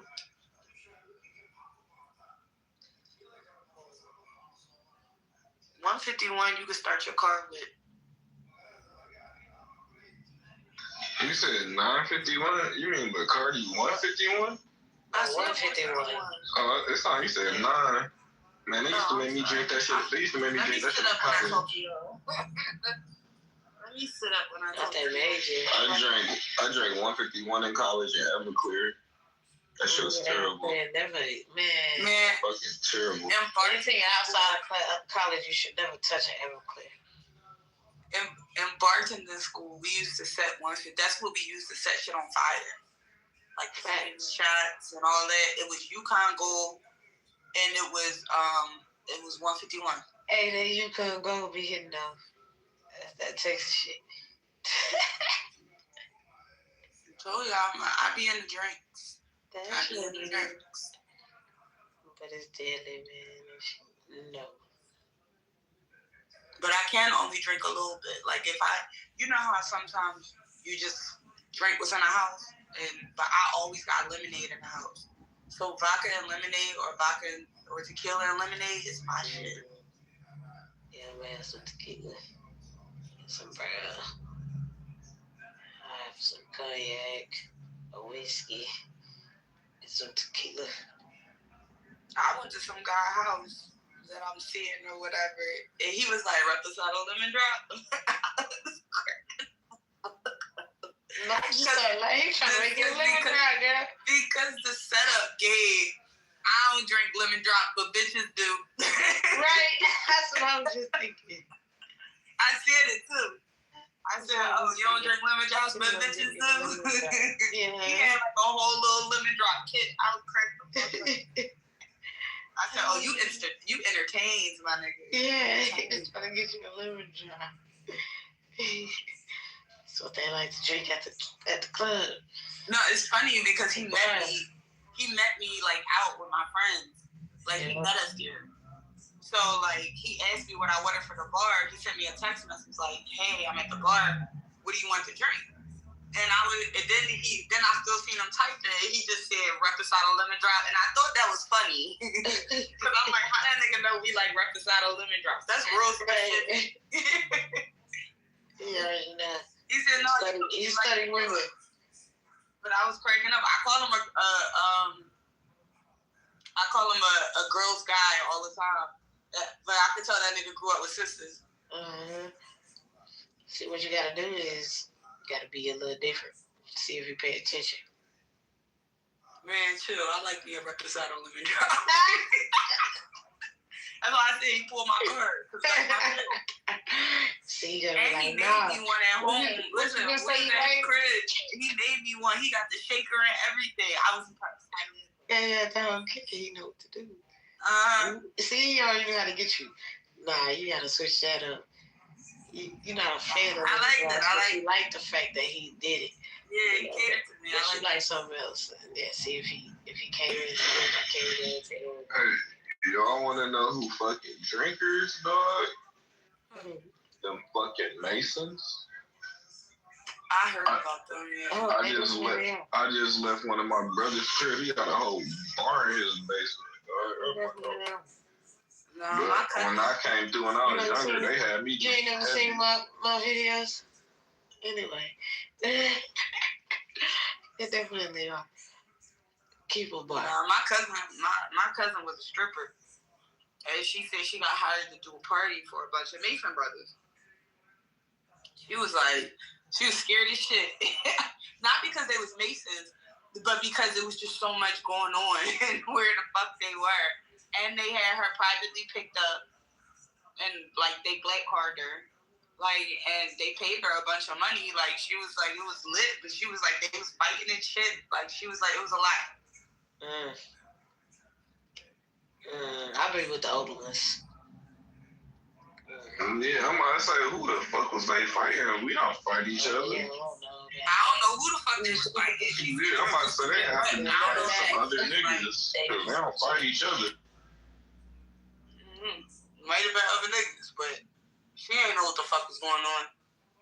But she told me, she was like, they came and me picked up and all that shit. I was like, oh, fuck. I was like, they ain't do no weird shit, did they? She was like, no, but they was a little aggressive. I'm not gonna hold you. I don't even, if I find out a nigga Mason in here, I don't even argue with them, bro. This ain't how that shit goes. We got a disagreement. We know how to go. That shit is a back channel conversation, fam. We just don't do that shit on here. It should be, see, that's what I'm saying, it's cold. And when we do that with each other, because we want to separate each other so much by the differences. Because even you and your Mason brothers, y'all got differences, right? However, y'all decide to agree on that same thing, and so y'all treat each other with the respect on that same thing. But what you see with a lot of what people who look like us do is we can only agree on what we disagree on. It's, oh, you chose to turn black, so I'm not gonna fuck with you, you know? Oh, you got food stamps, I'm not gonna fuck with you. Oh, you don't vote the way I think you should vote, I'm not gonna fuck with you. But it's how we lose our code. And then we do that in front of other people. So they coming through and they come in here and they play with us, y'all. I'll be saying, damn, do y'all be listening to them? Yo. We got a motherfucker that come in here with a fake voice every day, bro. Hey, somebody sent me the real shit. I was like, oh shit. Damn. But and they wear things in a way yeah, we gotta. You're not a part of we. You don't have this experience, cuz you ain't a part of none of this, right? We don't look out for each other properly, unfortunately. And I think some of us attempt to, if we take it on. But also learning on Clubhouse, I learned that so many people, I always thought we were a we. I always believed that we were all together. And as I've learned, is that we not. I thought it was okay everybody called themselves black. After, man, I've learned, nah, it'd be motherfuckers I ain't black. Yeah, I ain't black. Damn, my bad. That's funny because it'd be that in the States. Yeah. Outside of it, it's completely different, dude. Completely different. They love us outside of the U.S. But I understand, I also use melanated. I get it. But it's damn, it'd be such a... But then at the same time, they wouldn't be so included. It's damn, you leaving us confused. Wait, you want to be a part of what we got going on or not? You just don't want the title? Cool. But then even when we switch the title, we always got to hear about the separate... I don't know. It's so much. I feel like if we just support each other, I don't even know how to get there, though. It always sounds good, but it ain't no clear path, clearly. Bro, motherfuckers got written down rules and our shit. Everybody who come through here, they agree to that shit. So that's why I be saying, motherfuckers gotta become a part of something to, make motherfuckers have an understanding. It just can't be just because you got this skin, you win. That ain't how that shit works. That's that college, man. Like, that shit wasn't like that before somebody told you that there had to be a society that kept this shit. Oh no, I'm You know not what I'm saying? disagreeing with you, but because of the way niggas' brains been fucking washed, like we know everybody ain't for us, so we gotta cherry pick the ones that can stick I get around. that too, but don't you think like the same way that things got reversed, it can be reversed? Right? Don't you feel But like you gotta start with the children. These old niggas is cooked. exactly? So what did they do? They started with our children. Why don't we start back? Instead of keeping everything. And I'm not saying I'm against secret. That's not what I'm doing. But I am giving a opposite thought. I ain't against it though. Just understand that. However, but like instead of keeping it all secret, why don't like in a way like why don't we start with our children? And so we dealing with the Department of Education right now, right? About to get dismantled. And we have all of these people with knowledge, and we can literally take this knowledge into our communities and demand things as they did 50 years ago, right? 50, 60 years ago, that's all that shit was happening. Maybe 60, 70. But still, like, why don't we reverse that? That's what I keep asking. Like, is it so hard for especially our indigenous, especially our what they call themselves, ADOs or something like that? Like, if you feel so strong in what you're saying they did, why can't you come back and reverse it back on their ass and do it back to them? Then you want to claim Christian, you understand first. So look, first. No, I don't disagree with you, D. Like that shit for sure can happen, but the way it gotta happen is the same way how it happened. Like you gotta think about it. The government, when the people who founded the government, it wasn't everybody. It was a select group of motherfuckers who they cherry picked in order to make a change. It's always been a small group of motherfuckers. Them niggas fucked with each other. Who cherry picked with you? Right? The Masons. The fucking Masons. Them niggas are Masons. Exactly. And so y'all go and join the Masons, but don't cherry pick your own people to take over. That's crazy. Why you ain't cherry picked no indigenous Americans to take over? We do. Why you ain't cherry picked an indigenous American to be the president? There's only melanated. Why they ain't been cherry picked? You know what I'm saying? Like why people ain't taking that opportunity to come back? That's why I be like, damn, it's like we all gave up and we just accepted them. Into the Dixiecrats, it was melanated people running the country, running to the Dixiecrats kind of through here. Man. Remember, it was melanated people heavily on the Republican Party until that shit flipped. Like, they flipped the Republican Party. That shit documented. It was a bunch of motherfuckers with brown skin that was Republicans when this shit first started. So it was a lot of melanated people running shit here. Care about the party shit. No. I'm not saying it. No, because you asked about like the leadership part. When during that time when melanated people was Republicans here, predominantly, there was a lot of melanated leadership in the country, and then they switched that shit with the Dixiecrat Party, and then melanated people started leaning more Democrat, and then this is when you started seeing them take the Republican position, and then they started assuming the majority of the powerful roles in the country. That's when that shit started to change right there. Yeah, that shit. Sounds like it shifted a lot. Just thinking, like, imagine walking around this whole entire country and damn near everybody look like you. Wouldn't that be closer to what America is? Everybody looking like you. Whenever and I'm only saying this, mind you, I don't necessarily believe this. I believe we are what we have become, what I was born into, and what I've come to understand, right? On that level, we're very integrated with multiple nationalities, multiple religions, multiple styles, multiple cultures, like we're multifaceted of a country. However, with the history that we've known, it's like, damn, sound like this country may be a country that looked like us. It don't even sound, I believe that. So, if we were to get it back like that, what would be wrong with that?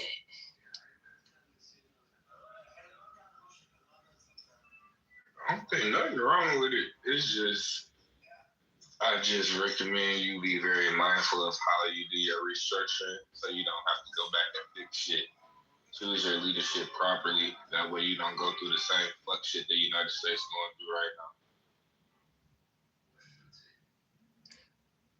Well, first job would be getting rid of Israel, huh? Because that's who controls. I gotta keep on telling motherfuckers they gotta look at this shit a little bit differently, fam. I feel like the melanated people should go to Israel themselves and be like, we are the number one consumers. We control this, and this as far as IP. What can you bring us? That part. And eventually break it down. The motherfuckers should start going to the table for themselves and start working their own deals. Yeah, like motherfuckers should start working their own deals on behalf of.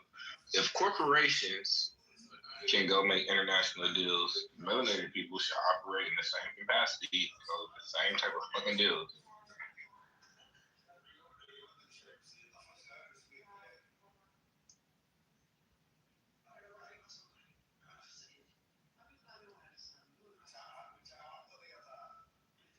I got a clip, but it's a little long. Go ahead. But it started off slow. I've been listening to it for like the past while y'all was talking. But I like it, but I don't like the clip. Like it's not what I expected from them. I don't know if I want to wait for another video or find a video from somebody else.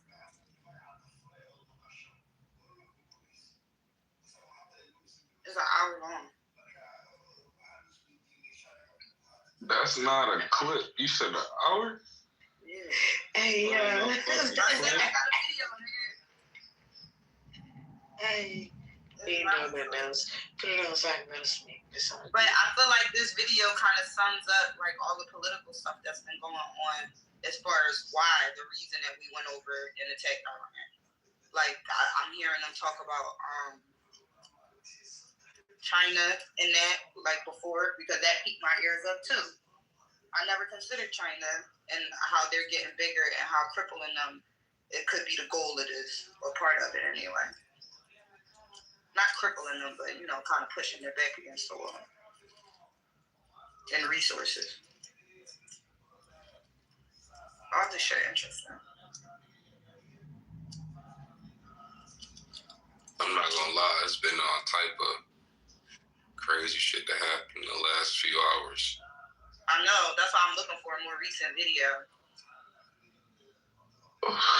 It's daytime over there. It's daytime over there. Right, last time when that shit happened last night, for us, it was the morning for them. That makes sense because I got home, hopped in the shower, then got in here, started talking to y'all. I ain't scrolled through nothing on social media. I don't know what's happening. I really don't want to see that shit. I'm not trying to see niggas dying, bro. Right. Because of what a stupid reason niggas is pushing right now. I'm just not. Mine didn't even come up on social media first. I seen it. Mine didn't came up on none of my news stuff. That's what's crazy. Mine came up on Gmail. It came up on my Gmail first. I don't have my notifications on for that. I think about that too. I'll be like, you know what? I don't have a lot of notifications because I get overwhelmed, kind of, So. I had to turn my Instagram notifications on. Oh, yeah. They be doing too much. They be killing my battery. And I post. Well, I used to post a lot. I used to post a lot more often. Now I'm an old lady and I only post when I'm on vacation. The nonsense that I used to post. See, I got like 2,000 pictures on my page that I refuse to delete. So, no, I feel you had to go and archive a whole bunch. Archive. That's all you really got to do is just archive. If you want to clear up your page some, but you don't want to lose it. Archive. Bring it back every now and then. Like, you know what? My Instagram, my page go back to 2013. Oh, shit. I ain't no screen, bro. Yeah, it came out today. My cousin just said it. Pictures down. Yeah, we met up after she left the movie theater. I'm probably gonna watch this shit. You know how some people lose weight and take their fat pictures down? Nope, I still got all my fat pictures up.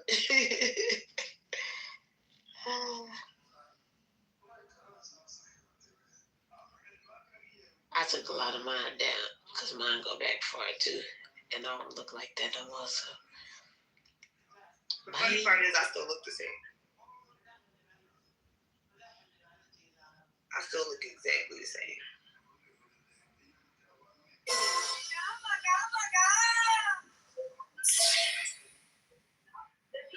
Yes. oh shit. Turn us They up. waited too. Yeah. They've been up here for a minute. Damn, I was trying to get them some fire emojis on their shit. You was trying to give them some fire emojis? Yeah, I'm the music was lit. I still give them some fire emojis, right? Not you kicking people. It's 4 o'clock in the morning. This usually your hours to fuck around. It is, but I can't talk to them if they play music. Usually, you know, we troll a little bit, but if you just come here and play music, yeah, just started playing. I can't tell us nothing. Damn. That shit was hitting though.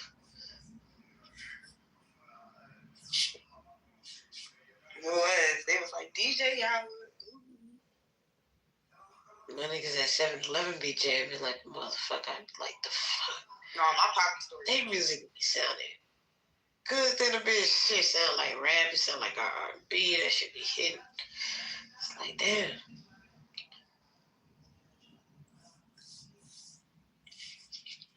Took me to I am black too.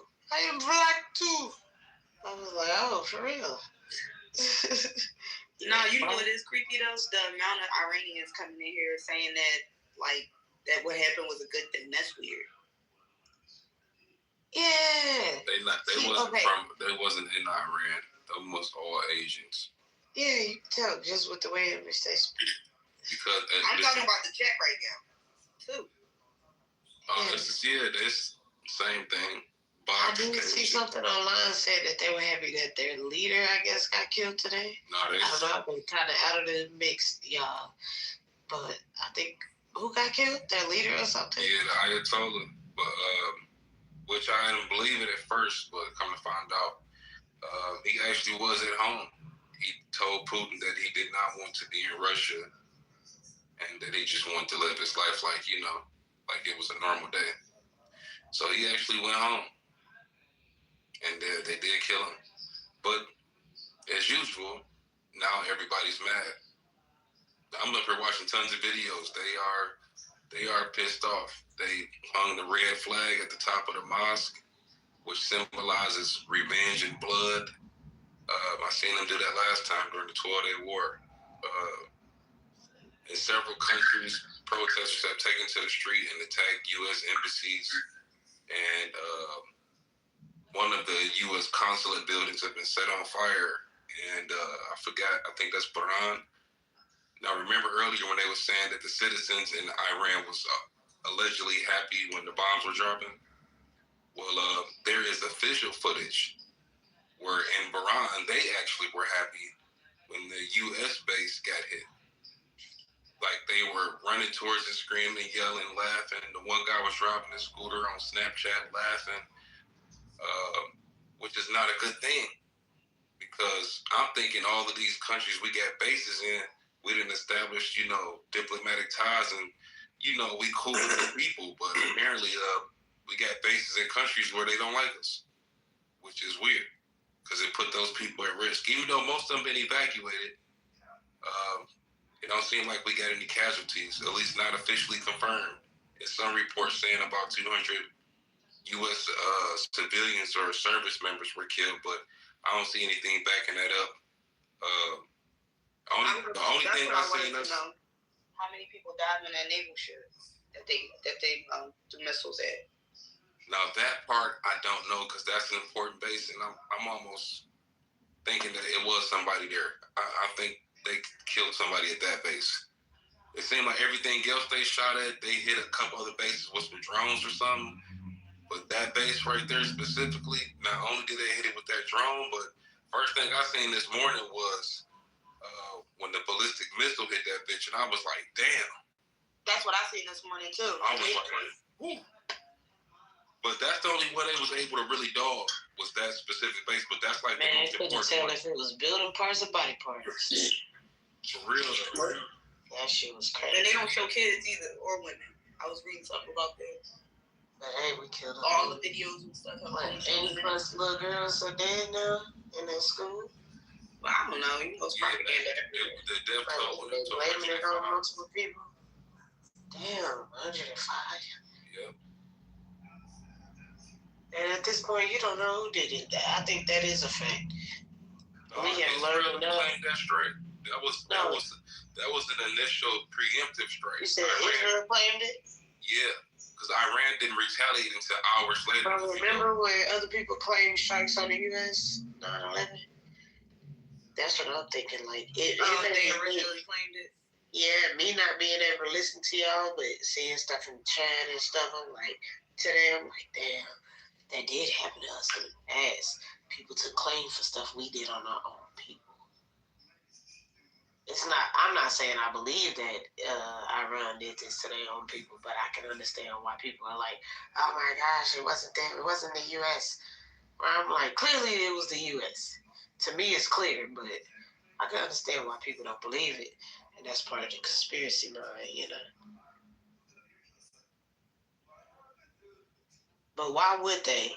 And maybe I'm just not educated so much on their nation that I would understand why they would kill their own 105 of their own little girls. I don't understand why doing nothing like that. That's kind of crazy.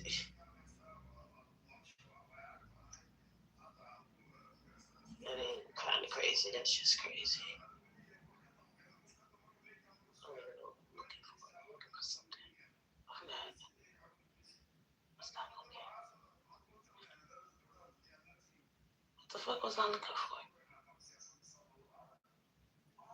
I think I charged it. Oh yeah, that's something that shocked me too, though, in this whole news thing is that Iraqi militia groups in Iraq, rather, have began to attack U.S. bases as of like 4 hours ago, and I'm like, damn, how the fuck, like, damn.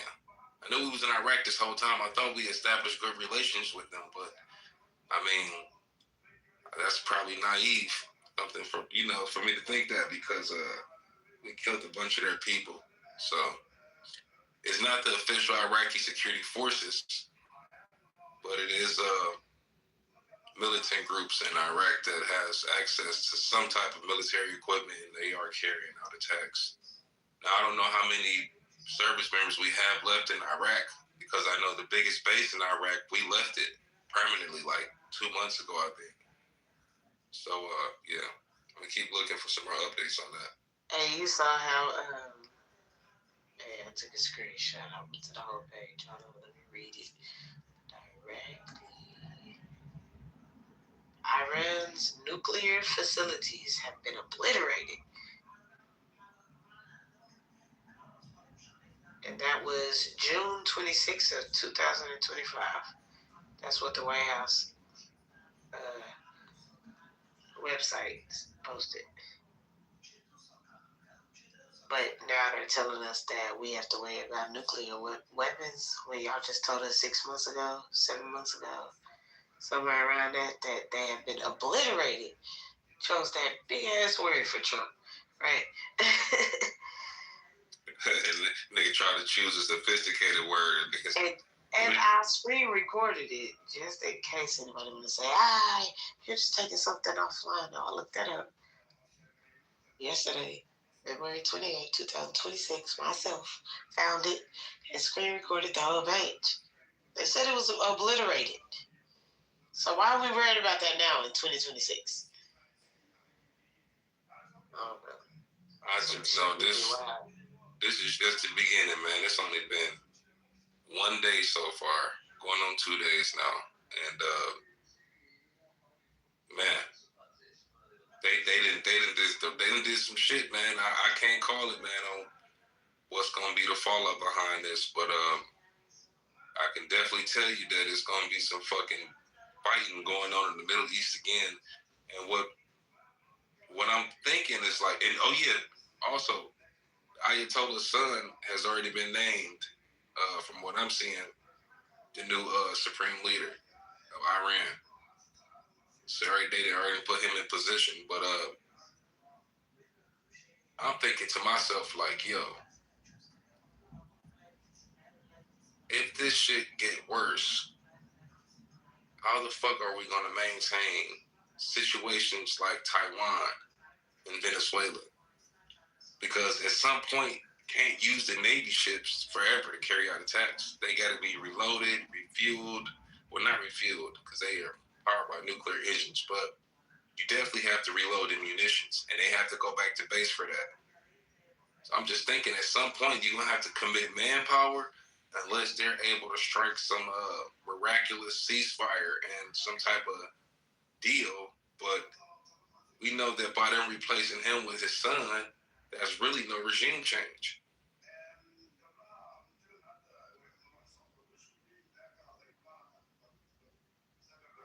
Well, he was doing all that talking. I guess he knew the U.S. was going to take him out.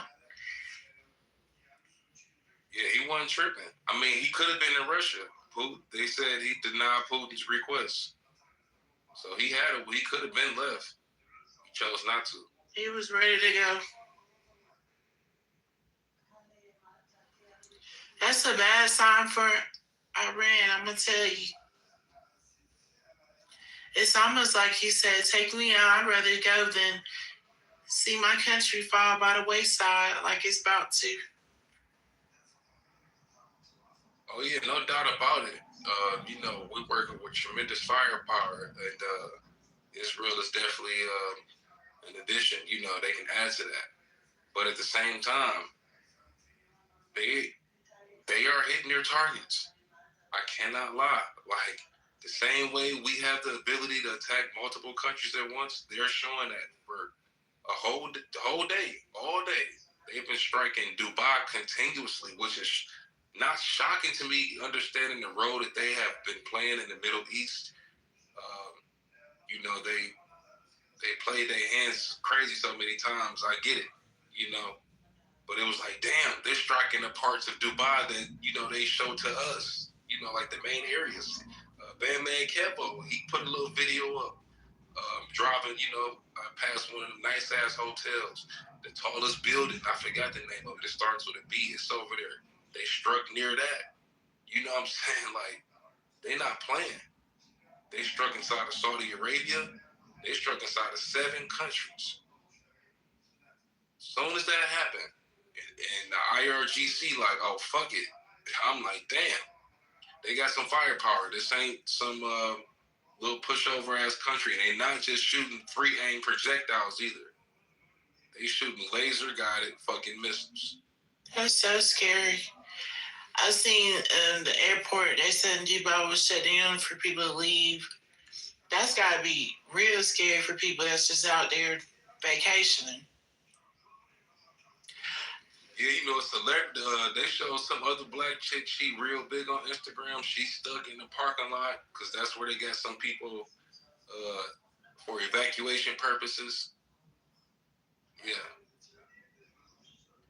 Yeah, I know when I went to the Middle East, I always, and this is no disrespect to nobody, but I always felt uneasy out there. Always. I always felt like at any point in time, something could go down. And the thing that got me is when I got to my hotel, they had like these dogs that they walked around the car. And I said, what's the dogs? I said, for drugs or something. They said bombs. That's what my taxi driver said. He said bombs. They're checking for bombs. That made me feel so uneasy. And then he was like, oh, no, that's a good thing. That means you had a good hotel. It's dignitaries here. I said, no. I said, the fact that they have to have bomb-sniffing dogs, So this ain't it. I felt uncomfortable my whole time there. I would have too. Like, y'all, wait, y'all, is bomb a drug over? That's how y'all say drug? Y'all talking about a bomb to go boom? That's what they talking about bomb together. I'd be like, yeah, so the airport, we can go back that way. That's where the airport, okay, can we just... The people was real friendly. I mean, Assalamu alaikum, my sister, they was out friendly and stuff like that. But I just felt something in the air. Like, at any point, things could go left. That's just how I felt. And maybe it's because of what we, grow up hearing in America and stuff like that about that region. But now we seen in real time. And look who's behind it.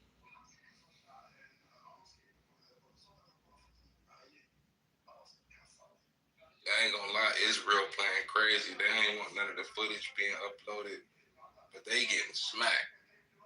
Tel Aviv is getting smacked. Oh, they going after them too? Oh yeah. They not just striking at U.S. military bases. They are definitely striking at Israel. So are them Israeli people coming over to, half of them, they've got residency in America. Are they about to try to come back, or what they do?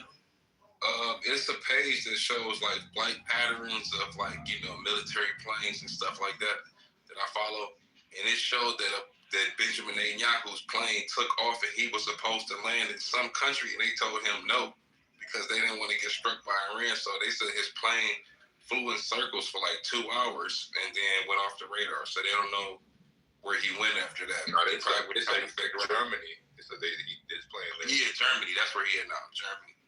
He had to get on that phone and see who was gonna let him come through.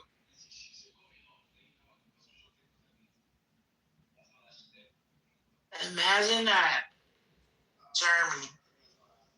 Right. On the right. I thought the same thing. A Jew going back to Germany. Not saying it like that though, but for protection. I mean, all of them are Eastern European. You really ask them where they're from, they're gonna tell you Polish, they're gonna tell you Germany, they're gonna tell you Russia, they're gonna tell you Ukraine. Like, they're all majority Eastern European.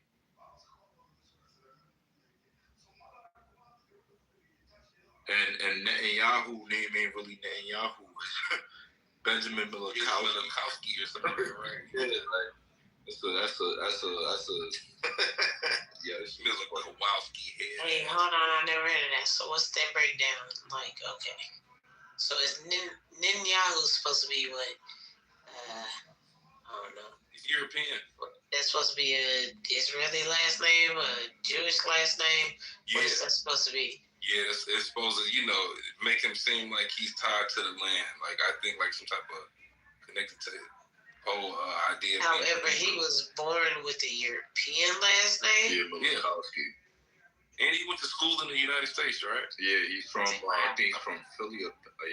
Ain't that the way these Europeans do everything, though? They take over? That's what I'm saying. Like, where did we get to the point where we just allow it to happen? How does everybody just let them take over? It's the ruling class.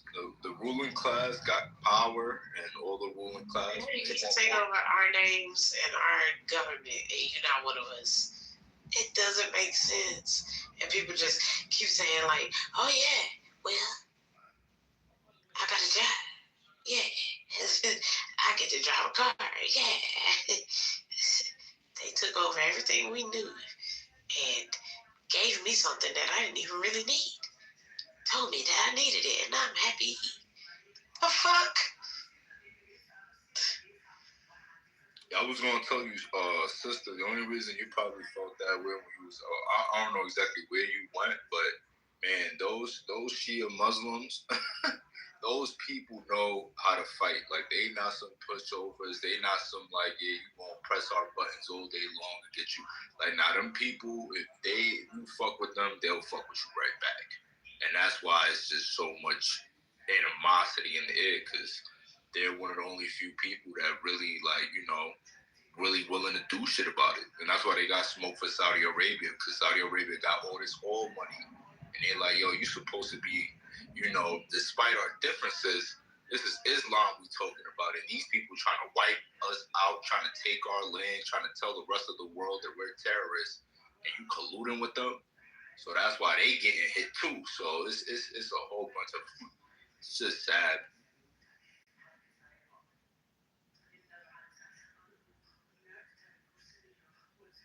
I ain't gonna lie, they want Netanyahu gone though, cause I keep seeing. I know he not dead, cause they said he in Germany.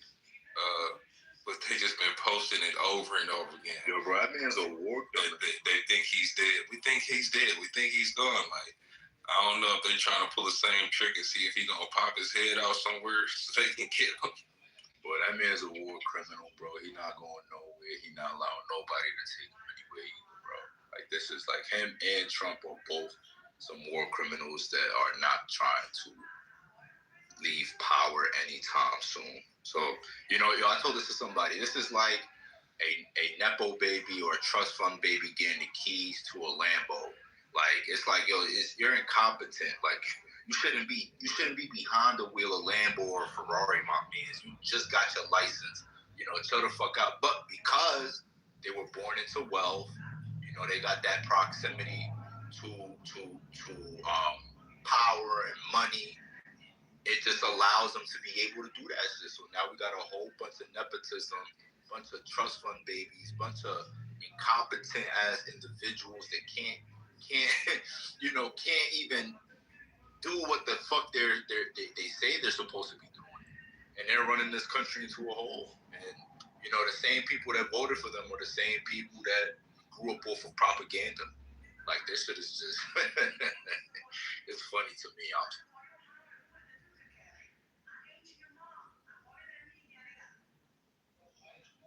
Yeah, they bombing the fuck out of Iran right now too, though.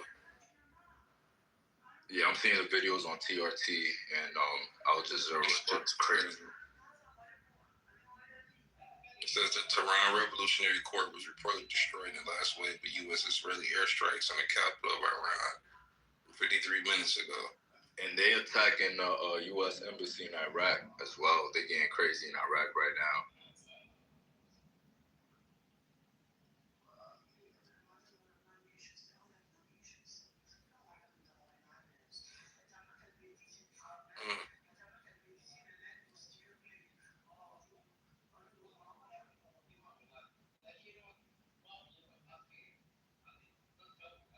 You know, it's funny though, man. This shit was expected. Like, I don't know if you know those that are surprised, but if you've been paying attention to geopolitics, like, it wasn't so long ago. Like, literally, it was like 4 weeks ago. I don't know if any of you guys seen it, but in Iran, they had their ritual where they burned the statue of Baal, which is a ancient deity that, you know, ancient Jews used to pray to and sacrifice their kids for. But anywho, they burned the statue of Baal like about 4 weeks ago. They put the face of Benjamin Milikowski on it, Donald Trump. They put the quote unquote Star of David on it, and they put gasoline over that shit and they burned it. Literally a week after Benjamin Netanyahu flew into the U.S., this was about 2 weeks ago, and then a week ago, you just start seeing ships that were all the way in Venezuela, naval ships that were in the Caribbean, start moving all the way to the quote-unquote Middle East. So people have been already expecting this ever since that visit from Netanyahu maybe like 2 weeks ago. You guys could do some search on that. But some people were saying that it's because they burnt that statue of Baal that irritated them, because he actually reposted a video of it, and you know, Netanyahu made remarks about it. So it's just interesting how all of this shit plays out, and you could just see how certain things bother certain people.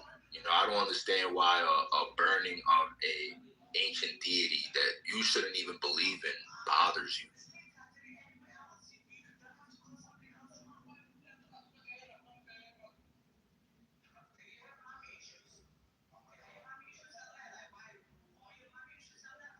So are you saying Israel put it up on Iran's territory to say, this is my territory, bitch?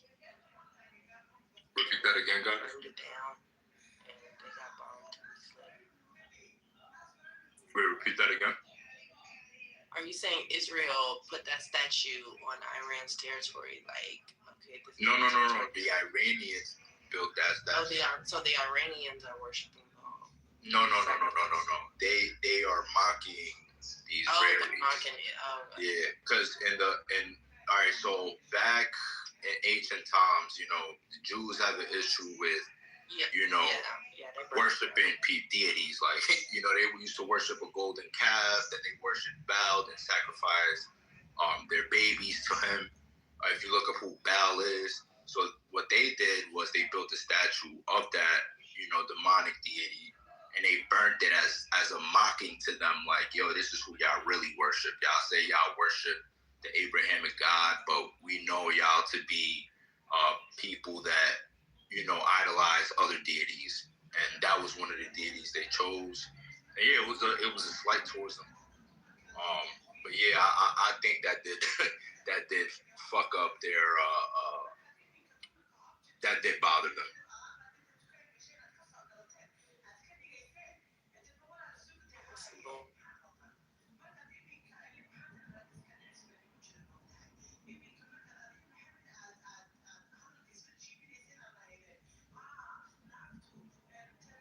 Maybe it was just for the oil. That seems pretty cliche, so. Hey, two things could be true at the same time. Yeah. Look at this shit right here. This is and by the way too, from like 99% of the footage that I've seen from this situation, that you don't see anybody injured from the footage that the people are capturing. Outside of that attack on that school, that was the only one where you actually saw like, extreme graphical things. But this rest of the stuff has been caught from the distance. Sky View or reporters just nearby and things of that nature. That link I just posted is from Tehran in Iran. Yeah, they hit that motherfucker hard. I don't know what they blew up, but whatever it was, that was definitely two big explosions, or the aftermath of two big explosions.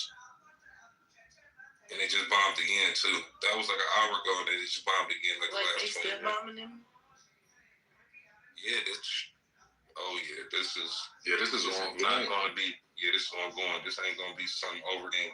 Because everybody involved has a lot of shit to access. You know what I mean? When it comes to weapons, they have a variety of weapons. They have millions of people willing to get down on all sides. So yeah, this is just the beginning of this. And they killed the supreme leader too. This is not gonna, this ain't about to stop, so.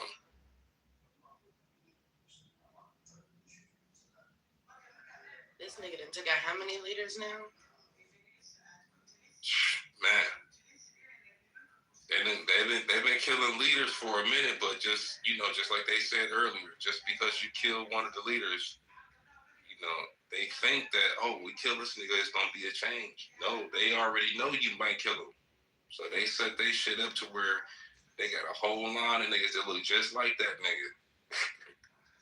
They kill. And as soon as you kill one of them, the next gonna step up looking the same way, turban, big long gray beard. Hey, same shit. They already got the niggas ready. They got them niggas in school. That's what I'd be trying to tell certain people that are Zionists. Like, you want to get rid of Hamas, and you can't, because it's an ideology. Every time a young child in the world, no matter where they're at, sees an image of another child going through something traumatic because of this conflict, they're creating another Hamas soldier, and that's a fact. Like, you're seeing the undiscriminate killing of innocent people and expecting people to just sip the Kool-Aid and act like this shit is normal, or that, whatever reason you could try to come up with is going to justify a genocide. And they think most people are that stupid, which I'm hoping most people are not. And clearly, most people are showing that they're not. And that's what they're having a hard time with. Like they're doing all these war crimes, and now because of the digital age, we get to see in 4K, and that fucks with them. So just like as you said, Big, like we get in small bits and pieces, you know, what's really going on. But you know, we really could tell what's really going on because we get to seek that information out ourselves.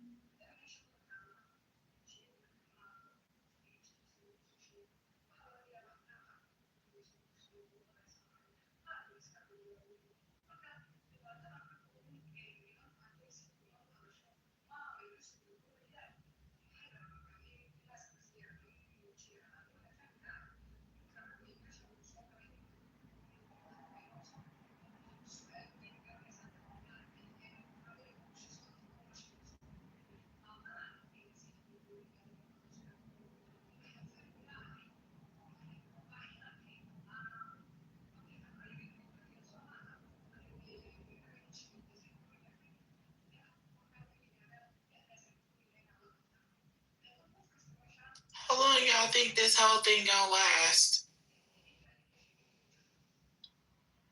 Nothing ever short in the Middle East. Nothing. They've been at war since I've been at grade school. I was just about to say that, like, it's been lasting since it's been lasting. So if I got a little boyfriend and something out there in the Middle East, when do you think I'm gonna be able to visit him next? Girl, what? You might as well, yeah. Talk him. Unless that nigga get to you, you might as well leave that alone for a minute. Tell him, you know what I'm saying? FaceTime. I wouldn't say invest your food.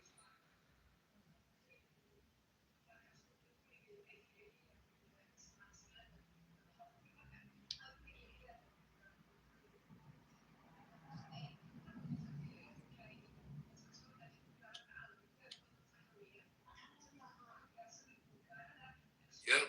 It's gonna cost us another few $1 trillion. Maybe about $16 trillion, $30 trillion. Another 20 years. You know what I mean? Yeah, that boy Jared Kushner happy as shit. He's like, yeah, we about to spend X amount of billions trying to build casinos and turn this shit into a real estate property in terms of Gaza. Like, I told this shit is to them just straight land grab. Literally, like, turn shit into a parking lot and just reconstruct over it. And now this shit is a resort spot that a bunch of Jeffrey Epsteins could fly into. Hey, and not only that though, but the orders is just coming in like crazy right now. You know, the military-industrial complex eating. They got to get some new because this is war. So ammunition, equipment. You know what I'm saying? What they eat right now. Whoever is in that industry of making weapons or any type of munitions or any type of weapon systems or vehicles, jets, whatever. Oh yeah, they happy right now. They're like, oh yeah, we got a whole new front we just established. A whole new war front. Israel gonna need new munitions, new equipment. They gonna buy from these corporations. Britain talking about they was involved at some point. They ain't said nothing since then, but they did say they was coordinating with America and Israel as far as at least in the Air Force perspective. They was assisting them in the air, but yeah. The complex right now is happy. They clapping their hands right now. They're like, hell yeah, they having a party.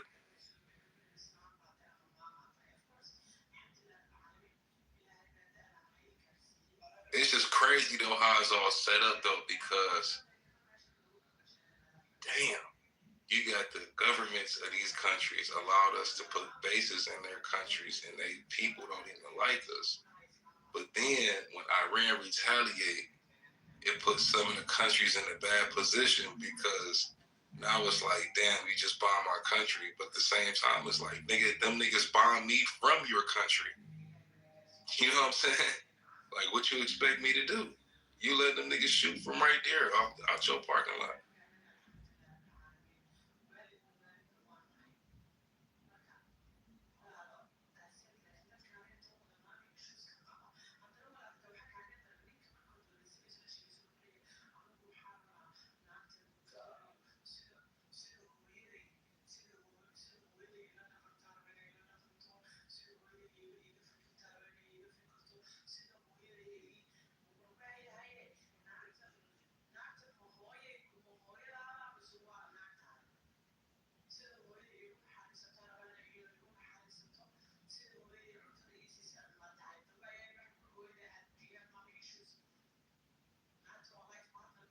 Oh yeah, it's an hour ago they did hit they struck a CIA building in Dubai.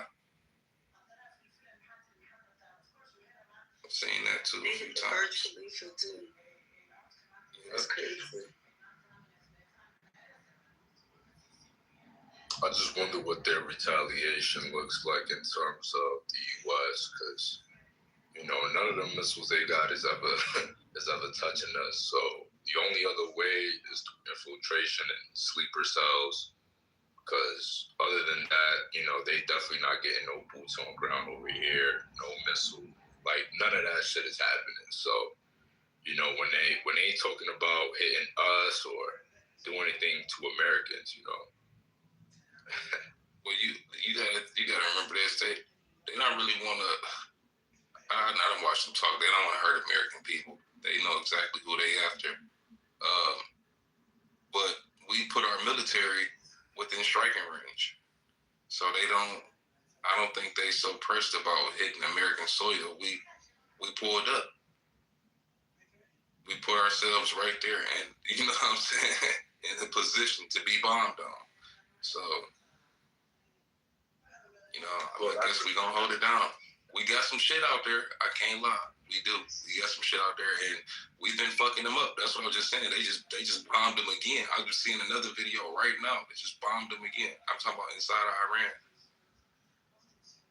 We got a large ass Air Force. I already know, like, if we get involved, bro, it's gonna be all bad for that country. They got a nice missile air defense system, but they can't handle the Air Force size of ours. You know what I mean? Not only are the jets advanced and the fighters are advanced, but we have thousands of them motherfuckers. But you can't win a war just from airstrikes. You can have as many jets in the sky and drop as many bombs as you want to. But if you're trying to defeat that military, eventually you do have to get on the ground. You have to. Yeah, that's what I'm saying. And for me, I just, you know, the U.S. and Israel kills indiscriminately. Like, if they gotta bomb a hospital, it will bomb a hospital. They need to drop a nuclear bomb and wipe out a whole civilization for you to get the message. They will do that. You know, so far from what I've seen, they've just been hitting pretty much our bases and our proxies. But I just wonder if there's ever a point where it's like, yeah, like, nah, it's time to bring it to the civilians, because they want to come after our civilians. Let's do that. And that's just the shit that I don't like about the U.S., because we constantly do that, you know, indiscriminately kill. And it's like, when that shit happens to you, you ain't gonna be celebrating at all. So why not stick to the international laws that exist? Why not, you know, not commit war crimes, you know, and keep this shit as, you know, but that's a utopian world, man.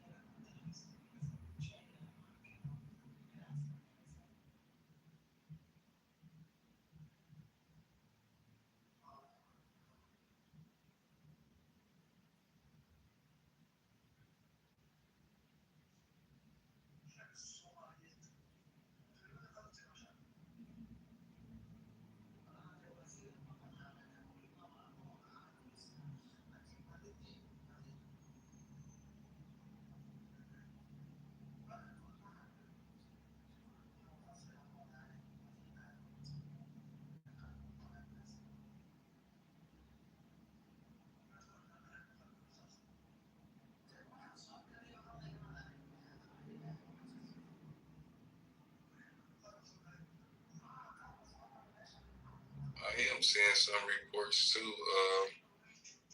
Says breaking the British Defense Minister, the launch of 2 missiles towards Cyprus, where thousands of British troops are stationed. And I've been seeing this too. I haven't seen any official reports come out of Iran, of course, but it said there's a rumor that Iran is planning to enter Israel for a direct war. But there's somebody else too. Iran launched 2 missiles towards the island of Cyprus, which houses a large British air base.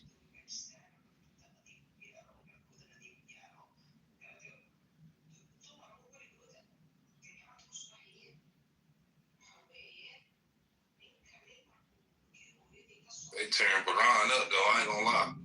Shit. Yeah. I can't believe they took out the Dubai airport. And they keep hitting it too. That's what's crazy. Like Didn't they just gift us who gifted us an airport? That was Qatar. Shit.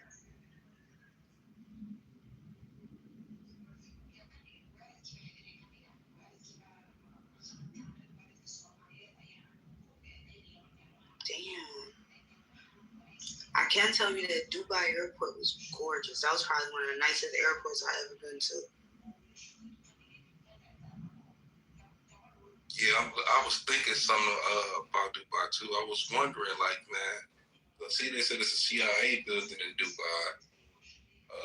I'm wondering, it's like they trying to stop people from leaving, like some type of American personnel is there that we don't know about or something. Cause I'm like, why they keep bombing it? They hit it once, and I'm thinking like, oh damn, they hit the airport, but they keep hitting that bitch like they don't want them using that airport.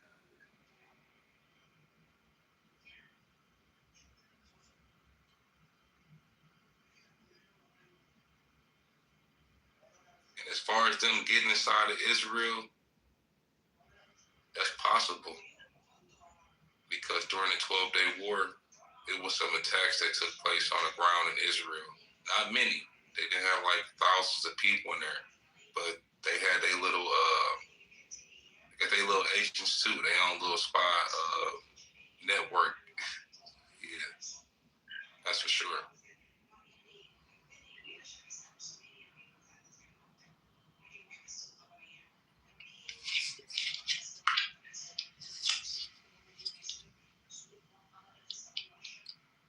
I feel bad for the people of Iran though, man, because damn.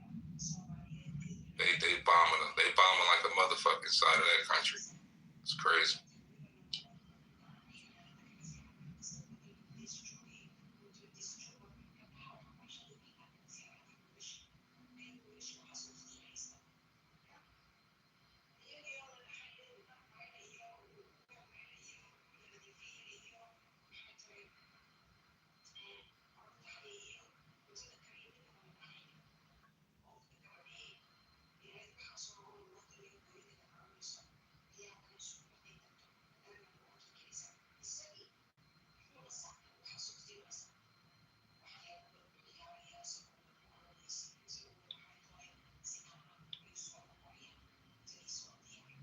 That's crazy.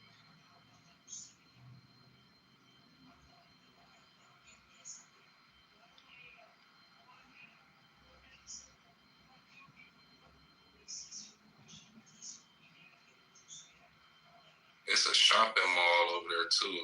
It's called it says a large shopping mall in Where? Sharjah, Dubai. Sharjah or something like that. Like the world's largest shopping mall? The one near the marina? It just say a large shopping mall. I don't know if it's the largest one. I can't remember what the one I went to was called. But I went to it was like a marina and it had like one of the world's biggest shopping malls. Oh yeah, they said it was a direct hit on the Palm Hotel. Damn. My heart go out to Dubai for real. Because I know they wasn't expecting that. They wasn't expecting to get hit by Iran. Yeah, I'm not gonna lie. They told them. They said that if after that 12-day war, they said that if the U.S. showed any aggression, they was gonna bomb all of their assets in the region, and told those countries like, hey, you got the U.S. station in your country, and you allow them to strike us from your country, we gonna retaliate. And the U.S. used those countries to strike Iran and put them people at risk. That's the crazy shit right there, though. You know what I'm saying? Use somebody else's country to carry out a strike. And the people there ain't even down for it. They mad now. They in the streets protesting.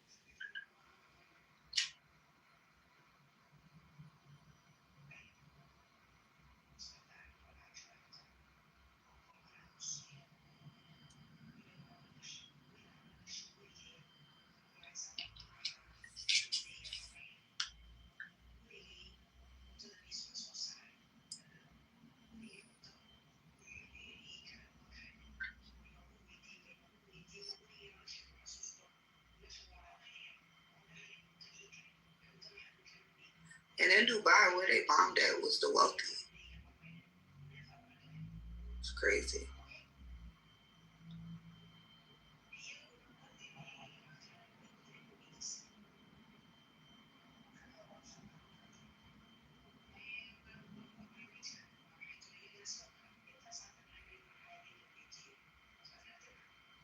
Well, I guess that was true about them firing missiles at Cyprus. This is Iran says it used hypersonic Fatah 2 missiles for the first time in attacks on military bases. And then it says Iran times breaking today. We will launch an attack with the overwhelming force in Bahrain, Oman, Saudi Arabia, the UAE, Tel Aviv, and Kuwait, wherever there are American bases. The public is requested not to go near American bases.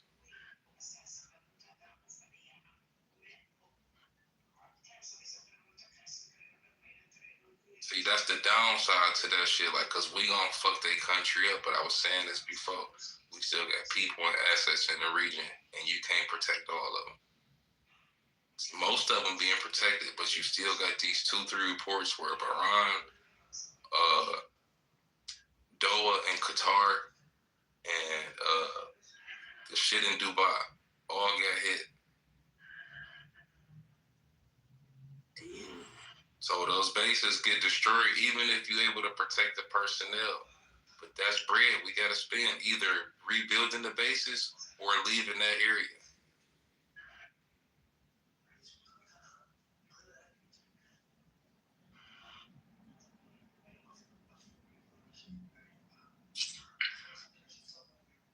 This is what I don't be understanding. 1 minute, this nigga will brag about making a bunch of money and then turn around and do some shit that cost us a bunch of fucking money. Spent just what we got. As soon as we get it, as soon as it touch the nigga hands, it's gone.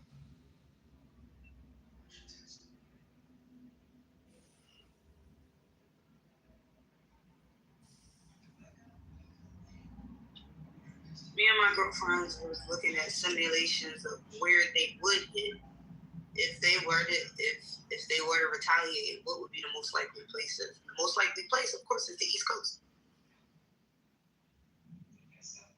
Oh yeah.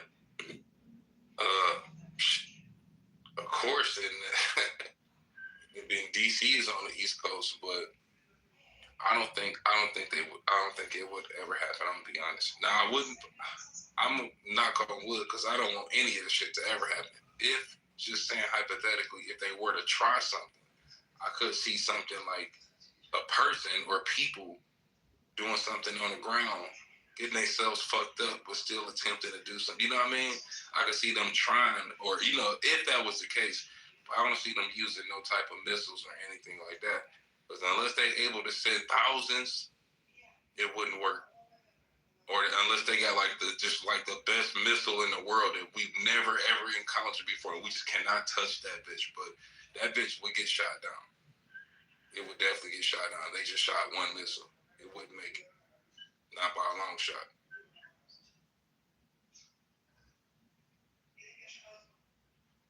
But like I said, though, we put our people right there in their backyard. We put our soldiers and shit in harm's way.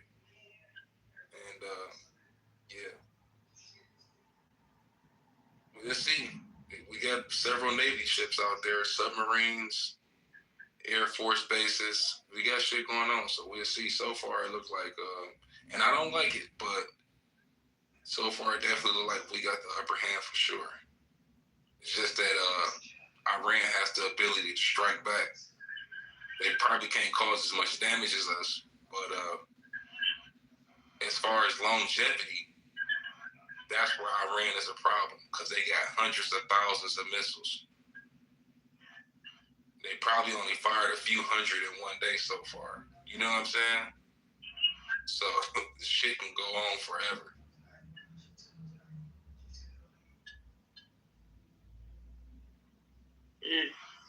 I'm sitting here watching this video about them striking the Dubai airport.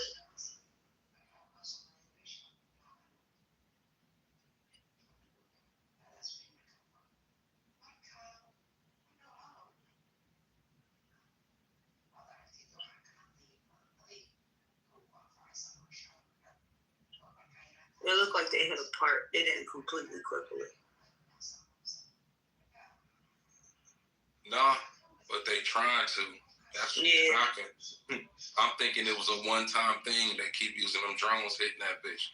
It's probably some type of officials they don't want leaving that they probably after, because they said the CIA headquarters in Dubai got hit too by a couple drones. I seen the video of the building on fire. Then they hit another building in Bahrain, a residential building, and they claimed that U.S. soldiers were staying in that building. But we don't got no official reports from our side saying that that was the case. But that building is still on fire right now. And allegedly, they called the fire department to come put it out, and they said no. Why? It's mixed feelings there. The government of Bahrain allowed the U.S. government to put a base there, but the people, they don't like the U.S. being there. Like when the base got hit, they was out there celebrating. That was a real video, because there's several videos of them celebrating the United States bases getting hit in their country. That's what I don't understand. Like, damn, why would we put a base there if the people on the ground don't fuck with us? Because if something pop off, then shit, the people at risk. You know what I'm saying? If the civilians don't like you, ain't no telling what the fuck could happen. Oh yeah, and this one last thing. In Pakistan, they tried to storm a U.S. U.S. embassy or something like that, and U.S. soldiers killed like 8 Pakistanis. From what they were saying, sniper rifle fire. Like 30 other people were injured.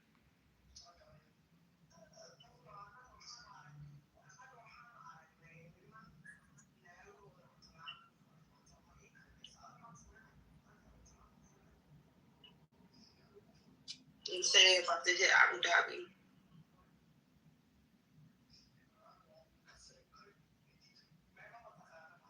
They said they're gonna hit Abu Dhabi. That was 5 hours ago.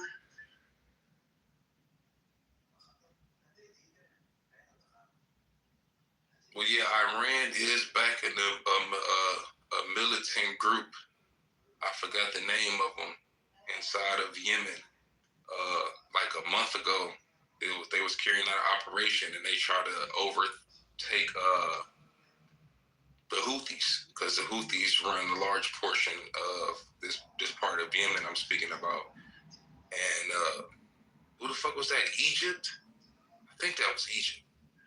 They fucking came in and bombed the shit out of them, out of nowhere. I'm like, damn, I think it was Egypt. They got involved and they bombed the shit out of whatever group that was on behalf of the Houthis. But that group was financially backed by the UAE government. And so I see how all of this shit, you know what I'm saying, connects together. And so I see why Dubai got hit, because their government is basically a puppet of the West. And they got some shit going on over there.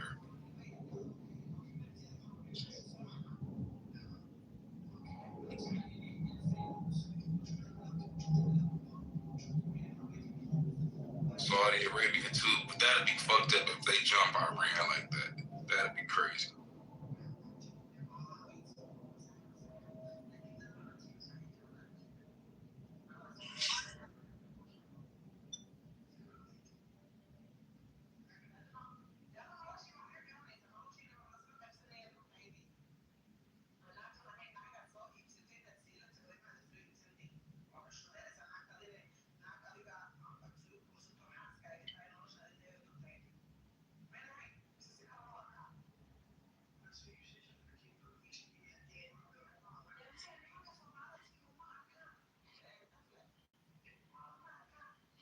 These commercials almost make me want to pay for it.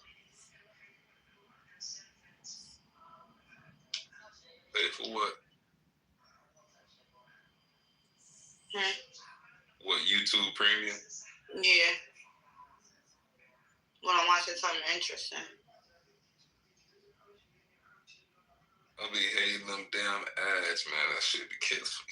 Some YouTubers make it so that like they break up the material right before the ad. Like so they won't like they have to tell you something important. They'll make it so that it's a break right there. You know what I mean? Like they put the ad, like they break the ads into their show. Yeah, because if you watch more than 5 seconds of the ad, they get money from. They be getting all the money from me because I always be like late getting back to my phone to go get skipped.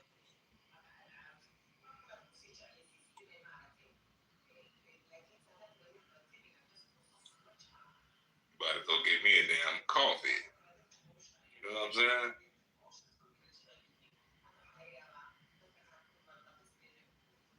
I got so many damn jackets. I feel like Mr. Rogers when I go out my closet. You know what I mean? Goddamn.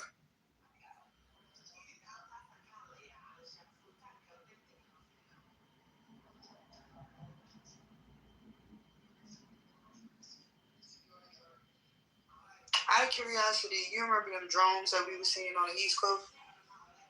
Yeah. You think that this could tie into that as well? Because remember, they thought that was Iran the whole time. Nah, that was us.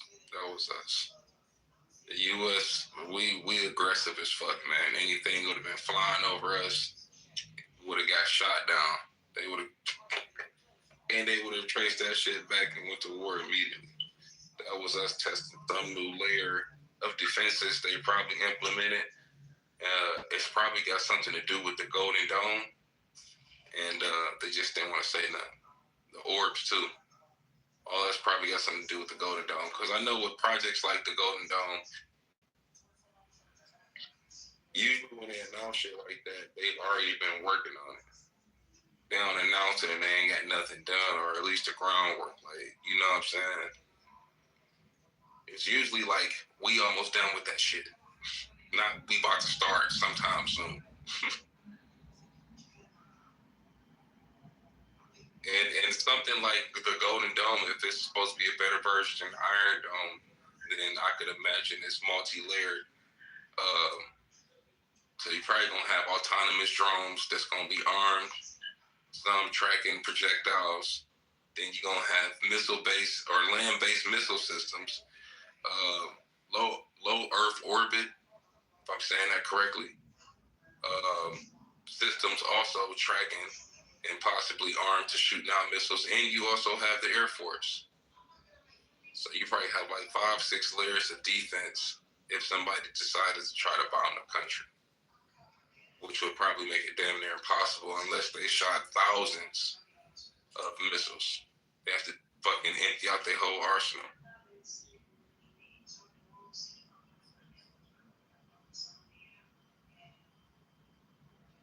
But once again, we like to keep our asses in people's backyard. So people really, these countries, I don't think they even thinking about striking the U.S.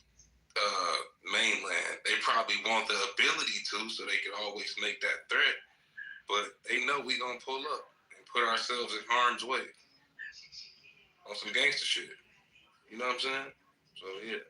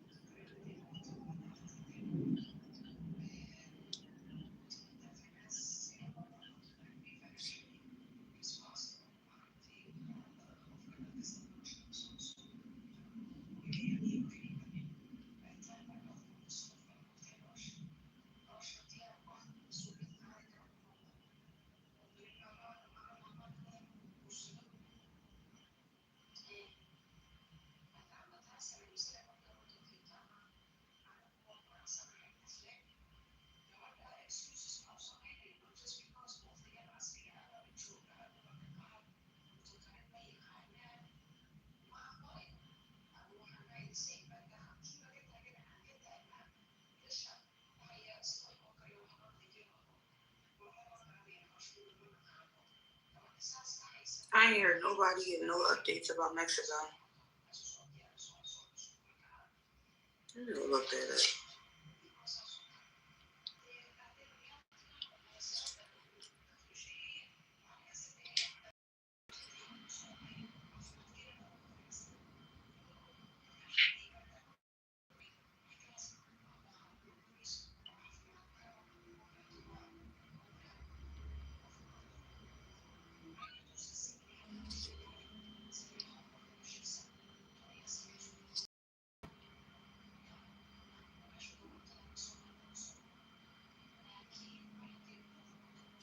Good morning. Good morning. Good night. No, I'm just playing. I haven't even been paying attention much, but I realized that so I heard war has been started. Wow. Yeah. That's insane. It's the beginning of World War III. It's crazy. I live in Long Island, New York City. I gotta go to the city on Tuesday. I gotta go to Manhattan. Should I be worried, guys? Don't know. Shit. That's fucking crazy. This is fucking crazy. Shit like this make me nervous. Don't know. Especially when I got, and you know what? Oh my God. This is fucking crazy.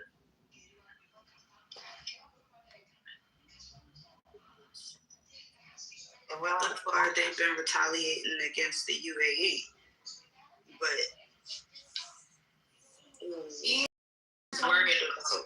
I'm worried about attacks here, as everyone else. What state are you in? Philly. I'm in PA. What's so good? Sorry, go ahead. I said we're neighbors. What state is the Pentagon? Isn't it like New York?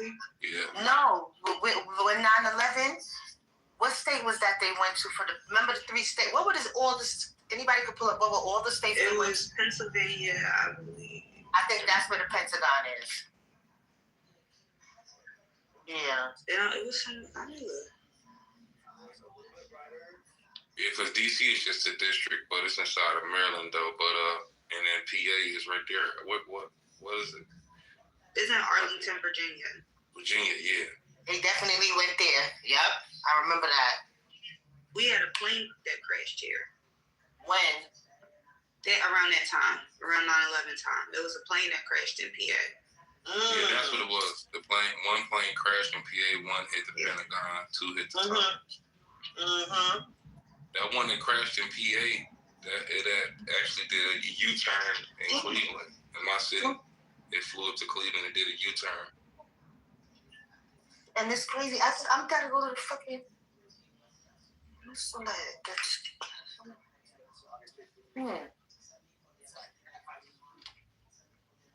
I think I'm gonna hold off on Tuesday of going into the city. What y'all think? This might remind me of one of them 9/11 moments when the guy called out from work, and he's able to tell the story how he called out from work. Is it a way you can work from home? No, it's actually I'm supposed to go handle some business. An important business in Manhattan. And I could put it off. Fuck that. Yeah, no, it's not work related. It's business matters. But if No, I think you'll be all right though, man. I really don't think we got nothing to worry about over here, man. Now if you was somewhere what state you in? I'm in Ohio, but if you was in the Middle East, then shit. But I think you good over here, man. I'm not putting nothing past Iran though. I'm not saying, like I said, I'm not putting nothing past nobody. Never underestimate, you know what I'm saying, who you going up against. No, I don't trust nobody outside my house. Right, you know what I'm saying? So anything is possible, but the likelihood of it, I don't know. I would think that they would use their resources to try to get at the military people that's actually in their region instead of trying to, you know what I mean? Because the logistically that'd be stupid. Like almost, like nigga, you know what I mean? There's some niggas right there. You're gonna try to go all the way to America and pull something off and then get stopped.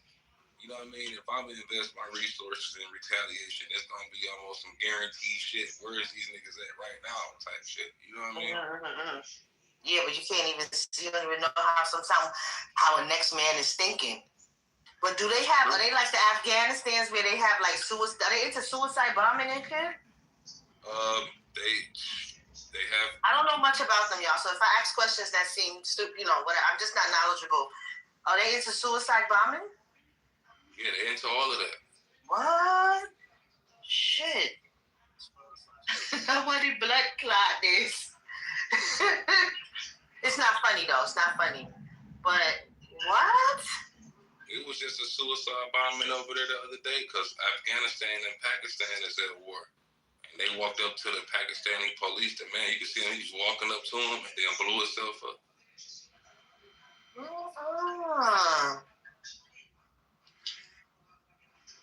You see, that's what I be trying to tell my family that's in the islands. Y'all talking about y'all want to come to America, Y'all think there's a better roses over here. Shit, I'm trying to get to the islands. Stay in them islands. Yeah, that's what I'm thinking, because it's like, wow. Shit, stuff like this. Sitting up here, I'm planning the trip for my son's birthday in July. And, I was like, damn, I want to take him on a cruise. And I'm like, well, where I'm going? Damn sure not Mexico.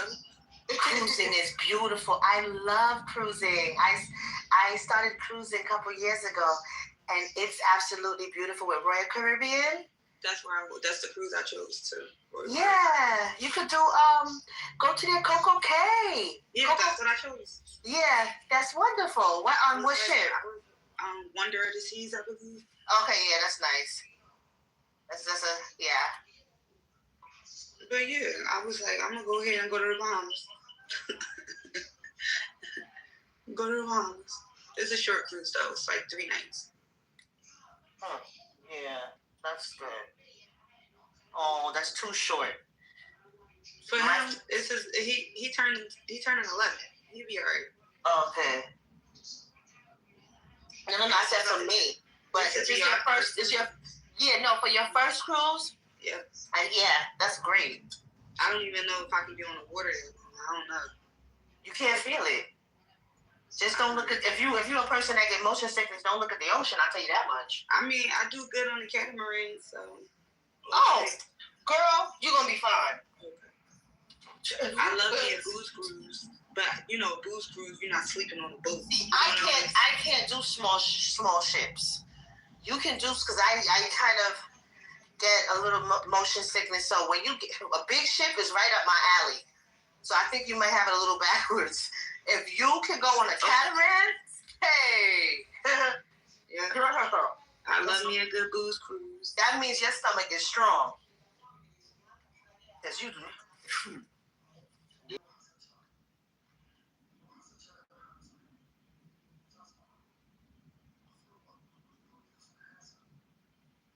Yo, the crazy part though is out of all of this is that the shit that George Bush plotted out a long time ago, all of that shit has happened. Mm-hmm. That's fucking wild. They said they wanted to fight 7 countries in 5 years, but they had the timeline wrong. It took way longer than 5 years. But they eventually fought all that laid out. Ain't it funny when you come across a conspiracy and it's a theory at one point, but then you see it play out to the T. Yeah. Just say you're a fact checker. Say sometimes. Real fucking fact. They're trying to call you crazy before you can, hop off with the truth. Huh. Yeah, I hate that. Gaslighting. Huh. Yeah, we gotta be sharp on that right now. This crazy.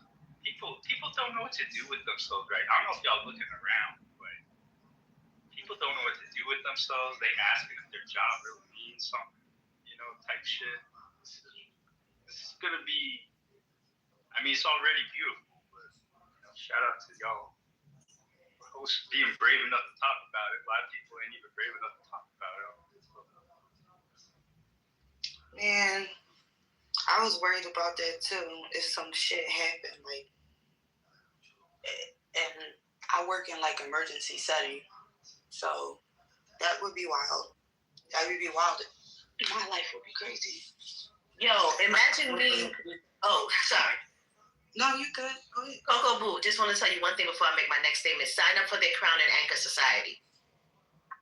Royal Caribbean, okay? Yeah. Yep. So you can earn stuff. And are you traveling on his birthday? No, I'm gonna travel the week after because I'm coming back from. Okay. Because they would have gave him a free gift in his room, everything like that, But it's okay. I'm gonna say this. Right now, I'm about to send a text to my family in Haiti to pray for me. And you know what? That sounds so crazy. I was thinking it in my head. Imagine I'm sending, and they're gonna be like, we the ones that usually need praying for. Haitian and Jamaican, I know your food's good. I'm sorry. Yeah, my mom's dad is from Haiti, and then my dad is Jamaican.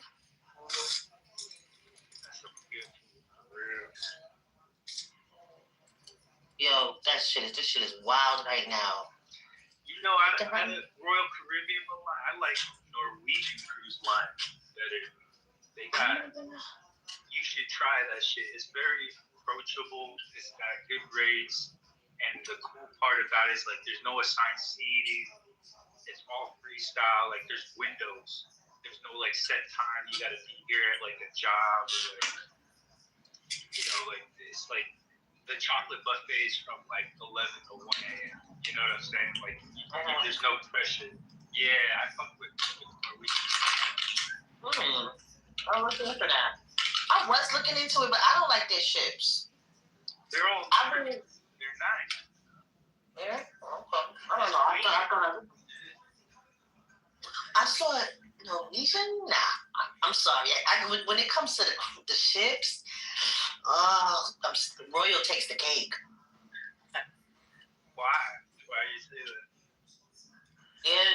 Their ships are like islands, moving islands. Literally, they have the biggest ships in the world. Oh. Yeah, you didn't know that? Yeah, they got like three biggest ships in the world. Wonder was the Wonder, and then it's Star of the Seas and Utopia of the Seas, Icon of the Seas. I think they got 4 now. I wanted to go on Icon of the Seas, but they didn't have the dates that I needed. Icon of the Seas, when I looked at that one, it looked like. But it looked like. Icon of the Seas looked crazy. Like it looked like a time. Everything's lit up. Yeah. Pretty. It looks really, really nice. I definitely did see Icon of the Seas.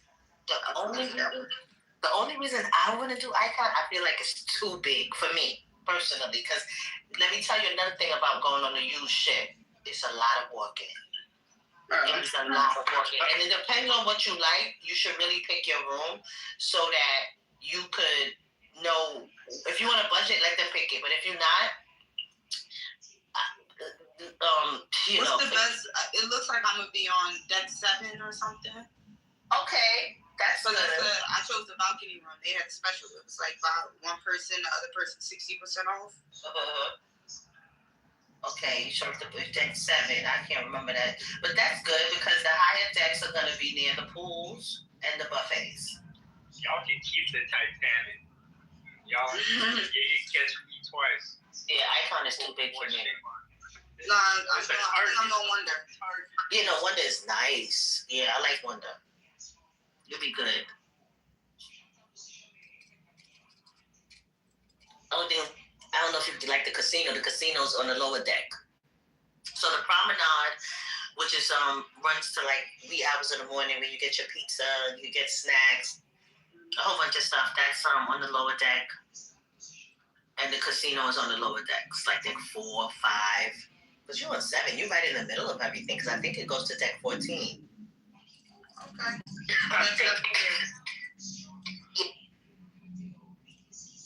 I went island hopping in Hawaii, Norwegian cruise line. That was pretty stuff. Active volcano at night.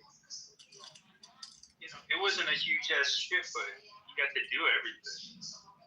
And then the most memorable parts, I think, was Hawaii. So, you never get enough time, so. Yeah, but they do have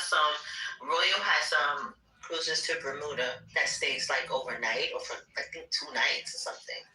That sounds special. That sounds. I was worried about getting lost in Bermuda. I know that's such a stereotype, but I looked at Bermuda too. I was like, their private island. Yeah, I heard it's nice. I looked at reviews. Since I'm coming back from a trip the month before, I wanted to do something fun with them, but I needed it to be all inclusive. Of course. I needed it to be all inclusive. Or minimal spend once I, But so far, that trip is costing me under $1,000. It's like $940 or something, plus 2 flights. Including flights? No. I still gotta find a flight. But I'm only going from Philly to Florida, so our flights ain't that crazy. Even when they high. Make sure you get travel insurance. Oh, for sure, it was included. I booked directly through the Royal Caribbean. I think the travel insurance was like $90. Yeah, I was supposed to go on a cruise for Christmas, and a storm hit New York, and we weren't able to go. And yeah, they gave all of everybody on my itinerary a check just for the hassle of the whole thing. Because imagine you pack your bag, like literally, it's the storm came like the morning we're supposed to leave out. Yeah.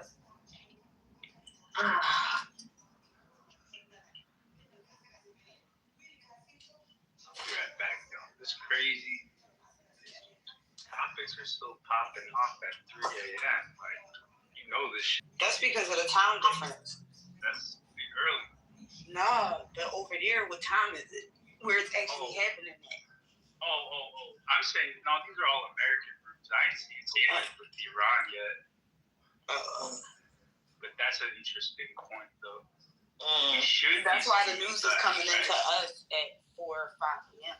Because it's the middle of the day over there. But wait, this started happening yesterday. Yeah, but it started happening at like 8 a.m. our time. Well, Eastern Standard.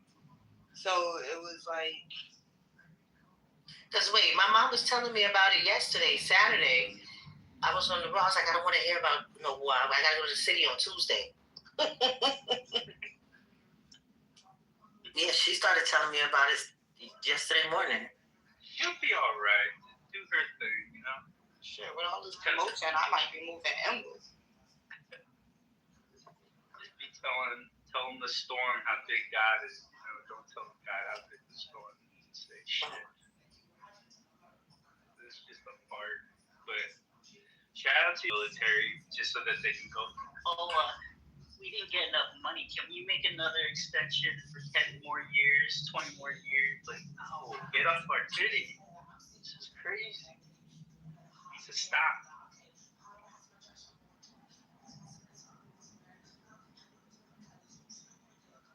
Just overall the violence. We got way too much going on. I'm with you, Coco. Violence everywhere around us. Well, except Canada. They definitely doing something. Yeah, they got something funky on them too. You know what I mean? Like with their racism, you can't even like get into there if you want. At least I don't know. I hear. You know who cool as shit from I met a big ass group. It was a wedding party at a Rio in Cabo, and it was a bunch of Indians, and they were all Canadian. They were cool as shit. No, Canadians as a people are just dope as us, if not like doper, you know. But it's their government that's just like ours. It's so gross. Took me out. Took me out. We found ratchet Indians from Canada in Cabo. It was the funniest shit ever. That reminds me of my Pakistani homies in Colorado. Like they stand out like a sore thumb, but they put me on West Side Connection when I was in 12th grade. See? Yeah, but they were a trip. They were a trip. They were also listening to Hanson and No Doubt at the time. Shout out to Pakistan. I don't understand why when you say we're living in the last days, there's always the atheists to say that we're not living in the last days. You know, I just don't get that. What? I just think. What was I'm not talking to you. I wasn't talking to you. I'm talking to Roaring Lion. Okay, that's cool. Well, no, I think you say something about that. Yeah, this is the last days, and this is World War III. It's all I don't understand that, man. No, I'm just saying, we laughing about it, but then it's not gonna be funny when the red heifers and the build the temple and the Antichrist show up. No. I already know, and then you get the mark of the beast on your forehead. Keep on playing. My grandma is funny. It was that comedian. I think she was on Queens of Comedy. I don't know if it was some more, but somebody said, why is it always grandma and granddaddy saying like we in the last days, we in the final days? Like it's always we in the last days and you about to die. We wasn't in the last days and you was fucking granddaddy. When you young. She's right about that shit. It's always when we get defeated, we feel old that we start giving up and say, I guess the Jews won, but no, fuck all that shit. I'm gonna die here.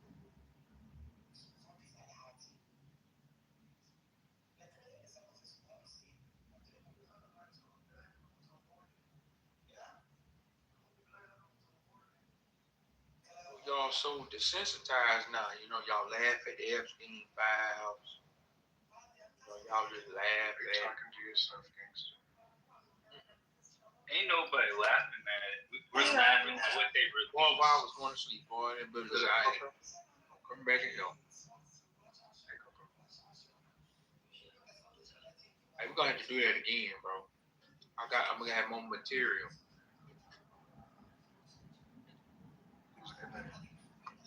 For what? I'm about to say I woke up not too long ago. My food cooking in. It wasn't on this stage. The conversation turned into a damn room. But that's cool. I like to let that public, let them, hey, man, hey. Did you come earlier? Did you hear Rabbi Shmuley talking here?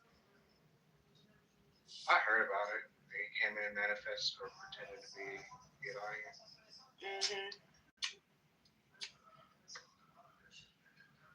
Yeah, I'm on completely different wavelengths right now. All of that stuff, none of that matters to me. Shit.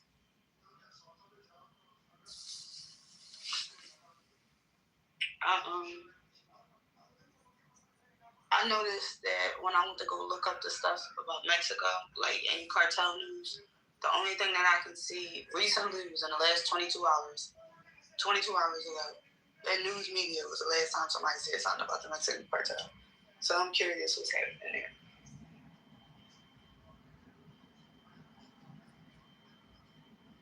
And that was that they returned El Mencho's body to his family.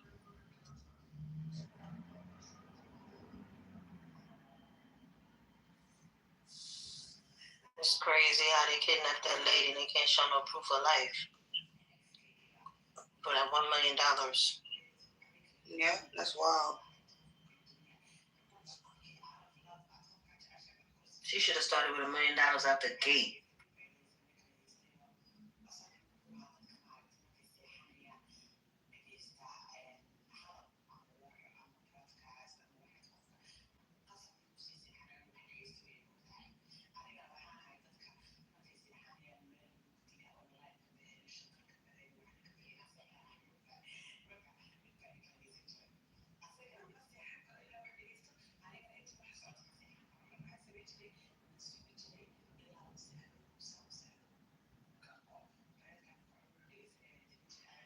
Why everybody get quiet?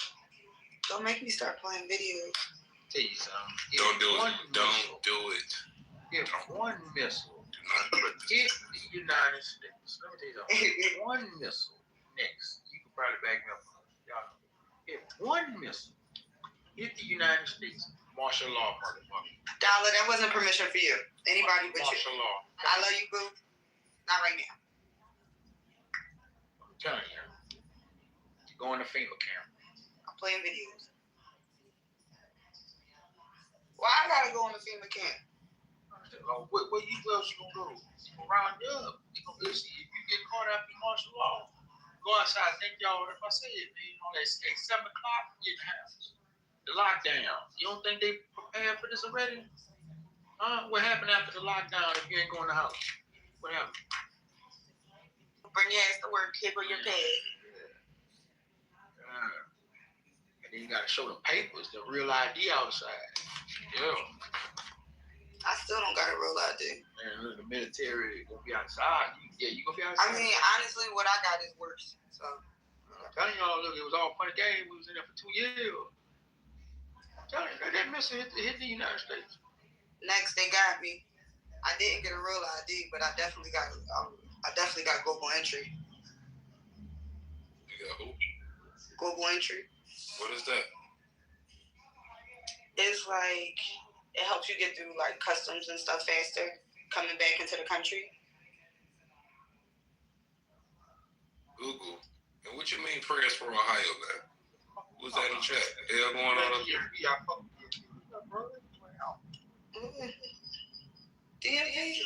Man, shoot. There was a mass shooting downtown. Put a link in. I'm done with fact checking.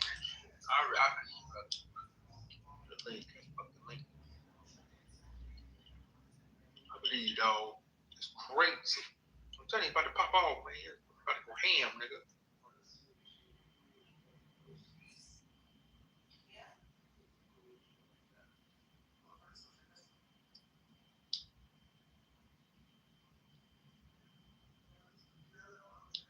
So they did that Native American woman, huh? The woman showed her ID, they said it was fake. They deported her ass. Somebody in the comments said, bruh, Iran bombed Dubai and Dubai didn't get this much injury. What's going on? You know, from YouTube, the bald head dude, Saint, he stuck out there in Dubai. He live streamed it. And they blew up the airport. I seen it. Yeah, Batman Camo the airport, the first police, all that. Man, Camo is, bro, how many niggas is living in Dubai? Oh no, Batman Camo always over there. That nigga stuck over there too. He rode past the Palm. What they call it? Name of that hotel? The Palm. The Mirage? No, is it Mirage? No, it's called the Palm something. The Palm Jumeirah?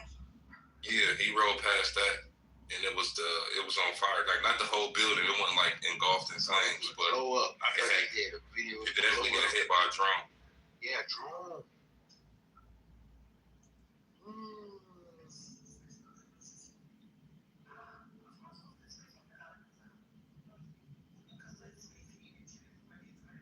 It could be. Now that I think about it, I mean, it could be officials living there, or it could be just simply because, not just because Dubai involved, but probably because they know Americans live there. You know what I mean? It could be that. Like, it would be Americans at that hotel, officials, military officials, civilians, all type of Americans. You know what I'm saying? And Dubai officials. He mad at them too.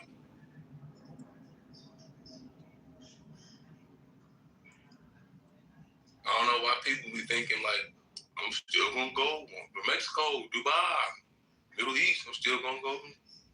You know what I'm saying? Like, I know somebody that's booking a trip to Tulum right now, and I told her don't do it. She booking it for December though, but she was like, it'll be cleared up by then. I was like, girl,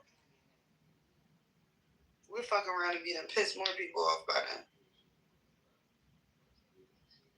That dude that we killed, that nigga wasn't just no king, bro. That nigga was number 2 in the religion of Islam. Okay? He was number 2. That's like if Farrakhan was vice president. And he, I put damn, I don't know why I said that. But I'm just giving a perspective. I know what you mean. So, guess you know what their greatest weapon is? Allah Akbar. Boom. Motherfucker blow themselves up. That's what's scary about these motherfuckers. That's what you gotta watch out for. You walk around in malls and shit. You know? Allah Akbar. Boom.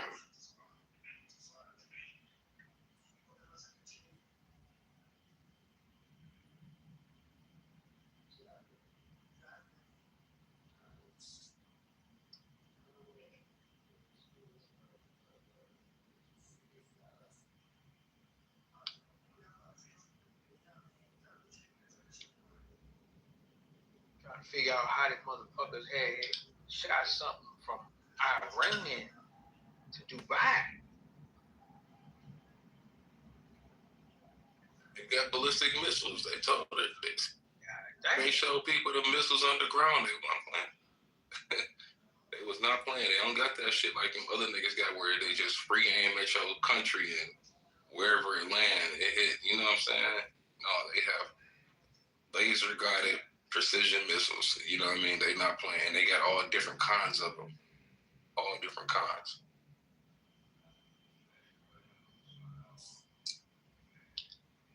Bro, they hit Qatar, Kuwait, Bahrain, Dubai, Saudi Arabia. Them niggas struck all them countries from Iran. They hit Tel Aviv, nigga. And Tel Aviv, yep.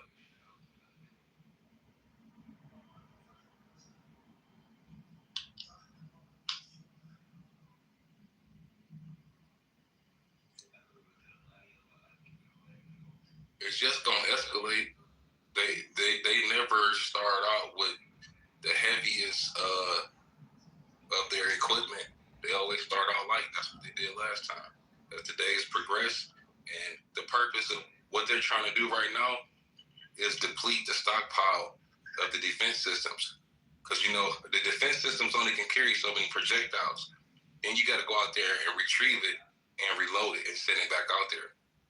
So their plan is to just keep shooting, and then once the munitions get low for the defense systems, like it did last time, then they start firing heavy shit. And then that's when you see a bunch of their missiles start to hit. You like, oh shit, now they really fucking shit up because your shit empty. You know what I'm saying? And they got hundreds of thousands of missiles.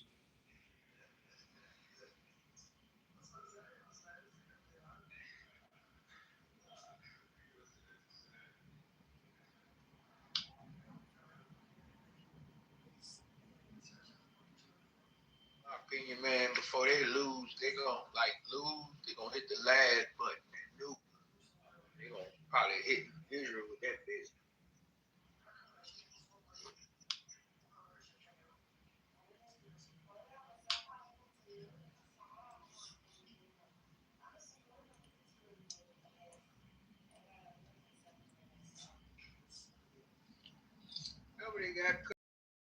Maybe we're looking at this in the wrong way. Why, what if I influence and say, you know what, fuck it, I'm going to war with Iran? Because I know Israel got it over my head, right? So, yeah, we're going to war, and I backdoor them, and I don't do shit, and they just going to blow Israel up. They going to shoot all Israel up. And we ain't doing nothing. We just like, you know what, because they got, they using them as bait.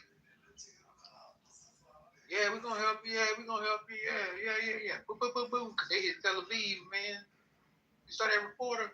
Man, we ain't seen reporting on Gaza. All of a sudden, we got reporting live. Hey, streets was on fire. Bro, I saw Tel Aviv. I was like, whoa. Hey, yeah, they going to. Maybe this might be a move. We're going to just, because they right next to them. We might just, kill two birds with one stone. Y'all you gonna blow Israel and then turn around and blow you up.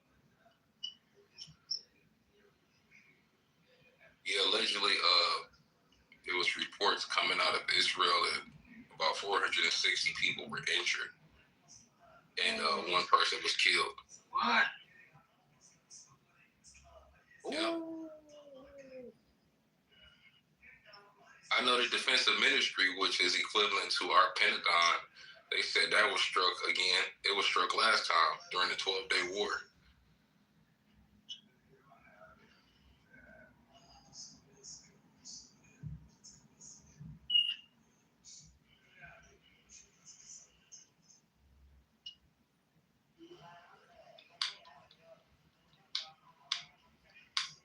Maybe Donald Trump ain't so dumb as after all, because be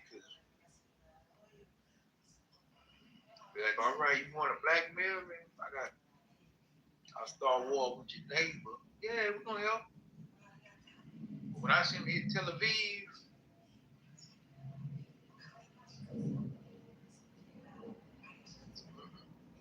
something fishy.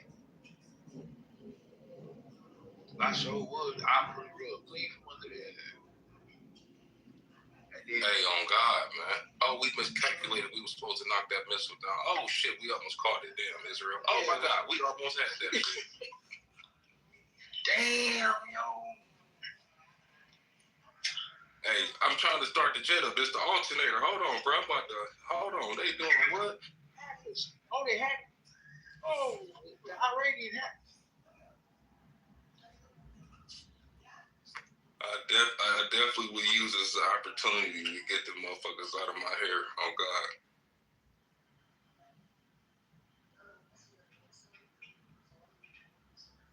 But shit, they already nuclear facility is. They struck near it. They didn't hit it, but they struck near that area. So I could just imagine, man. What I don't understand is Trump think by them killing the Supreme Ayatollah, which is crazy. Like you said earlier, bro, that's killing somebody like him is wild. That's wild. He was 86 years old. It's crazy. At peace with us. That's one thing I can say about the situation. It's fucked up because they tried. They tried so many times, man, to be at peace with us. And we were just setting them up. Like, nah, nigga, we don't want peace. We want war. The negotiation, the talks, all that shit was just all a distraction so that they can build up the equipment and strategize on how they was going to take the people out. They ain't never want no talks with Iran. That was a facade.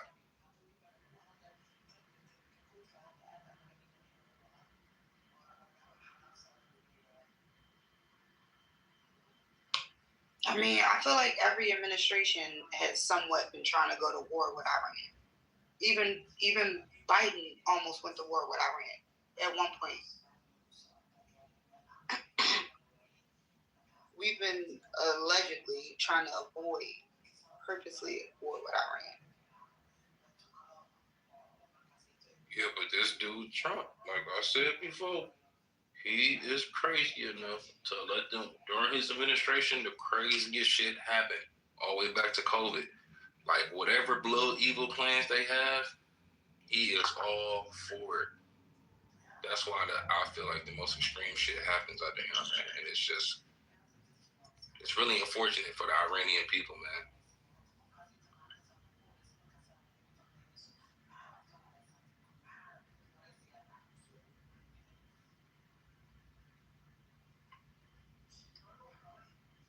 Because remember, man, them missiles that hit Iran, when I first saw it, it said Israel shot them missiles.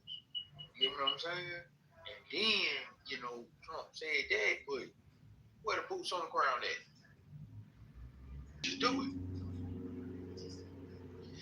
So he might have said that, oh yeah, we put boots on the ground, we doing this. And then Israel pop it off. We back, they gonna focus on Israel and that side. And like I said, I wait till where the boots at. Where the boots? That's what I've been like, oh shit, y'all just fucked up. Like I said, they hit Tel Aviv, where the boots at? I know Netanyahu, where United States? Where the shit, man? Gotcha.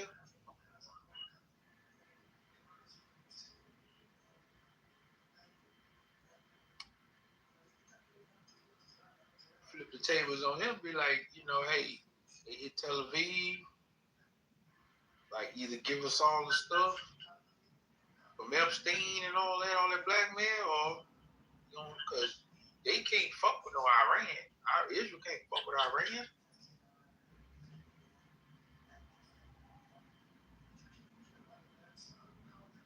No, not at all.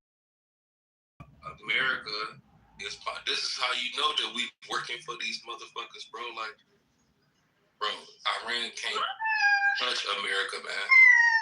But for some reason, we bombing the fuck out of Iran. What the fuck is America doing to bombing the fuck out of Iran? Instead of Israel, they can't beat them. I don't know what they done did, how they convinced our leaders. I don't know. They must have made these people a ton of money or something. I don't know, but that's just wild to me. To go fight a nigga that ain't did shit to you.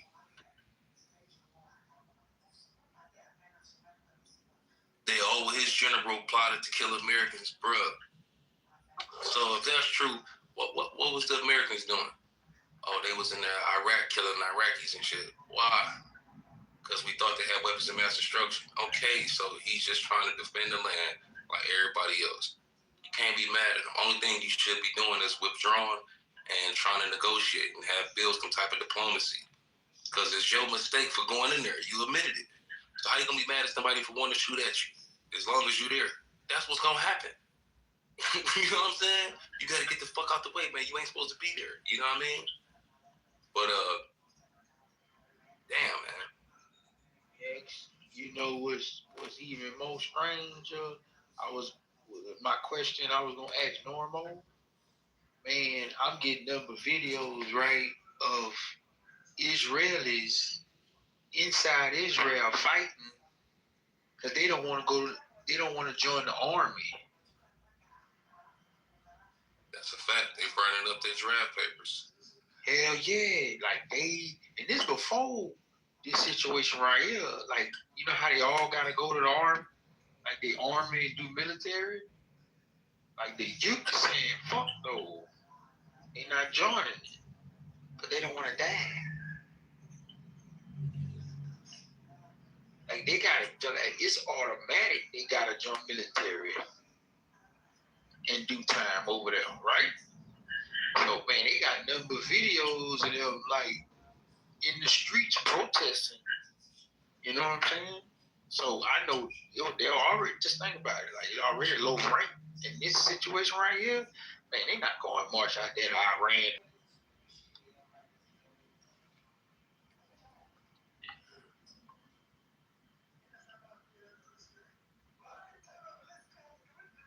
Nobody want to go in Iran and fight. Yeah, Iran looks like Mars, nigga. You feel me? Come on, man. Man, if you ain't got intel, like drones and shit flying around and everything, man, you lost, nigga. Iran. Fucking look like a whole nother planet when you just boots on the ground. Come on, man, boots on the ground. Yeah, shit, man. And remember, we talk about Israelis. We talking about we talking about white boys. Ain't no brothers. That boy will get ate up out there. They can't fight in the sun. Dollar shop, please. That made me laugh. I'm sorry.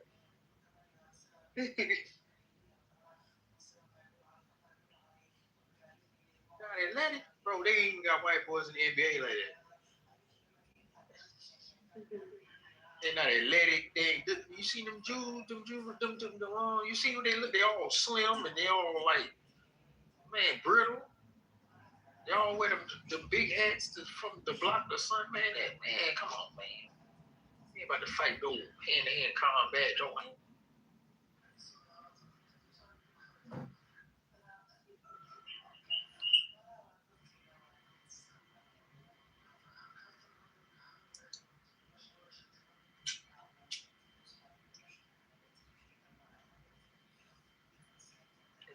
well, the niggas. Let's get some niggas out here. I can see it now, bro. Who's on the ground? I knew they was gonna do some shit to try to stop GTA 6 from coming out. That shit crazy, man. Hey, bro, that's all I was thinking about. Wait, why does that stop y'all from getting the PlayStation? I mean GTA 6. Because they gonna want us to go fight, man.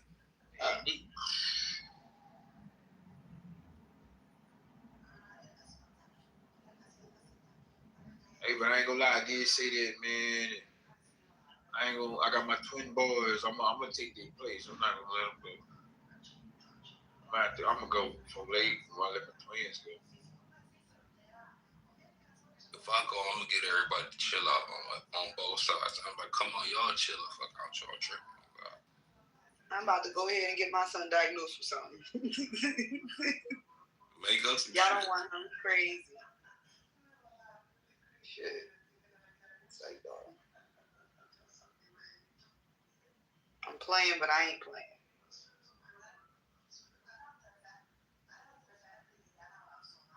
Tripping, man. We're gonna be out here, man. I'm gonna get with the brothers, man. We're gonna be stealing.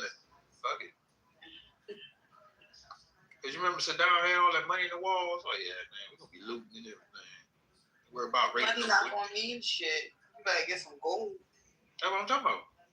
Oh yeah, we're gonna take shit.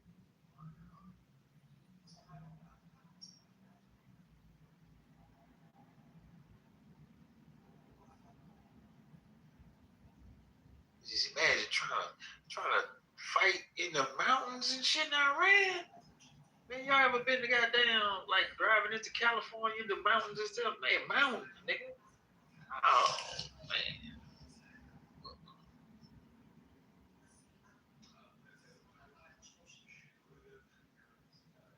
We with some Israeli fighters and they gonna be dumb as rocks, man.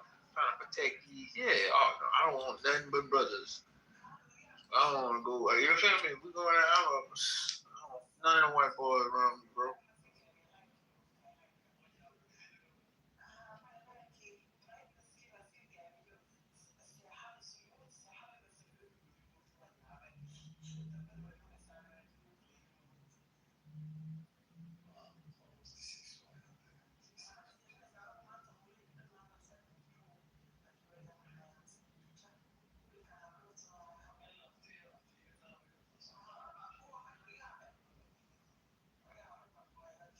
Talking about Israel. We not talking about Navy SEALs and Delta Force, motherfucker. We talking about the punk ass Israeli fighters over there, bro. Stop it, bro.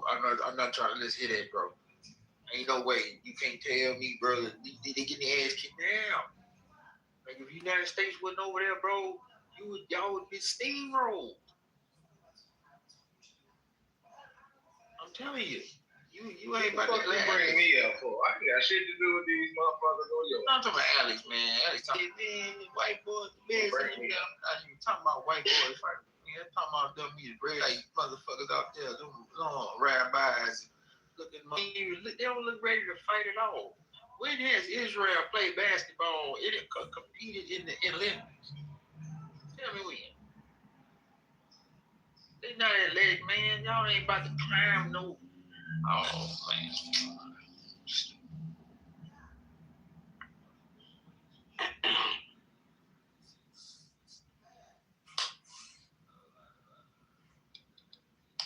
Y'all might be fighting and we over there. That's how it's should be over there. Fighting nothing. Yeah, let's send the robots, bro. Fuck that.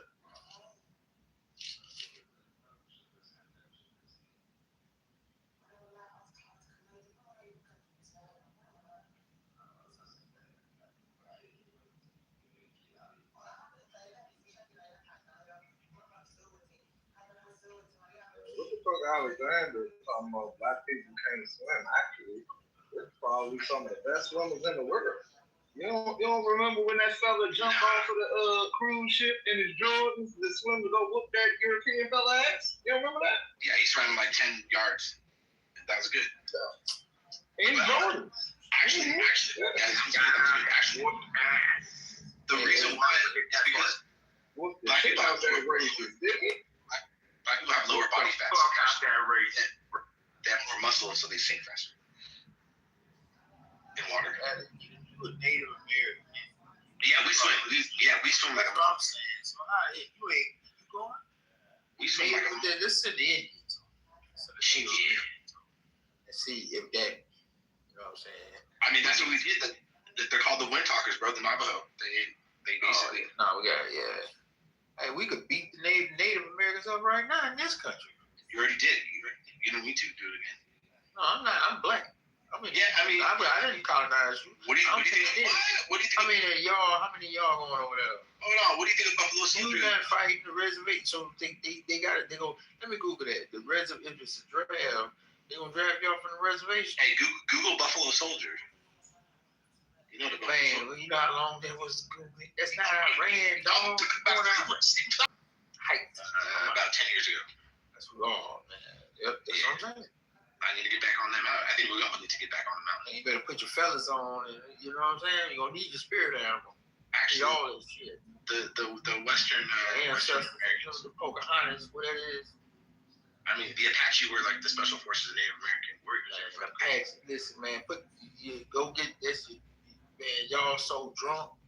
All y'all want to do is get drunk, man. Y'all don't fool me, bro. I mean, hey, that liquor was is actually by the white. That's a white man's drink right there. It fucks up black people too. It was fire water. Like the black people too. We see black people fucking all fucked up all the time.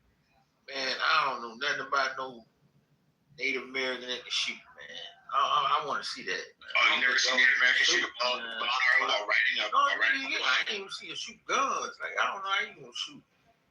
Shoot guns. You know what I'm saying? That's gonna be weird, man. That's why I say I want brothers around me, bro. When we get out there, I want brothers. That's it. You know what I'm saying? I don't care what you're saying.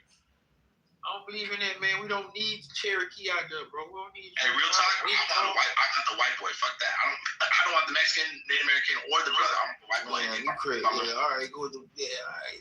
I mean, by all means, do you, boo boo? I want that. We gonna definitely split up. I want that technology. Like, if you don't like this, cool. Be indifferent. But what people do is focus. And I just don't understand it. If I don't like something, I'm just indifferent. We're just having it's just a stupid conversation. It's hypothetical, so it's not real. None of us are going to fucking war. I'm just saying. The stereotype is corny. But it is based off truth. Especially because my son's dad is Navy. It is based off truth. Like, I don't. What son? What? I said my son's dad is Navy. In the Navy? Yeah, he's Navy. Like, I don't. Shit, he ain't gotta worry about no boots on the ground. We talking about they gonna boot. I know plenty of black people that can swim. I know plenty of white people that can't. I know plenty of white people that can. I know plenty of black people that can. I know Spanish people that can and can't. I know. Like, I live in California, so my ex-girlfriend was black. I'm on the East Coast. You on the West. Yeah. Our surroundings is different. Yeah, sure. Doesn't mean you're wrong. Doesn't mean I'm wrong. Exactly. So to put down that black people can't swim is just weird. Would you say that if you had add them all up, that more black people can swim than can't? I don't think so. Where's the water in Iran? Talking about, you know how big we talking about Iran, dog. But if they couldn't, what's it to you? Like, then it would make the stereotype true. This is funny. It's just funny. It's funny, dude. It's kind of true, but it's funny because it's kind of true. That's why it's funny. It's not kind of true. It is true. Majority of black people cannot swim, and then y'all be outraged when people say it. Y'all can't swim. It's okay. What's up, babe? What's up? They got tunnels. They got big ass tunnels in Iran. Tunnels.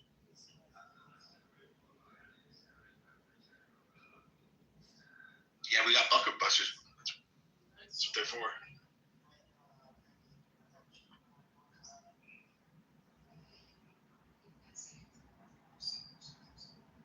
y'all, hey man, let me tell you something. Hey, you better use your abilities out there. You better, that's what we're gonna make you do. Use your fucking abilities and find out where you use the spirit down. Rain dance, man. Do something. That's right. Running leopard. Yeah, you heard, man.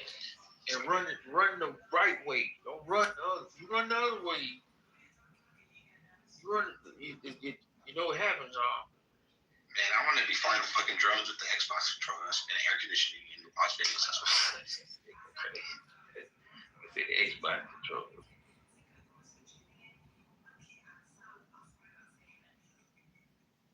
Oh shit. That's real shit. That's what they use. I mean, look, bro, they killed that man, bro. I didn't think that man was like that. I didn't think that man was number 2. Oh yeah, man, they smoked his ass. Yeah, real quick. A vast majority of black people can swim, but historically, it's because of racism that we don't have a higher acumen for swimming because of segregation of pools, waterways, due to the racist European government that was instilled in the United States. Actually, so racism is real. So if are you sure it's not because of the hold on, Alexander, because niggas be trying to come sure. off mic correcting. So you literally said a little less than half. So what does that mean? Majority can't.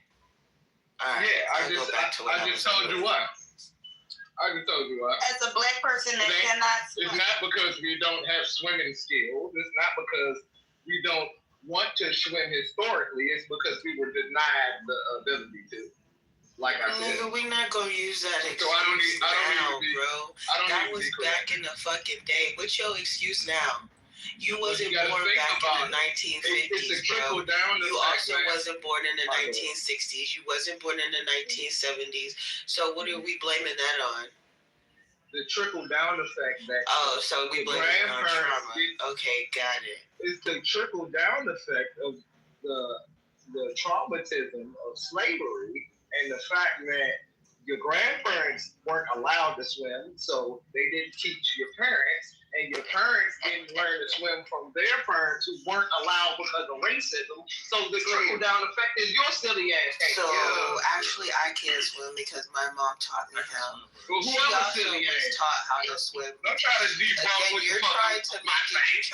I don't think that you understand how far back that was, right? Because our parents and our parents' parents, they weren't a part of those times. It was their parents and their segregation was. Like you're not even going back far enough, bro. No, because my mom did not live in that time. Like, stop trying to sit up here and act like that, bro.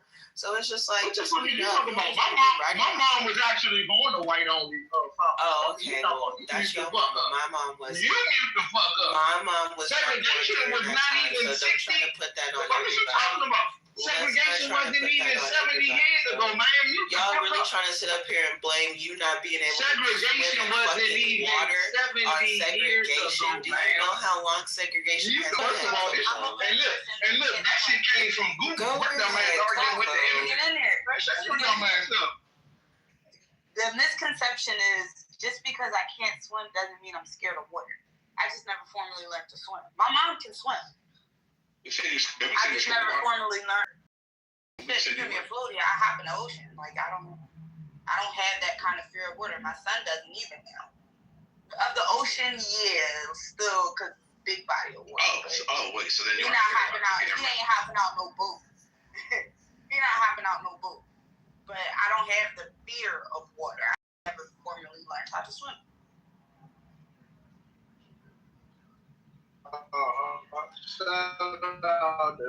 You ain't making sense. Still clear up water. Now, like I said,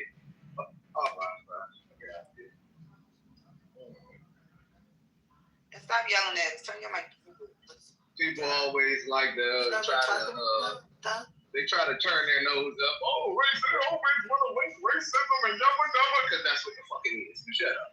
Approximately 60 to 70% of Black Americans have low or no swimming ability, according to a USA Swimming and the University of Memphis studies. Recent CDC data confirms that over 1 in 3 Black adults report not knowing how to swim. this significant racial disparity is linked to historic segregation. First fucking thing. Nobody cares about what Google says, bro. Like, I'm tired of black people using nobody cares what you got excuse as segregation and racism as a reason to why they can't do shit. Like, bro, that shit is not an excuse anymore. It's not an excuse for you, and it's not an excuse for your kids, bro. Like, that shit irritates my soul. Y'all love leaning on shit and using shit that is no longer relevant as an excuse to why you can't fucking do something. I can't tie my shoes now because over 100 years ago, black people weren't allowed to tie their shoes with white people, so I never learned to do it. Like, shut up, bro. Yeah, meanwhile, fuck your feelings and your opinions. The truth is the truth. Well, the truth is that it's still true. I read it. I knew it before I even read it. Most black people can't That's what I said. It's a fact. It's because of your white ancestors. Get mad for what? Because of your white They always get mad when you say that, but it's and it's silly. It doesn't mean it's funny, dude. Yeah, just like the truth is because of historic racism. It's the reason. Well, it's still true. I'm trying to convince step the fuck around that shit. It's funny, bro. Black people just take true for some reason. It's because of them wicked ass racist white people. Black people are really fast. Is that racist? Like, it's kind of true, right? I don't know, actually. Are black people most like the fastest? Bro, fuck all that shit you talking. Argue with Goofy, nigga. I mean, at the end of the day, most black people can't swim in America. That's just a fucking fact. Yeah, because of white people. Period. All right, cool. In the statement. Cool. All right. Fuck these motherfuckers trying to make a moot point. Y'all motherfucking point and opinion don't matter. No, your point was that it's false, and my point is that no, it's not. It's actually true.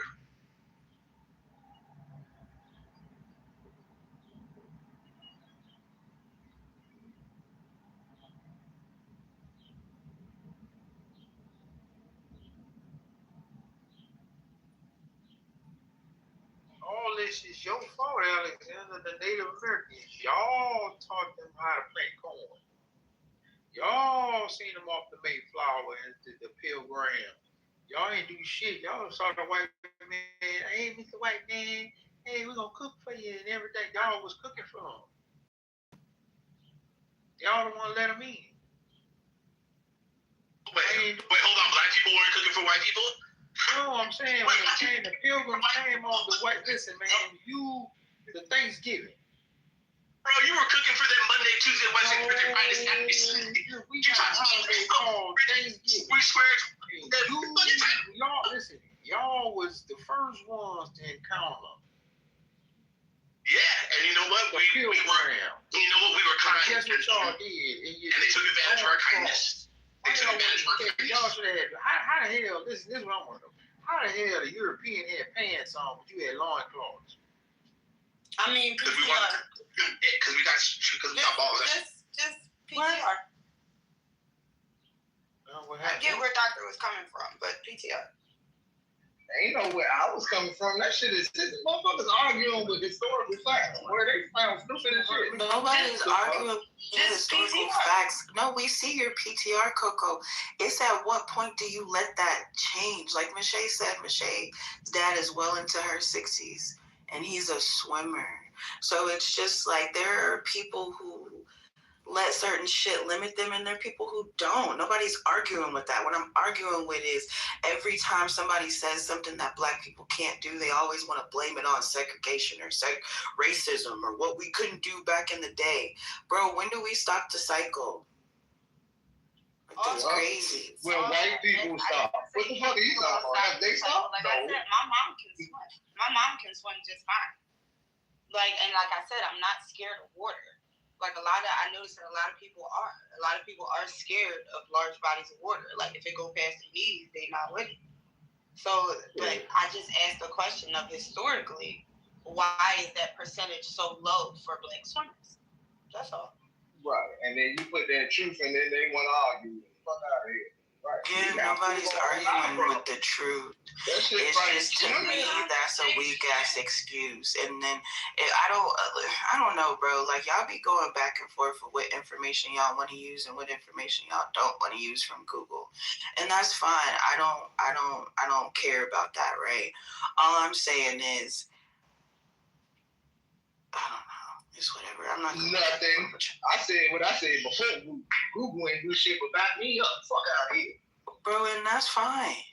And that's perfectly fine. You want to use racism and, because we couldn't swim together and we couldn't do this as a reason to why you can't do something today. That's perfectly fine. That's not going to be my excuse, and that's not going to be my story. And I'm not going to let that be my kid's story either. Like I said, at what point do we stop? Like, what point does it change? Well, white people I'm not saying it's good to historically, why we blowing up Iran right now? They ain't never stopped. Historically, why we gonna stop when they stop? That was the question. Like, it wasn't saying that, generations after didn't learn, because they did. Like I said, my mom is one of them. My mom swims just fine, knows different strokes and everything. Like, my mom is a swimmer, but I just never learned to formally swim.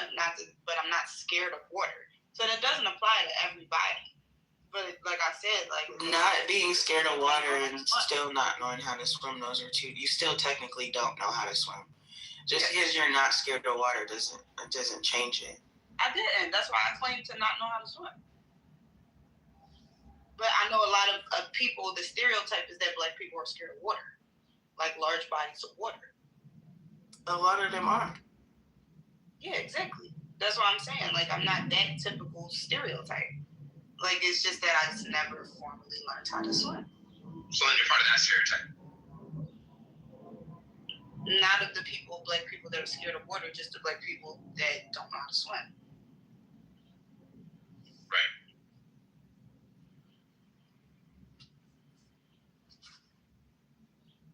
All this being said, white people fuck the world up. About 17,000. Oh my God. When are y'all going to let that rhetoric go? When they stop fucking the world up, they just blew up Iran. Like, shut your ass up. The fuck are you even talking about? Bro, you trying to conflate two different situations. Like, please shut the fuck up. No, it's the same situation. It's the same white supremacy being spread. It's the same colonization. The same tyranny. Please, you shut the fuck up. Because you're not making sense for it. I told y'all. The fuck?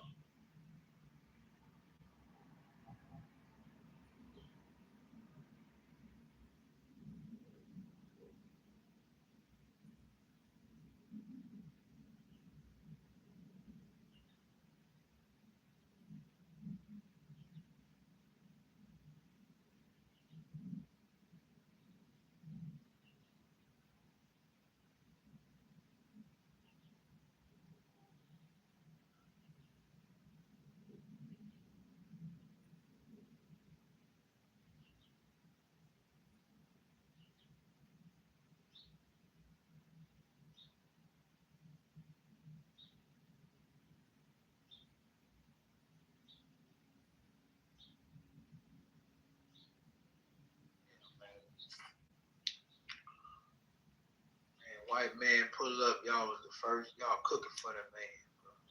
That's wild, man. But you want to know what's crazy? Alexander was never wrong. Just because y'all went on Google and pulled up these little facts and want to argue about it, y'all proved Alexander's point even more, which is crazy.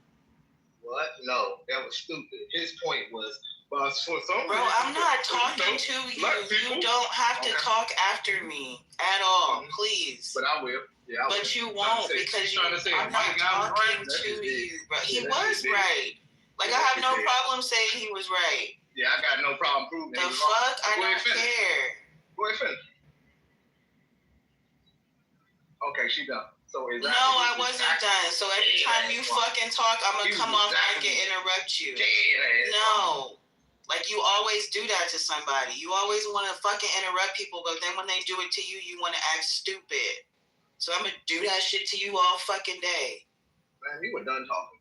No, I wasn't, bitch. You wanted me to be done talking. I was still talking, and you want us literally Bro, just shut up. Wait. Yeah. For a white man. Bullshit. Move point. Was it Native American or white? I forgot.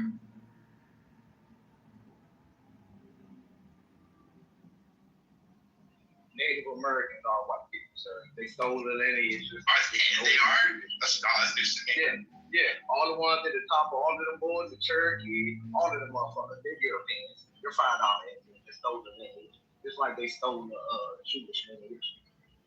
Oh, anything? Okay. Yeah, like I was saying, the proof is in the pudding that if it wasn't for these racist pieces of shit, then we would be way more swimmers. It would be way more swimmers in our lineage, right? In our race. Proof is in the pudding. There's no way around it. He made a moot point talking about, black people, they don't even swim. They're not good swimmers. Like that shit is just. That's not happening. No. When you make a statement like that, you give the mitigating factor. It's not happenstance that it just happened. We chose not to how it happened. No, that was because it was a distrust. Okay, that doesn't change the fact that it's a reason. That doesn't matter. No. Alexander, you can't argue with illogical. That is a definite illogical. And this is illogical, man.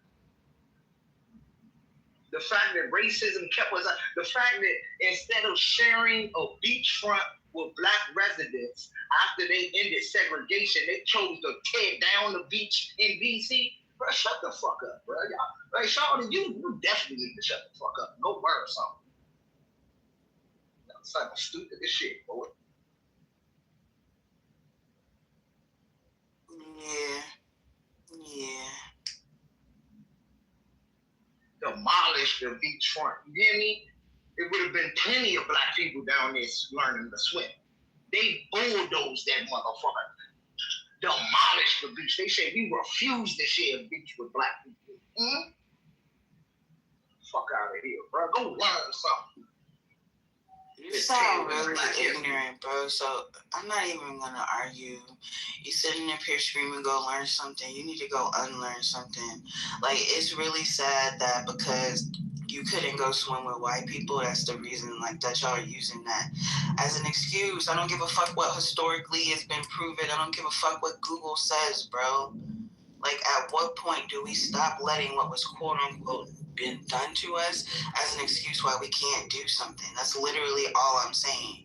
And you want to sit up here and cry, oh, they told us we couldn't swim with the white people. Okay, cool, we're not arguing that fact. The point of the matter is what Alexander said is still right.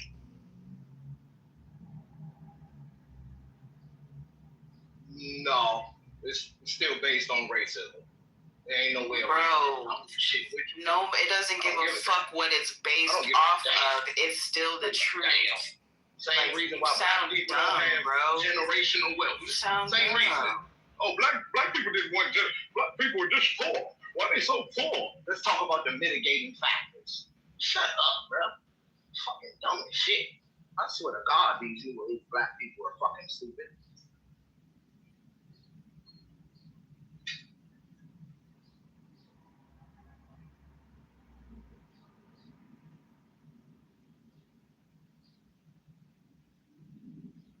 It's not that big of a deal, bro. It's just funny.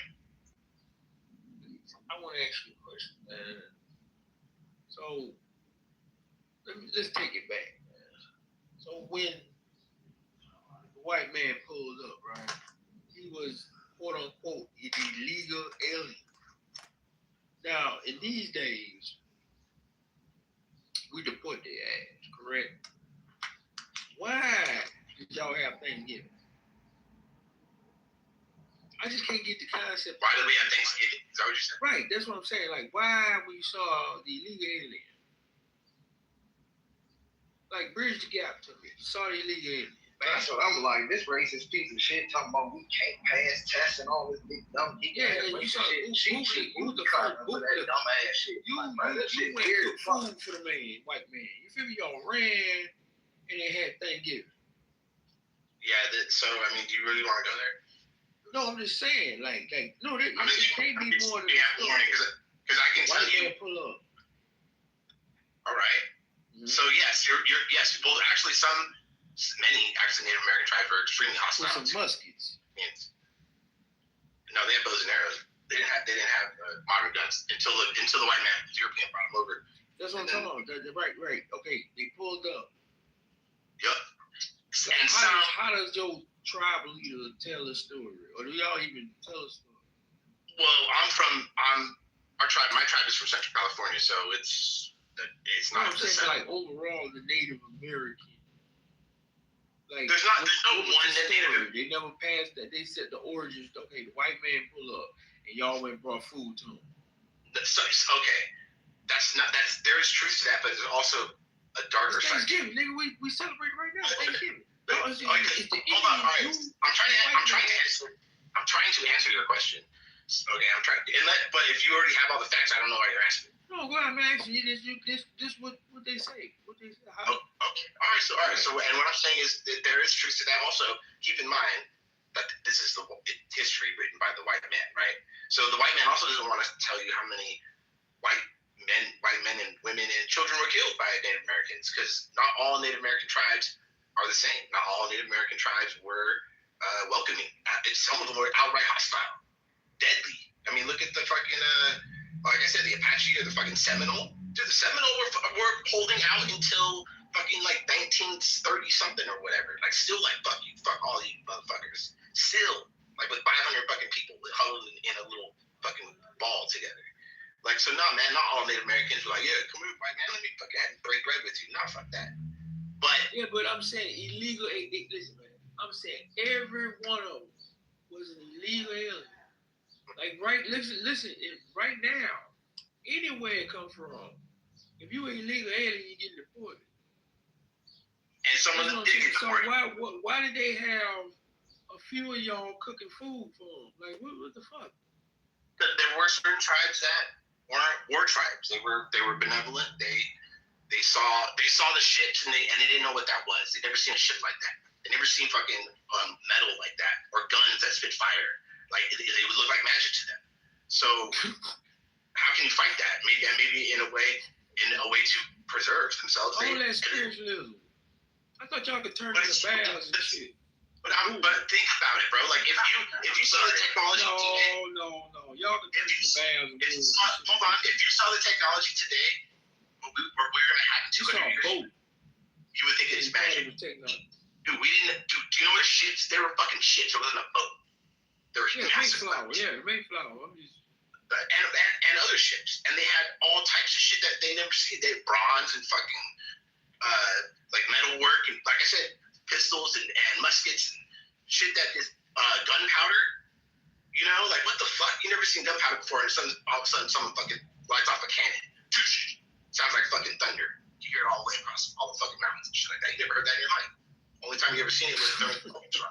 That's crazy. So this being who's taller, is wider, and can control thunder? Like what the fuck? Yeah, are you just a fighter? Why didn't you just let him die? Like, because what purpose would that serve then? They didn't know. They couldn't tell the future. They didn't know what was going to happen in the future. And like I said, some of them did let them die. Well, actually, many of them did fucking let them die. And we gonna listen. If you illegal right now, we gonna report you.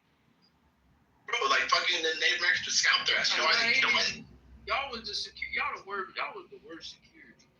Nah, bro, we were probably the best. We were probably the best security ever. Dude, Native American warriors are literally the best. You can even look at the Army's notes and what they say about trying to fight the Apache. We're trying to fight the Seminole. We're trying to fight the Cherokee. Or like who could ride horses bareback and still fucking shoot bows and arrows perpendicular without even fucking looking where the horse is going. Like crazy fucking shit. They never seen fucking they showed the pictures of the white man at that time. You know they had hair all over them. Like long hair, like on their arms and shit. Like the women, their titties was hair on them. So how the fuck you ain't think that was a dangerous? That was an animal. Like it looked like a. Yeah, they got early pictures of it. Like man, they didn't come off clean cut like they do in the. They had hair on their face, like on their face. Yeah, and the Native Americans probably didn't look that much different either. So, yeah, we look like rugged ass. All humans during that time looked fucking pretty rough. I'm saying y'all wasn't. Yeah, it wasn't like you know like how it looked on them. Like y'all like got taper fades and shit. Like all your beards lined up. They said they said the women had long hair on their legs. Like just say you never shaved your legs in your life. Yeah, that's crazy. So do you want to know what the number one killer of Native Americans was by the white man? It was disease. That's what really killed. That part, but why? Listen, Thanksgiving. Why they food to the white man? Like, I can't explain. Who was the first? Y'all was the first one to bring him food. I can't explain it better than I already did. So you just fed the stray dog. That's what y'all. I said. What I said is many of them were considered. Bro, y'all dropped the ball, man. Many of them were killed ruthlessly, and then some of them were treated as guests, or actually, in some ways, yes. Like, and I told you why they would feel that way, why they did it, and that's the truth. Now, unfortunately, the white man proved that our sugar. How y'all would even communicate? If y'all got a language and they came from a whole English language, how the fuck y'all communicate? The same way fucking African tribes communicate. What are you talking about? No, being honest, I'm saying this. You speaking Indian and he speaking European. How did y'all even have a connection? Hand signals. We can fucking. Oh yeah. These are like we can learn. Like they actually taught us here. We learned English, you know, like the regular person. I said, oh hell no. I don't see it, man. Now we got to thank you, y'all. Thank you. I mean, it wasn't our best. That's gonna be the last time y'all take anything. I just know that. You know that. We're not gonna take that back with that. What if black people protect? Stay in casinos. You can't even protect yourself. What are you talking about? What if black people? Casinos, drunk. Casinos. Yeah. I mean, and you know what? You're right. And unfortunately, Native Americans. Thank God, that's all y'all good for. I mean, I got shit like that because. No, but you know what? Women, I've been to goddamn Arizona and all that Geronimo and Navajo stuff. All you women ain't got no ass.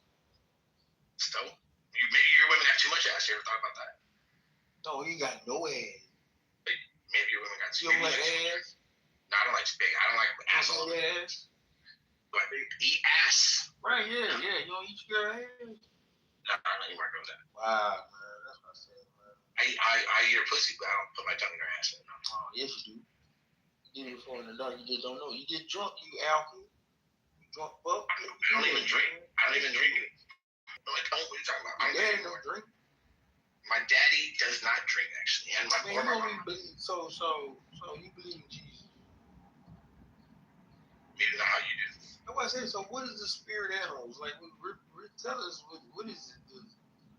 What's y'all spiritualism? Y'all ain't no Muslim. Nope. It's a way to explain nature. I mean, the earth itself could be seen as a god. I mean, it provides us everything, right? We come from this earth. No, we don't. You don't come from earth. Where do you come from then? Where does earth come from? Like, what should we do? That's why I say y'all ain't got no dog in this fight. You don't got no dog. Fight at all. I mean, to be honest, man, nobody has a dog in any fucking fight. It's all stupid. Like, what? Wait, hold on. I want to know that. What are we fighting for? What are you fighting for?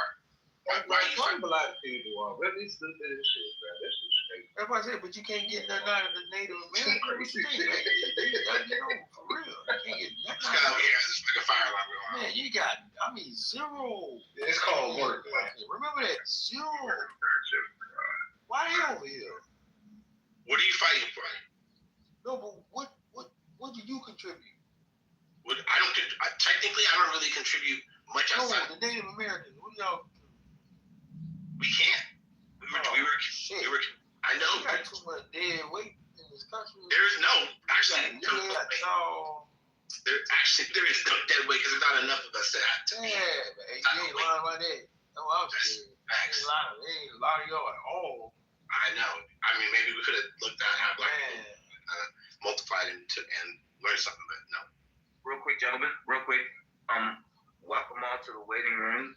This is the aftermath of World War, I guess, coping. So, continue with your discussion. Good morning. Good morning. Go ahead, Donna. Keep asking him about the spirit animal.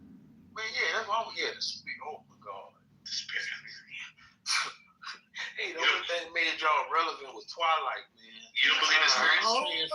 Ain't it 6:30? We still in the middle of Coco segment, and she let it dollar run it. Yeah, I was all starting to argue and shit. No, it's my I was in segment. the comments. Hell no, your segment don't start till 7. Mute that. It's 7:31. Nah. Yeah. Central Standard Time, nigga.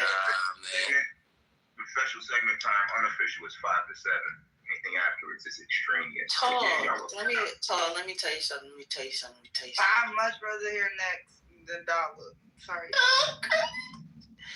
Coco actually got the segment slot over you. I know you tried hard with your clips, and the effort was well put in. Hold on. How you kicking tall out? Because the best, the best clips win, bro. And it's me and Tall. It's normally one or the other. It's not no. One of y'all is playing clips and the other one of y'all is silent. Let her go though. Go ahead, Miss B. I've already chosen. It's me and Tall. It's not a package deal. It's not a package deal. That's why we don't clash with our clips, because we work as a team. Coco, I do this segment. We discuss our clips before we play them. Y'all can't. Definitely can't discuss. Y'all don't even know. Y'all can't. Y'all not discussing them tired ass clips. I know y'all not. Y'all not. Coco, what you playing? You got the redacted? Y'all not. Yeah, we definitely do. I'm tired of y'all. We just do a quick current events clip or something interesting. Quit? Did you say quit? Shut up.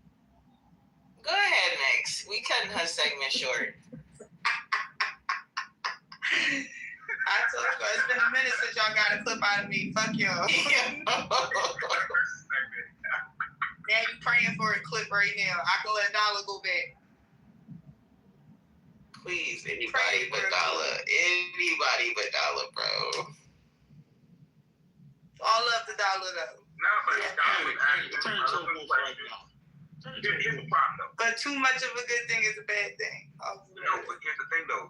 Dollar be asking all the relevant questions, and nobody ever has answers for his questions, which is crazy. Because we can't understand them at a certain point. Get another mic like Doc got. That old club dick. Bullshitty. I ain't about to spend no money. You know that. Hey, Alex, turn to a wolf right now. Okay, go. I'm a wolf. Come on. Oh, man. Not that nigga really went hard. Yeah. Y'all knew about the drink. Y'all knew about it. I'm over here dying, yo.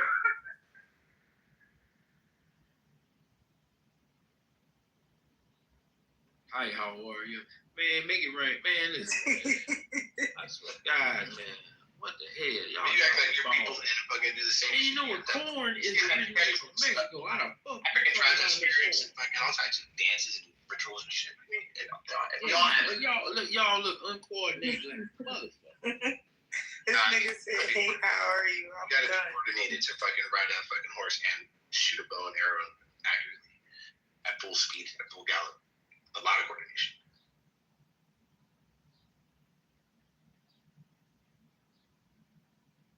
The fucking balance and shit. Do you know they hired Native Americans to work on the Empire State Building at the top?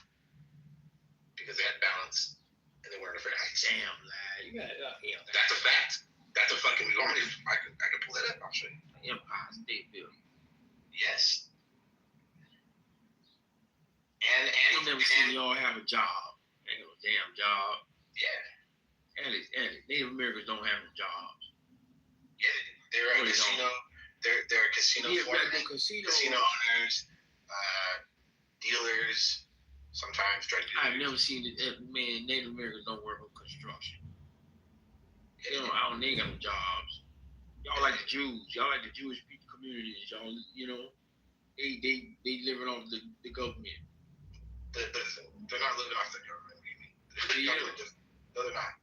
Who's paying the check? The government. No, the Native American tribes have to pay their own fucking bills. What are you talking about? Yeah, the government pay the tribe. No, they don't. The government doesn't. Where the money come from? It comes Why from. you got your own money? Hey, hold on. How you got your own money, motherfucker? That's what I want to say. This is Africa. Africa got 39 countries in there. Y'all your own country. Where y'all money? You need to have your own goddamn money. Why would we have money with all your Squanto and all the money? What, are we gonna start trading pelts and shit like that? Should we just trade wooden nickels? Tom, was that one of the valid questions that Dollar be asking and nobody be answering? Saying, let me just enjoy the conversation. Yeah, okay. Thanksgiving, man. That shit wild to me. This guy said Thanksgiving. White man pull up boats and stuff. Oh my God. Thanksgiving. Yeah, white man pulled up to you and said, get the fuck on the boat. So what's the difference? That was Africa. Yeah, and you got on that fucking boat and you went and I'm you went. indigenous. I was already. No, we got too much. Yo, now you're indigenous. What the fuck is going on? What the fuck? Now you're me. Listen. Africans caught Africans. You know that? Yes, of course. White man didn't get off the boat and catch nothing. I understand. You were sold by your brothers and sisters and cousins. That's what I'm saying. Hey, y'all get really just like so thinking indigenous. Boy, you European as hell. No, man, shut up. That shit is crazy. About me, I don't see about European. I'm indigenous, man. Well, I'm not talking about your down south misguided. I'm talking about no, Siberian. No, He's just been touched by the Europeans. That's why you so light. I'm talking about that brother. He actually is. Came over from the land bridge. They Siberian. They as Asia. Bro, look at that man's face, bro. Look at his face. Ain't nothing Siberian about him. Younger ancestors are European. It's a fact. It's a fact. Yeah. It's a fact that your ancestors was the first ones who stole the Indians' lineage and became $5. That's a fact. Hey, we don't. If we get hippies over here and you don't do shit, we're gonna deport you, Native Americans. I'd like to see that. Ain't a lot of y'all. There's enough. Shit. And one thing we know about black people, you guys don't like the woods and nature and shit, so you ain't gonna come out and fight a second. I don't like nature. You guys are scared of the fucking birds and the bees. I don't like bugs. That's right. No,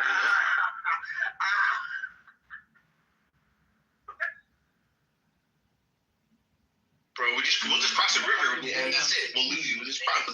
All we do is just cross the river. How the fuck y'all was surviving the weather, like hurricanes? Because we're fucking badass. Because we learned how to live in harmony. We learned how to live in harmony with nature. You go to a tent in Oklahoma. They got tornadoes all the time. How the fuck y'all was living in tents? So they ain't had no hurricanes number? They did. The reason why they had teepees so that they could pick them up and move. They would literally move like water. They throw trailers. They dump out. That was Oregon Trail. There's some funny shit going on with y'all history right there. So teepees are cool because they're able to transport quickly. Like pick them up and move. It's just a couple sticks. That's the way I can't deal with. What the fuck y'all had last teepee? Hey bro, if you trace all your ancestors back, you won't find one in a teepee, bro. Maybe one of your ancestors. Other than that, you're going to trace their ass to nothing but cottages and then back to the European shores. Well, teepees are... man, like, how the fuck you a teepee? What the fuck is we talking about? This is really crazy. Y'all really want us to go. Hey, bro, he probably related to to the Wolf family. The same ones that kidnapped Pocahontas, bro. Like, we is not doing this, bro. It's like somebody don't know the real history of what happened to this country. From all over the place. What you mean timeline from all over the place? That was when y'all first. That's when they first stepped their knuckle dragging ass over here. What are you talking about? Who's dragging knuckles? Dragging knuckles. I know real history. What you talking about? I give your ass a real history lesson. Y'all motherfuckers I just talking about know you ain't going in those woods at night. That's what I know. Well, bro, I got flashlights, lasers, and thermal imaging on my rifles, bro. I ain't scared of nothing. You got me twisted. Oh, all right. You living in the TV right now. Y'all motherfuckers don't even got no arguments out here. Just be talking, bro. They ain't got no culture, bro. Y'all out here looking for somebody to save y'all. I was just go boot at night. You get hella. Y'all run away and shit. Run around the block. Boot. I ain't my ancestors. I ain't scared of white faces. I eliminate them. Fuck you. Ride bareback horses with their nuts hanging. Come on, man. I'll be there. Ain't no goddamn way. Look, the European had pants on. These motherfuckers, come on, man. Don't make sense. Out there in the woods with no shirt on.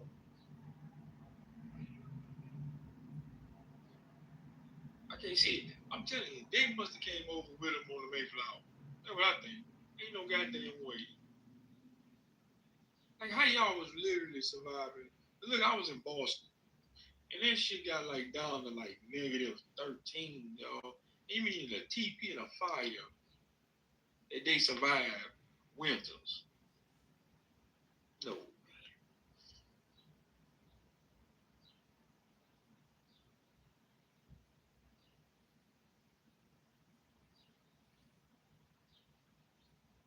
But my bad ass, man, look, so Thanksgiving, what y'all ate at Thanksgiving, the first thing? What y'all, like, this shit crazy, man. You see something, oh shit, what is that? It's like a, oh God, let me go get some food. What? Thanksgiving. Oh shit. Are we back to Thanksgiving again? I thought we talked about this. I'm just saying, like, don't they sit y'all around a fire and they tell you the story of like where you came from, like your origin story, all that? Yeah, oral tradition, yeah. Right, yeah. So Thanksgiving, how they told it to you, like, like Native Americans don't celebrate Thanksgiving. What? We don't celebrate Thanksgiving. Man, stop the cap. Okay, you serious? Yeah. So why we celebrate? Because the white man told you to. That's why. And that's a fact. The white man told us to, but y'all in the story, it's between you and the white man. Yeah, because they won. They got to write history. So you sold us out twice. You ain't tell us the truth. I mean, wait, no, it is the truth. So I'm telling you the truth now, whether you believe it or not, it's up to you. Hey, can you stop asking him questions? His ancestors walked up to the table and signed that piece of paper and made themselves. Yeah, because we had to. Look at him. It was either that or die. Just like look at him. Kind of like black people, right? It was be a slave or die. No, a vast majority of black people were expelled the tribes, right? They were kicked out and told that they were Negro. Here we go. What? You don't know history? So they had Negro. Are you unaware of the history of this country, Mr. Alleged Native American? I'm aware that black people are not. You're gonna tell us how everything started from segregation. Here we go. Yeah. Again, buckle up, Alexander. Again, shut up because you make no point. What the fuck are you talking about segregation for? We're talking about the early on. I was being funny, you dumb dick ass nigga. Like, you up, bro. Like, you out. You're the one who unmuted. I'm trying to make a point. No, and I told you I'm coming off my interrupting you all day, nigga. So get used to it. I don't give a fuck. I'm not gonna do nothing because you don't get the same respect that you cry about, bro. So I'm gonna not give it to you. Where's next guy? I thought he wanted to start his segment. Next. Nigga don't know shit about history. What are we doing? Next. Shut up. It's about to be enough, bro. Y'all know what's about to happen, right? I've been very respectful. Yes, bro. Don't let me call you by your government name, Michael. Alexander, I'm tired of this thing. Wait, what's his name? Next. You know what? fuck, don't know about conversation, ain't good for shit. It's always jumping somebody say something dumb shit. Shut the fuck up. Hey, worthless ass internet lady. You're funny, bro. You're funny. Yo, real quick, I'm gonna do a little sound test. I ain't gonna play this whole shit. I'm just. Tall. No, I'm saying, y'all put on stage. Hold on. Just. How does this sound? Donald said run the clip, so clip it. This is telling Coco. You hear this?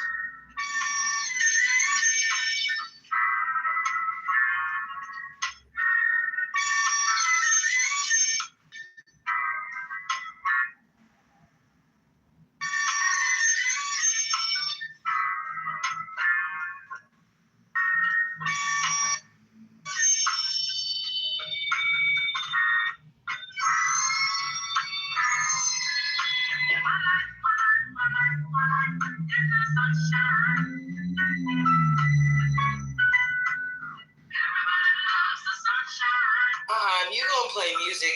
Your audio is trash. Between the screeching and the hollering, no, I can't.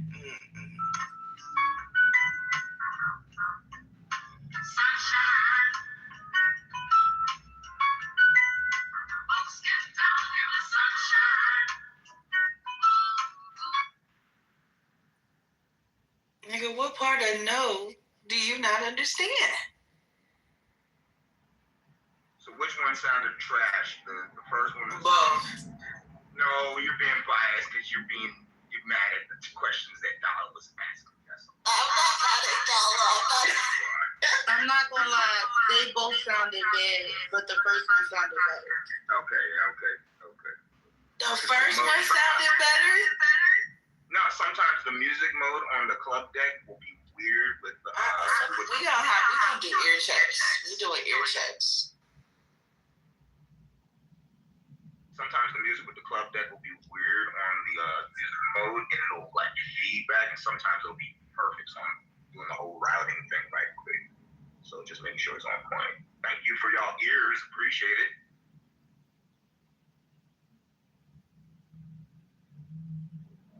Go ahead, Lex. You had something. Go ahead, Lex. My bad. No, you're good. You on the same page? No, y'all ain't. Nah, real quick. It ain't no next. You got something to say? I was in the middle of talking for that motherfucker. You know, to say shit.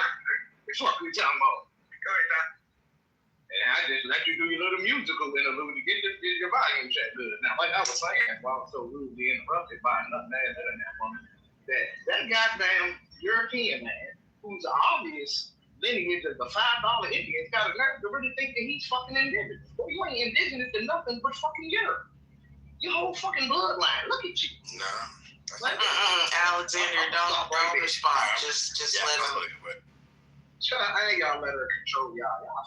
We trying to move on to somebody with some substance. What you trying to do? Next, can you I got my blunt roll for the morning news. Can we? And I'm about to make a nice coffee. You don't got a point. You don't have relevance. Can we start with that, please? Can you start by giving some relevance or something? Can next tell us what's going on in the world right now? I'm about to say, B, just let Doc finish up. I thought he was done. Yeah. She must not realize what happened when she motherfucker disrespect me and come off. Bro, can you let other people get in the conversation, or you just go home to stay and be the center of attention? All right. I can mind my business and not jump in other people's face when they talk. Can you mute the fuck up and stop trying to dictate what's going on in this motherfucker? Because your ass ain't we let you talk. We literally let you talk. You don't contribute shit with a bad attitude and a foul mouth. It's Sunday. This is not Monday morning. It's not day morning. It's Sunday. Yeah, motherfuckers need to mind they. I'm just saying, like, can we not? Can it not be a crash out first thing Sunday morning? Doc, if you want to finish up, and then next, you got it.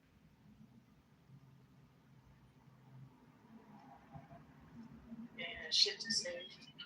No, man. Ain't no can we not.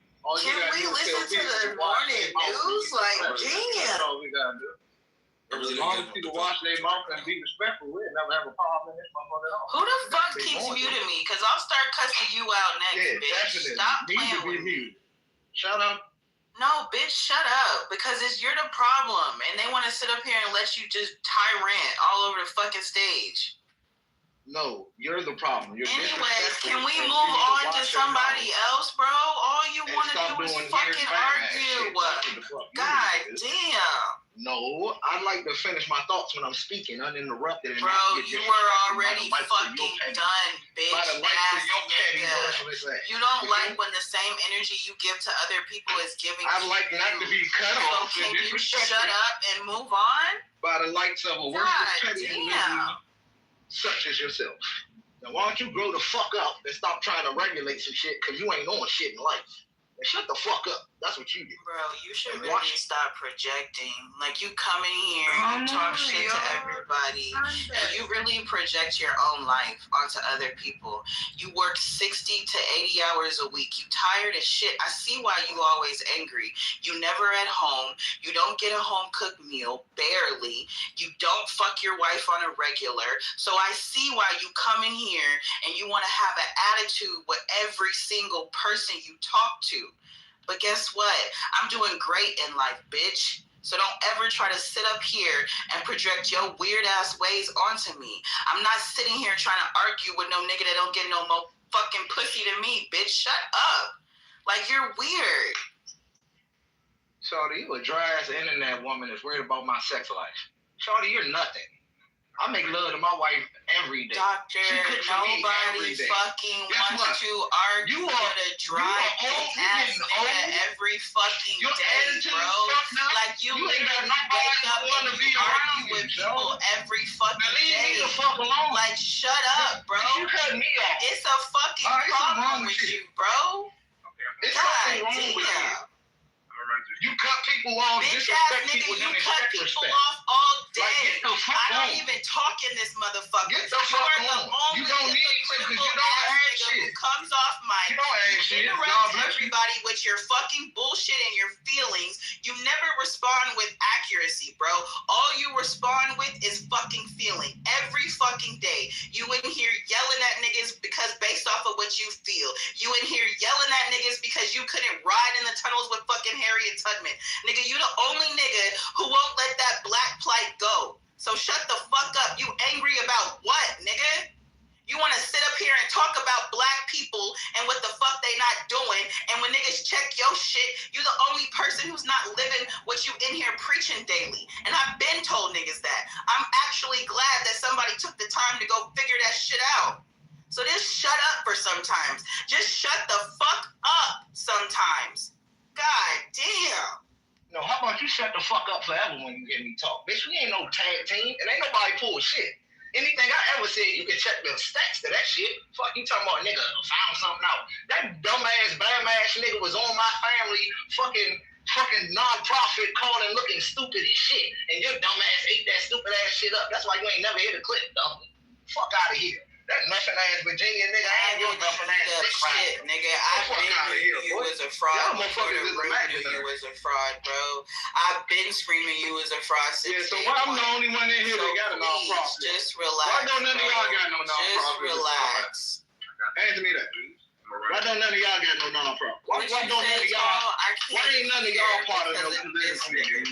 Why ain't none of y'all part of no political aspect of life? Nothing. Don't do shit but run your fucking fat ass lip and be poor and shit. The fuck out of here and disrespect people. Shawty, you nothing. I don't say bro, shit. You know nothing about me. The fuck out of here. So like I said, you can keep projecting all you want, and I really appreciate your life. I really give a fuck about me. I don't give a fuck about you.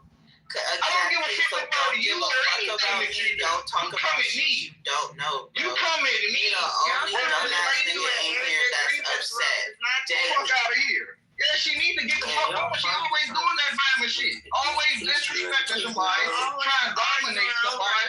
Her job, no life, no love. Doctor, it's only you, bitch ass nigga. You never see that you're the common denominator in every fucking problem. Every fucking problem. Shawty, you almost crash out here every day. Every week you have a crash out here.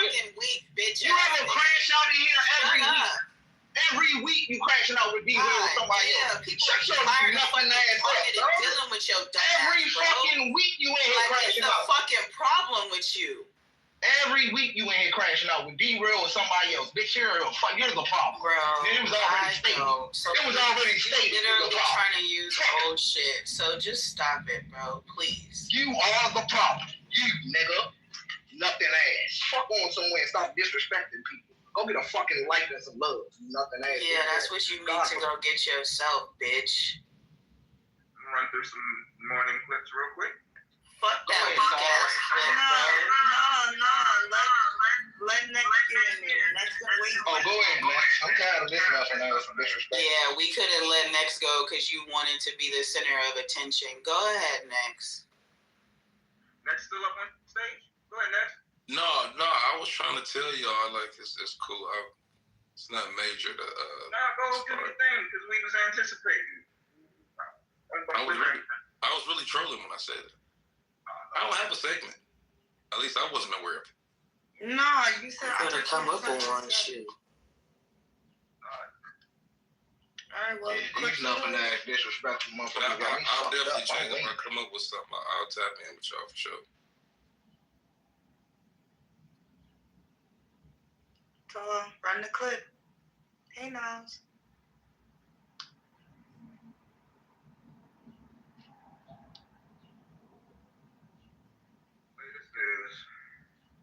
At least 10 people have been killed near the U.S. consulate in Pakistan's Karachi. This is after protests broke out following the killing of Iranian Supreme Leader Ayatollah Ali Khamenei in Israeli-U.S. attacks. While hundreds of protesters gathered outside the U.S. consulate and chanted slogans. A crowd of young people climbed over the main gate and gained access to the driveway of the consulate building, smashing some windows, and Pakistan police were seen firing tear gas at the protesters.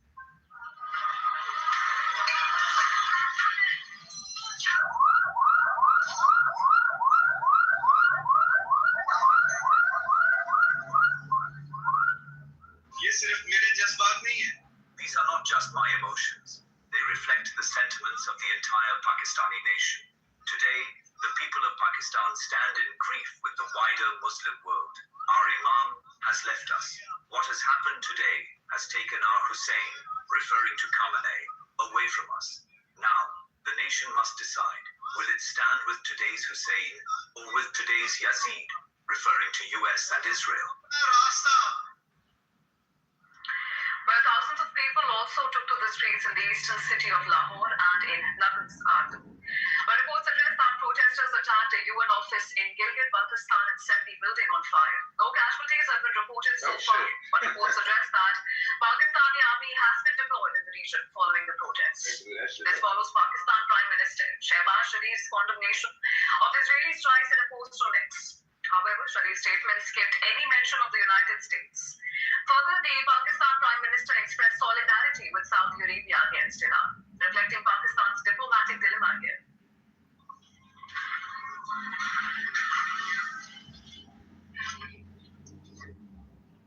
Have you heard about pop-on roofing? No, we did. We need 50 homeowners in your area to trial this radically simple new roofing.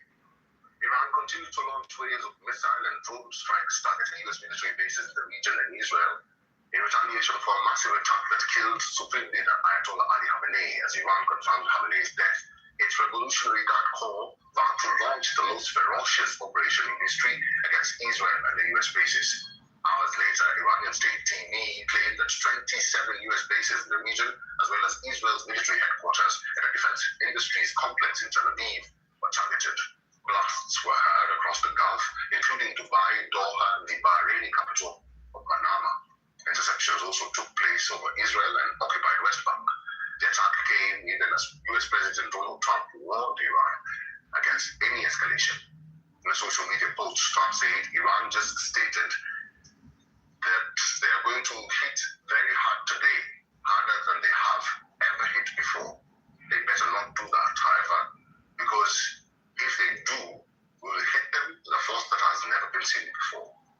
Ali Larijani, the Secretary of Iran's Security Council, justified those attacks, saying American bases are not the territory of regional countries, they are American territory. He said that Iran does not intend to attack regional countries, but when the bases in the region are in the service of America, they will be attacked. Iran has already been targeting American bases in the Gulf. On Saturday, the United Arab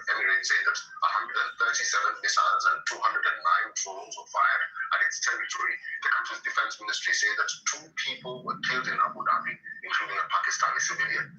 Witnesses in Dubai say they heard an explosion and saw missiles streak across the sky. Smoke and flames rose from Dubai landmark, the Palm Beach resort in Dubai. A U.S. base in Bahrain witnessed a missile attack.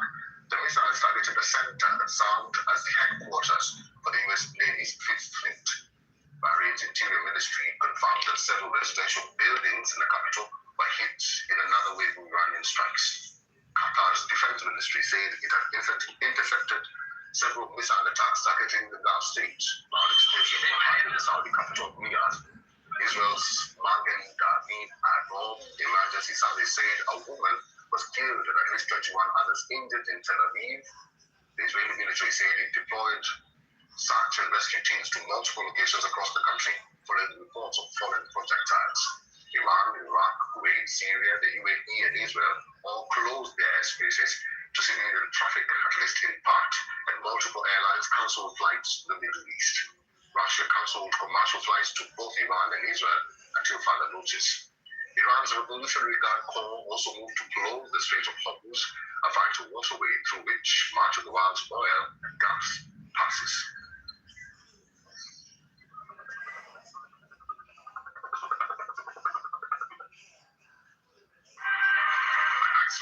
I'm only 40.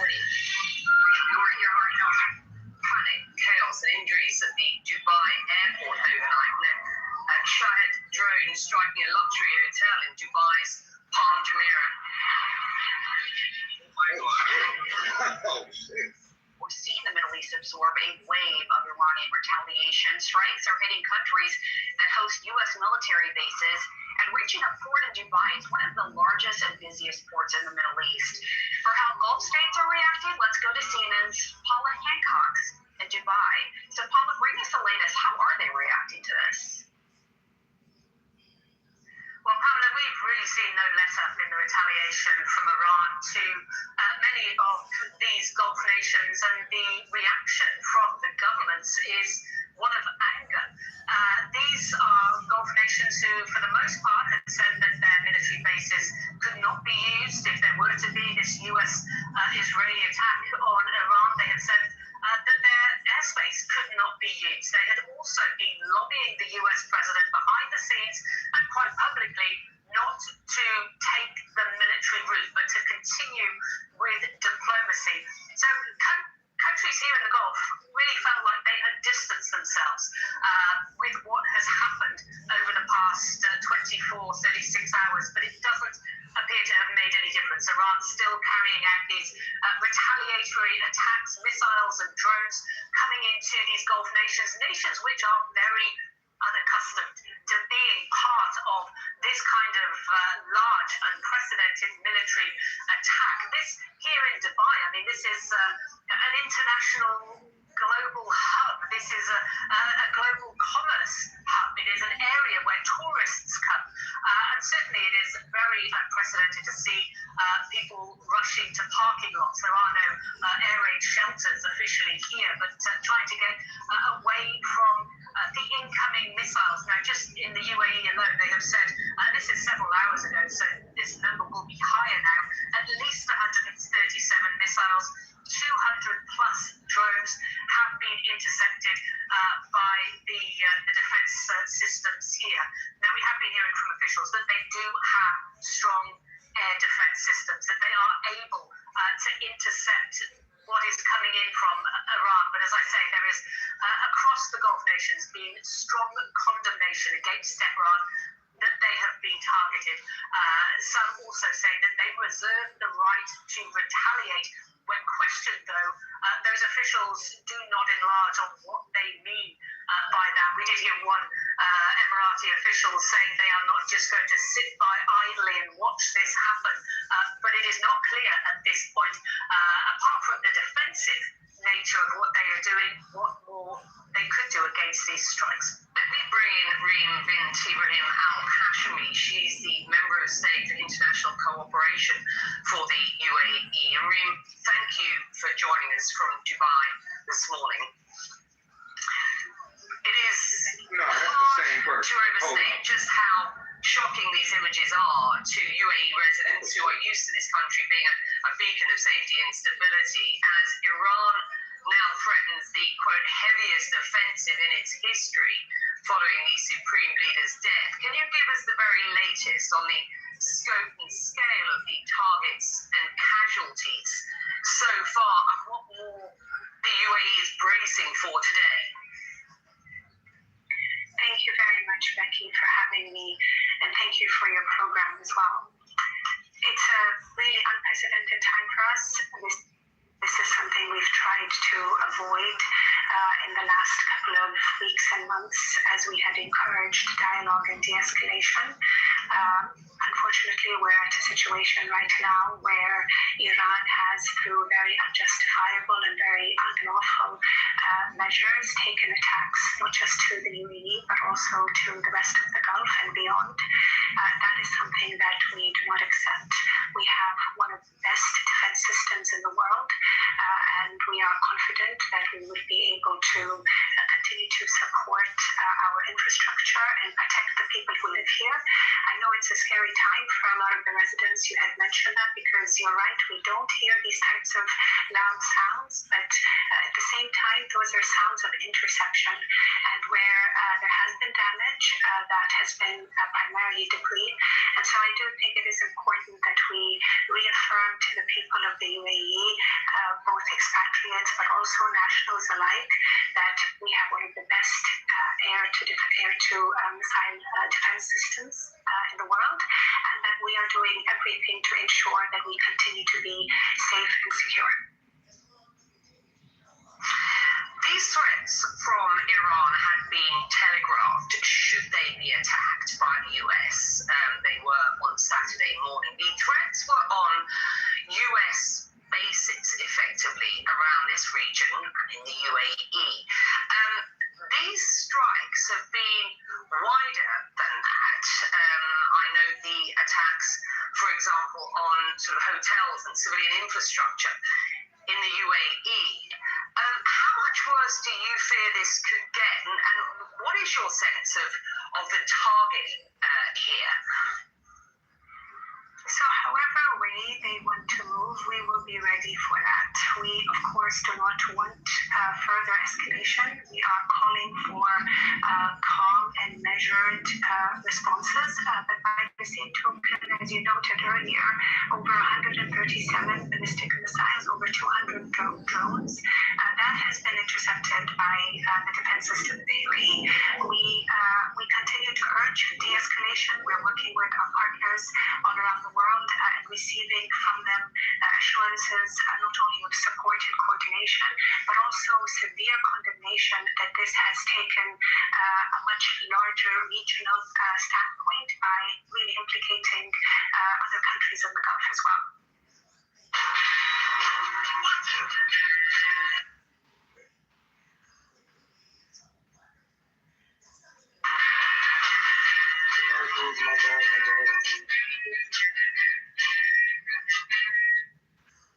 Iran's Revolutionary Guard is sending radio transmissions to ships warning them that, quote, no ship is allowed to pass the Strait of Hormuz. That's according to the EU's naval mission, whose operations aim to protect international shipping from attacks. The Strait of Hormuz is a vital export route for the Gulf's biggest oil producers, including Saudi Arabia and the UAE. Around 20% of the world's crude oil flows through it. Experts have warned that even a limited disruption could spike energy prices and fuel inflation. I'm now joined by DW Stephen Beardsley from our business team. Stephen, hi, let's talk about the Strait of Hormuz. Tell us more about the impact. Yeah, the Strait of Hormuz is a geographical choke point and obviously an economic choke point in global energy shipments. And the thing is, it's not just crude oil and crude oil products, it's also natural gas, a significant amount of which comes out of Qatar. So much of what's coming out of the Strait of Hormuz is headed towards Asia, actually. So it's going to impact China, South Korea, India in particular, if there is any shortage. As far as we know, tankers are avoiding the strait right now. That means that there is certainly going to be a reaction on markets when they open. That's what we expect. What do you mean by tankers are avoiding it? How? Are they going around, or are they just sort of hanging out in the ocean seas? Tankers will either hang out in the ocean, she's the most likely to seek port, to be honest, right? When there's uncertainty, because it's such a narrow choke point, because you have this convergence of maritime waters right there in such a short amount of distance. The better thing is to wait in port until something happens, or to not enter in the first place. That's where we're seeing more of. Insurers are already jacking up prices, canceling policies, basically saying this is not for us to cover. Tankers get the message; they're not going to do it. And what about the wider regional and global economy? What is the impact there? How are the markets reacting? The markets are going to react first when it comes later. When later Sunday U.S. time is when we're going to see oil traders start to really digest everything that they've seen right now. We expect that prices will rise and sharply, and that is because, again, this is a choke point, because tankers are already avoiding it, and because markets have already been eyeing this for a while. The fact of the matter is that oil markets have actually had a lot of slack in them over the past year. There's been more supply than demand, and so we've seen the international benchmark Brent hover around $60 a barrel. That's gone up recently to about the low 70s because of this risk premium put in, because of what's going on in Iran, because traders are looking at it and saying, well, something could happen there. Now we're seeing a very broad attack. We're seeing something that's more significant than what happened last year. We're seeing the spiritual leader, Ayatollah Khomeini, has been killed. That raises more questions. The Strait of Hormuz is said to be closed. We know tankers are avoiding it. All of this is going to be priced in. It's likely that prices are going to rise significantly. They could look at what's going to happen with this regime, what's going to be its approach towards oil exports in the future. Remember that Iran doesn't just control this passage or seek to control this passage. It also ships out considerable amounts of products on its own to China, for example, to other nations. So you're taking off a world supplier potentially. We don't know if oil facilities have been hit, to what extent they're capable of exporting. We also don't know about natural gas, if it's going to move at all. There are just no alternatives to moving this stuff beyond the Strait of Hormuz. The land options are not great. So it promises to be a hefty reaction on the markets. The big question is going to be how serious and how long is this going to be the case? And beyond oil, I imagine it sounds like there's going to be higher prices across the board, both in the United States and globally, as in the big I word, inflation. That's right. Oil is still the lifeblood of the global economy. It's incredibly important for producing, for shipping, for the cost of labor. People who drive to work every day, they're going to feel what happens to gas prices. Regardless of whether you're receiving oil that's come from the Strait of Hormuz, global prices as a whole will be affected. When you take oil off the market, then suddenly you have less to do, right? You have less to work with. Prices are going to go up and demand stays the same, and that's what's being expected. The question is, how big of a crunch is it going to be? We know that OPEC is going to meet later on Sunday, and it's probable that they could extend capacity, they could increase capacity, try and offset what's being taken off the table. There are secondary, tertiary effects of this. Think about Russia. From a European perspective, we've seen that the Russian economy has struggled recently because they can't make as much money off of oil production. What happens when the price of a barrel of oil rises significantly? Then the Russian economy starts to look a little bit different, right? But obviously, the inflationary aspects of this, another aspect we haven't talked about is the reaction of the Houthi, the Yemeni Houthi rebels. They are aligned with Iran. They threaten to also be active in terms of threatening shipment going into the Red Sea. That's less oil shipment, that's more cargo shipment heading towards Europe. That could also put an inflationary reaction there. It could be an inflationary aspect that hits Europe as well. This is on top of recent tariff uncertainty, new tariff uncertainty going on right now. So the deck is being reshuffled again when it comes to inflation, and you have to expect that this could be serious. The United States Central Intelligence Agency, or CIA, has been tracking Ayatollah Ali Khamenei for months, as according to a report by the New York Times. The tracking of Iran's supreme leader's locations and his patterns ultimately led to his killing on Saturday. The US and Israel reportedly decided to adjust the timing of their attack following the intelligence agency's inputs. And according to the report, CIA had learned that a meeting of top Iran officials, including the supreme leader, was due on Saturday morning. This was to take place at a leadership compound in the heart of Tehran. This is where the offices of the Iranian presidency, the supreme leader, and Iran's National Security Council are located. The CIA zeroed in on the location of Khamenei and passed its intelligence to Israel. Meanwhile, Israel determined that the gathering would include top Iranian defense officials. The US and Israel were already poised to execute the operation on Iran, which they had been planning for months. The two nations had originally planned to launch a strike at night under the cover of darkness, and that's according to the report. Following CIA inputs, they decided to adjust the timing. The operation began around 6 a.m. in Israel as fighter jets took off from their bases. 2 hours and 5 minutes after the jets took off at around 9:40 a.m. in Tehran, the long-range missiles struck the compound. At that time, senior Iranian national security officials were in one building at the compound. Khamenei was in another nearby building. The strikes were carried out simultaneously at several locations in Tehran. An official cited by New York Times says Israel managed to achieve tactical surprise. This, even as Iran had been preparing for a war. President Trump had last year asserted the U.S. knew where Khamenei was hiding and could have him killed.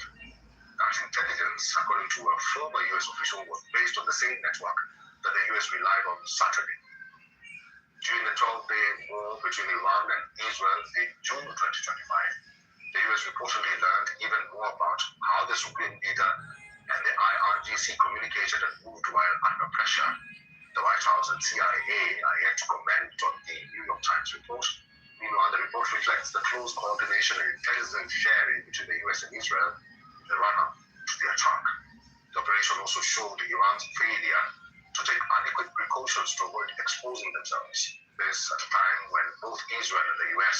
sent clear signals that they were preparing for war.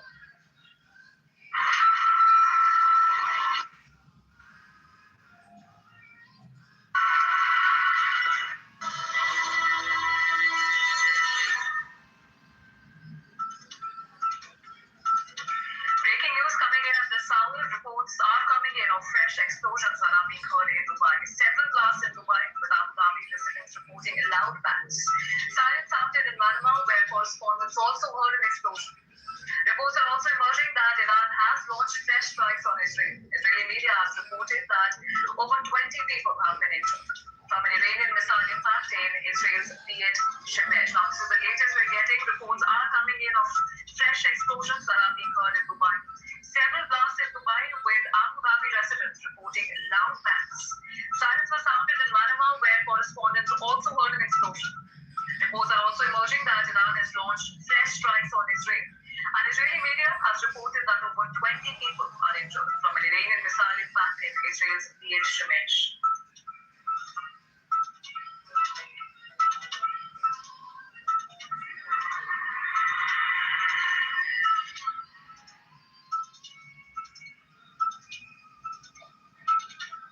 Getting from attention that are going in West Asia now, we have reports coming in of fresh explosions that are being heard in Dubai. Several blasts have been heard in Dubai, with Abu Dhabi residents reporting loud bangs. Sirens have been sounded in Manama, where correspondents have also heard an explosion. But reports are also emerging that Iran has launched fresh strikes on Israel. Israeli media has reported that over 20 people are injured from an Iranian missile impact in Israel's Beit Shemesh.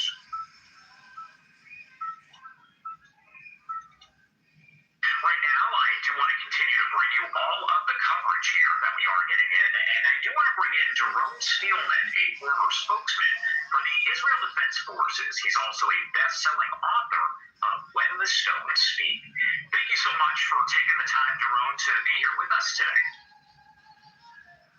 Thank you so much for having me, Josh. I ain't listening. Sorry, y'all. I ain't listening to that.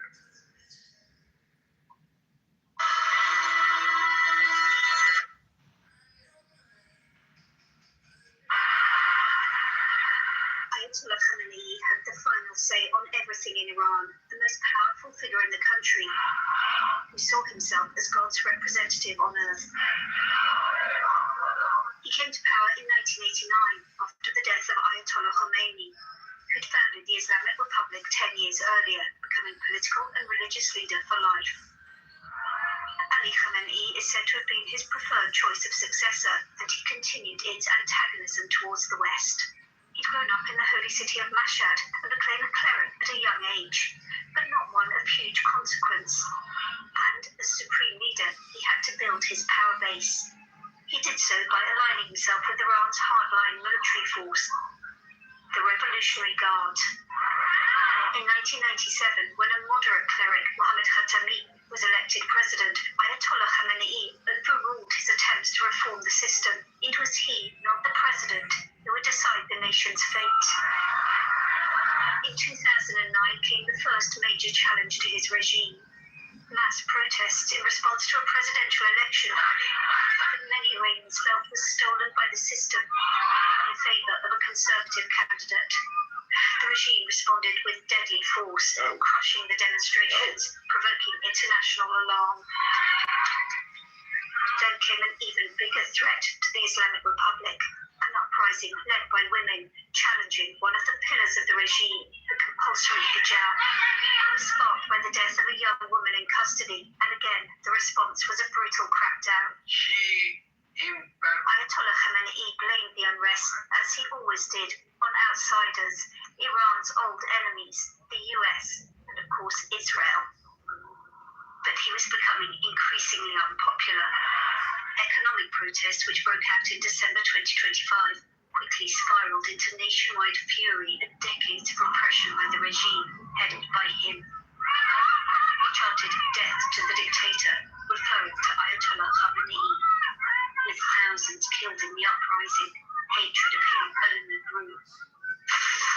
One hugely unpopular policy of his rule was Iran's sponsorship of a network of proxy forces, chief of them, Hezbollah in Lebanon, meant to act as a deterrent to any Israeli attack.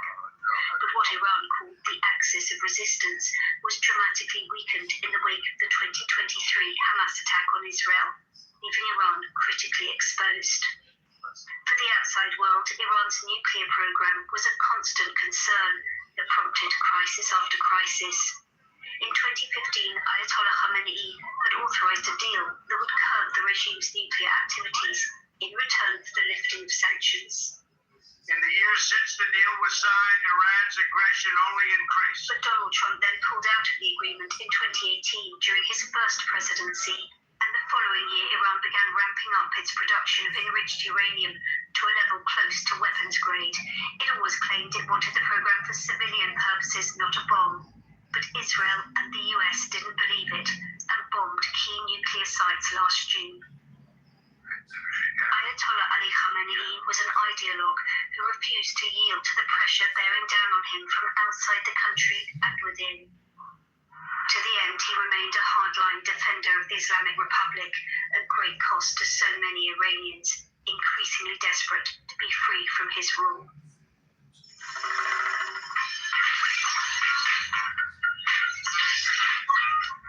Breaking news.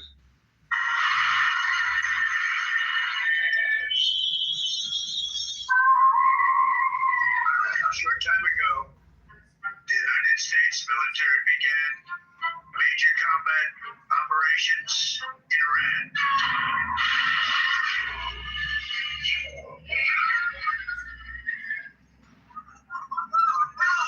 We are facing an act of aggression, and obviously we have every right to defend ourselves.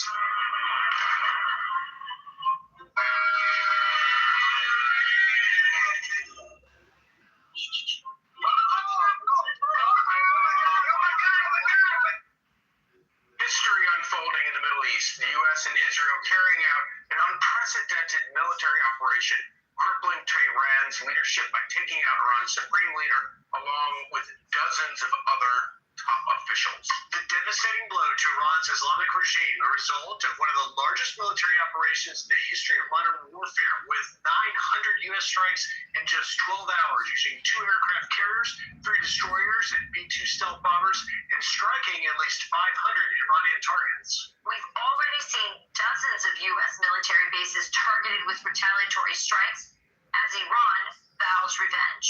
President Trump urging Iran not to return fire or face, quote, force that has never been seen before. The sentiment for Iranian Americans across the globe, elation, celebrations erupting after the strikes came down, and what could be the best hope for relief from the Islamic regime's reign in decades. We begin this morning with Jennifer Griffin to walk us through this history-making mission. And good morning, Jennifer. It's really quite remarkable when you look at the total package. Griff, very remarkable, but also a complicated picture emerging this morning.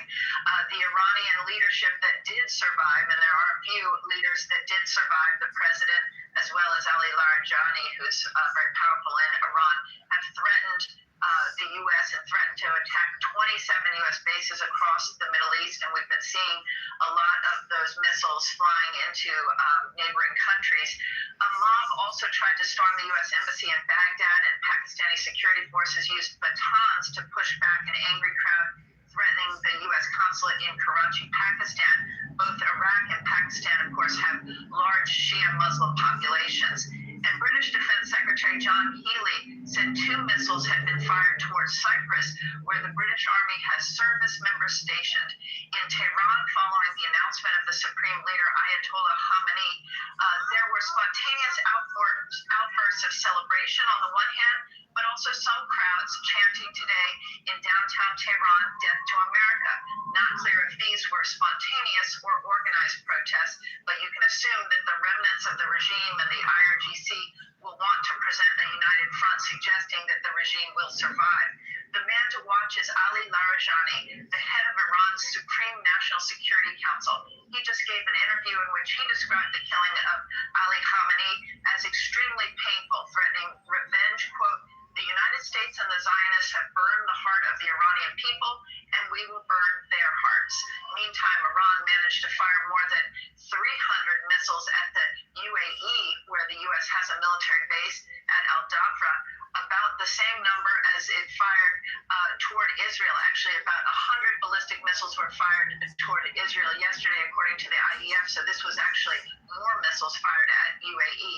Iran has expanded its response, even firing missiles at Oman, which tried to negotiate that last-minute nuclear deal and avoid war.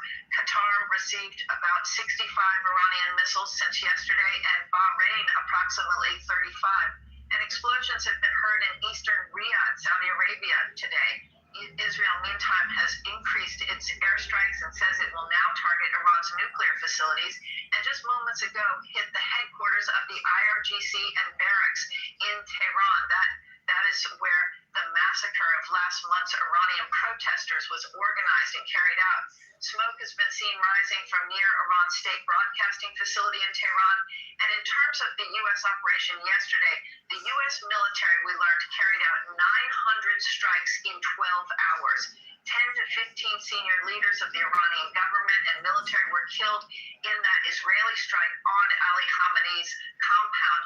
Multiple sources tell me that the start of the operation, the joint operation, had to be moved up based on intelligence and this target of opportunity, a meeting at Khamenei's compound. Quote, "There was a deliberate decision to accelerate the timeline. That is why the U.S. and Israel took the unusual decision to strike during the daytime to achieve the element of surprise and to target this meeting. Normally, the U.S. military would not launch an operation like this during the day. The meeting accelerated the timeline, I'm told. This was a massive, wildly bold daytime attack," a senior U.S. defense official told me. It caught the senior leadership off guard on a Saturday morning during Ramadan and on Shabbat in the daytime. We hit the senior leaders right out of the gate, I was told. But some survived, including, as I mentioned, Ali Larijani, the man to watch, and Iran's president, who issued a statement just moments ago. Griff? Tired of your cracked, ugly driveway? We have the perfect solution for you. Revaflex is a heavy-duty... Yeah, Jennifer, you mentioned what we're watching, what Larijani will do now. And, you know, I think we've focused so much on the IRGC, but would Larijani possibly try and go after or try to activate the Besiege? People haven't talked much about the Besiege, and it's important to understand that is a strong militia that can be sympathetic to the IRGC within Iran.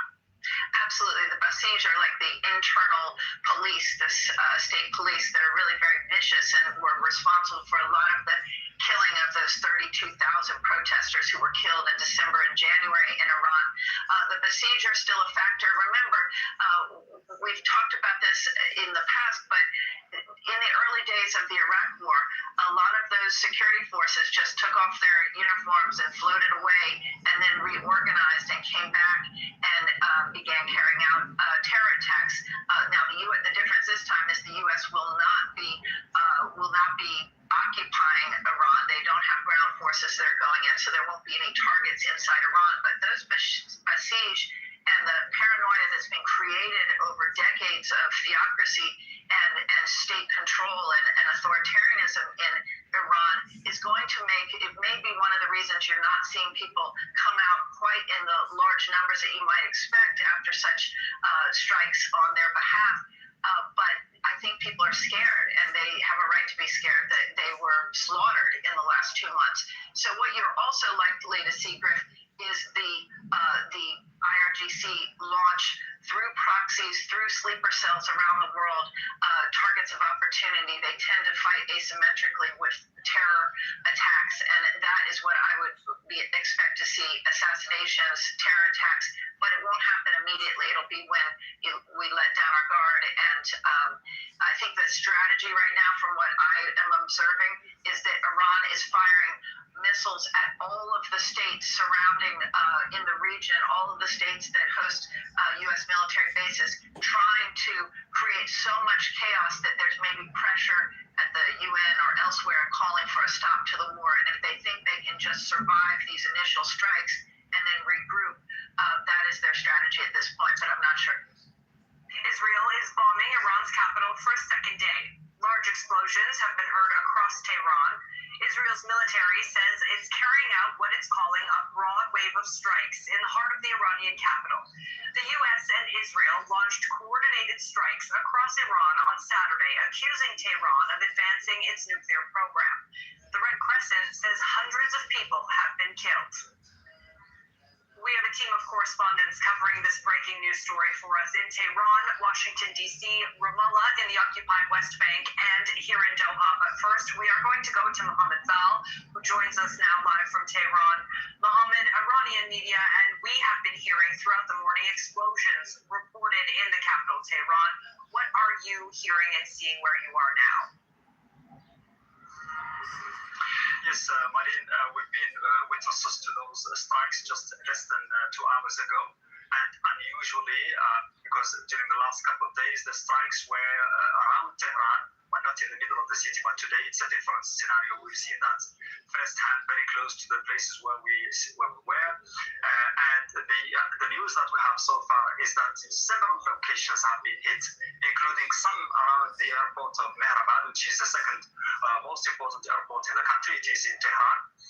But there is no specific information about those targets, whether they are security places or whether they are military. But the understanding is that they are all linked to the army, the Iranian army, and also the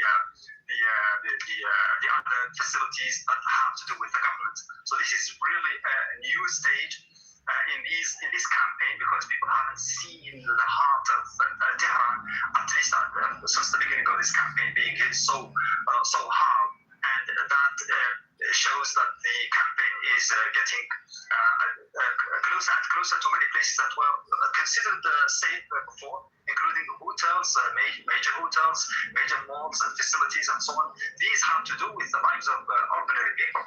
So people are more afraid now than ever before, because this campaign is getting very close to their homes, very close to their interests, and to the places where they should go resort for asking for, looking for food or provisions or anything else.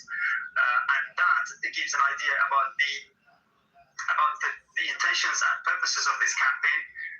Some are talking about messages, strong messages to the leadership and also to the people, those people who are still in doubt about the intent and about the objectives of this campaign. They have now to know that it is continuous, even though the top leaders have been taken out during the first wave of the strikes. The people in Iran who are still in doubt that this is going to continue until the objectives of set by the Americans and the Israelis now should know that it is continuing and that it is going to reach its objectives. But here in Iran, also the leadership is defiant. We have heard Ali Larijani, head of the Supreme National Security Council, in a defiant mode, talking about strong reaction by the government, and that much force is going to be used more than ever before. So the same rhetoric that we have been hearing over the last couple of days, we have heard more of that today, even after these strikes and after the killing of the Supreme Leader and other top leaders. But Mohammed, of course, now that the Supreme Leader has been killed in sort of the first wave of strikes, one of the main goals inside Iran will be to find a new leader. And it looks like now that the Leadership Council is taking shape. What more What can you tell us about that? Yes, it's going, of course, to take time because there is a lot of confusion and chaos, and the country is at war. So understandably, this is going to take time, as I said. And there is this the Provisional Leadership Council that is being set up according to the Constitution, according to Article 111 of the Iranian Constitution. It is made up of 3 people, and we already know the names. They have not yet been officially designated, but they are designated by the Constitution. They include the President, Masoud Pezeshkian. They include Ayatollah Arabi, elected, who is a member of the Guardian Council, and also they include Ghulam Hussein Ijai, the Chief Judiciary Chief. So the names are known, but we're still waiting for the confirmation and the final announcement of this. And this means that the Iranian government is still adamant that continuity takes shape, and that stability takes shape, and that despite the powerful, shocking news of the passing of the supreme leader and other top commanders and leaders, Iran will continue its course, and the government will continue to function. So that's the message being sent to people. Okay, Mohammed, thank you. Situation. Thank you.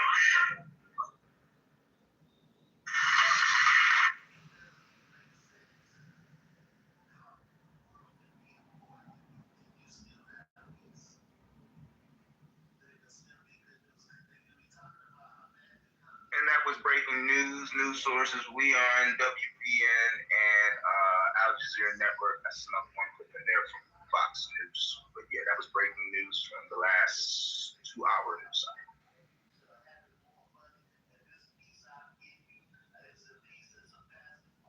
Everything, I'm semi-doom scrolling through the clips. What everybody else is talking about is pretty much basically the same thing what I just played. So everybody's pushing the same stories. There was this cool one I seen on Sleeper Cell. They trying to get everybody aware of the possibility of that. Hey, look, it is what it is. Please, by all means, discuss anything y'all heard. Discussion. Did they hit Tehran already? They're in there right now, bombing the shit out of it. Yeah, that's what they said the next place that they're going to hit. I'm curious where the next place would be. So after Tehran, where do y'all think they're going to hit next?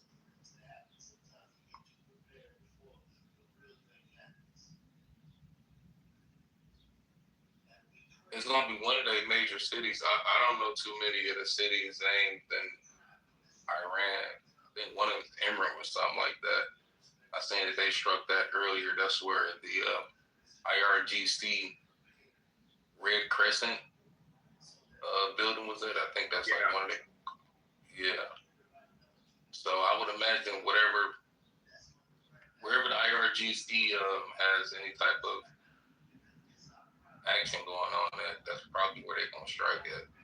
So basically, currently they've been striking their adjacent neighbors. They have U.S. bases, and they've been taking out their airports, their bases, their and parts of their infrastructure. Do you think that they'll make it anywhere outside of their immediate circle and end up somewhere over here? And if so, where do you think they would hit first?